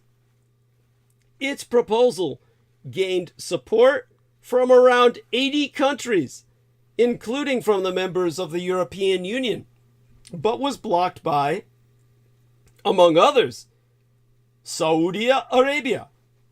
At COP28, this battle will continue. EU representatives have said they will push for the phase out of unabated fossil fuels. It's not clear they will prevail at all, nor is it clear what should count as abated. Technologies to capture emissions do exist, but these have yet to be deployed at any meaningful scale, and many argue that they never will be. At the United Nations in September, David Kabua, president of the Marshall Islands, a country that could easily be obliterated by sea level rise, said, "We call for a fossil fuel phase-out and demand that abatement technology not be used to greenlight continued expansion." A report released earlier this month by the United Nations Environment Program noted that while the term unabated is being increasingly used in policy commitments, it is poorly defined. The same report found that most of the world's largest fossil fuel exporters, including these United States, Saudi Arabia, and the UAE, are planning to ramp up production even as they claim that they are working to reach net zero. The report states, continued production and use of coal, oil, and gas are not compatible with a safe and livable future. Another recent report from the group Oil Change International found that the United States accounts for more than a third of the expansion in oil and gas production planned through 2050, and dubbed the American Empire Planet Wrecker in Chief. Also at COPs, a lot of time is spent arguing over money, which generally does have real-world consequences. One of the most contentious issues at this year's session will be funding for what's become known as loss and damage. Poor countries, like the Marshall Islands, which have contributed the least to climate change, are expected to experience, and indeed already are experiencing, some of its worst effects. These countries argue that the nations that have reaped the greatest benefits from fossil fuels should compensate them. The American Empire, the world's largest cumulative emitter, long resisted these arguments, as did the European Union, in part out of fear that offering such compensation could be viewed as an admission of legal liability. Yesteryear, under intense pressure, they finally relented, and at COP27, it was agreed that a loss and damage fund should be launched. All the major questions about the fund, however, were left to be settled later.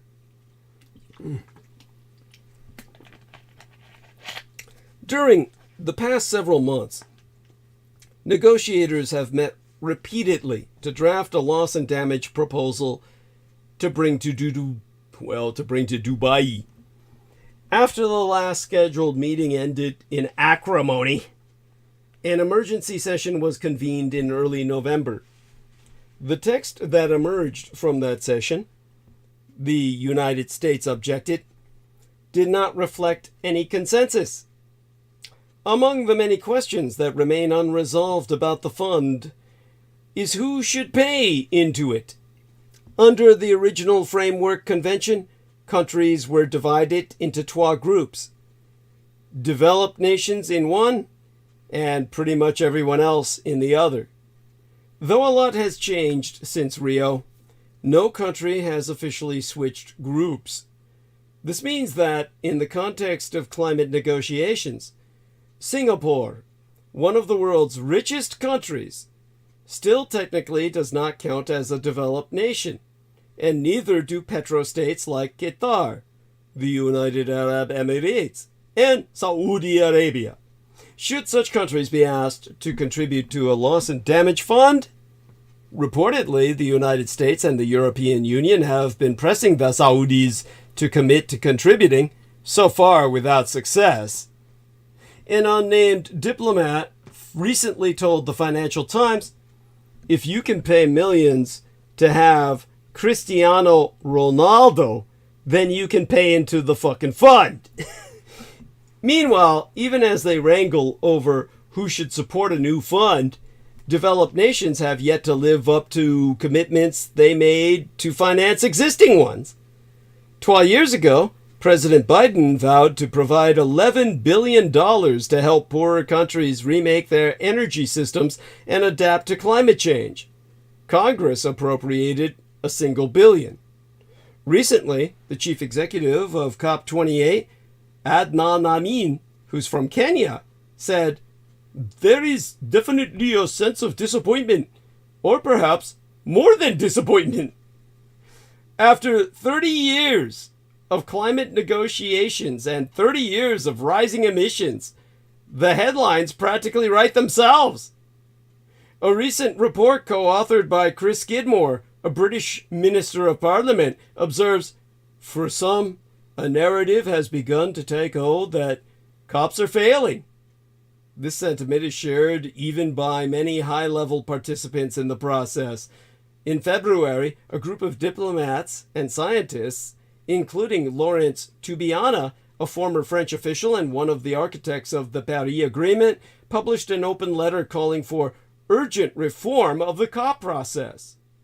Sourced letter stated, the consensus-based COP structure is predisposed to incremental progress. We are now faced with a dramatic and unacceptable mismatch between what COP needs to accomplish and the inertia that it consolidates among parties. Given the mismatch and the extravaganza that COPs have become, tens of thousands of people flying around the world to produce, well, they produce at a minimum tens of millions of pounds of carbon dioxide. It is time, well, we have to ask, is it time to put a stop to COPs? I mean, honestly, the question has been posed to nearly a dozen people who have either studied or participated in the process, although several of them were highly critical of it. None thought it should be abandoned. One IPCC author has glumly gone on record to say, it's the forum that we have. Raymond Clementon, or Clemenson, an expert on global environmental governance at the University of California, Santa Barbara, said, you can be very flip and very, very cynical about it, and I certainly am, but there is no alternative to the international process. Jennifer Morgan, United Germany's special envoy for international climate action, has observed that COPs are the only place where the most vulnerable countries have a seat at the table. And that is so important because it changes the dynamics. It forces the largest emitters to sit across the table from countries like Vanuatu and listen to what it means if we don't act. Now, Vanuatu is in the South Pacific, and it's another country that could easily be wiped out by sea level rise. Navroz Dubash, a professor at the New Delhi-based Center for Policy Research, made a similar point.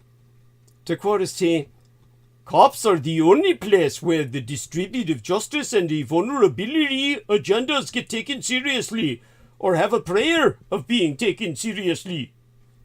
Now, among the issues to be decided at COP28 is where to hold COP29. The peripatetic gathering is supposed to travel next to Eastern Europe, and the host country should already have been announced. The war in the Ukraine has complicated the choice, but whatever is accomplished, or not accomplished, in the UAE and an undetermined Eastern European country, the show will go on. COP30, it's already been determined, will take place in Brazil, in the city of Belém. Now, coming back round to what we were discussing about the economics. Meanwhile, the Republican Party struggles to muster any coherent economic agenda whatsoever. A handful of Republican senators, including J.D. Vance, Marco Rubio, and Josh Hawley, have embraced economic populism to some degree, but they remain a minority within their party. The path out of our chaotic present to a new political economic consensus is hard to imagine. But that has always been true of moments of transition. In the early 70s, no one could have predicted that a combination of social upheaval, economic crisis, and political talent was about to usher in a brand new economic era. Perhaps the same is true today. The Reagan Revolution is never coming back. Neither is the New Deal order that came before it. Whatever comes next will truly be something new. New to America, at least. National Socialism, if I have my way.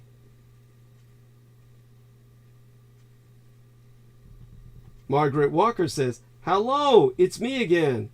Margaret. Hey, hello, honey. And our man Nemo says, rotten hell, Henry Kissinger. Nobody will miss him. Oh, the elites will. The elites and the Israelis. Oh, they'll miss him. Already do. Okay, kiss at Margaret Walker here. Margaret. Marguerite. There we are. Okay. And numbers going up. So let's get back to what matters here. Back to where we were in terms of the great problem at hand. When I was talking about what Kissinger did in Chile and how that ushered in our new economic era that I've just exposited in detail, Pinochet's torture chambers were the maternity ward of neoliberalism. A baby delivered bloody and screaming by Henry Kissinger. This was the so-called just and liberal world order Clinton considered Kissinger's life work. And Kissinger was no less foundational in pushing the frontiers of where American military power could operate. It turned out the secret bombing of Cambodia and Laos, which lasted years, represented a template. When Nixon in 1970 revealed the secret bombings, it was a step too far even for Thomas Schelling, one of the Pentagon's favorite defense academics, who called them sickening. As Greg Grandin writes in his work entitled Kissinger's Shadow, the Cambridge to Washington set was not prepared in 1970 to accept that the American empire had the right to destroy an enemy safe haven in a country it was not at war with, and to do it all in secret, thereby shielding a war from basic public scrutiny. After 9/11, those assertions became accepted, foundational pillars of a war on terror, permitting 4 presidents to bomb for 20 years Pakistanis, Yemenis, Somalis, Libyans, Syrians, and others. Kissinger met with Pinochet personally in Santiago in June of 1976. It was a time of rising American congressional anger at Pinochet's reign of terror. Kissinger informed the general that he was obliged to make an anodyne criticism of Pinochet to forestall adverse legislation. According to a declassified cable, Kissinger said, "My evaluation is that you are a victim of all left-wing groups around the world, and that your greatest sin was that you overthrew a government which was going communist."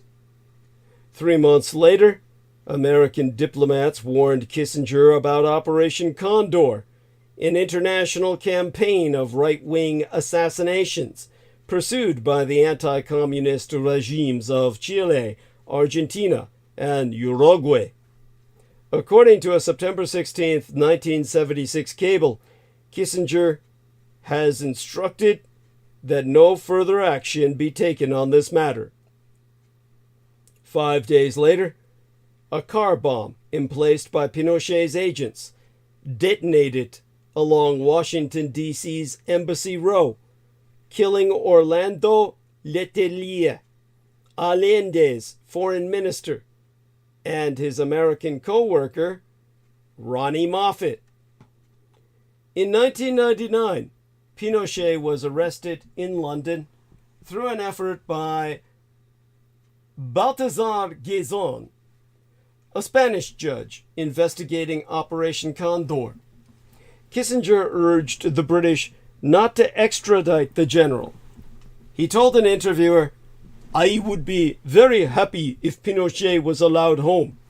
This episode has gone on long enough, and all my sympathies are with him.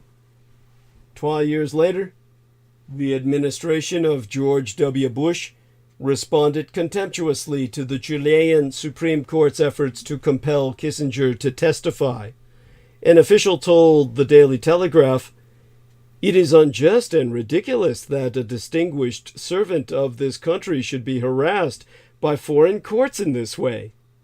The paper noted that Kissinger was an informal advisor to Bush, as he was to every single president, essentially the mouth of Israel in every president's ear.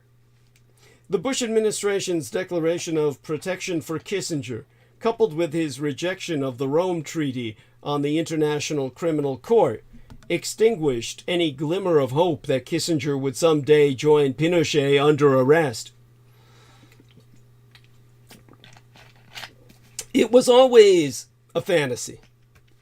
The international architecture that the American empire and our allies established after World War II, meaning after Japan was essentially declared the official victor by the peace treaty of San Francisco, shorthanded today as the rules-based international order, somehow never gets around to applying the same pressure on a hegemonic United States as it applies to U.S. hostile or defiant powers.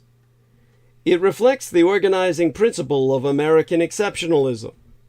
America acts. It is not acted upon. Henry Kissinger was a supreme architect of the rules-based international order, as in, the Jews ruled the world. In that regard, Kissinger was singular, but was by no means unique.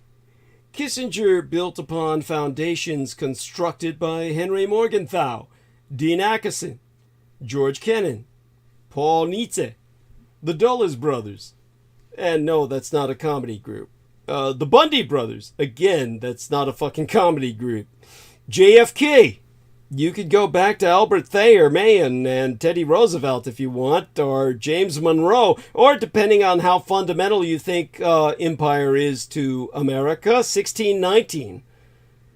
He, Kissinger, and Nixon chose to escalate in Vietnam and pursue the destruction of Cambodia. But the Pentagon Papers prove that the Vietnam War was the result of compounding decisions made in the Eisenhower, Kennedy, and Johnson administrations. The Vietnamese guerrilla and justice minister Truong Nhu Thong writes in his Viet Cong memoir that Kissinger, whose intellect he praises, inherited a conceptual framework from his American and French predecessors that led him to disaster. Kissinger and Nixon turned that into Watergate. As Grandin pointed out earlier in his own arc of narrative, Watergate began with the demand for vengeance on Daniel Ellsberg, my predecessor as a public informant, a former Marine gone rogue, who was character assassinated for undergoing psychiatric treatment for post-traumatic stress disorder. The anti-Kissinger, if you will, for leaking the Pentagon Papers. Watergate was a grim demonstration, for neither the first nor the last time, that the crimes America commits abroad have a dialectical relationship with the crimes that America commits at home. Infamy has as many fathers as victory. That, ultimately, is why Kissinger died a celebrity, with the wealth necessary to get taken in by Theranos, the so-called, well, it's named after the god of death in Greece, the so-called one-drop blood company that was created to rip off Silicon Valley in its obsession with blood. The lady named Elizabeth Holmes, poor dear, 39 years old now, disgraced founder of Theranos, is in prison. Her blood testing lab, a fraud. The ultimate manifestation of the Silicon Valley axiom, fake it till you make it. Yeah, Kissinger was on her board of directors. And as I said, infamy has as many fathers as victory. It's why Roger Morris and Anthony Lake opted against telling the country that the commander-in-chief was an alcoholic who was secretly surveilling his real and imagined critics. Whatever Kissinger's origins, whatever rants about Jew boys he had to endure, Kissinger was an exemplar of the self-confident geopolitical potency that America's elites, whatever they might personally think of Henry Kissinger himself, want America to make the world respect. When the Roger Morrises and Anthony Lakes and Hillary Clinton see Henry Kissinger, they see, despite what they will rotely and euphemistically acknowledge as his flaws, themselves as they really wish to be. Kissinger lived for over half a century in the world he himself had made, in his image. He was its hubris.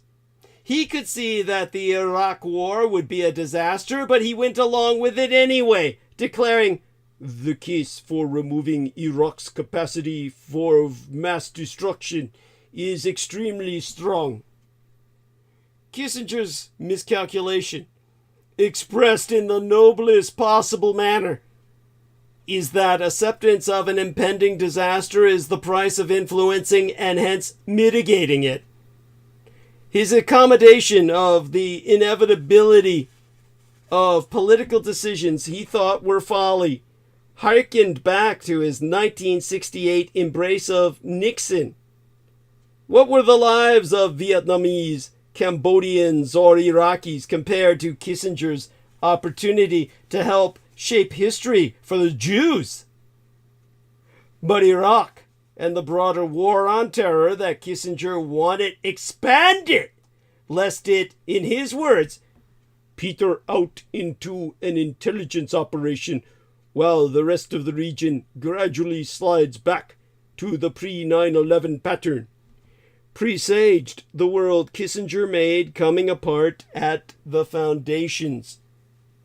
The man who repositioned American foreign policy as a wedge between the revanchist, revisionist Russian Empire and the greater communist Chinese Empire lived long enough to see the February 4th declaration uniting Moscow and Beijing into the Sino-Slavic synaxis. The reactionary forces he encouraged at home and abroad are showing the world that the rules-based international order is about capitalism, not democracy. Whatever bitterness Kissinger, in his final days, experienced over the erosion of his enterprise, is little comfort to his millions of victims. The American empire denied them the closure Kathleen Trianor experienced when America, declaring justice, ended Timothy McVeigh. What if the American empire did not help Israel in the Yom Kippur War? As it is now, everything in the Middle East country, everything Israel does is underwritten by unconditional American aid and protection. a policy launched by Henry Kissinger, for which reason he was awarded the Israeli Congressional Medal of Honor. Their version thereof, the Medal of Greater Israel. Now, 500 years ago last month, Egypt attacked Israeli forces in the Israeli-occupied Sinai, with a simultaneous Syrian attack in the occupied Golan Heights, to begin what became known as the Yom Kippur War. That war and its diplomatic aftermath both exhibited and cemented some ways of perceiving the American role in the Middle East that are reflected in policy issues today. President Richard Nixon and Secretary of State Henry Kissinger viewed the Arab-Israeli conflict, as they viewed most of their foreign policy, primarily through a Cold War lens. At the level of great power relations, such a view was perceived as yielding so-called successes, such as the opening to the Communist Chinese Empire, which counted as a success partly as a way of outflanking the Greater Soviet Union. But imposing the Cold War template on local conflicts could lead to unhelpful misinterpretations of what such a conflict was largely about.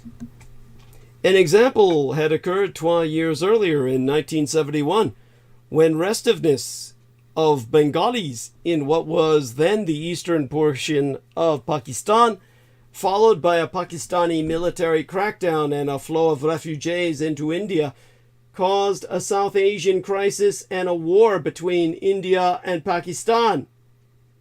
Most observers, including in these United States national security bureaucracy, viewed that crisis in terms of humanitarian needs and the satisfying of Bengali aspirations for self-determination through creation of what became the state of Bangladesh, whilst keeping the Indo-Pakistani conflict from escalating further. Nixon and Kissinger instead saw the crisis as a Cold War proxy conflict, with the greater union of socialistic Soviets republics supposedly instigating a maneuver by the Indian government of Indira Gandhi to crush Pakistan. That interpretation was almost certainly a misinterpretation of the nature of the conflict and of Indian objectives. But it was this interpretation that drove American policy, which included a saber-rattling show of force by a nuclear-armed carrier task force in the Bay of Bengal. Among the ill consequences of the episode were a cementing of the greater USSR's position as the dominant external power on the Asian subcontinent through its support of India, with Moscow scoring additional points as a champion of Bangladeshi independence, and a tilt of opinion in New Delhi, capital of India, toward developing its own nuclear weapons. By Cold War standards, the crisis surrounding the Yom Kippur War was much more of an American success. An airlift of weapons from these United States helped Israel to ultimately prevail militarily over the Greater Soviet-supplied Egyptians and Syrians. Kissinger was the impresario of subsequent disengagement agreements between Israel and Egypt, shutting out the Greater Soviets. Not least, events related to the war and its aftermath led Egyptian President Anwar Sadat to abrogate Egypt's friendship treaty with the Greater Soviet Union in 1976 and to become more a partner of Washington than of Moscow. Henry Kissinger, America's first Jewish Secretary of State, or at least openly so, was a skilled statesman whose diplomatic strategy helped Greater Israel in fundamental ways. Yet Kissinger himself is not too popular with supporters of the Jewish state. what with analyzing what Kissinger meant by a White House war between Jews and non-Jews. To quote as Kissinger himself, at 100 years of age, "If it were not for the accident of my birth, I would be anti-Semitic." The former Secretary of State is remarkable for his longevity. His policy record is another matter. Kissinger, via tapes released on the 12th day of the 12th month in 2010, flatly stated that, in his own words, "gassing Jews would not be a U.S. problem."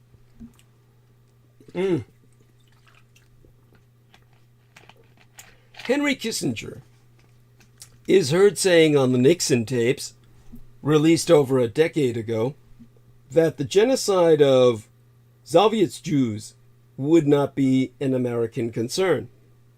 Nixon secretly recorded his White House conversations. After this was revealed during congressional investigations, the tapes became government property and have been released over the years in intervals. The tapes chronicle President Richard Nixon's obsession with disparaging Jews and other minorities. Kissinger's remarks come after a meeting he and Nixon had with Israeli Prime Ministress Golda Meir on March 1st in 1973, in which Meir pleads for the American empire to put pressure on the Greater Soviet Union to release its Jews. Nixon and Kissinger, then the Secretary of State, dismissed the plea after Meir leaves. So how Jews in particular may have chosen to commemorate the birthday of Henry Kissinger, who turned 100 years of age on May 27th, may well have depended on their previous reviewings per the former Secretary of State and National Security Advisor. Those who appreciated Niall Ferguson's hagiographical 12-volume biography will applaud Kissinger's role as the first Jewish Secretary of State and his success in helping to achieve détente with Communist China and the Greater Soviet Union, ultimately forming the seeds of their formation of the Sino-Slavic Synaxis, which, of course, Israel intends to be the nexus of. Now, when I use the term hagiographical, that means that Niall Ferguson portrays Henry Kissinger as a fucking saint. That's because Niall Ferguson is a Jew fuck, a Judeophile. By contrast, political writers Seymour Hersh and especially Christopher Hitchens have pointed to a series of war crimes by Kissinger in Vietnam, Bangladesh, Chile, Cyprus, and East Timor, marked by decisions made with self-evident blithe unconcern for human suffering and the loss of life. Because, only Jewish life fucking matters. Law experts insist there is scant chance that Kissinger would ever have been tried as a war criminal, although some of his close political associates, including the Chilean dictator General Augusto Pinochet, did undergo that experience.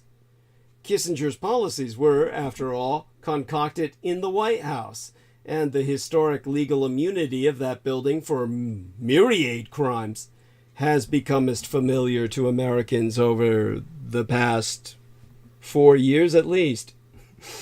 Even authors whose perspectives are somewhat between the two extremes, from Walter Isaacson to Gil Troy, have presented troubling accounts of how Heinz Kissinger, born in Fürth, Germany, ruthlessly achieved worldwide fame and fortune. The family name was originally Loeb, revamped by Kissinger's great-great-grandfather Meyer, who aspired to the glamour associated with the Bavarian spa town of Bad Kissingen. Comparably, Kissinger's career may be seen as an exercise in ambitious self-creation, behind which little can be identified as even genuine. His near century is epitomized by a TV commercial broadcast in November of 2001, filmed to lure tourists back to Manhattan after the September 11th attacks. The ad showed a body double for Kissinger rounding the bases of Yankee Stadium and belly flopping into home plate. A close-up is shown of Kissinger brushing dirt off his suit. Everything about this commercial is phony, possibly even including his celebrated exotic accent. Biographers have noted that Kissinger's brother, Walter, his junior by one single year, emigrated to America with the rest of the family in 1938 and since then speaks in accentless, standard American English. Kissinger opted for an imposing otherness by retaining his foreign speech patterns. While accepting honors from Jewish organizations, Kissinger has also behaved and spoken in ways that estranged some of his fellow Jews. In 1985, he publicly supported President Ronald Reagan's wreath-laying ceremony at a military cemetery in Bitburg, West Germany, where members of the Waffen-SS are buried. Kissinger opposed the idea of a United States Holocaust Memorial Museum because such an institution next to the National Mall in Washington, D.C. might create, in his words, too high a profile for American Jews and, ergo, reignite anti-Semitism. Of course, he's right. And so it will. Among his statements, one from March of 1973 caused a stir when it was published in 2010. Taped in conversation with Richard Nixon soon after a meeting with Israeli Prime Ministress Golda Meir, Kissinger disdained the notion of pressuring the greater USSR about persecuted Soviet Jews. In the closing month of the 2010th year in our Lord, the New York Times quoted Kissinger as saying on those tapes, "The immigration of Jews from the Soviet Union is not an objective of American foreign policy. And if they put Jews into gas chambers in the Soviet Union, it is not an American concern, maybe a humanitarian concern."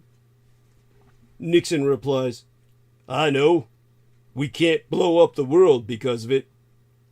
6 months later, during the Yom Kippur War, Nixon rejected Kissinger's advice to delay an arms airlift to Israel as a means of setting the stage for an Egypt confident enough to pursue peace. Nixon, among other reasons, cited Israel's urgent need. In a statement, the American Gathering of Holocaust Survivors and their descendants called for an apology from Kissinger, who is still consulted by Democratic and Republican administrations and by Congress on matters of state until the minute that he died. He was consulted on his deathbed. And the statement from the American Gathering of Holocaust Survivors and their descendants reads, "Henry Kissinger's comments are morally grotesque and represent a disgraceful perversion of American values. He owes an apology to all victims of the Nazi Holocaust." I mean, you can't win. The Jews want an apology from every fucking buddy, even their fellow Jews. Elsewhere on that batch of tapes released 13 years ago by the Nixon Library, the late president repeats many of the ethnic and racial slurs that had appeared on earlier such releases. "Irish are mean. Drunks," he says. "Italians don't have their heads screwed on tight." I think he said tight instead of right. Jews are aggressive, abrasive, and obnoxious. And it would take blacks 1,000 years to catch up with whites.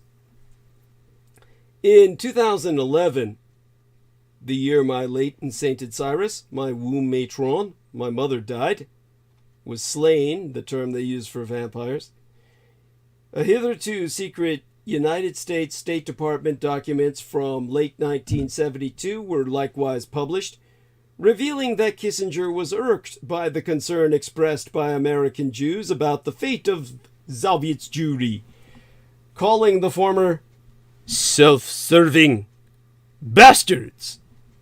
Well, he knew his own kind, that's for sure.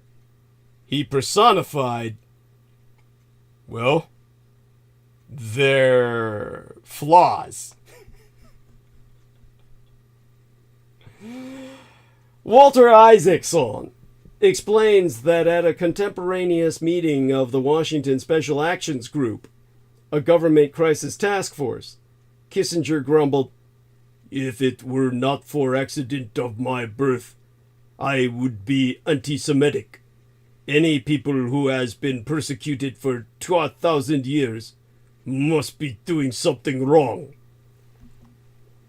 During a Vietnam-era chat from October of 1973 with Brent Scowcroft, Deputy Assistant to the President for National Security Affairs, Kissinger found American Jews and Israelis as obnoxious as the Vietnamese, his words. In another transcribed telephone conversation from November of 1973, Kissinger declared, "I'm going to be the first Jew accused of anti-Semitism." This sally reflects obliviousness to the long-standing concept of Jewish self-hatred described by the cultural historian Sander Gilman and analyzed in Theodor Herzl's own work titled The Jewish State, published in 1896.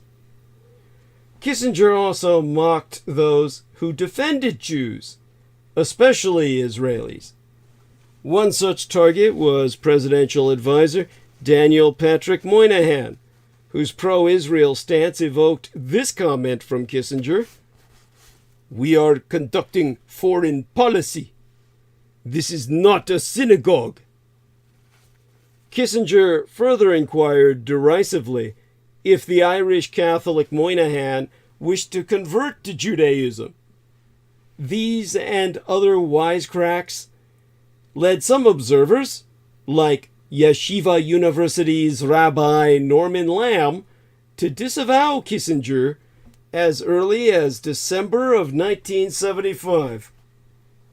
Noting that one of Kissinger's first actions as Secretary of State was to revoke the standard procedure allowing Jewish State Department employees holidays on Rosh Hashanah and Yom Kippur, Rabbi Lamb cited other instances where Kissinger failed to commemorate or even mention the Holocaust. To quote the Rabbi Lamb at length and verbatim, "Let us openly dissociate from Kissinger. He wants not to be a part of our people, its history and its destiny, its suffering and its joys. So be it. Let us never again, in our talk or in our publications, make reference to this man's Jewishness. And let us insist that he be done with his occasional shrewd remarks to the press or to diplomats that, of course, he would not jeopardize the lives of Jews or other oppressed peoples because he too is a refugee from oppression. A man who forgets millions of his fellow sufferers has lost the moral right to make use of their suffering and his own refugee status in furthering his own ends. Our kevod," that's the Jewish word for honor, You wonder that's in their vocabulary, right? Archivod ultimately will be better served if Henry Kissinger will succeed in severing whatever frail and residual bonds still tie him to the house of Jacob and the children of Israel. Let us grant him his obvious wish to be disunited with us. More acceptingly, the historian Gil Troy depicted Kissinger as a conflicted Jew and German intellectual, although his scholarly bona fides were questioned at Harvard, where Kissinger's verbose senior undergraduate thesis contained over 400 pages, leading the university to set word limits for all future student efforts. Troy also likened Kissinger to literary precedents, including Samuel Glick, a Lower East Side driver, or striver, I should say, in Bud Schulberg's novel, What Makes Sammy Run? And Alexander Portnoy, the anti-hero of Philip Roth's Portnoy's Complaint. Troy even called Kissinger Gatsby-esque, alluding to the nouveau riche protagonist of F. Scott Fitzgerald's The Great Gatsby.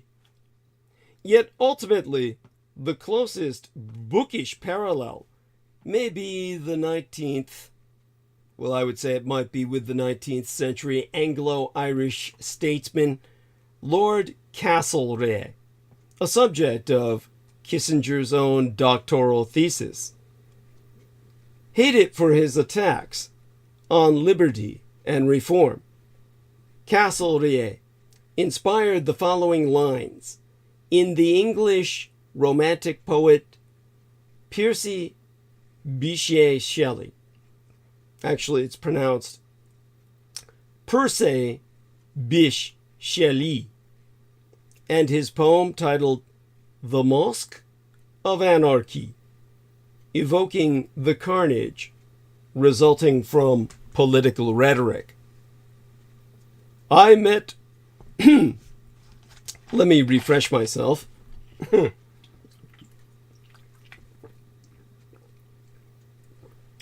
Then I'll see if I can do justice to Percy Bysshe Shelley's Mosque of Anarchy. Just a few lines.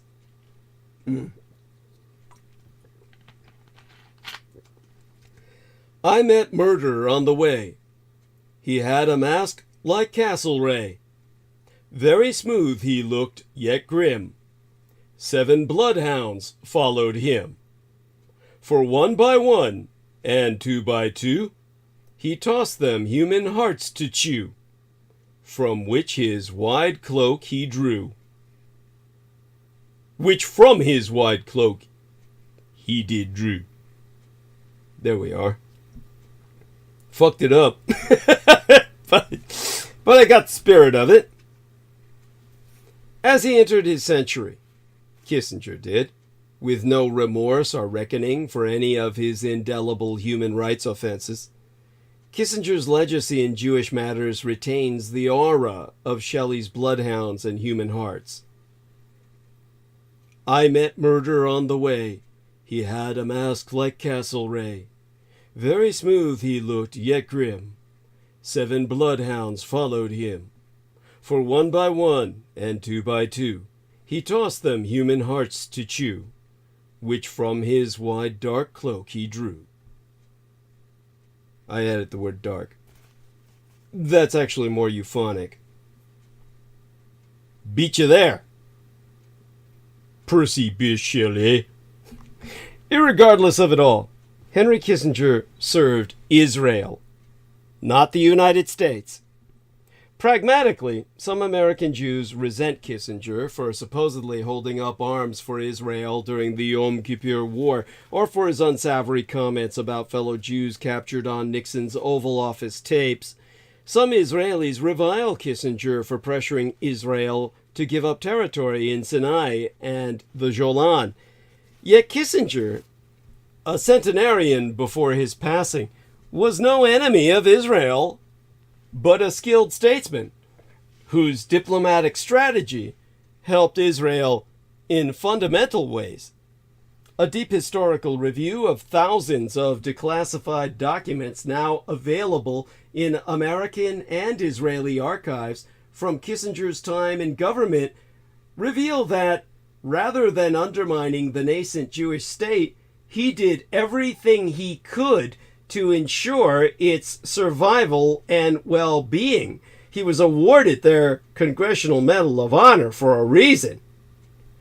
Remember, or rather, as the Jews would say, never forget that Kissinger grew up an Orthodox Jew in Fürth, a small Bavarian town, a city really, adjacent to Nuremberg, where the trials would be held, and the sacrificial hangings to bring about the Antichrist that brought us instead its herald in the person of Michael Aquino.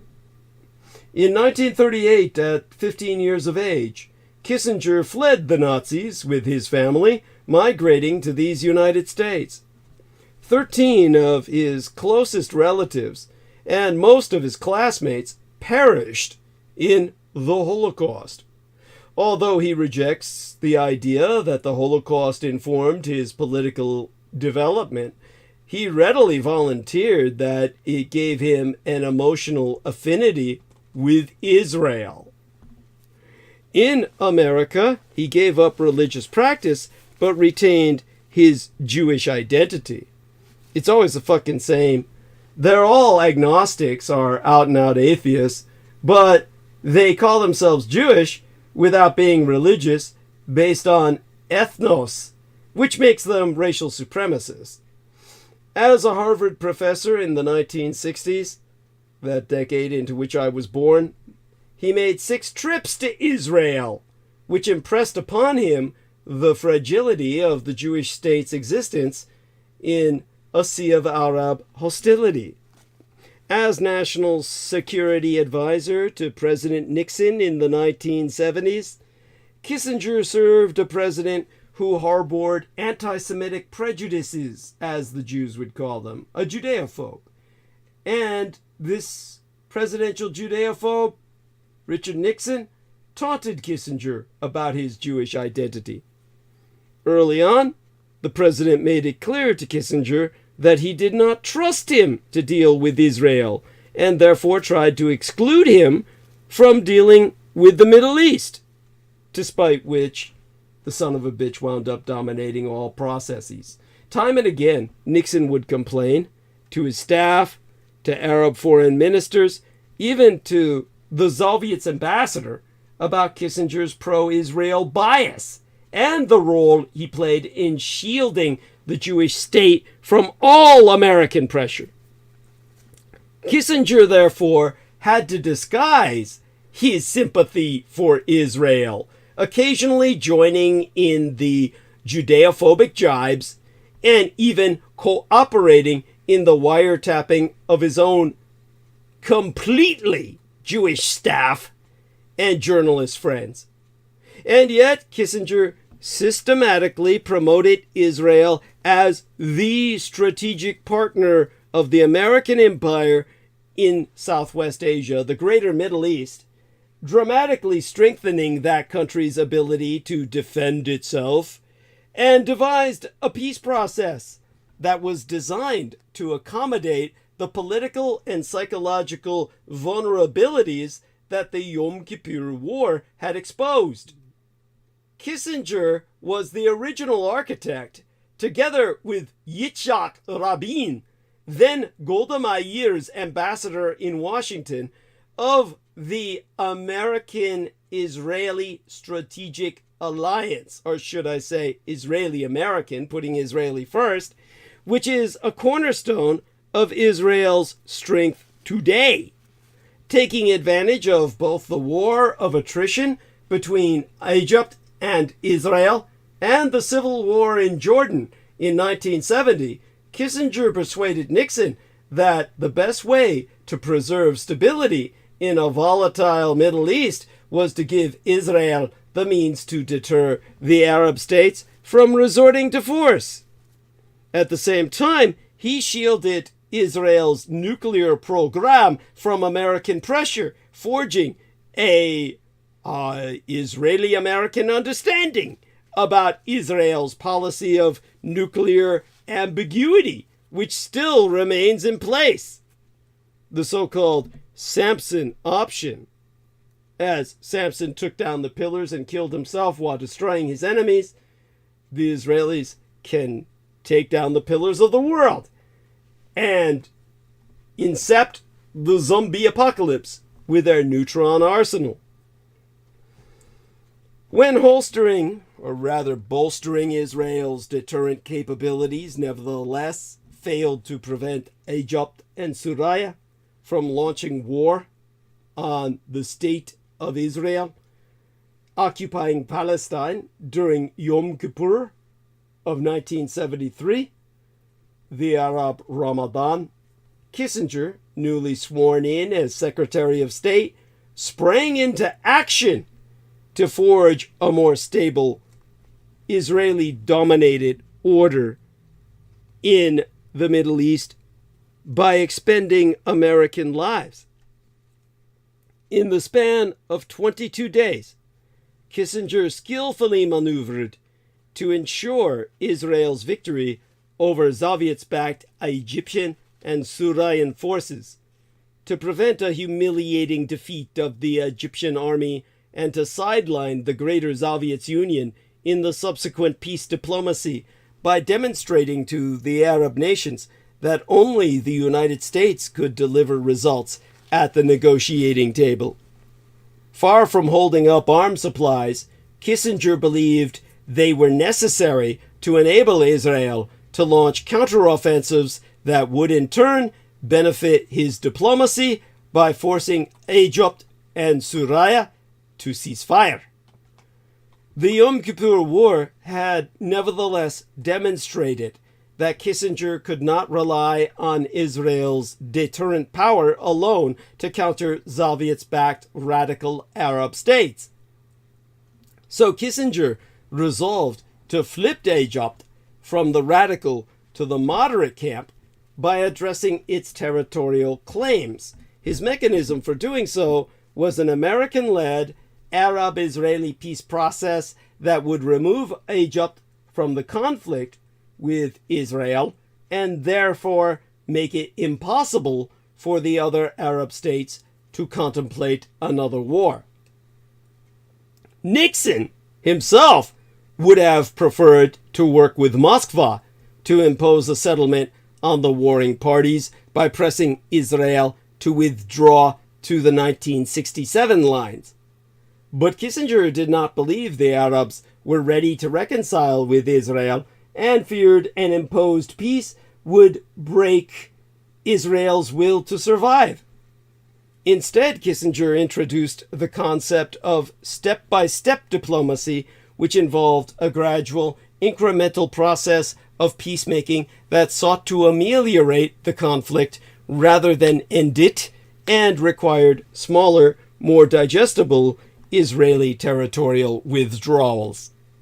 Nevertheless, Israel's leaders, Golda Meir, Moshe Dayan, Yitzhak Rabin, Yigal Allon, and a hawkish Shimon Peres, were reluctant to give up tangible territorial assets for intangible Arab commitments to non-use of force. If Israel were to trade territory, they insisted, it would have to be for peace. Shaped by the appeasement which had generated World War II, as he had revised the history along with the Allies, Kissinger had developed a jaundiced view of peace itself. He feared that pursuing peace with too much enthusiasm would jeopardize the stability that his order was designed to generate. For Kissinger, peace was a problem, not a solution. The desire for it needed to be manipulated to produce something more reliable, a stable order in a highly volatile part of the world. Skeptical of peace, Kissinger therefore tried to persuade Israel's leaders that they should trade pieces of occupied territory to buy time, thus enabling Israel to overcome the trauma of the Yom Kippur War, reduce Soviet's influence in the region, and build Israel's military and economic strength, assisted by a generous American patron, and exhaust the Arabs so that they would eventually come to accept Israel. By the time this acceptance finally came, Kissinger expected that Israel would then be strong enough to contemplate taking the risks involved in an all but complete withdrawal to the 1967 lines. It was not easy to bring Israel's Labour Party leaders around. At one point, in 1975, Kissinger withheld new arms sales to Israel for 4 months to convince Rabin and Peres to yield the strategic passes and oil fields in Sinai. In the end, Kissinger was so successful in his arguments with Israel's leaders that territory for time became the foundational principle of Israel's negotiating strategy with its Arab neighbors and the Palestinians. The trois interim periods Kissinger negotiated between Egypt and Israel in 1974 and 1975 bought Israel 5 years before it had to contemplate full withdrawal from the Sinai. The interim agreement with Syria on the Golan Heights in 1974 bought Israel some 40 years of quiet there. And the 1993 Oslo Accords, with their phased withdrawals and undefined endpoints, enabled Israel to cede only 40% of the West Bank, retaining the Jordan Valley and the strategic high ground. Prime Minister Sharon's unilateral withdrawal from the Gaza bought Israel another quarter century, another 25 years, with which to consolidate its hold on East Jerusalem, and the West Bank, even though it resulted in periodic rocket attacks on other parts of Israel. Simultaneously, with American support, of course, Israel built its military, economic, and technological capabilities to become the strongest power in the Middle East. Israel is no longer the small, vulnerable state that Kissinger worried about. And just as Kissinger anticipated, the Arab states tired of the conflict and accepted Israel as manifested in the Egyptian and Jordanian peace treaties of 1979 and 1994, and more recently in the 2020 Abraham Accords. There is a cruel irony, however. Kissinger believed that using territory to buy time would increase Israel's sense of security and therefore its ability to yield occupied territory. But it also solidified Israel's grip on the territory remaining in its control, as settlers used that time to expand their communities in the West Bank and the Golan with Israeli government support. When Kissinger left office in 1977, there were 1,900 settlers in the West Bank. Today, there are almost 500,000. That has made it so politically difficult to relinquish the territory that now it has become almost unimaginable. That was not Kissinger's intention.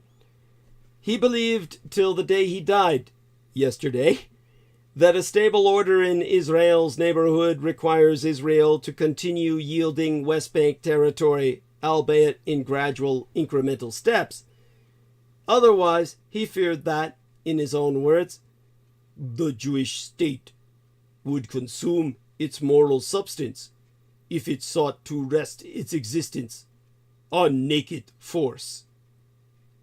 Well, even a stuck clock can be right 2 times a day, if it's mechanical. If it's digital, it's right only once a day, as Brooke Gibson has emphasized. Today, few in Israel or among its many American supporters feel the need to address Palestinian territorial aspirations at all, believing that the status quo is sustainable and Palestinian concerns can be assuaged by small economic steps designed to ease the pressure of Israel's eternal military occupation.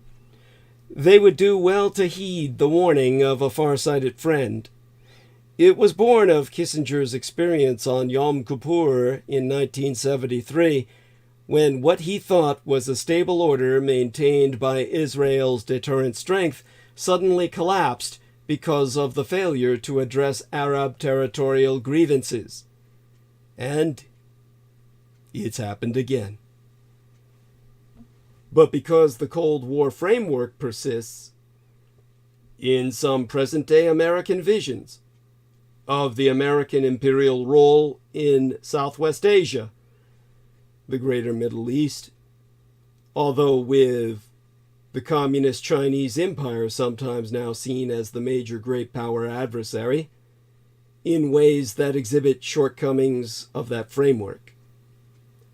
Promoters of the Biden administration's effort to broker full diplomatic relations between Israel and Saudi Arabia, in the absence of any other explanation of how this effort supposedly advances American interests, contend that a normalization agreement would limit CHICOM, or Chinese Communist influence, in the Persian Gulf region. Such a contention continues a Cold War type of zero-sum thinking that mistakenly assumes there is a fixed amount of dealing in, well, that Middle Eastern states, a fixed amount of dealing that Middle Eastern states have with outside powers, and that doing more business with one power necessarily means doing less with another. In fact, there is no good goddamn reason to believe that even a Saudi Arabia that had exchanged embassies with Israel and been rewarded by the American empire for doing so would lose the strong economic and other reasons it has to maintain extensive relations with the Communist Chinese Empire. In fact, the treacherous Israel itself is an instructive example. The decades-long American support to Israel, including $158 billion United States dollars in military and economic assistance, has not kept Israel from building extensive ties with both the Communist Chinese and revanchist revisionist Russian empires as the central node of the Sino-Slavic synaxis, and trimming its policies to maintain good relations with those powers, such as on issues involving the war in Ukraine. To the extent that sepia-tinged memories of the Yom Kippur War move away from Cold War mentalities and focus on what Arabs and Israelis were doing, those memories tend to cement the image of a beleaguered Israel valiantly defending itself against aggressive and hostile neighbors eager to push the Jewish state into the sea at the first opportunity. This image has underlain those many billions of dollars in American military aid to Israel. And it is true that it was trois of those Arab neighbors, Egypt and Syria, that launched the War of October 1973. Less prominent in forming lasting and influential images is the fact that Egyptian and Syrian forces were attacking on land that Israel had forcibly seized in a war that Israel started by attacking Egypt on the 5th of June in 1967. When I myself was but months old. The immediate military objective of Egypt and Syria in 1973 was thus to regain land that had been part of those trois countries until Israel captured it through force of arms 6 years earlier. It's the goddamn Jews that are the villain here. But Americans are indoctrinated to thinking of them as the victims. Israel also had fired the first shots in another war. Another earlier war against Egypt in 1956. It later would initiate other hostilities in the region, including an invasion of Lebanon, and other actions that collectively constitute more use of military force outside a country's own territory than any other Middle Eastern state has ever exhibited. Israel is an expansionist aggressor state. Today, ever since Saudi Arabia suspended its war against Yemen, the most active campaign of cross-border military attacks in the Southwest Asian region is the Israeli aerial assaults on targets in Suraya before October 7th, when they expanded their new front into the Gaza. Keeping that campaign of attacks unimpeded has been one of Israel's reasons for maintaining such good relations with the revanchist, revisionist Russian Empire under Vladimir Putin, whose own troops occupy Suraya, along with the Americans. But the Jews know they control America, so they don't have to worry about them. They placate the Russians so they can become the nexus of the Sino-Slavic synaxis. Israel is an enemy of the United States. The United States government under Joseph Biden or Donald Trump is completely subservient to Israel and therefore an enemy of the American people. Half a century after the Yom Kippur War, Israel is far from being a beleaguered nation and instead is the most militarily powerful state in the Middle East, as well as a nuclear-armed rogue aggressor state with little hesitation to throw its military weight around.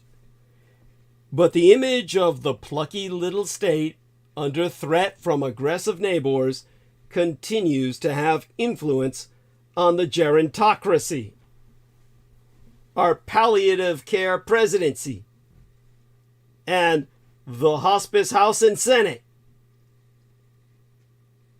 The political and diplomatic aftermath of the 1973 war is yet another part of that war's legacy.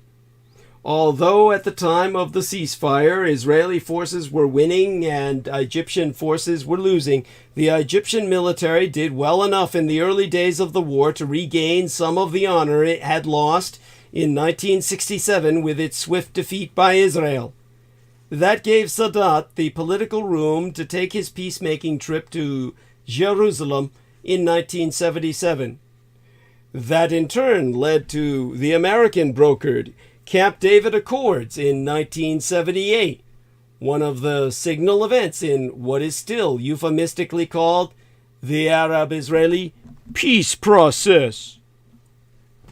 It is fitting, I mean to say, that the 50th anniversary of the Yom Kippur War almost coincides with the 30th anniversary of the Oslo Accords, another landmark in the same peace process, because the political aftermath of the former set a pattern that the latter would also exhibit.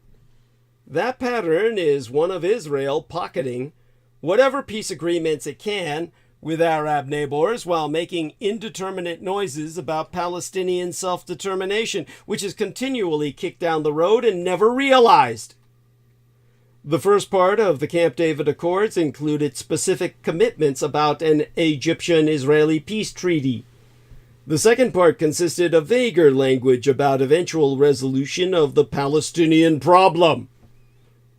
There was to be a 5-year transitional mechanism in which Palestinians in the West Bank and the Gaza would be given some autonomy, with negotiations on the final status of those territories to begin no later than the third year of the transitional period. A shortcoming of those accords was that implementation of the first part, Egypt and Israel did sign a peace treaty during the following year, was not made conditional on implementation of the second part. 15 years after Camp David, the provisions regarding the Palestinians finally seemed to be getting implemented, with the creation, in the Oslo Accords, of the Palestinian Authority. But the 5-year transitional period came and went long ago, and the Palestinians are as far as ever from self-determination. The Transitional Palestinian Authority is still around, functioning mainly as a security auxiliary to the Israeli occupation and widely discredited among the Palestinian people. Daniel Levy, president of the United States Middle East Project, observed, "What we have today is the language of peace in the service of illegal actions, disenfranchisement, and apartheid." And that's an American person of Jewish descent. That's a Jewish American talking. There are too many variables to spin out a convincing alternative history regarding what would have happened had Nixon and Kissinger not stepped into the 1973 war with a surge of military assistance to Israel. But Sadat's words and actions both before and after the war made clear that his objective was not to push Israel into the sea, but rather to make peace with it, provided that Egyptian territory was restored. Maybe if Israelis had become less conditioned to count on these United States to provide unqualified protection from any difficult situations, even ones of their own making, such as their previous conquests of other states' territory, the subsequent history regarding the Palestinian problem, to which the Jews seek a final solution, would have been different. The American mishandling of the Yom Kippur War, however much it might be chalked up as an American win on the Cold War scorecard, was a major episode in that conditioning. The actual history has been one of an ever stronger Israel becoming increasingly self-assured about kicking the Palestinian can ever farther down an endless road. Policies of later American administrations have furthered that process. Through it all, Henry Kissinger himself has seen fit to remind us that he knows a few things about wars, about Jews, and about the White Houses. But his quip to journalist Michael Wolff on the subject, as quoted in Wolff's bombshell 2018 book about President Trump and his circle, set some heads a-scratching. Of the Trump White House, Kissinger, the former Secretary of State and National Security Advisor to Presidents Richard Nixon and Gerald Ford, told Wolff, "It is a war between the Jews and the non-Jews."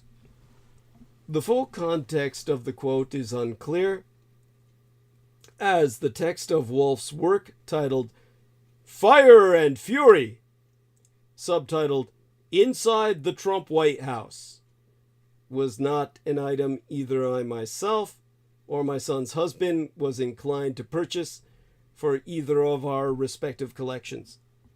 But based on a contemporary report in the British daily newspaper, the Manchester Guardian, it appears that Kissinger's glib quip was an attempt to characterize the clash between former Trump chief advisor Steve Bannon on one side and Jewish Trump family members Jared Kushner and Ivanka Trump upon the other. So what was Kissinger, whose roles in American interventions in Chile, Cambodia, Laos, and Vietnam, among other nations, led to millions of deaths, getting at in his quote to Wolf.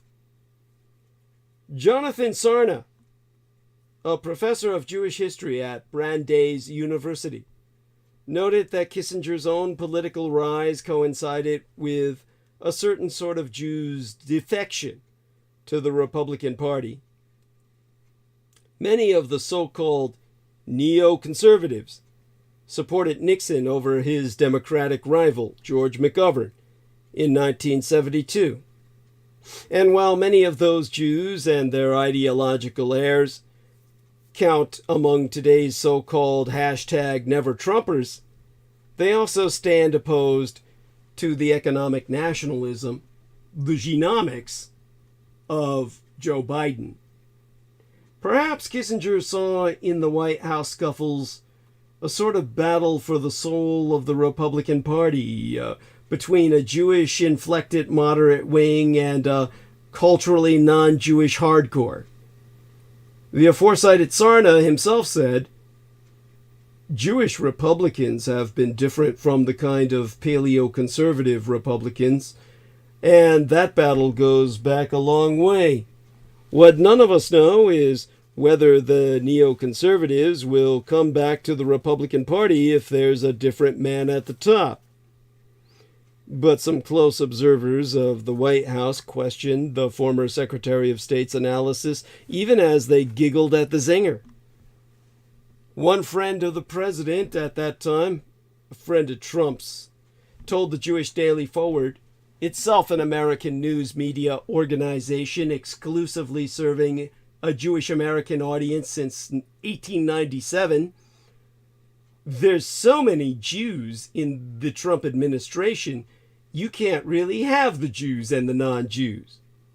In other words, Trump's government was shamelessly, brazenly, an all-Jewish administration. So while it's true that Kushner and Ivanka Trump's perceived allies, among them Trump's chief economic advisor, Gary Cohn, were completely New York Jews, the Bannon team, both inside and outside the White House, was similarly completely Jewish. Meaning America had, for the first time in its history, an openly gormless, all-Jewish government under Trump. Stephen Miller, a senior Trump advisor, who was seen at the time as the last remaining Bannonite in the White House, is Jewish. So are all of Bannon's post-White House colleagues at the news organization he continued to run, Breitbart Media, including Breitbart editor-in-chief Alex Marlow. A fight between the Jews and the non-Jews, then, proved itself a entirely ephemeral analysis to substantiate there were no non-Jews. It's all Jews. But then again, we're talking about a Kissinger who once said, Mr. President, there are Jews, and then there are Jews. Another close observer of Jewish politics said that while Kissinger's framing of the internal White House war as a fight between Kushner and Bannon was certainly a common one before Bannon's exile in August of 2018, it also seemed to have been an oversimplification. Citing Reince Priebus versus Bannon and Bannon versus Jared Kushner, sourced close observer said, it seems like it was sort of everybody against everybody. Traditionally in the White Houses, there are a couple of power centers that fight with each other. In this White House, it seems like each of the power bases all fought with each other. Well, as I've always said, you get 10 Jews in a single room, and they're going to have 20 opinions. And they'll all fight each other over each of their two opinions, arguing devil's advocate for each of their two opinions. 10 Jews in a single room, lock them up, they're going to have 20 causes that they kill each other over. It's as the Nazi psychologist who rose to fame in the Third Reich to replace the Jewish psychology of Sigmund Freud, it was as he diagnosed. You've got these conservative Jews, and you've got these liberal Jews, you got capitalist Jews, you got communist Jews, you got Jews that are religious, Jews that are atheists. How can you say that Jews are in any way, shape, or form a collective force that proves itself any kind of threat? That's when Carl Gustav Jung responded with a diagnosis. The Jews are an insane race. That is what makes them the threat to all humanity. The Trump administration's policies of showering Israel with gifts and brokering supposed peace agreements with Arab countries that were not even at war with Israel convinced Israelis more than ever that they could enjoy such fruits while continuing to push farther out of reach anything that looked like Palestinian self-determination. The Trump policies were an extreme case of tendencies that had roots in American policies in the 1970s. Starting with that victory-ensuring infusion of American munitions during the Yom Kippur War.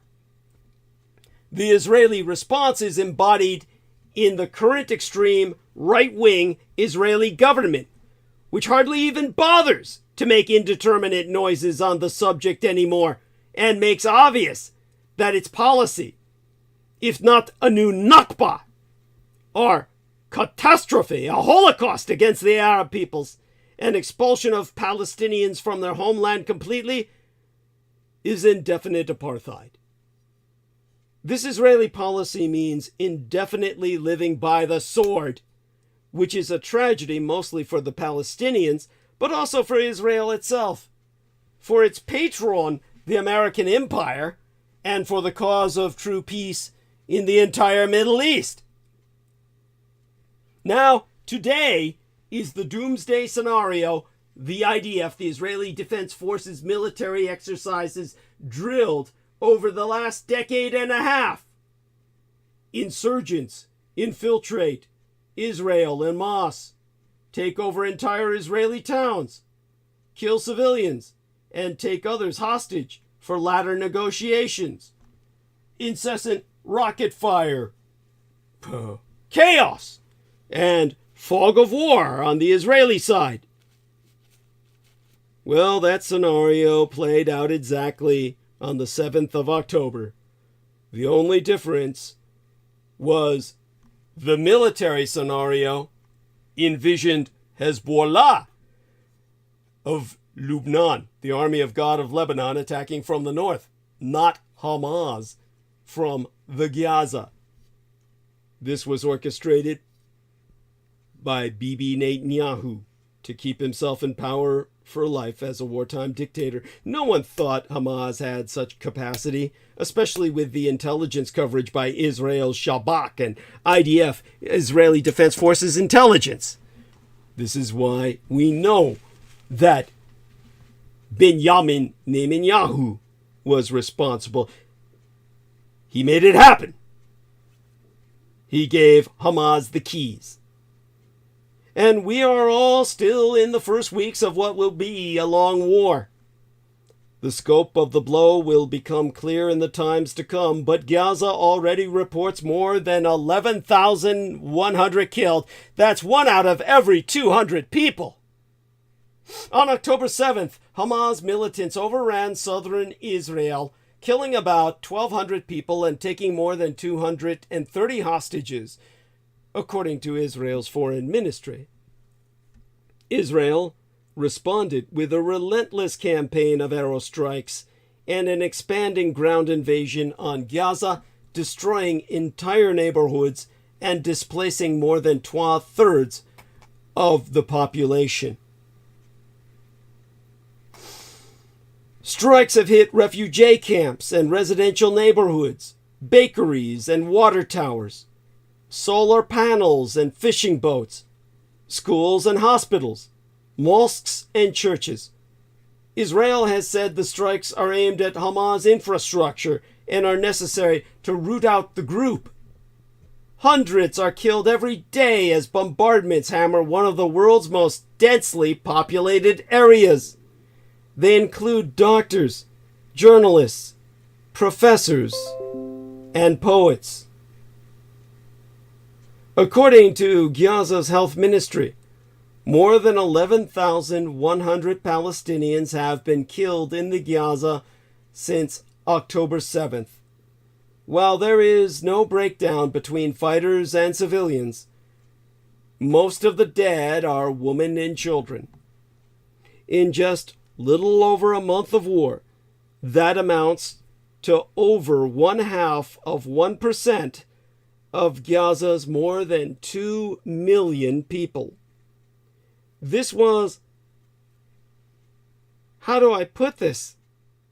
The Israelis try to give us the life stories of dead Israelis killed by Hamas, of hostages taken by Hamas, so they can incite a pity party. Show you the human side of these Jews who died. Let's do some tit for tat. Let's give some blowback on the Palestinian side. There was Hala Mufid Abu Seidah. She was 14 years old and lived in the Jabalia camp in Gaza's Al-Fakura area, a refugee in a refugee camp. She loved drawing, dabka dancing, and singing. She was killed on October 16th when an Israeli aerostrike destroyed her family home, taking the lives of her mother, her brother, and all 5 of her sisters as well. That day, 87 children, including Hala, were killed in the Gaza. At least 4,609 children have been killed in the Gaza from October 7th through November 13th. Those who knew her said Hala was a smart child. It took 48 hours, 2 days, for the family's bodies to be recovered from the rubble. Wafal Refar Abu al-Rus, 37 years of age, died on October 25th. She had hoped to visit Cairo one day. Khalil Rafiq al-Sharif, 28 years old, tirelessly pursued a career in healthcare, which led him to volunteer with the Red Crescent Society, the Muslim version of the Red Cross. He had dreams of starting a family. On October 11th, he responded to an emergency call in the northern Gaza, hoping to rescue those critically injured there. Another shell was dropped on the site. This is how terrorists operate. You first blow the bomb, wait till the first responders arrive, then you blow the second bomb to kill the first responders. This is how the Israelis operate as terrorists. They dropped another shell on the site as soon as the first responders arrived, killing al-Sharif and 2 of his fellow ambulance crew members. Suleiman Teiraji, a dentist, lived in Gaza City with his wife Lili Sabah and their children, Jamil and Jad.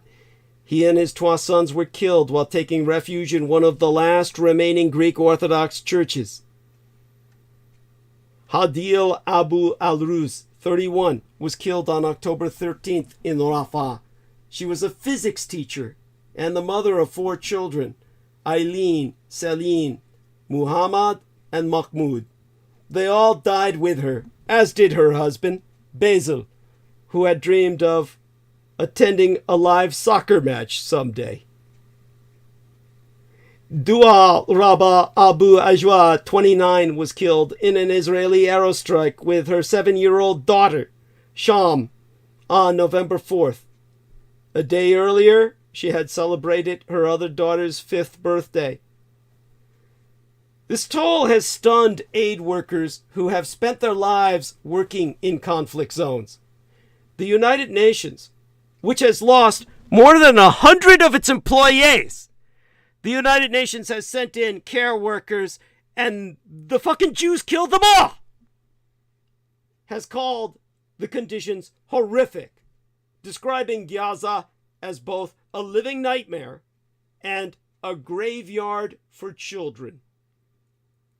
Of course, the Jew fuck President Biden cast doubt on October 25th on the numbers from Gaza's health ministry.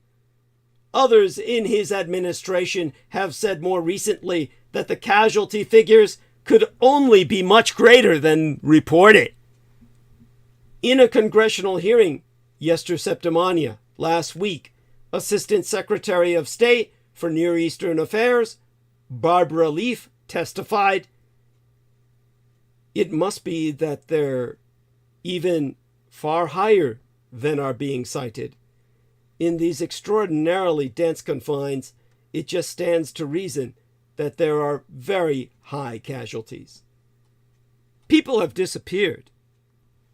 Around 2,700 others, including 1,500 children, have been reported missing and may be trapped or dead under the rubble, awaiting rescue or recovery. And who's to say the Jews didn't abduct them? If Hamas took hostages, why wouldn't the Jews take hostages? At least 45% of Gaza's housing units have been damaged or destroyed. About 2,700 people are missing. The United Nations estimates those numbers, but confirms that they must be higher. Many are probably buried under the rubble. According to Gaza's health ministry, more than 28,000 people are injured. Ghassan Abu Sita, a British Palestinian doctor working in hospitals in northern Gaza, testifies that an entire generation has been permanently damaged and disabled. But medical care is increasingly impossible to find. Fewer than half of Gaza's hospitals are functioning. That's according to the United Nations, and the observers they sent in to observe the situation up close, to bring in eyewitness testimony, have all been killed. The Jews target them specifically. The situation in northern Gaza is especially dire, as shelling and ground attacks intensified near Al-Shifa prior to the ceasefire, the enclave's largest hospital and other medical facilities nearby. At least 3 babies died at Shifa when power ran out and the incubators stopped working. That was reported on Saturday by Gaza's health ministry last week before the ceasefire. Doctors testified dozens more newborns were immediately at risk. We never found out their fate. After that, the Jews took over and destroyed all evidence. Mara Cronenfield, the executrix directress of the United States National Committee of the United Nations Agency for Palestinian Refugees, has testified, we're getting to a point of an even deeper level of catastrophic suffering and death. Any of those large hospitals that are functioning have oil to run their generators, and that fuel is running out. Amber Alayan, a pediatrician and deputy program manageress for Palestine at Doctors Without Borders, said the lack of supplies and the volume of injuries are overwhelming healthcare centers. People are coming into hospitals with severe burns, severed limbs, internal bleeding, injuries that should require multiple surgeries, and, as she herself has said, if not weeks of recovery, months and years. It's absolutely impossible for any type of hospital to be able to sustain this type of burden. She said that as more hospitals fail, more people will die, and nearly half of all Gazans are children. According to Save the Children, More than 4,500 children have been killed since October 7th, surpassing the number of children killed in conflict zones around the world each year since 2019. Heba Abu Nada, a beloved Palestinian novelist and poet, posted a poem in Arabic on X, formerly Twitter, on October 8th, describing her life in Gaza. She wrote, "The city night is dark except for the glow of missiles, quiet except for the sound of bombs, terrifying except for the comfort of prayer, black except for the light of those who have been killed. Good night, Gaza." That was her last tweet. 12 days later, the 30-year-old was killed by Israeli troops.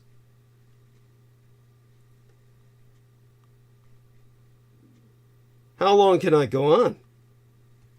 How long should you have to listen to this? Understand why my father Adolf Hitler had to do what he had to do. Understand why the Nazis were proud of what they did.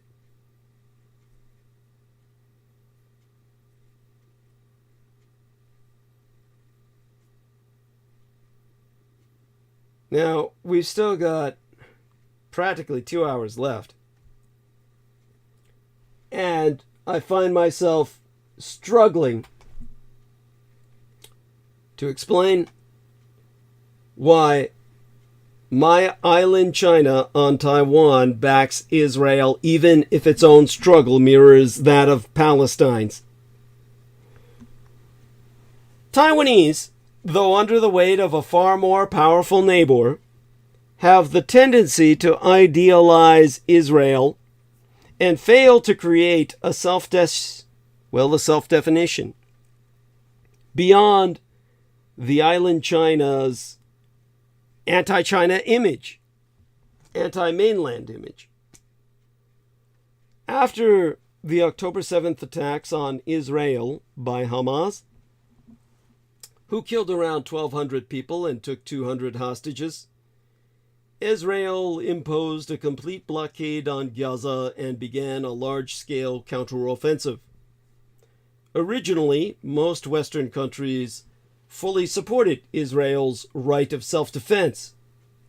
However, sentiments have shifted in a section of the West over the past month, with Israel's counterattacks having caused well beyond 10,000 deaths in Gaza and pushing the Gaza population into a humanitarian catastrophe, marked by a dire shortage of water, electricity, food, and medicine.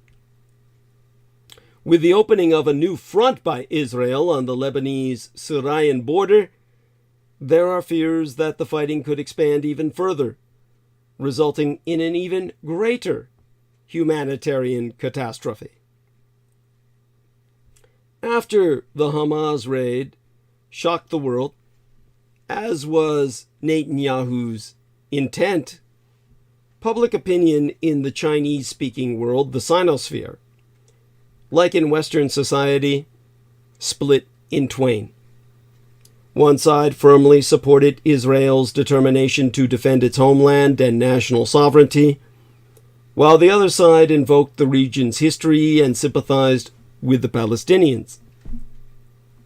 However, unlike in the West, most Chinese people did not choose a side based on well-considered national interests or humanitarian concern for the disadvantaged, but rather based on their attitudes towards the American Empire and the Communist Chinese Empire. Being anti-American or anti-mainland, anti-China, has become a fundamental factor determining whether you support Palestine or Israel across either side of the Black Strait between Taiwan and the mainland. And this brings us to the curious case of Taiwan and Palestine.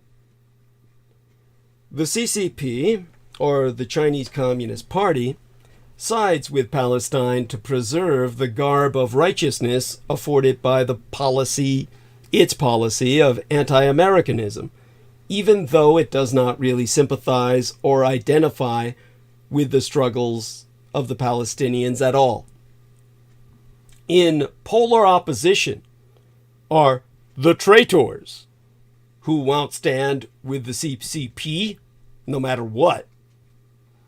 Over the years, the Chinese community in these United States has either turned conservative due to cultural conditioning or aligned itself with right-wing Republicans in order to be anti-communist.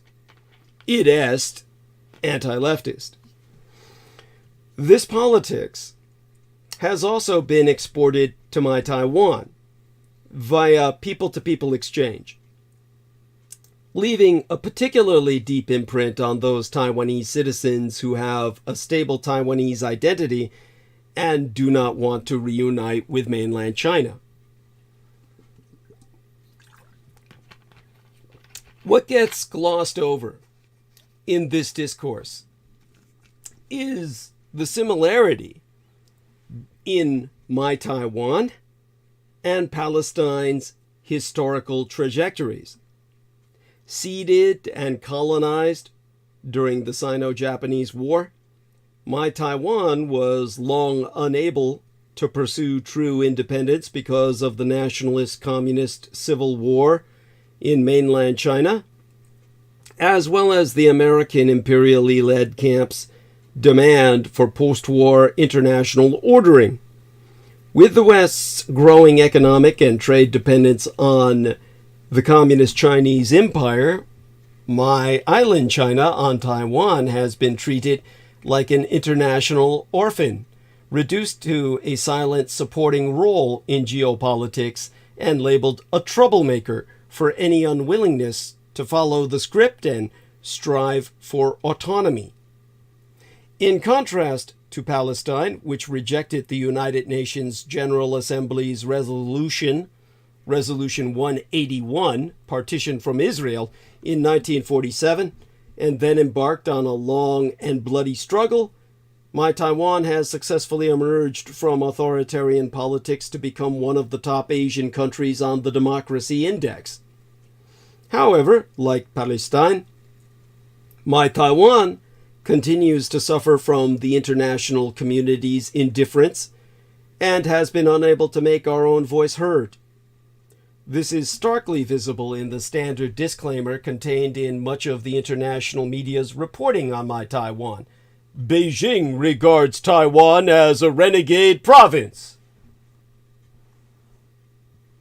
It would make sense, then, for my Taiwan to be one of the few countries in the world that can categorically support Palestine's fight for autonomy. And yet, the Taiwanese have lacked clear empathy for the Palestinians. Why is that? Well, basically, to understand that, we have to see the world through America's eyes. You see, my Taiwan has been tossed around by different colonial regimes over the centuries, and it has never had the opportunity to properly answer the question, who are we? Since the dawn of the Cold War, the Third World War in effect, when Taiwan was drawn into Team America, the Taiwanese people have been looking at the world through the eyes of the American empire and have inevitably inherited the American mainstream's framework of stoic Israel versus Arab terrorists, a dichotomy between good and evil that invisibilizes the history and suffering of the Palestinians.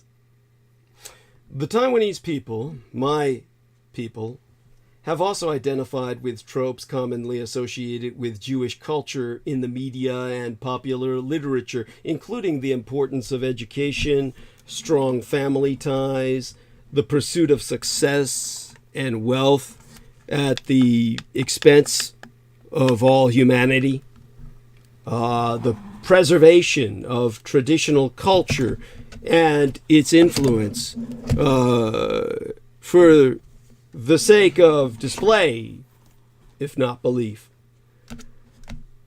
Although none of these may represent what Jews really think, Israel has become a country with a perfect persona in the minds of Taiwanese. Resolute, intelligent, disciplined, and with a clear sense of the self and the enemy that helps it push on with its nation-building project, undaunted by the powerful adversaries surrounding it. That and total subjection of America as its slave. The Taiwanese community is also full of Zionist believers, believe it or not, and people with a Christian background, or who have grafted the history of Israel onto Taiwan. A prominent exemplar of this was Taiwan's late former president Lee Teng-hui, who once compared himself to Moses, the man who led Taiwan out of the shadow of China. Thanks to their seemingly innate affinity for one side shaped by mass media and the total lack of familiarity with the other, it is not difficult to understand the frameworks the Taiwanese public have used to understand external matters in the Afghan war after 9/11 or in the Israeli-Palestinian conflict. If it were not for the fact that in recent years the threat from Red China has become too great to ignore, the majority of the public would probably still consider the situation in Palestine as an ordinary tragedy that they hear about on the evening news. Notable among the few people who did speak out on behalf of the Palestinians were leftist intellectuals in European and American academia dedicated to anti-imperialist and anti-colonial studies. It was the same group that was also the most critical of the Donald Trump's brand of white supremacy and populism. However, in the wave of support for Donald Trump, the average Taiwanese has also become involved in this conspiracy theory of the global left corrupting democracy and morality. So, with that articulated, I'll try to explain the PLO's, the Palestinian Liberation Organization's, fraught relations with other Middle Eastern countries. You see, the average Taiwanese also lacks any understanding of the difficulties the Palestinians have had to endure in building a successful resistance movement, including fractious relations with other Middle Eastern countries. Exempli gratiae.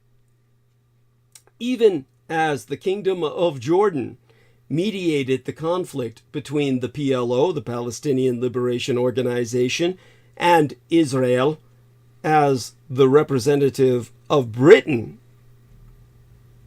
it also wanted to take advantage of this tussle to recover its national land in the West Bank. In addition, at that time, the prestige of the PLO in civil society even succeeded, well, it even exceeded that of the Jordanian royal family. And the two sides had accumulated deep mutual resentment. In the eyes of Iraq and other countries that resented the withdrawal of Western forces from the Middle East, the Kingdom of Jordan's problems were self-inflicted. There was no such thing as any great Arab alliance. Rather, each side had its own calculations, and each side wanted to use the PLO as leverage to strengthen its own position and voice in the Arab world. The Lebanese civil war followed a similar template. Lebanon or Lebanon, is a pluralistic and heterogeneous country with frequent civil wars among various factions. And in addition to Sunnis and Shias, the Maronites, who accounted for 40% of the population, were in power at that time.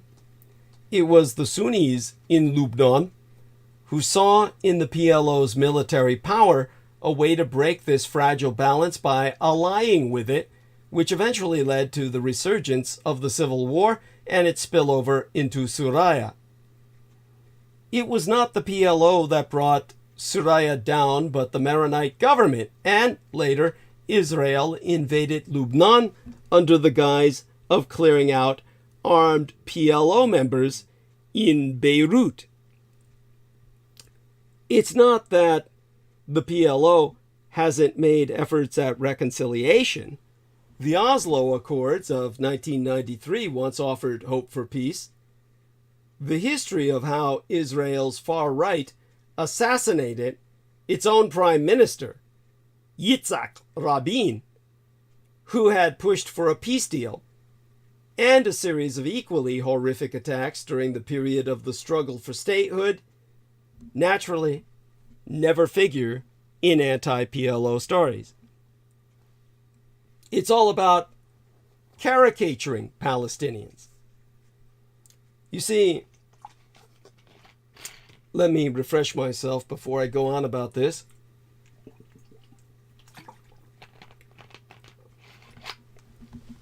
In tandem with the rise of Israel's righteous image among the Taiwanese, Palestine has come to be seen as the land of the dead and enemy on the land.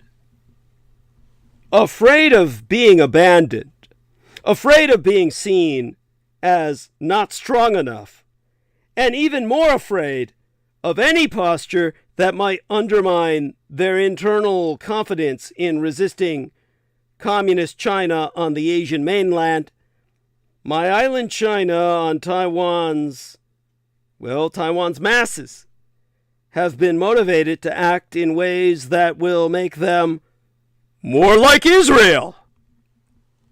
They have come to believe that those sympathizing with the Palestinians are potential traitors of the Taiwanese national cause. Several reputed media outlets in my Taiwan, such as The Reporter, Corner International, and PBS, have attracted angry backlash at the mere mention of the history and experience of Palestinians in their reports. Any attempt to explain why Gaza is called an open-air prison has been denounced as cold-blooded, ignoring facts, and speaking in favor of terrorists. The crude caricature that Palestinians don't work hard, but only sit on the ground and cry for the world's sympathy, teaches a harmful lesson to delusional Taiwanese people about negotiating peace with the Communist Chinese Empire. There are members of the independent media or academia who have shown concern for the Palestinian situation in the past, and who are reluctant to condemn Red China's human rights problems, and who even joined Taiwan's anti-war coalition a few months ago. But there are others in the same camp who have long been concerned about international human rights and justice, and who have always been at the forefront of the fight against Red China, who are unwilling to fall into this simplified dichotomy. So, what needs to be exposed to my island Chinese is the limits of simplistic solutions. As a country perennially facing the specter of war itself, where fear is easily triggered, my Taiwan's need for easy answers is not difficult to understand. The worse the CCP, the Chinese Communist Party's intentions and attitude, the more confrontational Taiwan becomes. The more simplified the framework for confronting the conflict gets, and the shorter it takes to arrive at a formula for what should be done in order to settle down anxiety. However, once a real war occurs, the test of psychological defense will overwhelm any comfort that such a simplified Weltanschauung, as my father Hitler would call it, a worldview can offer. The will to resist for a long time calls for mental strength that cometh from deep thought. When people are trapped in a simplistic and binary mindset, they value nothing more than survival, and there is nothing they will not do in order to survive. Therefore, every time this binary framework is activated, there are too many "not me" people filtered out, and the morale of any non-combatant is easily depleted because they are people who can be abandoned at any time. This self-proclaimed mature adult choice can be the last straw in the collapse of social trust. This binary framework also ignores the fact that even in the midst of war, international law is still binding, and it is unacceptable to advocate for or commit acts of indiscriminate violence against a group of people, even in the name of self-defense.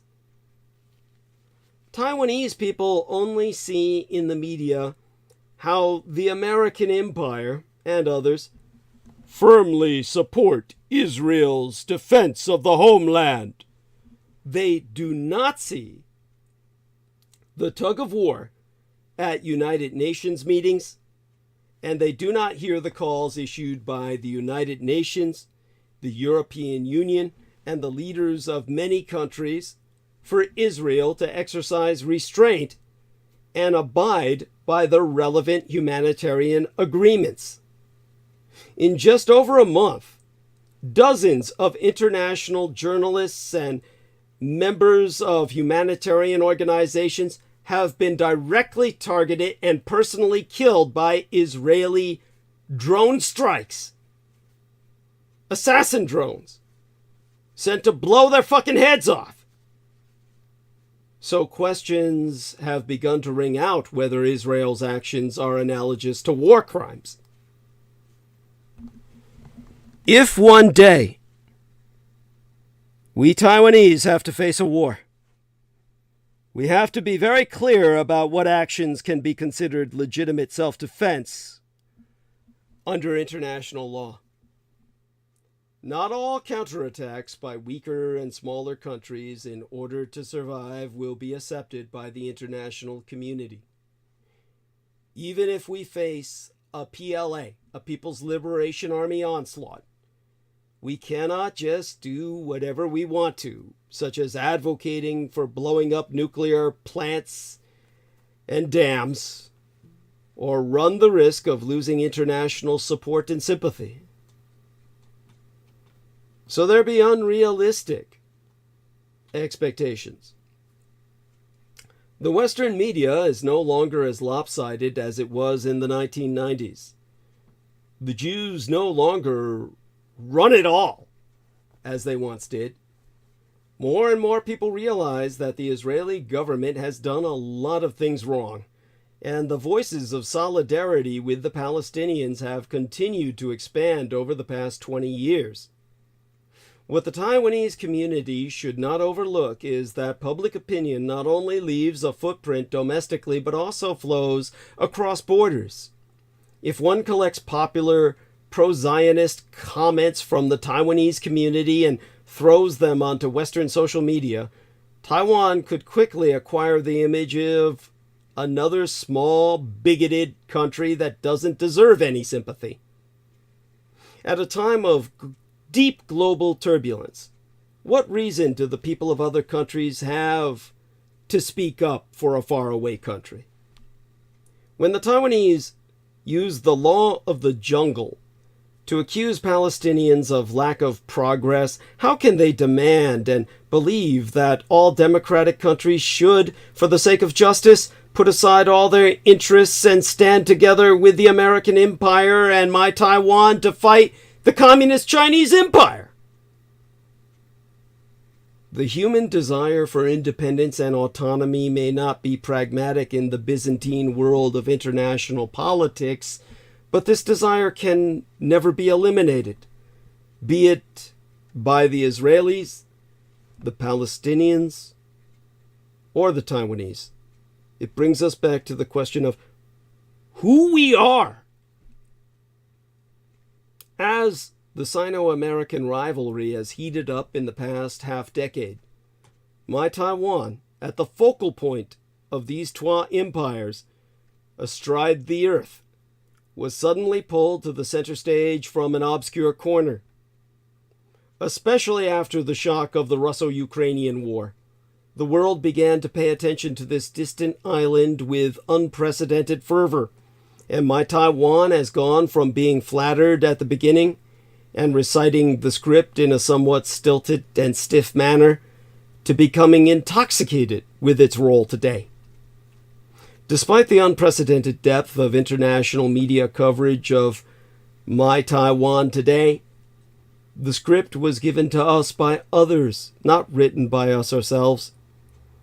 The Taiwan in this script is the Taiwan that the international community wants us to be. It does not necessarily answer the fundamental question of who we are.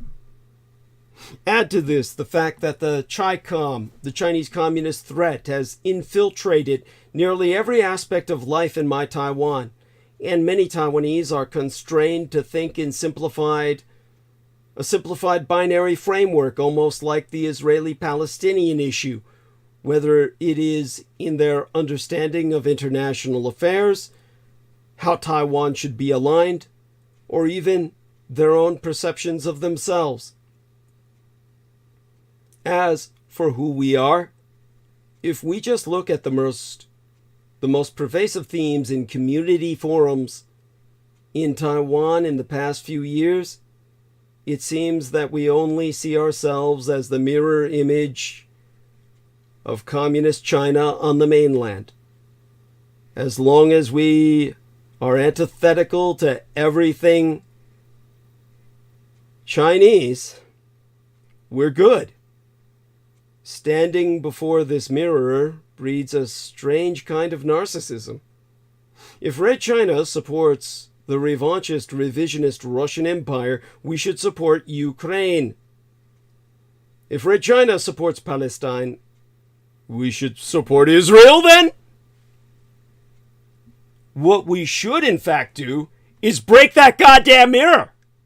Step out of that fucking frame, walk towards ourselves, and return to the truth. Even if it is not palatable, even if it cannot immediately appease our fear and vanity. It is by settling ourselves from within that we can truly grow strong. Now, I can't believe it. We got basically an hour and a half left. I don't know if I can last. Hope Victoria is okay. I think she dropped in earlier. And I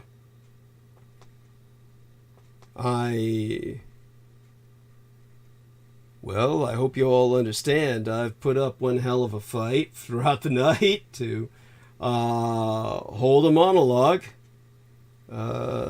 Think I've done a job of it. We are joined by Amy Como. You have saved the remainder of the transmission. So, Amy, I want you to know... Yes, so I want you to explain to people why caviar and pate are the biggest punch for your buck in terms of nutrition. I've taken your advice. I've purchased the duck's liver pate combined with pork and cognac. The alcohol, of course, only gives a taste. All the alcohol is boiled out of such concoctions. But this alone, combined with my raw coconut, that is in the form of like cocoa butter, basically a coconut extracted. It's at the consistency of butter when kept in San Francisco, unrefrigerated because it's so fucking cold. It's just naturally refrigerated by the surrounding environment. I put that into my sandwich, just coconut along with the pate, and it was an incredible boost of energy. And it just, I can't wait to put caviar in between that.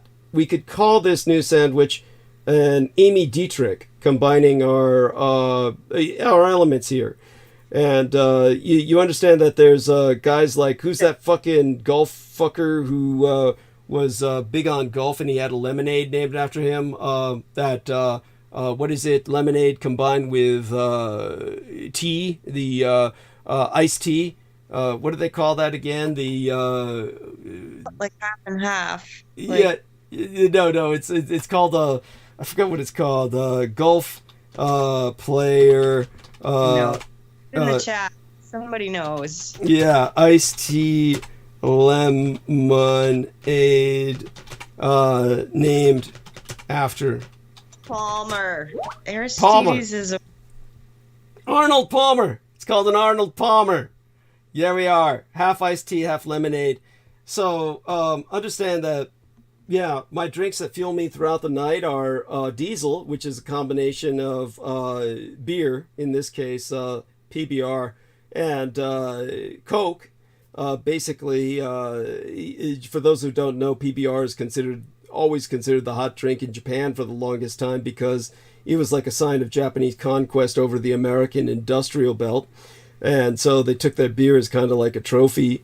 And T-Tank Barry says, Palmer, thank you. He says, support this truth, contribute to DDD. God bless you, T-Tank Barry. Love you like a brother. And, of course, kisses to our dear Amy Como. Love you, honey.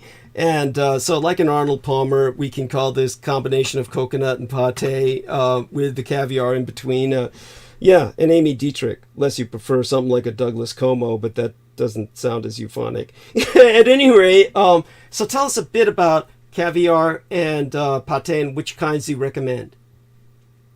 I can't believe that you went out and were able to find the duck liver cognac. That's great. Yes. And then you thought to add the coconut, which I haven't done that. I'm going right now to the kitchen and check it out. I think I have all of that. Oh, wonderful. Yes.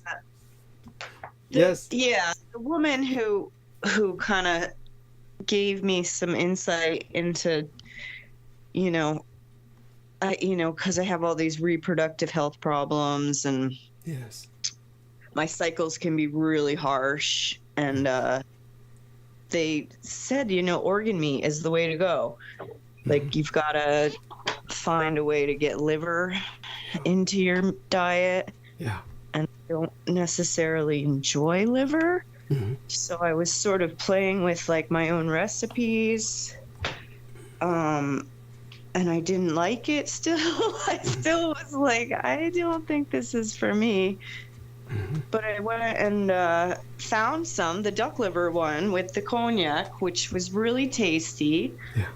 And that, that sort of fulfilled what she was recommending. Yeah. For women who have really painful cycles. Like, if you can make sure that you have enough nutrients. Yeah. And sometimes supplements aren't going to do it. Like, sometimes supplements don't get digested as easily as real food. Right. So that's why I was looking at that as like a possible way to like not be laid up in bed 1 week a month. Right. And then of course the fish eggs, like just traveling and learning that I really love Japanese food and I really love the little tobiko. Those are good. Like I knew I could handle some caviar. I knew I enjoyed the roe, so that wasn't such a big leap for me. But the liver, I just haven't figured out like how to make it myself to a place where I really like it. But you added the coconut to it, which I've always used coconut for everything. The coconut goes on my skin.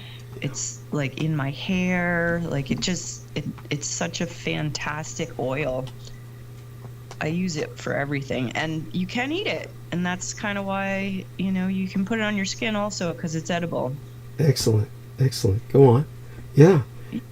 And I want people to know that when our dear Amy Como talks about her reproductive problems, she has said this publicly before, so I do want to articulate this fact, is that she carried a stone baby for years and years, and that means that basically a fetus died inside her and calcified and created enormous pain and problems for her forever. She spent years struggling to get surgery for this, and it was only resolved really in the past few months.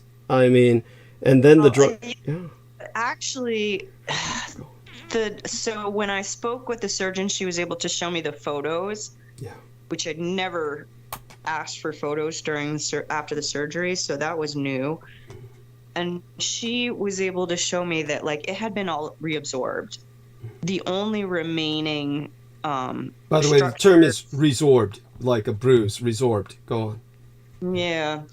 So it like there was no endometriosis, which I can almost credit that to Jyotai, and I know that you don't want me to. But... No, that's fine. If Jyotai, by the way, let people know what happened. That Jyotai suggested something that proved to be truly efficacious for you that needs to be acknowledged. Let the public know about it. Yeah, so the endometriosis is when your inner uterus,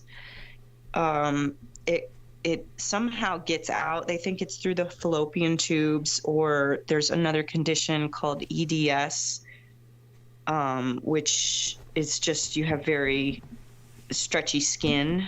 That's what EDS is. And a lot of times the genetic markers are together for endometriosis and this EDS. And it just means that you have very fragile skin. And so the friction of sexual intercourse would maybe, this is a theory, that it might be pushing the lining of the uterus into the rest of the abdomen where it grows, because there's no way for the body to evacuate once it's outside of the uterus. And so for me, I had a large mass that needed to be removed in 2015, and that was really the first time that I'd ever gotten any relief. And I had no frame of reference for how much pain I was in. So until they were able to remove the endometriosis, I didn't understand that I was in a lot of pain all the time. So in 2015, in other words, your body had built up a tolerance, or had acclimated itself to being in a chronic, perpetual, permanent state of pain. And I didn't have any support in order to like figure out what was going on, or to even understand why I was sick all the time. Well, because I was stressed, like my body was like not good. But eventually there was a doctor who took it out. And so that was really good. And then I had a number of pregnancies that ended in miscarriage. And then I had another surgery related to one of the miscarriages. But then I was having this situation where like the endometriosis had kind of spread like down from my abdomen into my legs. And you see the lesions, and they'd like done ultrasounds of the lesions, and they're like, we don't really know what this is. It's just sort of here. It's kind of got its own little system. Like they didn't have any idea what it was. And it's still visible. Like at times I can still see where there's like a mass of tissue that's kind of purpley under my skin. Yeah. And so when I was going to see about, having to deal with the images that were in the ultrasound that showed that there was a fetus that was not in my uterus, I was asking them, are you able to go into my leg and excise the lesions that are clearly here in my leg? And none of the gynecologists were willing to do that. And they had said, like, don't don't expect anybody to do that because it's not something they do. But then, you know, after years of, it's like 2015 until 2023, I was like going to specialists and getting new doctors, and Joe Tai sent me some link about a Pakistani doctor who had been researching the link between a fusobacterium and endometriosis, and the fusobacterium feeds the endometriosis. So they've been treating the bacterium with a general antibiotic and seeing a lot of good results. And when I presented that to my primary, he agreed that's probably the best solution for me. And so we did that before I had the laparoscopy back in October. And it had a great effect. Like, most of the lesions in my leg were no longer visible. They didn't itch anymore. And when they went in, they saw no endometriosis, which means that there wasn't anything else growing in my abdomen. Yeah, and she showed me these pictures, and like everything's fine. The only thing that's remaining is there is kind of this tent of scar tissue that's surrounding the ovary, but there's nothing wrong with the ovary itself. And when I pressed her saying, you know, I could have had that ovary, because she was saying, I can't remove this, we would have to take the ovary also, and there'd be a lot of bleeding. And so I was saying, you could have taken out that ovary because I wouldn't need hormone therapy if I just had one ovary. She was just, no, you there's nothing wrong with it. Like, you were adamant you didn't want any parts taken out if there was nothing wrong with them. And I said, okay. But the scar tissue itself, because they went in and they kind of blew up the belly, it got really stretched out, and I believe it kind of came off of a nerve. Like, I think because it is on a major artery, which is why they couldn't remove the scar tissue. I think it was also on a major nerve, and that was creating a lot of abdominal pain that's no longer there. Because somehow they were able to like shift it or move it. I'm not really sure, but I don't have that kind of like intense pain that was down in there since the surgery, although they really didn't take anything out. I mean, it's all still in there kind of in a little tent around my ovary, which is fine. So yeah, that is what happened with that. And the way that it relates back to the coconut caviar pate is that I was doing all kinds of research online, and there was a woman, she does some podcast called Fertility Fridays, and she talks a lot about her own experience. And for her, childbirth was a lot easier than her monthly cycle, and she didn't even realize she was giving birth for either one of her sons, because every month it's more painful than labor. Wow. And so and so that's why she feels like this is so important that she's gonna, you know, do counseling. Like, she offers counseling to women who have reproductive health problems, and she has guests on to talk about their experiences also. And so that's where I got this idea that the pate and the caviar are, you know, if I could, she says 3 times a week is she does with the organ meat. And for me, like, even just once a week is fine. And just being here and not, you know, not really wanting to like cook a whole meal. It's so easy. Like, it's just, you don't have to cook anything. It's all prepared. It doesn't, you know, you don't have to have any prep. You can have a little picnic. You can take it with you. Yes. That's why I was saying, like, you know, people judge a lot, but they're not really understanding where, you know, where they don't have the context, right? Your favorite word, the context. Thank you. Sounds like you went into a lot of context with Israel, Palestine, and then you were kind of exhausted when it got to Taiwan, huh? Yes, of course. I mean, well, it's so emotionally draining for me to talk about Taiwan, assuming the wrong stance in history, assuming what will place Taiwan on the wrong side of history if this continues. I definitely want the Taiwanese people to grow up and face up to. So yeah, it exhausts me to even dwell upon it.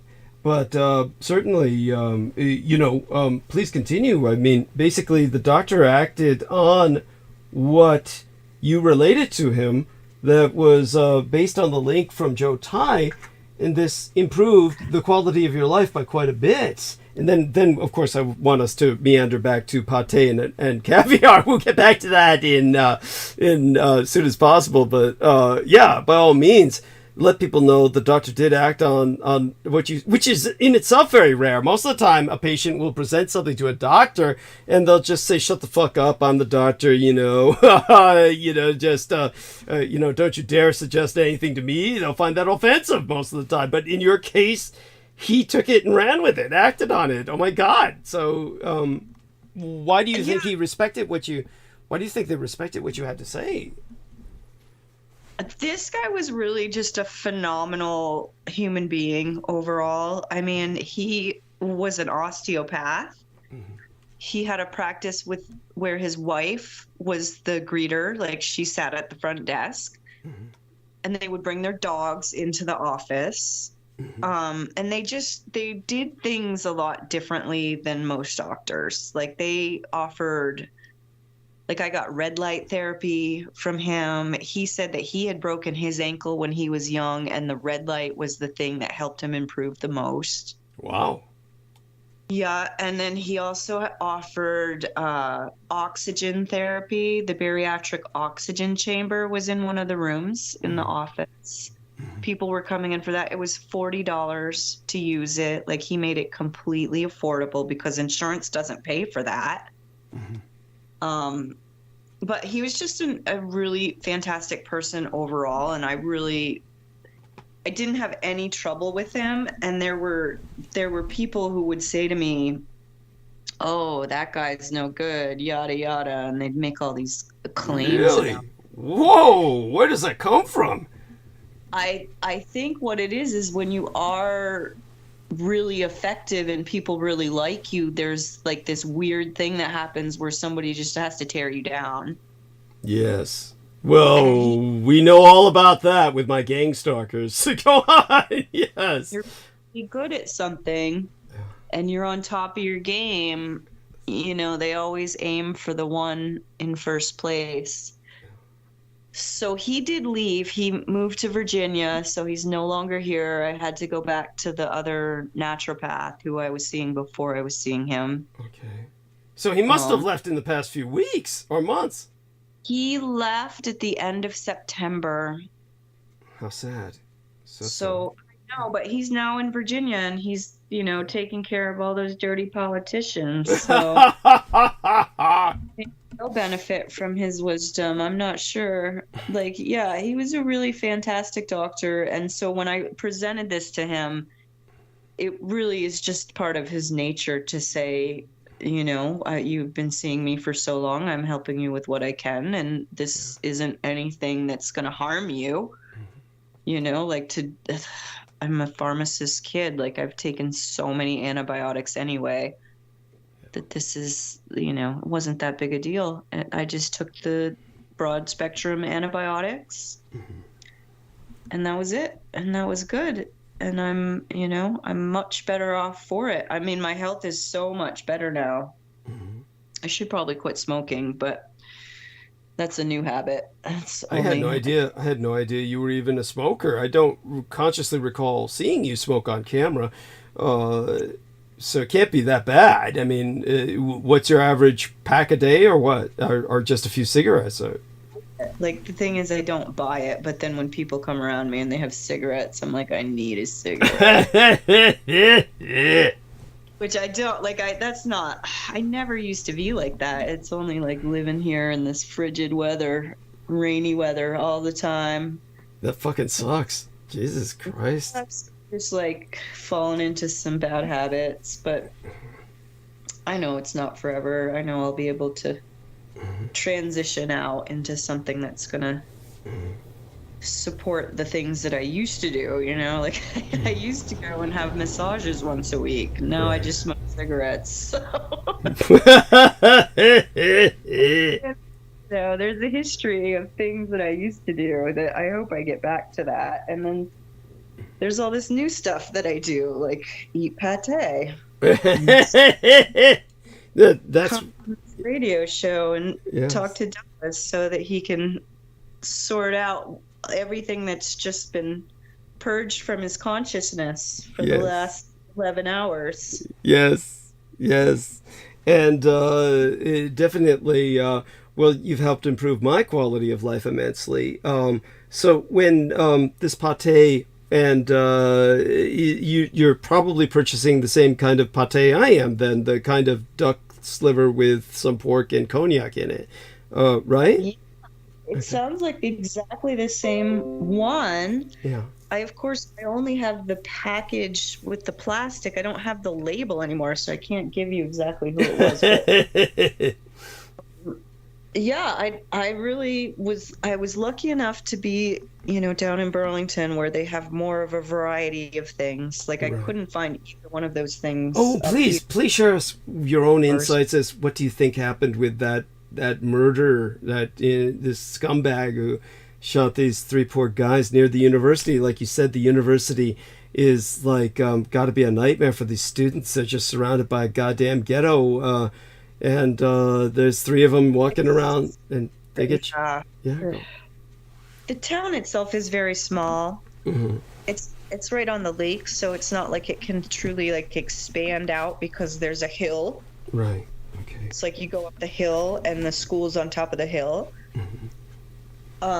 As far as like the murder, I think that I'd come on your program and talked about how I felt really unsafe one day when I was down there. Yeah. You were very, very articulate. Go on. I'm sorry to interrupt. Go on. Yeah. Continue. No, so I had been down there and like I was thinking like, in the past we would go and we would be spending time on Church Street because it's a walking mall. And so there's shops, there's food, there's vendors, there's usually performers, there's usually something going on Church Street so that it's fun to be on Church Street. And so I was down there, but it's been really cold and I was on Church Street and I was noticing that all the stores were open and there was nobody in them. And then there was hundreds of people in the street who clearly had nowhere else to go, that they were just in the street. And a lot of them were arguing and fighting. There was a really strong police presence, but they weren't actually like getting involved.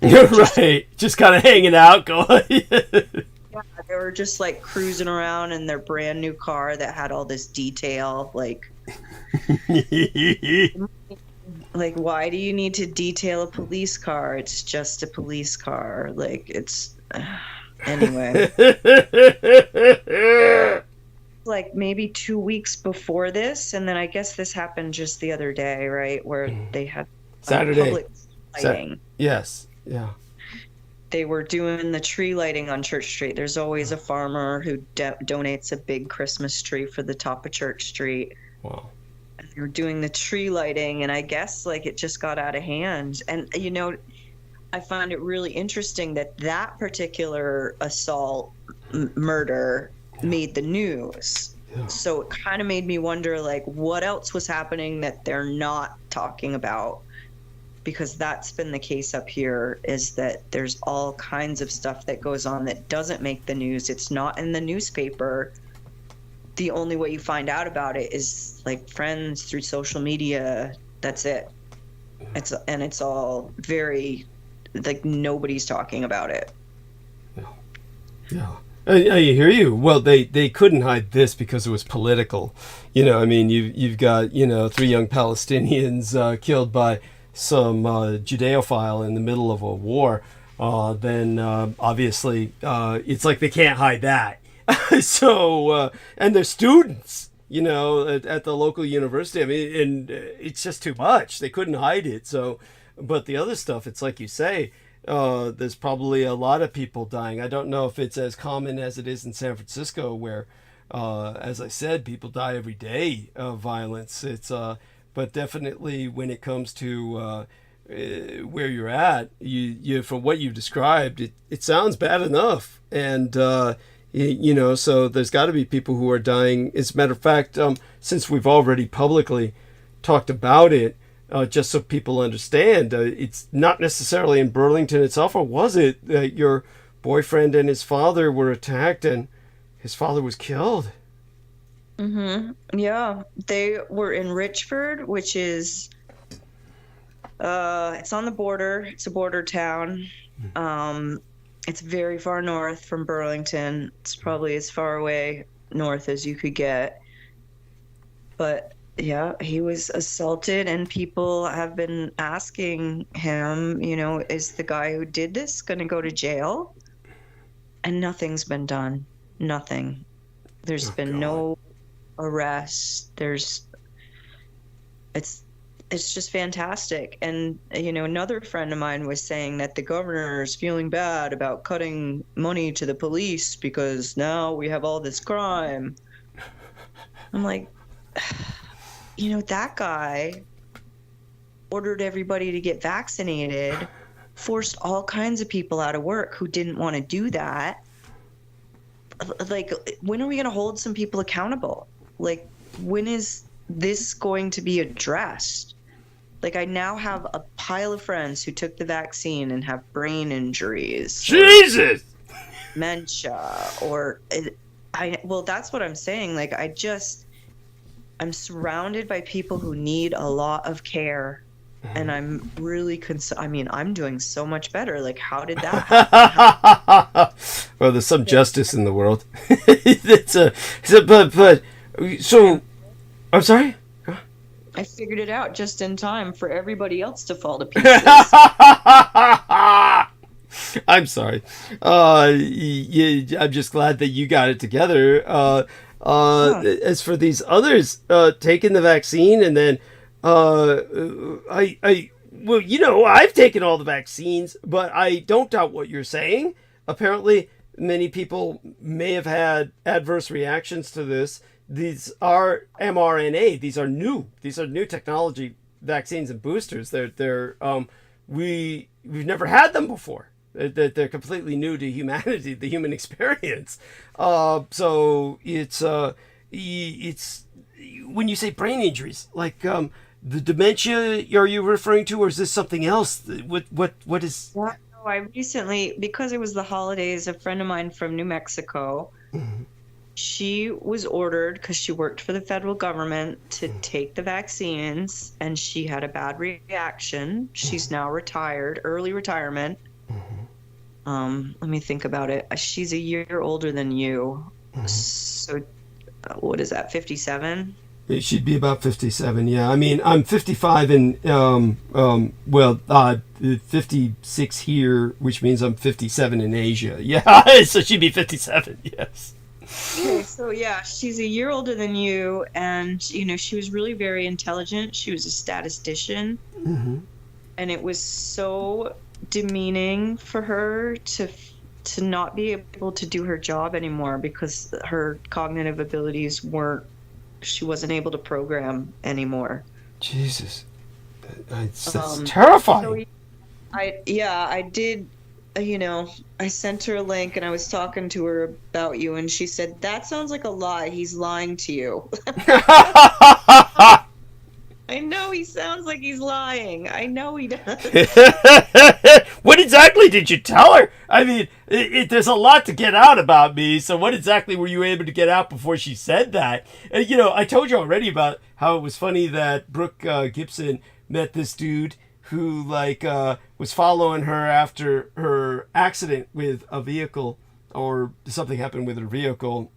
We can get into that privately later, but when this guy kind of approached her and then basically seduced her in a sense, and she got to know him better. One time I called her when he happened to be there, and I basically mentioned him in a way that couldn't be taken as flattering, not knowing he was there. Then, of course, he was right there, and he exploded into this, response.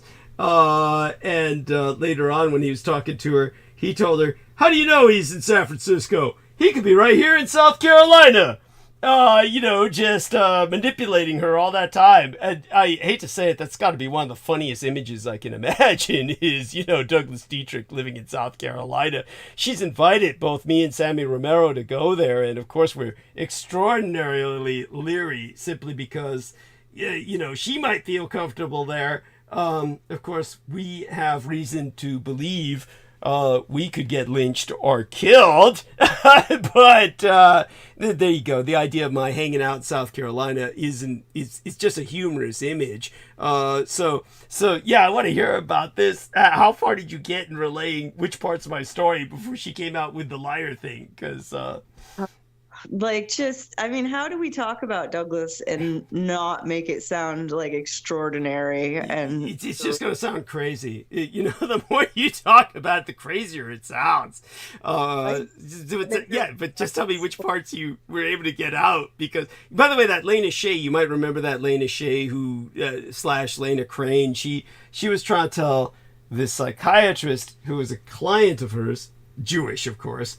And this guy was, he traded on the stock market and was bragging to her about, look how much money I made on stocks and all this crap. And basically he was one of her clients for massage, quote unquote. And I told her, I was basically trying to blackmail her into getting therapy. And I said, look, you got to get therapy. And she did exactly what I knew she would do. Instead of, trying to get therapy, which she said was impossible because it was all backed up with COVID and everything. Regardless, what she did was just incredibly stupid. She basically starts telling my story to this guy as part of her therapy. And of course, this Jewish guy who's seeing her for sex is, basically he's going to say, this guy's crazy. Of course, that's what he's going to say when she tells him, oh yeah, this guy, son of Hitler, vampire dude. And, what else is this fucker going to say other than, that guy's crazy. So, I can understand. It's just an impossible story to relate, but go on. I want to hear which parts you got out before she. Yeah, she is like, she was explaining to me like she has 15 doctors, and that's pretty much what her time is spent doing. You mean ever since that vaccination? Yeah. God damn. God damn. No, it's a mess. It's an absolute mess, and she's trying to put together some end of life paperwork. Jesus, you're kidding me. Does she think she's gonna die? Well, no, it's that she doesn't know how much time she has before it's like she needs nursing care. You mean, I see what you're saying. She doesn't know how much time she has before she's totally degenerated in her processing and cognitive abilities.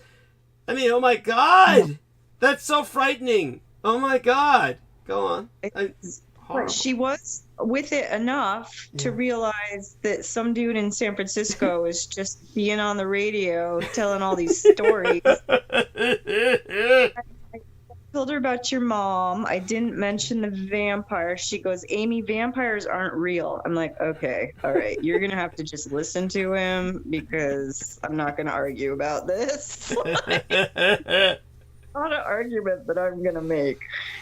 So nothing about the estates and the parabiosis. I mentioned that your son, who was a girl at the time, and that he had chosen to become a boy and then got married. Like, I tried to humanize you in that way.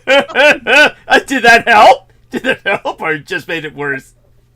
Well, I don't know. I haven't had much contact with her. We used to be neighbors when I lived in New Mexico. Right.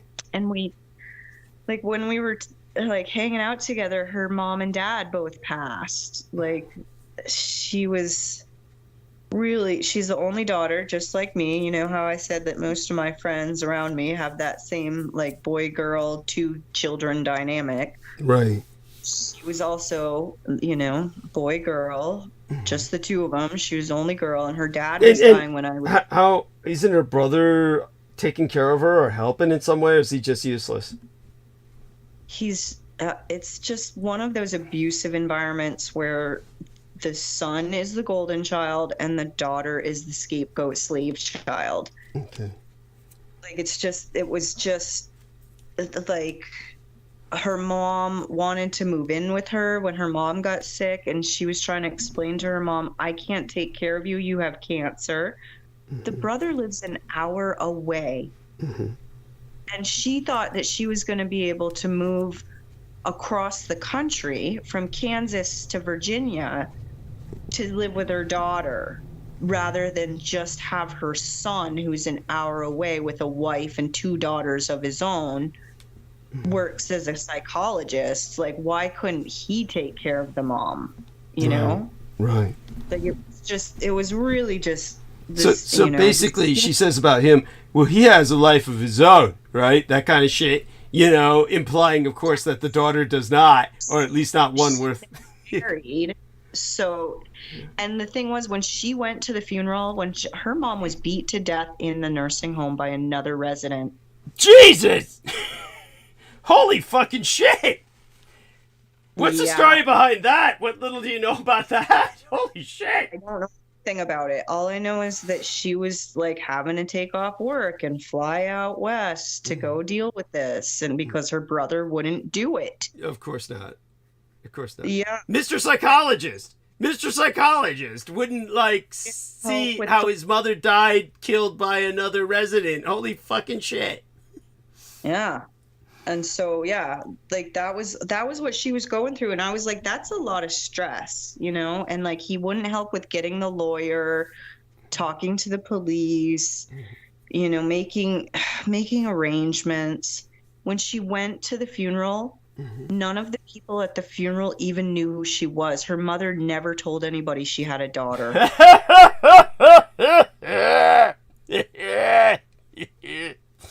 I mean, what a fucked up life. And then to lose your processing and cognitive abilities after a fucked up life like that. What did she do in a past life? Saved her. Like, what always saved her was that she could think her way around situations. Like, she studied and studied and studied. She took a long time, but she got a master's degree in statistics. And then she just knew what she wanted. Like, she was going for all these jobs that were like $30,000-$40,000 a year in different parts of the country. But she knew she was never going to make enough money to maintain that.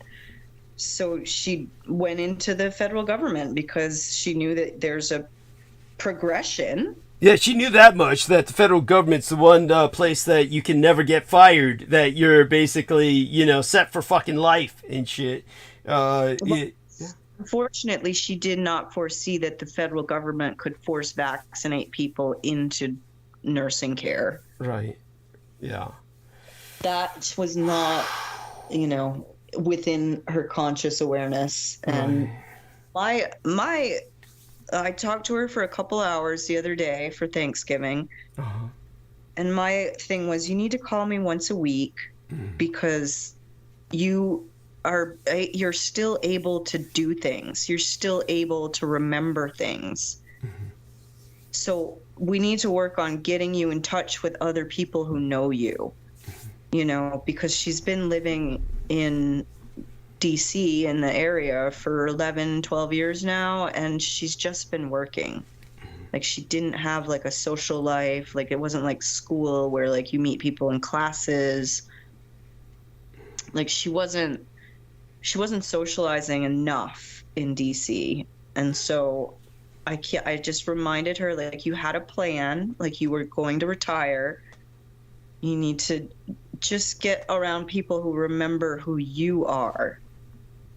Because none of these new doctors, they don't know her. They spend that's an excellent point. No, that's a brilliant point. I mean, you should have been involved, as I said, in counseling. You should still get involved with counseling. I would suggest. But go on, please continue. I mean, I don't know what else I could really say. It's just that we've always gotten along. We always, right from when we met. Like, I had this stray cat who had a litter of kittens in my apartment. So we were hiding the kittens from the property management company. It's interesting because the maintenance guy took one of the kittens too. Like, everybody was like, "Oh, that's so sweet." Oh my goodness. Okay. So she took one of the kittens. I just lost the cat that, was from that litter. Any more mice? Any more mice in the house? Yes. I accidentally left a stick of butter out, and mice got Oh! to it. Oh, gross. So how's Kala gonna deal with this? It's her home. How's she gonna deal with this? She's worried more. She thinks there's a rat. She thinks it's not just mice. She thinks that there's something bigger in the walls. Yeah, it's that geologist who drinks all the time and sits in his wheelchair. Stop. That's not nice, Douglas. Nice. You're not being nice. He's fine. He doesn't drink all the time, and he doesn't always sit in his wheelchair. So you just stop. Stop. They're fine. No, we hope that maybe the dogs will catch the rat. Like, it's not what they're built for. That's not there. These dogs kill stuff. They're not. How come they never killed the cat? How come they never killed the cat? Because we don't want them to kill the cat. The cat is cute. Okay. It's too cute. Anthony brought the cat over to where he gets the firewood, and so she decided not to come back to his house. Okay. She was nowhere to be found when he was trying to leave. So the people who have the firewood are hopefully taking care of the cat. God, I hope so. She ran off. Oh my goodness. I know. He wasn't sure what would happen. Well, he lost his dad and he lost the cat. Oh my God, he's lost a lot. He's still got you. He's still got me. Yeah, he's still got me on the... I'll be sure to remind him that Douglas says, "Don't worry, you still got me." Yeah. I know he loves those images. Yes, they keep him warm at night. He loves it when you guys talk about like the biblical stuff. Like he loves when you talk about scripture. Okay. He loves when you contextualize belief systems around like the Asian culture and how that really was the origin of all this Christianity. A lot of his teachings, to have that Asian slant to them that got written out. So that's why he respects you at all. Bless him. I'll bear that in mind. Go on. He's still really just trying to figure stuff out. Like he has a lot of family. And so like I was over there on Sunday and it was like just people stopping by all day long. Like just Jesus. Family. All day long, coming by just to check on him, just to make sure he was okay. Make sure. Wow. Well, see, so he's got theoretically, how did with such a support system like that, how did everything go wrong? Yeah, well, I think that is part of it, is that a lot of them are starting to feel really guilty that they weren't aware of, the whole situation with him going to the hospital and everything. Wow. Like they just, a lot of them weren't, they had no idea. They didn't, this one woman brought over all this food and like, I had to like pull rotten stuff out of the fridge so we had room in the fridge for the food. And he just, he's doing what he can and he's doing all right. It's just hard. Like his dad's not there and like he's still struggling with like he feels like his dad's everywhere but here. Wow. And that isn't, that's a nice way to cope. It's only been a month. It's unbelievable. It's unbelievable. He's in my prayers. Yes, let him know that he's in my thoughts. And honestly, isn't there any way you could bring him on the program? Oh, he doesn't want to do that. I don't know. Someday. He doesn't want to right now. But I'm going to go because he's not driving right now. I'm going to go pick him up and we're going to go do some shopping. Okay. Because people bring him food, but he's very fussy. Like if they know, they would understand. Like he doesn't, like he only eats certain things. And, people can bring over food, but if he doesn't feel like it, he's not going to, So I'm going to just bring him so that he can get the food he wants to eat. And that's what we talked about just the other day. And then I actually have something going on at 9:00, so I'm gonna have to, Oh, before you go then, so disambiguate, when you're speaking of caviar, are you speaking of this roe that's used in sushi, or are you speaking of caviar in a can that you find somehow, somewhere in, No. what is it? Like canned stuff. I try not to eat stuff out of cans. Okay. I So this got is like fish roe that you're finding. Yep. How? At some Japanese store somewhere or Chinese store? It has to be. In Burlington, we have this place called the Cheese Traders that has just cheese and wine. Okay. But they also have like these really eclectic, organic things like caviar. Okay. Okay. So these are things you keep refrigerated. It's refrigerated roe then, right? Like kind of like. Okay, great. So you're using the fish eggs that are soft and gelatinous. And do you prefer the larger ones? Because there's some that are larger, or you prefer these smaller ones that they use on these sushi rolls?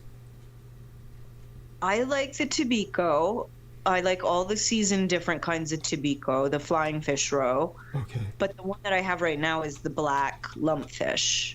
Okay. And it's really strong. Like it's got a really strong flavor. And the label said just eat it with creme fraiche. Wow. Which is on toast, which is what I've been doing. Okay. And it does really well with creme fraiche, and it's like sweet and delicious. Black lungfish roe. Lump. Oh, lumpfish. Okay. Yeah. Black lumpfish roe. Lumpfish. Caviar. Black lumpfish caviar. Yep. Okay, so I'm going to look at an image of it, and it looks... So they do sell this in jars. It was in a glass jar. Yeah, glass jar. Okay, great. Wow. All right. So I'll investigate this. Okay, then. This will become a part of my standard fare. And I love you dearly. Stay safe and be well. And Goddess bless you. Keep you and your boyfriend. What's his name again? Are you willing to share that? I can't remember if you ever shared that publicly. His name is Anthony LaRose. He does pop into your chat every now and again. Oh, that's right. Just to say, hey, dude, thanks for babysitting my friend while I was away. Yes. Say it again. Anthony LaRose? It was? LaRose. LaRose. Anthony LaRose. Okay, great. And so take good care of him and yourself, of course. And we'll hopefully maybe speak on Sunday. And okay. I mean, it's fine. I'm here. Okay. I just don't I don't know where you want to go, or you just want to shut down. You're like, I need to go. Oh no, I thought you said you had to leave. I mean, if you can stay with us till closer to the 12-hour mark, we've only got a few more minutes anyway.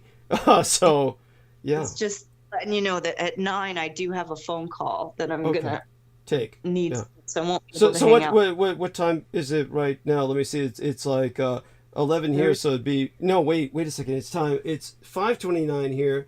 So it'd be near 5:30, so it's 5:30 to 6:30, 6:30, 7:30, 8:30. It's 8:30 now. Okay, so yeah, well, we're going to shut down the show before 9. I have to shut it down 10 minutes before so that we can make certain it uploads. So we've only got 20 more minutes, and then I'll shut down. Yeah. Came on. I'm sorry? Who else was on tonight? Aristides. Oh, Aristides, it seems like you're up. Can you say something? Say hello? And aside from him, there was Brendan Zogit, Jennifer Hawkins, and George Knight. Those and Peter Moon, of course. So those were essentially the people who came on that I remember consciously. Dan Vandermeulen was in the chat, and let's take a look at what he said. I'm going to do a screen share. So can you see the cursor move? Yes. Okay, so let's go over to his message box here. And here's what he left me. I can't make it any larger. I don't know if that's legible to you. Wow. Okay. Okay, it says, but keep on, he says, but keep on talking. Next time, I'd like to talk about what happened. I got a horrific psychic attack by Aquino. God damn. You said he doesn't bother people in Europe. Ha ha! It started by my trip to Wewelsburg that keeps getting canceled. Car broke down. The car was at the garage for too long. My companion that wanted to go with me said, I'll drive. The day that we were supposed to go, he got very ill, so we couldn't go. Then later that week, I drank some beers with some friends. I don't drink much because I'm very sensitive to things, but this time it hit like a hammer. One beer and I couldn't sit up straight. The whole room was spinning. Violent pains. I got to my bed and then I felt better. I sleep on a grounded silver-lined sheet. It connects to a rod in the ground underneath the house that made me feel instantly better. That made me think something energetic is going on. Later that week, I went into a trance to see what is going on, and there I saw Aquino right in front of me. The room temperature went to sub-zero, but I've seen worse spirits. He tried to attack me, but it was just a very low astral energy. The thing that popped up in my mind is he is the Phantom of the Opera.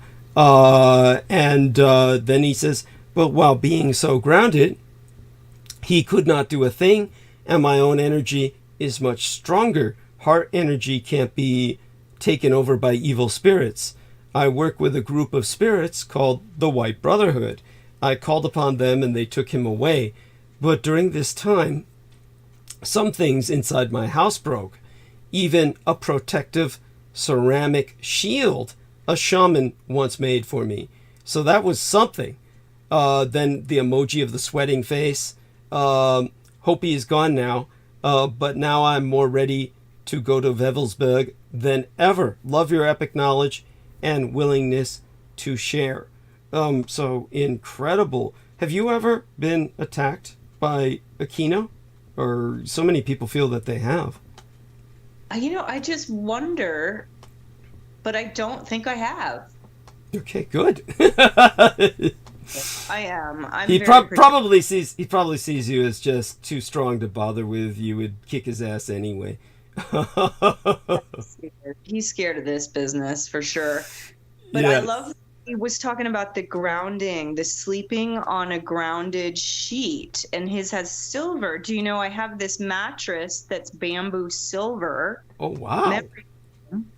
And it's in Cal's shed right now. Mm-hmm. But that I used to put that on the radiant heat floor at the camp, and it would just ground me. And I slept on that for years. Wow. Like just on the floor, just directly on the ground, silver bamboo memory foam. Mm-hmm. And it was like, and we all used it. Like my friends would come over and they'd all lay on the bed, which was fine because I understood that it had like properties that were helpful to people. Wow. Like like getting good sleep, like grounding directly on the ground. And like this is not new. Like we were hiking in Smuggler's Notch, me and these couple women who came up to go hunt for rocks. I took them up to Smuggler's Notch because that's like the tourist place in the summer. It's only open in the summer because it closes in the winter. Mm-hmm. But there were these kids, like my girlfriend, the one who was visiting, said, I'm wearing the wrong shoes to go hiking. I'm like, we're not hiking. We're just coming off the side of the road and hanging out and watching people. And then these kids came up and they were barefoot walking around. They're like, where's the trail? And I was like, you got to go down. You got to walk down the side of the road. Don't get in the way of the cars. And I was like, you want to put your shoes on? They're like, no, we're okay. We're fine. Wow. They were grounding, like to be barefoot, flat to the earth. Yeah, wow. So it would be really helpful for people. And I just love that Don was like willing to share that with you. Thank you. Yes, I'm proud of him as well. I think that it's important. It's important that people share these experiences. Certainly psychologists, a number of psychologists would argue that, well, they listen to Douglas Dietrich and they hear enough about this and it basically, in a sense, infects their conscious and they begin to hallucinate this or something like that. Clearly, this individual is not dreaming this. He's not dreaming this. He's experiencing this in rather lucid moments. And it's something that I think when I hear it from enough people, it makes me realize that everything that we're concluding about Aquino is being validated, that we understand that his death is not the end for him, that this guy is, running loose in his own way and still causing havoc. Hey, what's that? He's trapped. Yeah. Like maybe one of these swastikas like pinned him down and he can't move, and that's what he's so upset about. Yeah. I don't know. I don't understand what people I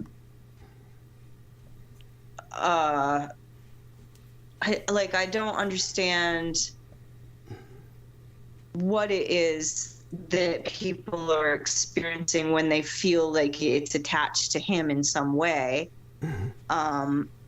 For myself, I've never identified him within any sphere of my existence. Like but I'm also like, I'm in nature a lot of the time, I'm walking, talking to the greater good of everybody. Yes. This is like a habit that I've got, and so I can't. And I know I spoke last time about my grandfather's sister. Go on. Who was a nun, who was a Catholic nun. Right. So in this way, like my ancestry, my lineage has, a great spiritual presence. And this was discovered by me through my genealogy research. It wasn't something that my parents told me about, or like even my aunts and uncles. Like they had no idea that the Laporte name was associated with the Protestant Revolution, mm-hmm. and that Pierre Laporte was one of the leaders of the Camisards who were held up hiding out in Italy in the caves in France from the Inquisition, and one of the last victims of the Inquisition. Wow. He was like 22 years old when they killed him because he was their leader. Wow. Incredible. Yeah, this is a legacy I've only learned about in the last 2 years. Mm-hmm. Mm-hmm. And that's through your own efforts. No efforts on the part of your family to share this with you. Yes, you've been very diligent in looking through these records, and that's impressive. Were you? Yeah. All just stuff that was put before me. Mm-hmm. While I was, open enough to receive it. Because I think when I talk to other people, their days are very busy with stuff. Mm-hmm. Like they're always like involved with others in stuff. Yeah, it's pathetic. It's really sad. Go on. Like they have family, or they have a partner, or they have an ex-wife, or yada yada yada. It's just like they have like a schedule and things and people, and it's almost like a lot of people, I'm not saying the people I'm involved with, but a lot of people are afraid of having nothing to do. But of course, the people I'm involved with, like we crave that. We crave like the sitting in silence together and just like agreeing to just breathe for this next 20 minutes. Cool. That's kind of what I do. Like that is the work that I have been presented with. And I call it work because it's hard. Yes. Yes. It's easy to make this kind of effort in your day, like to seek people out who just want to study reality through breath. Mm-hmm. Yeah, so that's a different kind of existence than, the typical Western get in the car, get your coffee, drive to work, sit in the office, listen to everybody's nonsense, get your lunch, go home from work. Like, I've done that. I've definitely had a life where I was very busy throughout my days, and it wasn't all that fulfilling. It really it didn't offer me anything that was lasting. Right. Like all of the stuff that I was involved with at that time in my life has passed away. Like it's all gone. Wow. Nothing has carried forward to the present moment. So that tells me that it wasn't really that important. Like it wasn't like something that I needed to like, you know, cast off all other things in order to maintain myself in this situation where I'm working at the university and I'm going to work every day, and then the weekends are just full up of like trying to have fun, like they call it, the weekend warrior syndrome. Right. Where like you never get to rest because you're just always like trying to make the most of your life by it's just awful. I mean, when you feel pressured, like I gotta have fun, it's the weekend. I mean, that's just awful. I'd hate to live in that kind of pressure where you feel pressured to have fun in the weekend. Yeah, like what are you doing Saturday? Nothing. Oh, that sucks. Not really. Yeah, thank you. Doing nothing is divine. Doing nothing is its own reward. It's always like I always have to bring my mind back to the idea that like I might believe I'm doing nothing, but if I try to do nothing, something will show up. It's true. There will be something that happens eventually. Like it won't be nothing for much of the time I had designated as the nothing time. Yes. And speaking of something showing up, I'm sorry, go on. I just am glad that Don is like feeling prepared to do the castle, and I hope that he could get on the program at some point afterwards and let us know like the nothing that happened while he was there. yeah, there you go. We'll find out soon enough. I mean, I have every confidence he'll eventually get there. The man who should be rendezvousing with him is our man in Germany, Andrei Nemezhizitsky. So they both speak each other's language. I mean, Andrei worked in Netherlands for a while, so he speaks Dutch, and Dan in Netherlands speaks German. I'm sorry. Yeah, Andre, his mom's a pharmacist. That's right. We have that in common. Our parents were pharmacists. Yes, that's right. No, it's incredible. And of course your parents, Jesus, what a mess. Jesus, what a fucking mess. Somebody about 9 o'clock. I'm going to talk with somebody. Mm-hmm. I don't really, I feel so much better not having to think about it. Like, I'm really like, oh no! I'll let you know. I mean, it's only 5:44. We'll cut off soon enough. Speaking of things showing up, like you said, you do nothing, something will show up. Aristides. So you there? Yes, he showed up. Yeah, work hard, play hard, man. Busy all the time. I hate stuff. I'd love to have nothing to do. Yes, and I think we should all get together and start a nothing movement. The beauty of doing nothing. Yes, how important it is. So Aristides, say good morning to all of our listeners. Morning. Yes. Good morning. Morning, Amy. Yes. How'd it go last night? Were you able to sleep? Yeah, at some point I just kind of fade out and pass out, and these guys keep going somehow. And, it was good. I forget when I left. I have to go back and review, but anybody else? Yeah, was it? I don't know. Jennifer was on, I think. Yeah, she was. Dreams. What kind of dreams did you have? Do you remember your dreams? I'm not remembering right now if I had anything. How about yourself, Amy? Yeah, go on. I don't know. Aristides, go on. I'm sorry. Before Amy. No. Yeah. Okay. I don't always remember dreams. Okay. Probably too exhausted. No doubt. Work hard, sleep hard. Yes. So, Amy, what about you? Dreams? Do you have dreams normally, or remember them at all? I've been dreaming pretty regularly. I've been remembering them even. Like last night, before I went to bed, like I checked out your thumbnail. Uh-huh. Very cute. Your little Aquino doll. That's cute.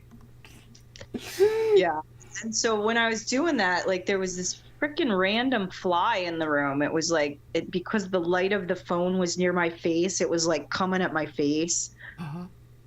But that was happening before I fell asleep, and then of course I dreamt of all these silly little ladybugs. Like I was camping, and like the ladybugs were like all over the place. Like whatever I was trying to do, it was like I was distracted by those ladybugs.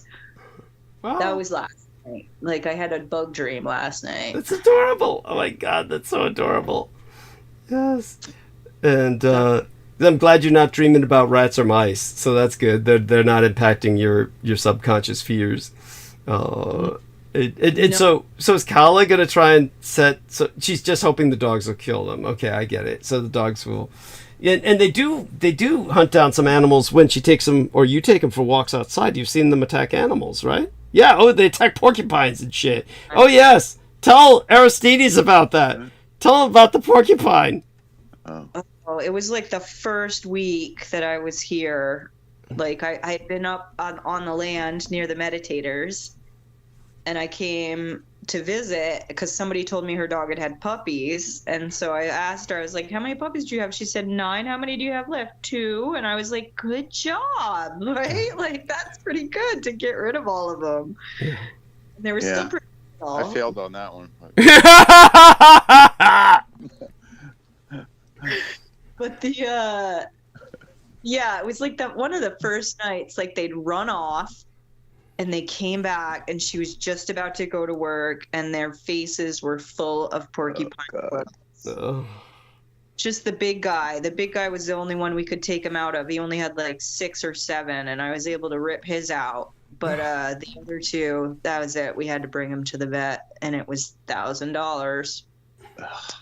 Because they had to be anesthetized in order to get them to calm down enough to take them out. Do they don't just pull out? Are they like barbed or something?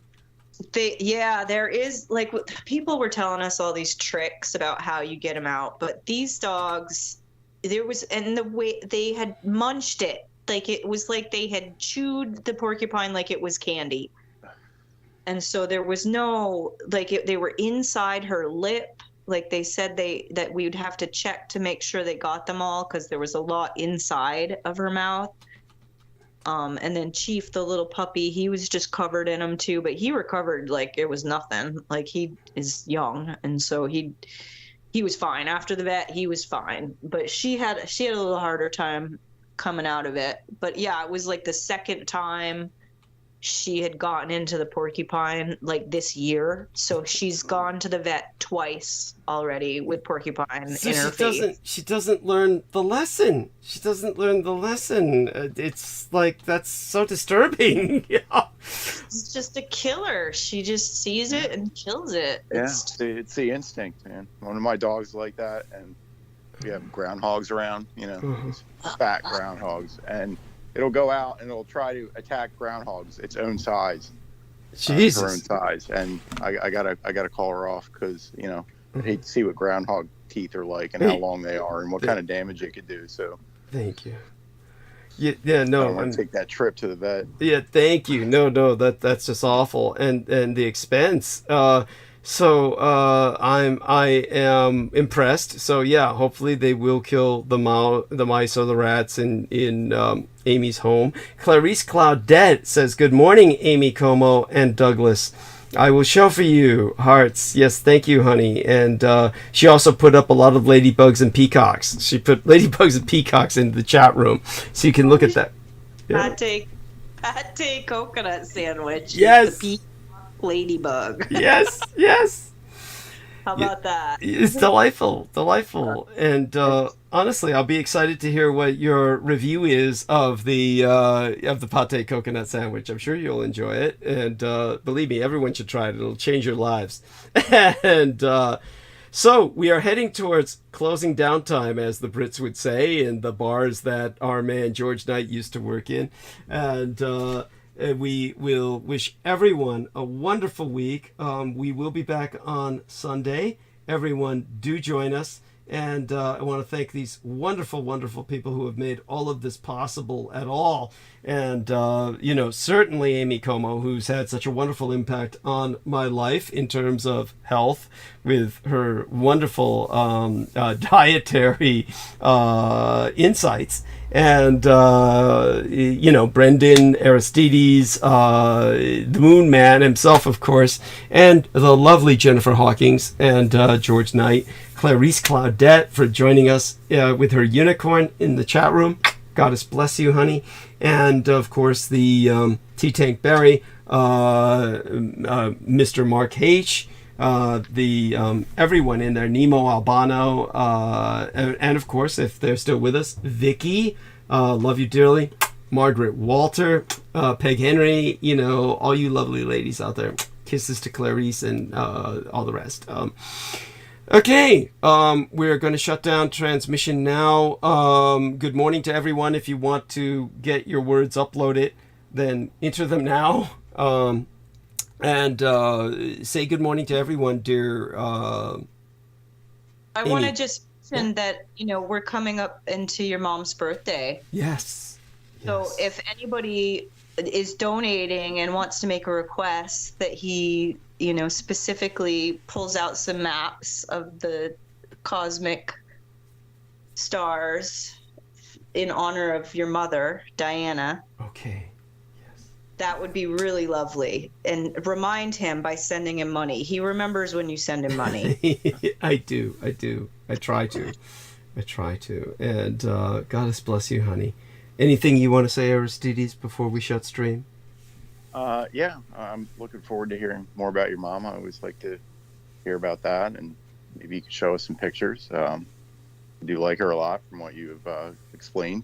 Thank you. And as Amy says, please donate to Douglas and or send him anti-stab and bulletproof vests. Yes, thank you. Okay, bless you both. Thank you, Aristides. Anything else comes to your mind? No, not too much. Just getting ready for the day here. Well, have a blessed Another day. busy day filled with stuff to do. Yes, stuff. Yes, stay safe and be well, both of you. And, my best wishes to Anthony, Amy's boyfriend, for lack of a better word. Let's see now, Dan Vandermeulen, he seems to be active again, but we're shutting down the stream anyway at this point.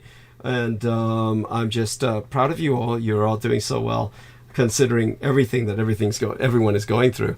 And meaning, our general situation with the country and the world is pretty stressful. And the fact that anybody maintains their sanity in times like these is pretty impressive.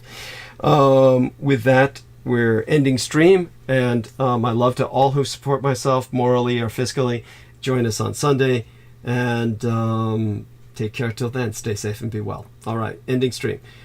Triple redundancy process, and now we are wrong.